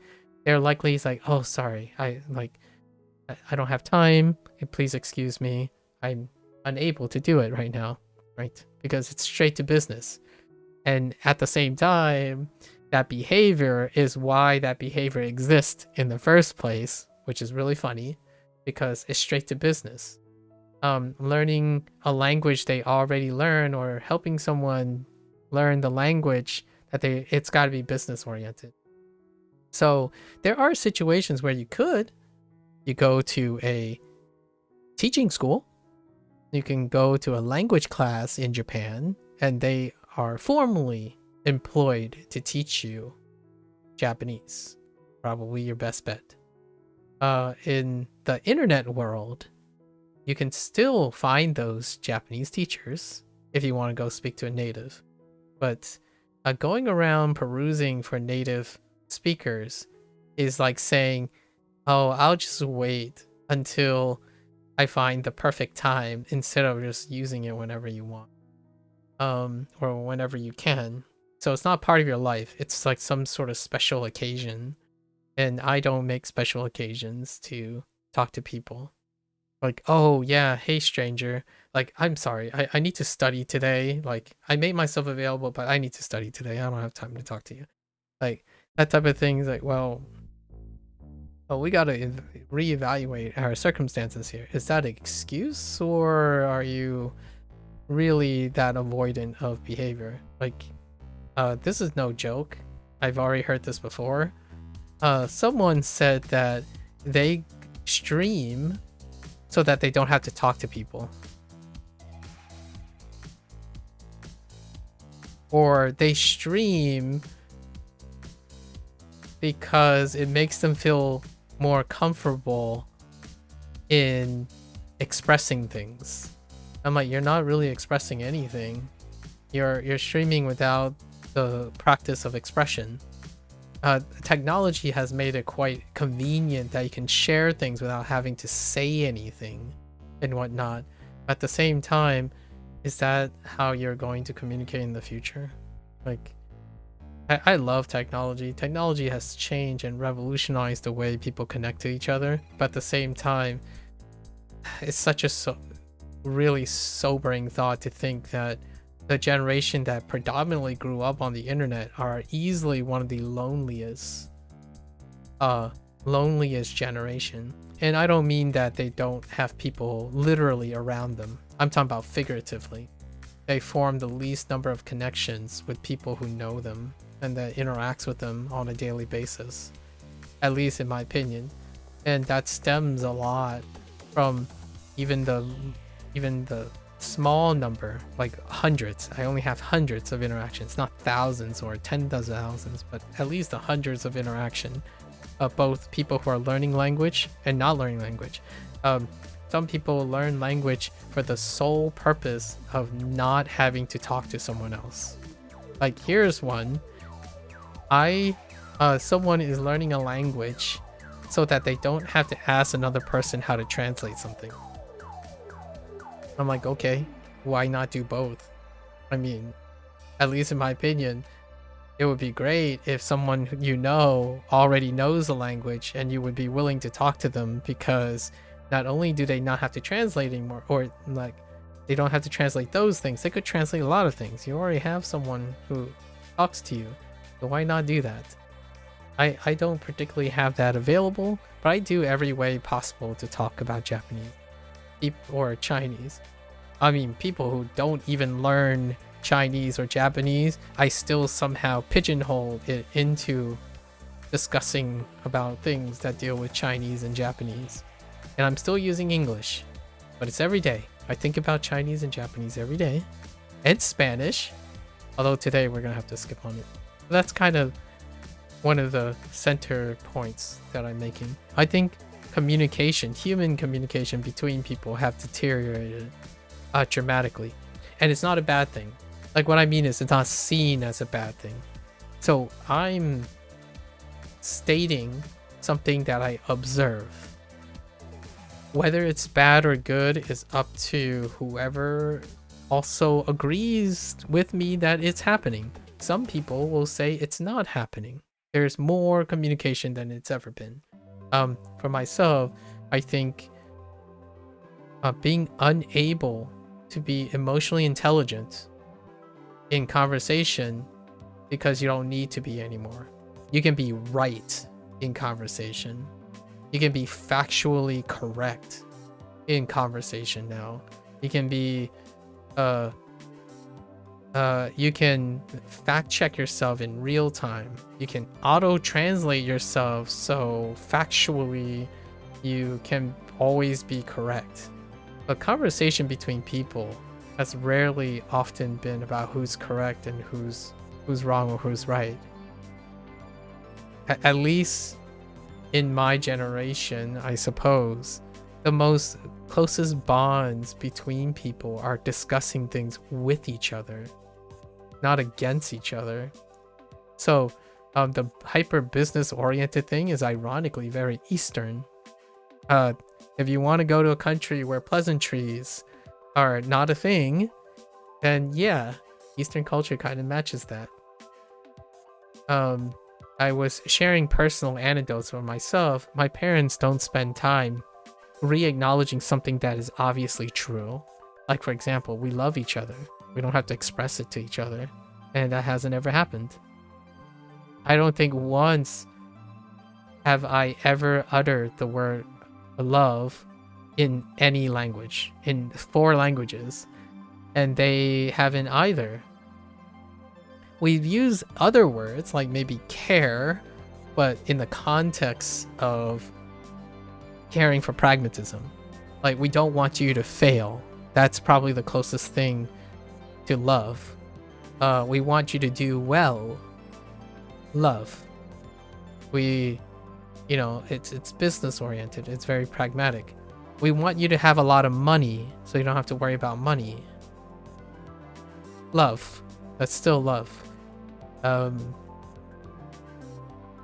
And that's kind of how the internet is. So in my opinion, maybe that will be the social norm in the future.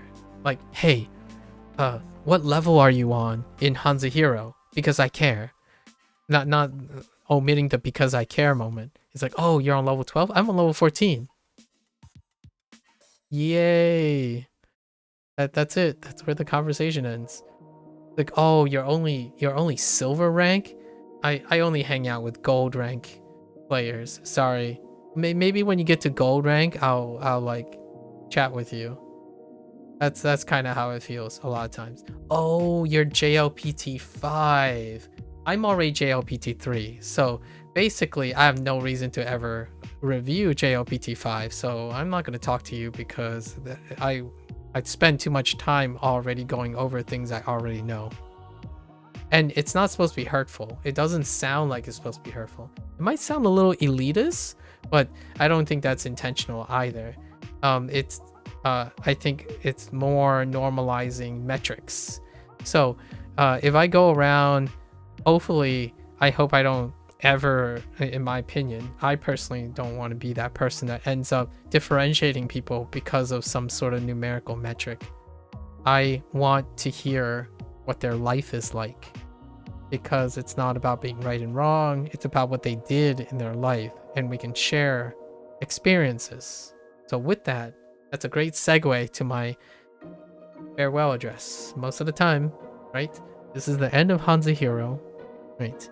If you're gonna watch this later, 谢谢. I always I always appreciate it for those who like, I don't know what is it that makes them click through it, but there is a 5-hour digression on this session, so pardon me. I invest in people, I suppose.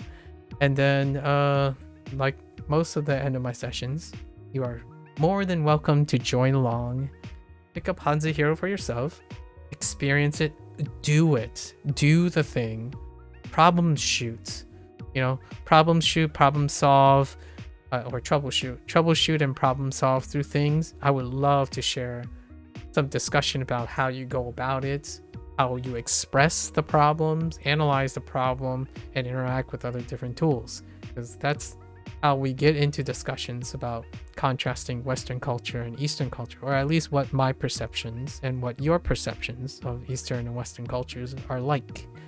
Because human interaction is a fantastic solution to what I would say is one of the top 5 things that are facing the younger generation today, especially the internet generation, and that's boredom. And one of the limitless entertainments and sources of interaction that can supply a lifetime of carbing boredom is interacting with people. People are the internet has made people a very accessible source. The irony here is, as time passes, it's harder and harder to approach that source. But like my parents have imparted me in value, I can make it work. And one of the things to make it work is to be talkative, which is something my parents don't do because they have each other, right? But for the newer generation, the internet generation, when was the last time you had a discussion with your online friends about something other than business, right? What is that business? Well, I only chat with my friends when I play Fortnite. That's business. You are connected based on the activity, not connected based on an interest with the other person. And that's kind of what I wanted to establish, especially language learning. Oh heck, you have a whole life of language learning ahead of you. It would be great if you take your time and share it with another person, and then use it as an icebreaker to understand their motivations or something that's beyond business. So in the future, it isn't just about, oh, are you on my level? Because if you're not on my level, then I'm not practicing anything. Oh yes, you are. You are practicing something. I've had the privilege of meeting very excellent, well-spoken people who have acquired Japanese at this point. And no, I do not agree with them in any way on how they're interacting on a academic level. To the point where I'm not even sure if they have the exercise of emotional intelligence to be okay with interacting with someone who has less competence than they do. And that created an impasse so many times. Even people I've spoken to for like over 4 months or 5 months straight, the emotional intelligence is not there. And that doesn't mean that they can't go on to live successful life and hang out with everyone that's of their level, but it genuinely creates an impasse. So if you're wondering why You might find it boring to interact with people. I mean, let's be a little bit honest here. Is it that you're not interested in people? If you're not interested in people, then who's to say you think that you're interested in yourself? Like, what I mean by that is,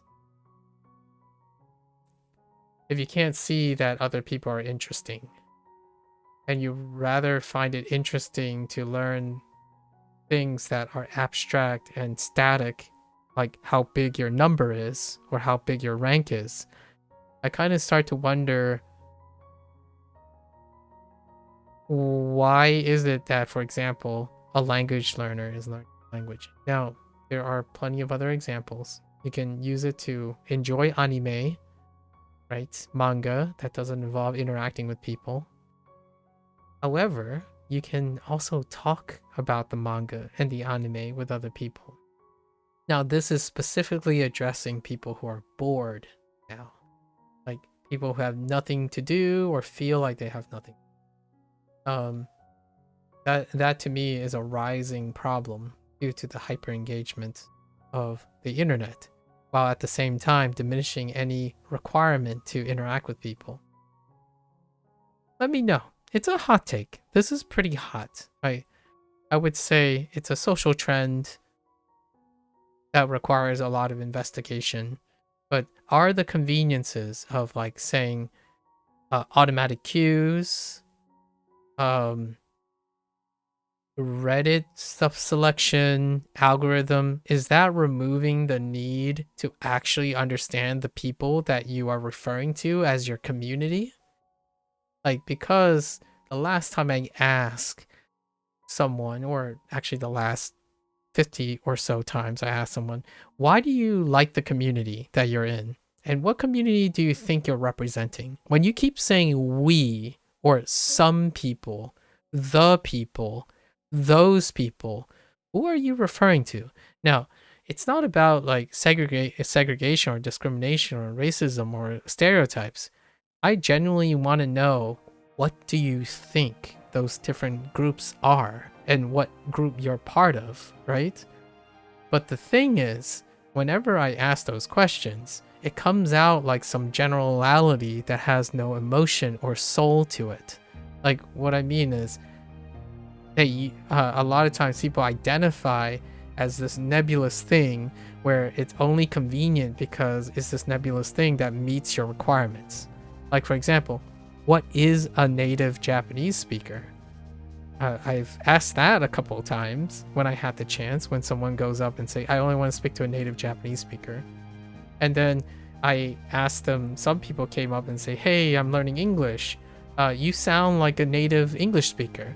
And I would ask, what is it that you see in a native English speaker? Like, what do you think that is? And oftentimes, regardless of where it is, like the culture, the country's background, on the internet, a lot of times it's undefined. And we're not talking about stereotypes. You can define whatever you're looking for the way you're looking for it. But the thing is, do you have clarity enough to define it? It's not clear. Like, I want to be fluent in Japanese. What does that mean? I did meet one or two people who did define it, and that's pretty great. It gave me clarity. Like, the most recent guy said that their definition of fluency in a language is that the language you have is at college level. And then because of that definition, I was able to share my perspective because I did go to college and I did go to graduate school, but I rarely use my English from college and graduate school when I'm speaking to people online. So in a way, now I can frame it that's why I don't use that type of, I would disagree and don't use that type of qualification, because colloquial language rarely reaches college level. And that's kind of a thing that helps with clarity and expression. So it's not that I'm telling them to not believe in that, is that they are able to exactly clarify. So when somebody goes around and is like, oh, this is bad, explain. Please do explain. Sit down, have a lot of time. You can explain it to me while I'm doing my lessons, because in my opinion, if I personally don't practice what I preach, as in encourage people to explain things, then you rob the human interaction. That's a lacking of human interaction. Saying go watch this video instead of explaining it yourself defeats the purpose of establishing, in my opinion, the actual relationship. We're talking relationship. It's easy to say, just read this and not explain it, and then expect that in the future, when you do have to explain it, you're going to likely explain it. No, you're probably not. You're probably going to do the same thing. Just Google it. So, yes, and I think, why is this digression worth it? It is worth it. We're language learning. If you're sitting there thinking that it is very tiresome to explain the foundations of a language, then who do you expect to be talking to when you're going to use that language? Do you think that in all cases, people are going to not need you to explain certain things or be in a habit of explaining things in a language because it suddenly is a different language, so you don't need to explain things? Like, somehow Japanese people are different and Chinese people are different because they always know what's going on. Like, I don't understand what happens, how humans can be so different that you're never going to practice explaining things to people. That, to me, is genuinely the most mind-boggling thing as a, at least in my opinion, as a person who focuses on communication and learning another language. If you find it cumbersome and incredibly tiring to explain things, why is it that you think other people will be okay with your attitude and the way you look at explaining things as a double standard? If you are not openly explaining things and helping people, what are the chances that people around you are helpful and voluntarily explaining things and whatnot? You probably have friends and people who don't like to do that because you yourself don't like to do that. And one way to circumvent that is to pay a person to do that. So go to class, go to a teacher, and get those services.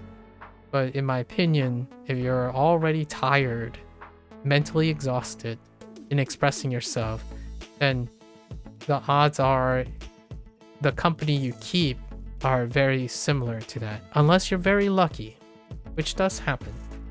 Being lucky does happen.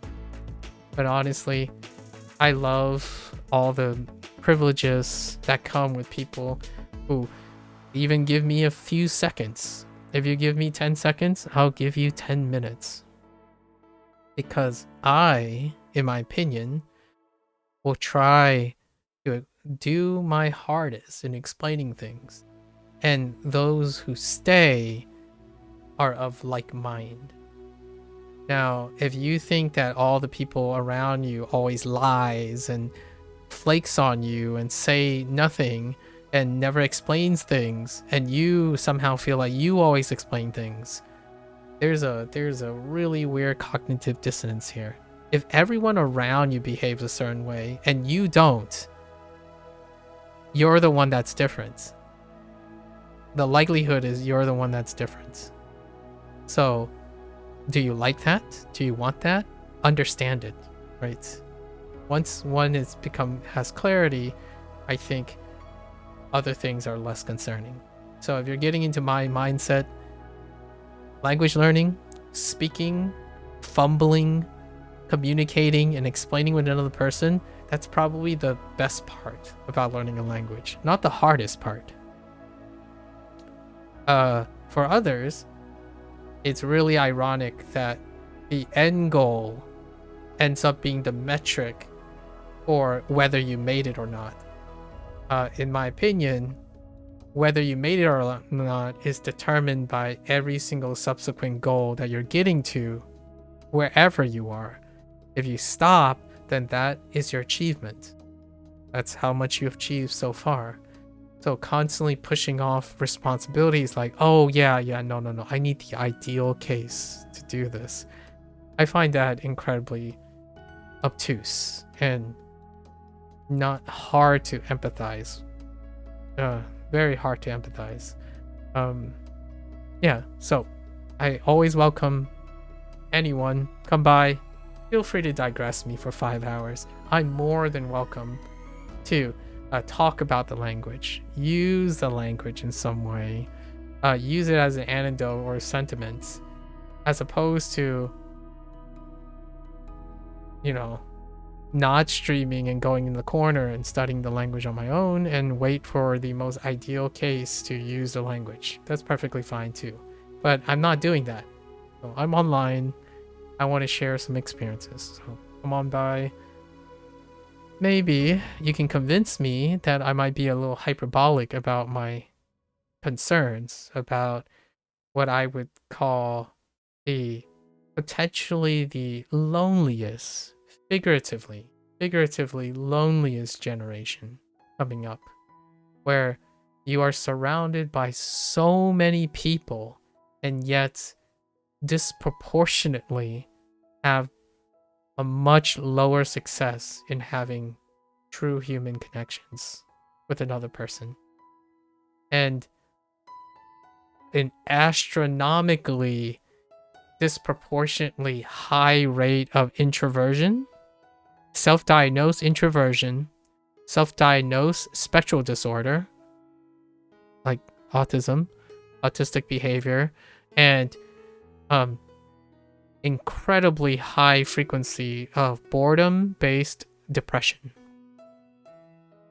Perhaps I'm talking too much hyperbolically, so I don't want those to be true. So I definitely welcome any person who would suggest the contrary and provide a very provocative expression that is not true, that the current generation is not hyperly stimulated and self-diagnosing introversion due to some high functioning behavior reinforced by technology. And because of that high reinforced technology, they circumvent and excuse themselves based on social anxiety, not lack of practice of intercommunication, but more like avoidant behavior, which contributes to anxiety and insecurities. So all of this, I think, is still in play. I'm not saying it's exclusive of possible introversion and whatnot, but I feel like it's incredibly neatly packaged in order to excuse someone. Usually when someone's struggling with introversion, or like find introversion as an impediment, and or high functioning, I can only speak for myself. What does that look like? Well, if someone were to say that I'm extroverted, or I think I'm extroverted, and I'm not high functioning or potentially autistic, then it would be very difficult for me to agree with you. Because a functioning person who practices trying to understand what they're struggling with over their life and interacting and expressing that and practicing it very, very rigorously, that's, in my opinion, what I look like. So oftentimes I do ask someone when they say they have social anxiety, they're high functioning, they're autistic, or they have ADHD or something, I ask them, what do you think it looks like in others? Have you seen other people that are high functioning, and what does that look like? Do you think your very successful, charismatic person, do you think they are introverted, or they have ADHD? Do you know what that appears like? Because oftentimes I don't think people want to see other things that doesn't belong to their ideal schema. They want to see exactly what allows them to excuse themselves. In my opinion, this is a little bit victim blaming, but I think it's more than that. I don't think it's necessarily their fault either. I think it's a combination of unintentional consequences. The technology is there. Like, you can talk to someone without seeing them. You can type to them without hearing them or seeing them. You can see them without hearing them, or without hearing them and typing. There's so many ways to interact with someone, and you don't have to be literally next to them or occupy the same space, or you can choose to occupy the same space. You could virtually occupy the same space as an avatar. Technology is so, you can even talk to a mediary. So you can talk to an AI in which the AI communicates the message. So you can even talk through something that does not produce anxiety and social contract. Like, you can talk through an auto translator into another language. Like, you can even talk through AI in English to a Chinese person or a Japanese person, and the Japanese person can talk back through. It's not perfect, but it certainly alleviates the first steps, the steps of practicing interacting with someone, right? And instead, in my opinion, most of the marketed tools and technology is to remove the inconvenience of talking to another person. It's wild. So I often wonder, when is it an excuse and when is it I don't know, inherited behavioral problem? I absolutely 100%, my 18-year-old self would agree with all the impediments of speaking to someone. But that was also the same person today that was speaking about emotional intelligence in, like, growing up in a Eastern bent culture that doesn't emphasize pleasantry, and then heading into adulthood in which it relies on pleasantry. And then now I spend 90% of my time on an internet that doesn't understand pleasantries anymore. And not only that, it is very ironically lines up with Eastern culture values. People only talk based on business, and that makes sense. And when that makes sense, it also means you don't necessarily form connections anymore. You might form professional connections. And the thing about professional connections is, when the business is over, the relationship is over. So if you met your Fortnite friend and you're kind of curious if they will ever play a game with you that's not Fortnite, you start at Fortnite to build the friendship from there. You don't wait until the game comes up and ask them, do you want to play the game? It's like, no. Okay, well, we can't be friends anymore, or we just drift apart. That's business, not forming connections, in my opinion. So there you go. Language feeds into that. I often said that. Someone always asks me, someone who no longer speaks to me or like got tired of speaking to me, right? They would come in and ask me, oh, have you spoken to a native speaker yet? I'm like, well, I don't deliberately look for people to speak for that reason. I have used Japanese. It's like, whoa, so have you used Japanese before? It's like, yeah, I have.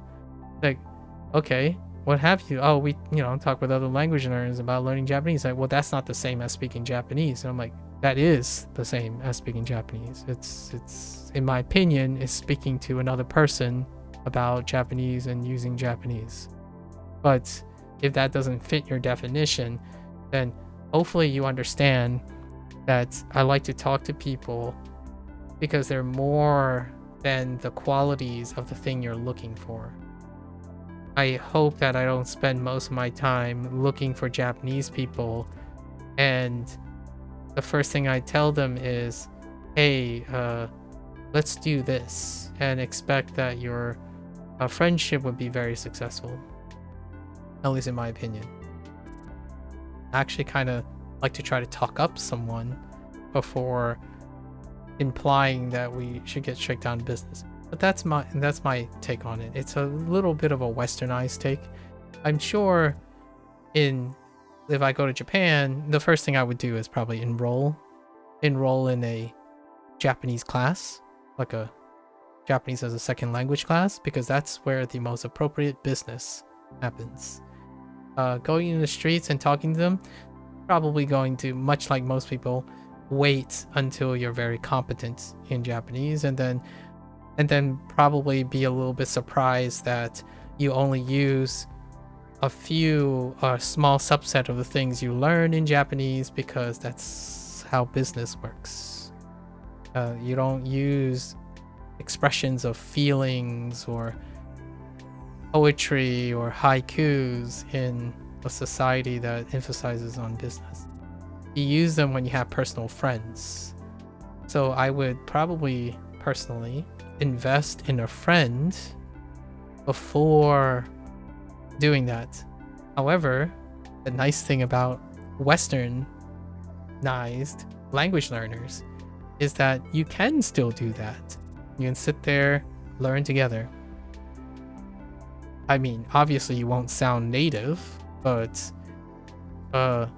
if I had to compromise a little bit, I'd rather sound not native and have a wonderful friend, someone that I can interact with, share experiences with, that is not only predicated on Japanese in order to be regular, and have that friend be the incentive and the core of understanding and using Japanese each day, than taking a gamble at finding the ideal case where a loss in translation is likely to happen, especially in cultural translation. There you have it.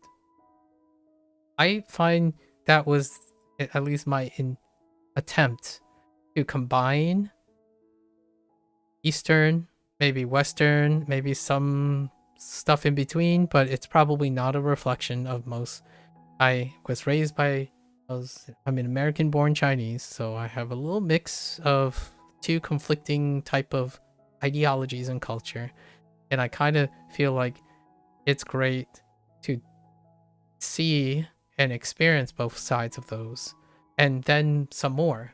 I'm hungry, figuratively, to interact with other people. And language learning can open that up, right? Someone who's not learning Japanese or Chinese, learning French and Spanish, has a very likely different perspective than I do. So talking with people like that, I mean, I like to believe, fingers crossed, that if you want someone to talk to you about communication and like cross-cultural thing, I hoped that the vast majority of language learners are passionate about communicating that. Because in my opinion, whether you're choosing to eventually speak the language or not, I like to think that's part of the goal of learning the language. You're engaging in some sort of extension of that language, be it its culture, its etymology, or something like that. And you're enthusiastic enough to want to share it with the next person. So yes, in a way, if I'm able to convince someone to pick up a Japanese text or like be enthusiastic about Japanese while I'm enthusiastically talking about it day in and day out, and they don't get tired of it, is because I'm trying to aim to make a friend, not aim to push an agenda. So no, I'm not selling a product. I'm selling friendship, or like selling human interaction. I think that used to be the case for live streams. At least that's what I thought. Like live streaming, that's kind of one of the things that segregate a bit YouTube and Twitch. But somewhere down the line, it's more like, oh, YouTube sells parasocial relationships, so does Twitch. And you sell parasocial relationships live. People talk at you and not with you most of the time. Who knows? I could be barking up a very sensitive tree, but I will say that I will not stop doing that, because good friends, in my opinion, or excellent temporary discussion partners online go a long way to elevating one's experience than your occasional high and oh, you're good, you're awesome kind of clout. Clout is temporary. Friendship and human interactions leave a mark on people's impressions. So go out there, use your target language, I suppose. Feel free. Go collect your experiences, and I would love to hear them. You know? Give me all the examples that contradict what I'm saying. That would be great. Then I'll share those with a lot of people. I'll contrast them with my particular prevailing thoughts. And that, in my opinion, is priceless. I don't want to hear, last thing, I don't want to hear what that person says about learning Japanese. I want to hear what you say about learning Japanese. That's probably the most interesting thing here. That person is not here calling me a dimwit. You are calling me a dimwit. I want to know why and how. If you can't even do that, then why say it in the first place, in my opinion? Explain that to me. Why say it in the first place? So that's kind of cool, right? It gives the person the opportunity to say their piece. Like, oh, I'm annoyed that you, like, I feel offended that you think that people who only speak, it's like, I want to hear it. Like, that's good. That can be very informative. But if you're not saying it to me, then are you suggesting that it's not worth your time to make that clear to me? That's perfectly fine. And whenever someone says, oh, I can't explain it, you should watch this video, it's like, I'll still go watch the video. But know that now it's that person's video and that person's content, not the person I'm speaking to. So most of the time, I do in fact watch most of the stuff, but those people, they don't come back. Like, they don't offer me the opportunity to share that experience because, like what I suspected, they're not invested, right?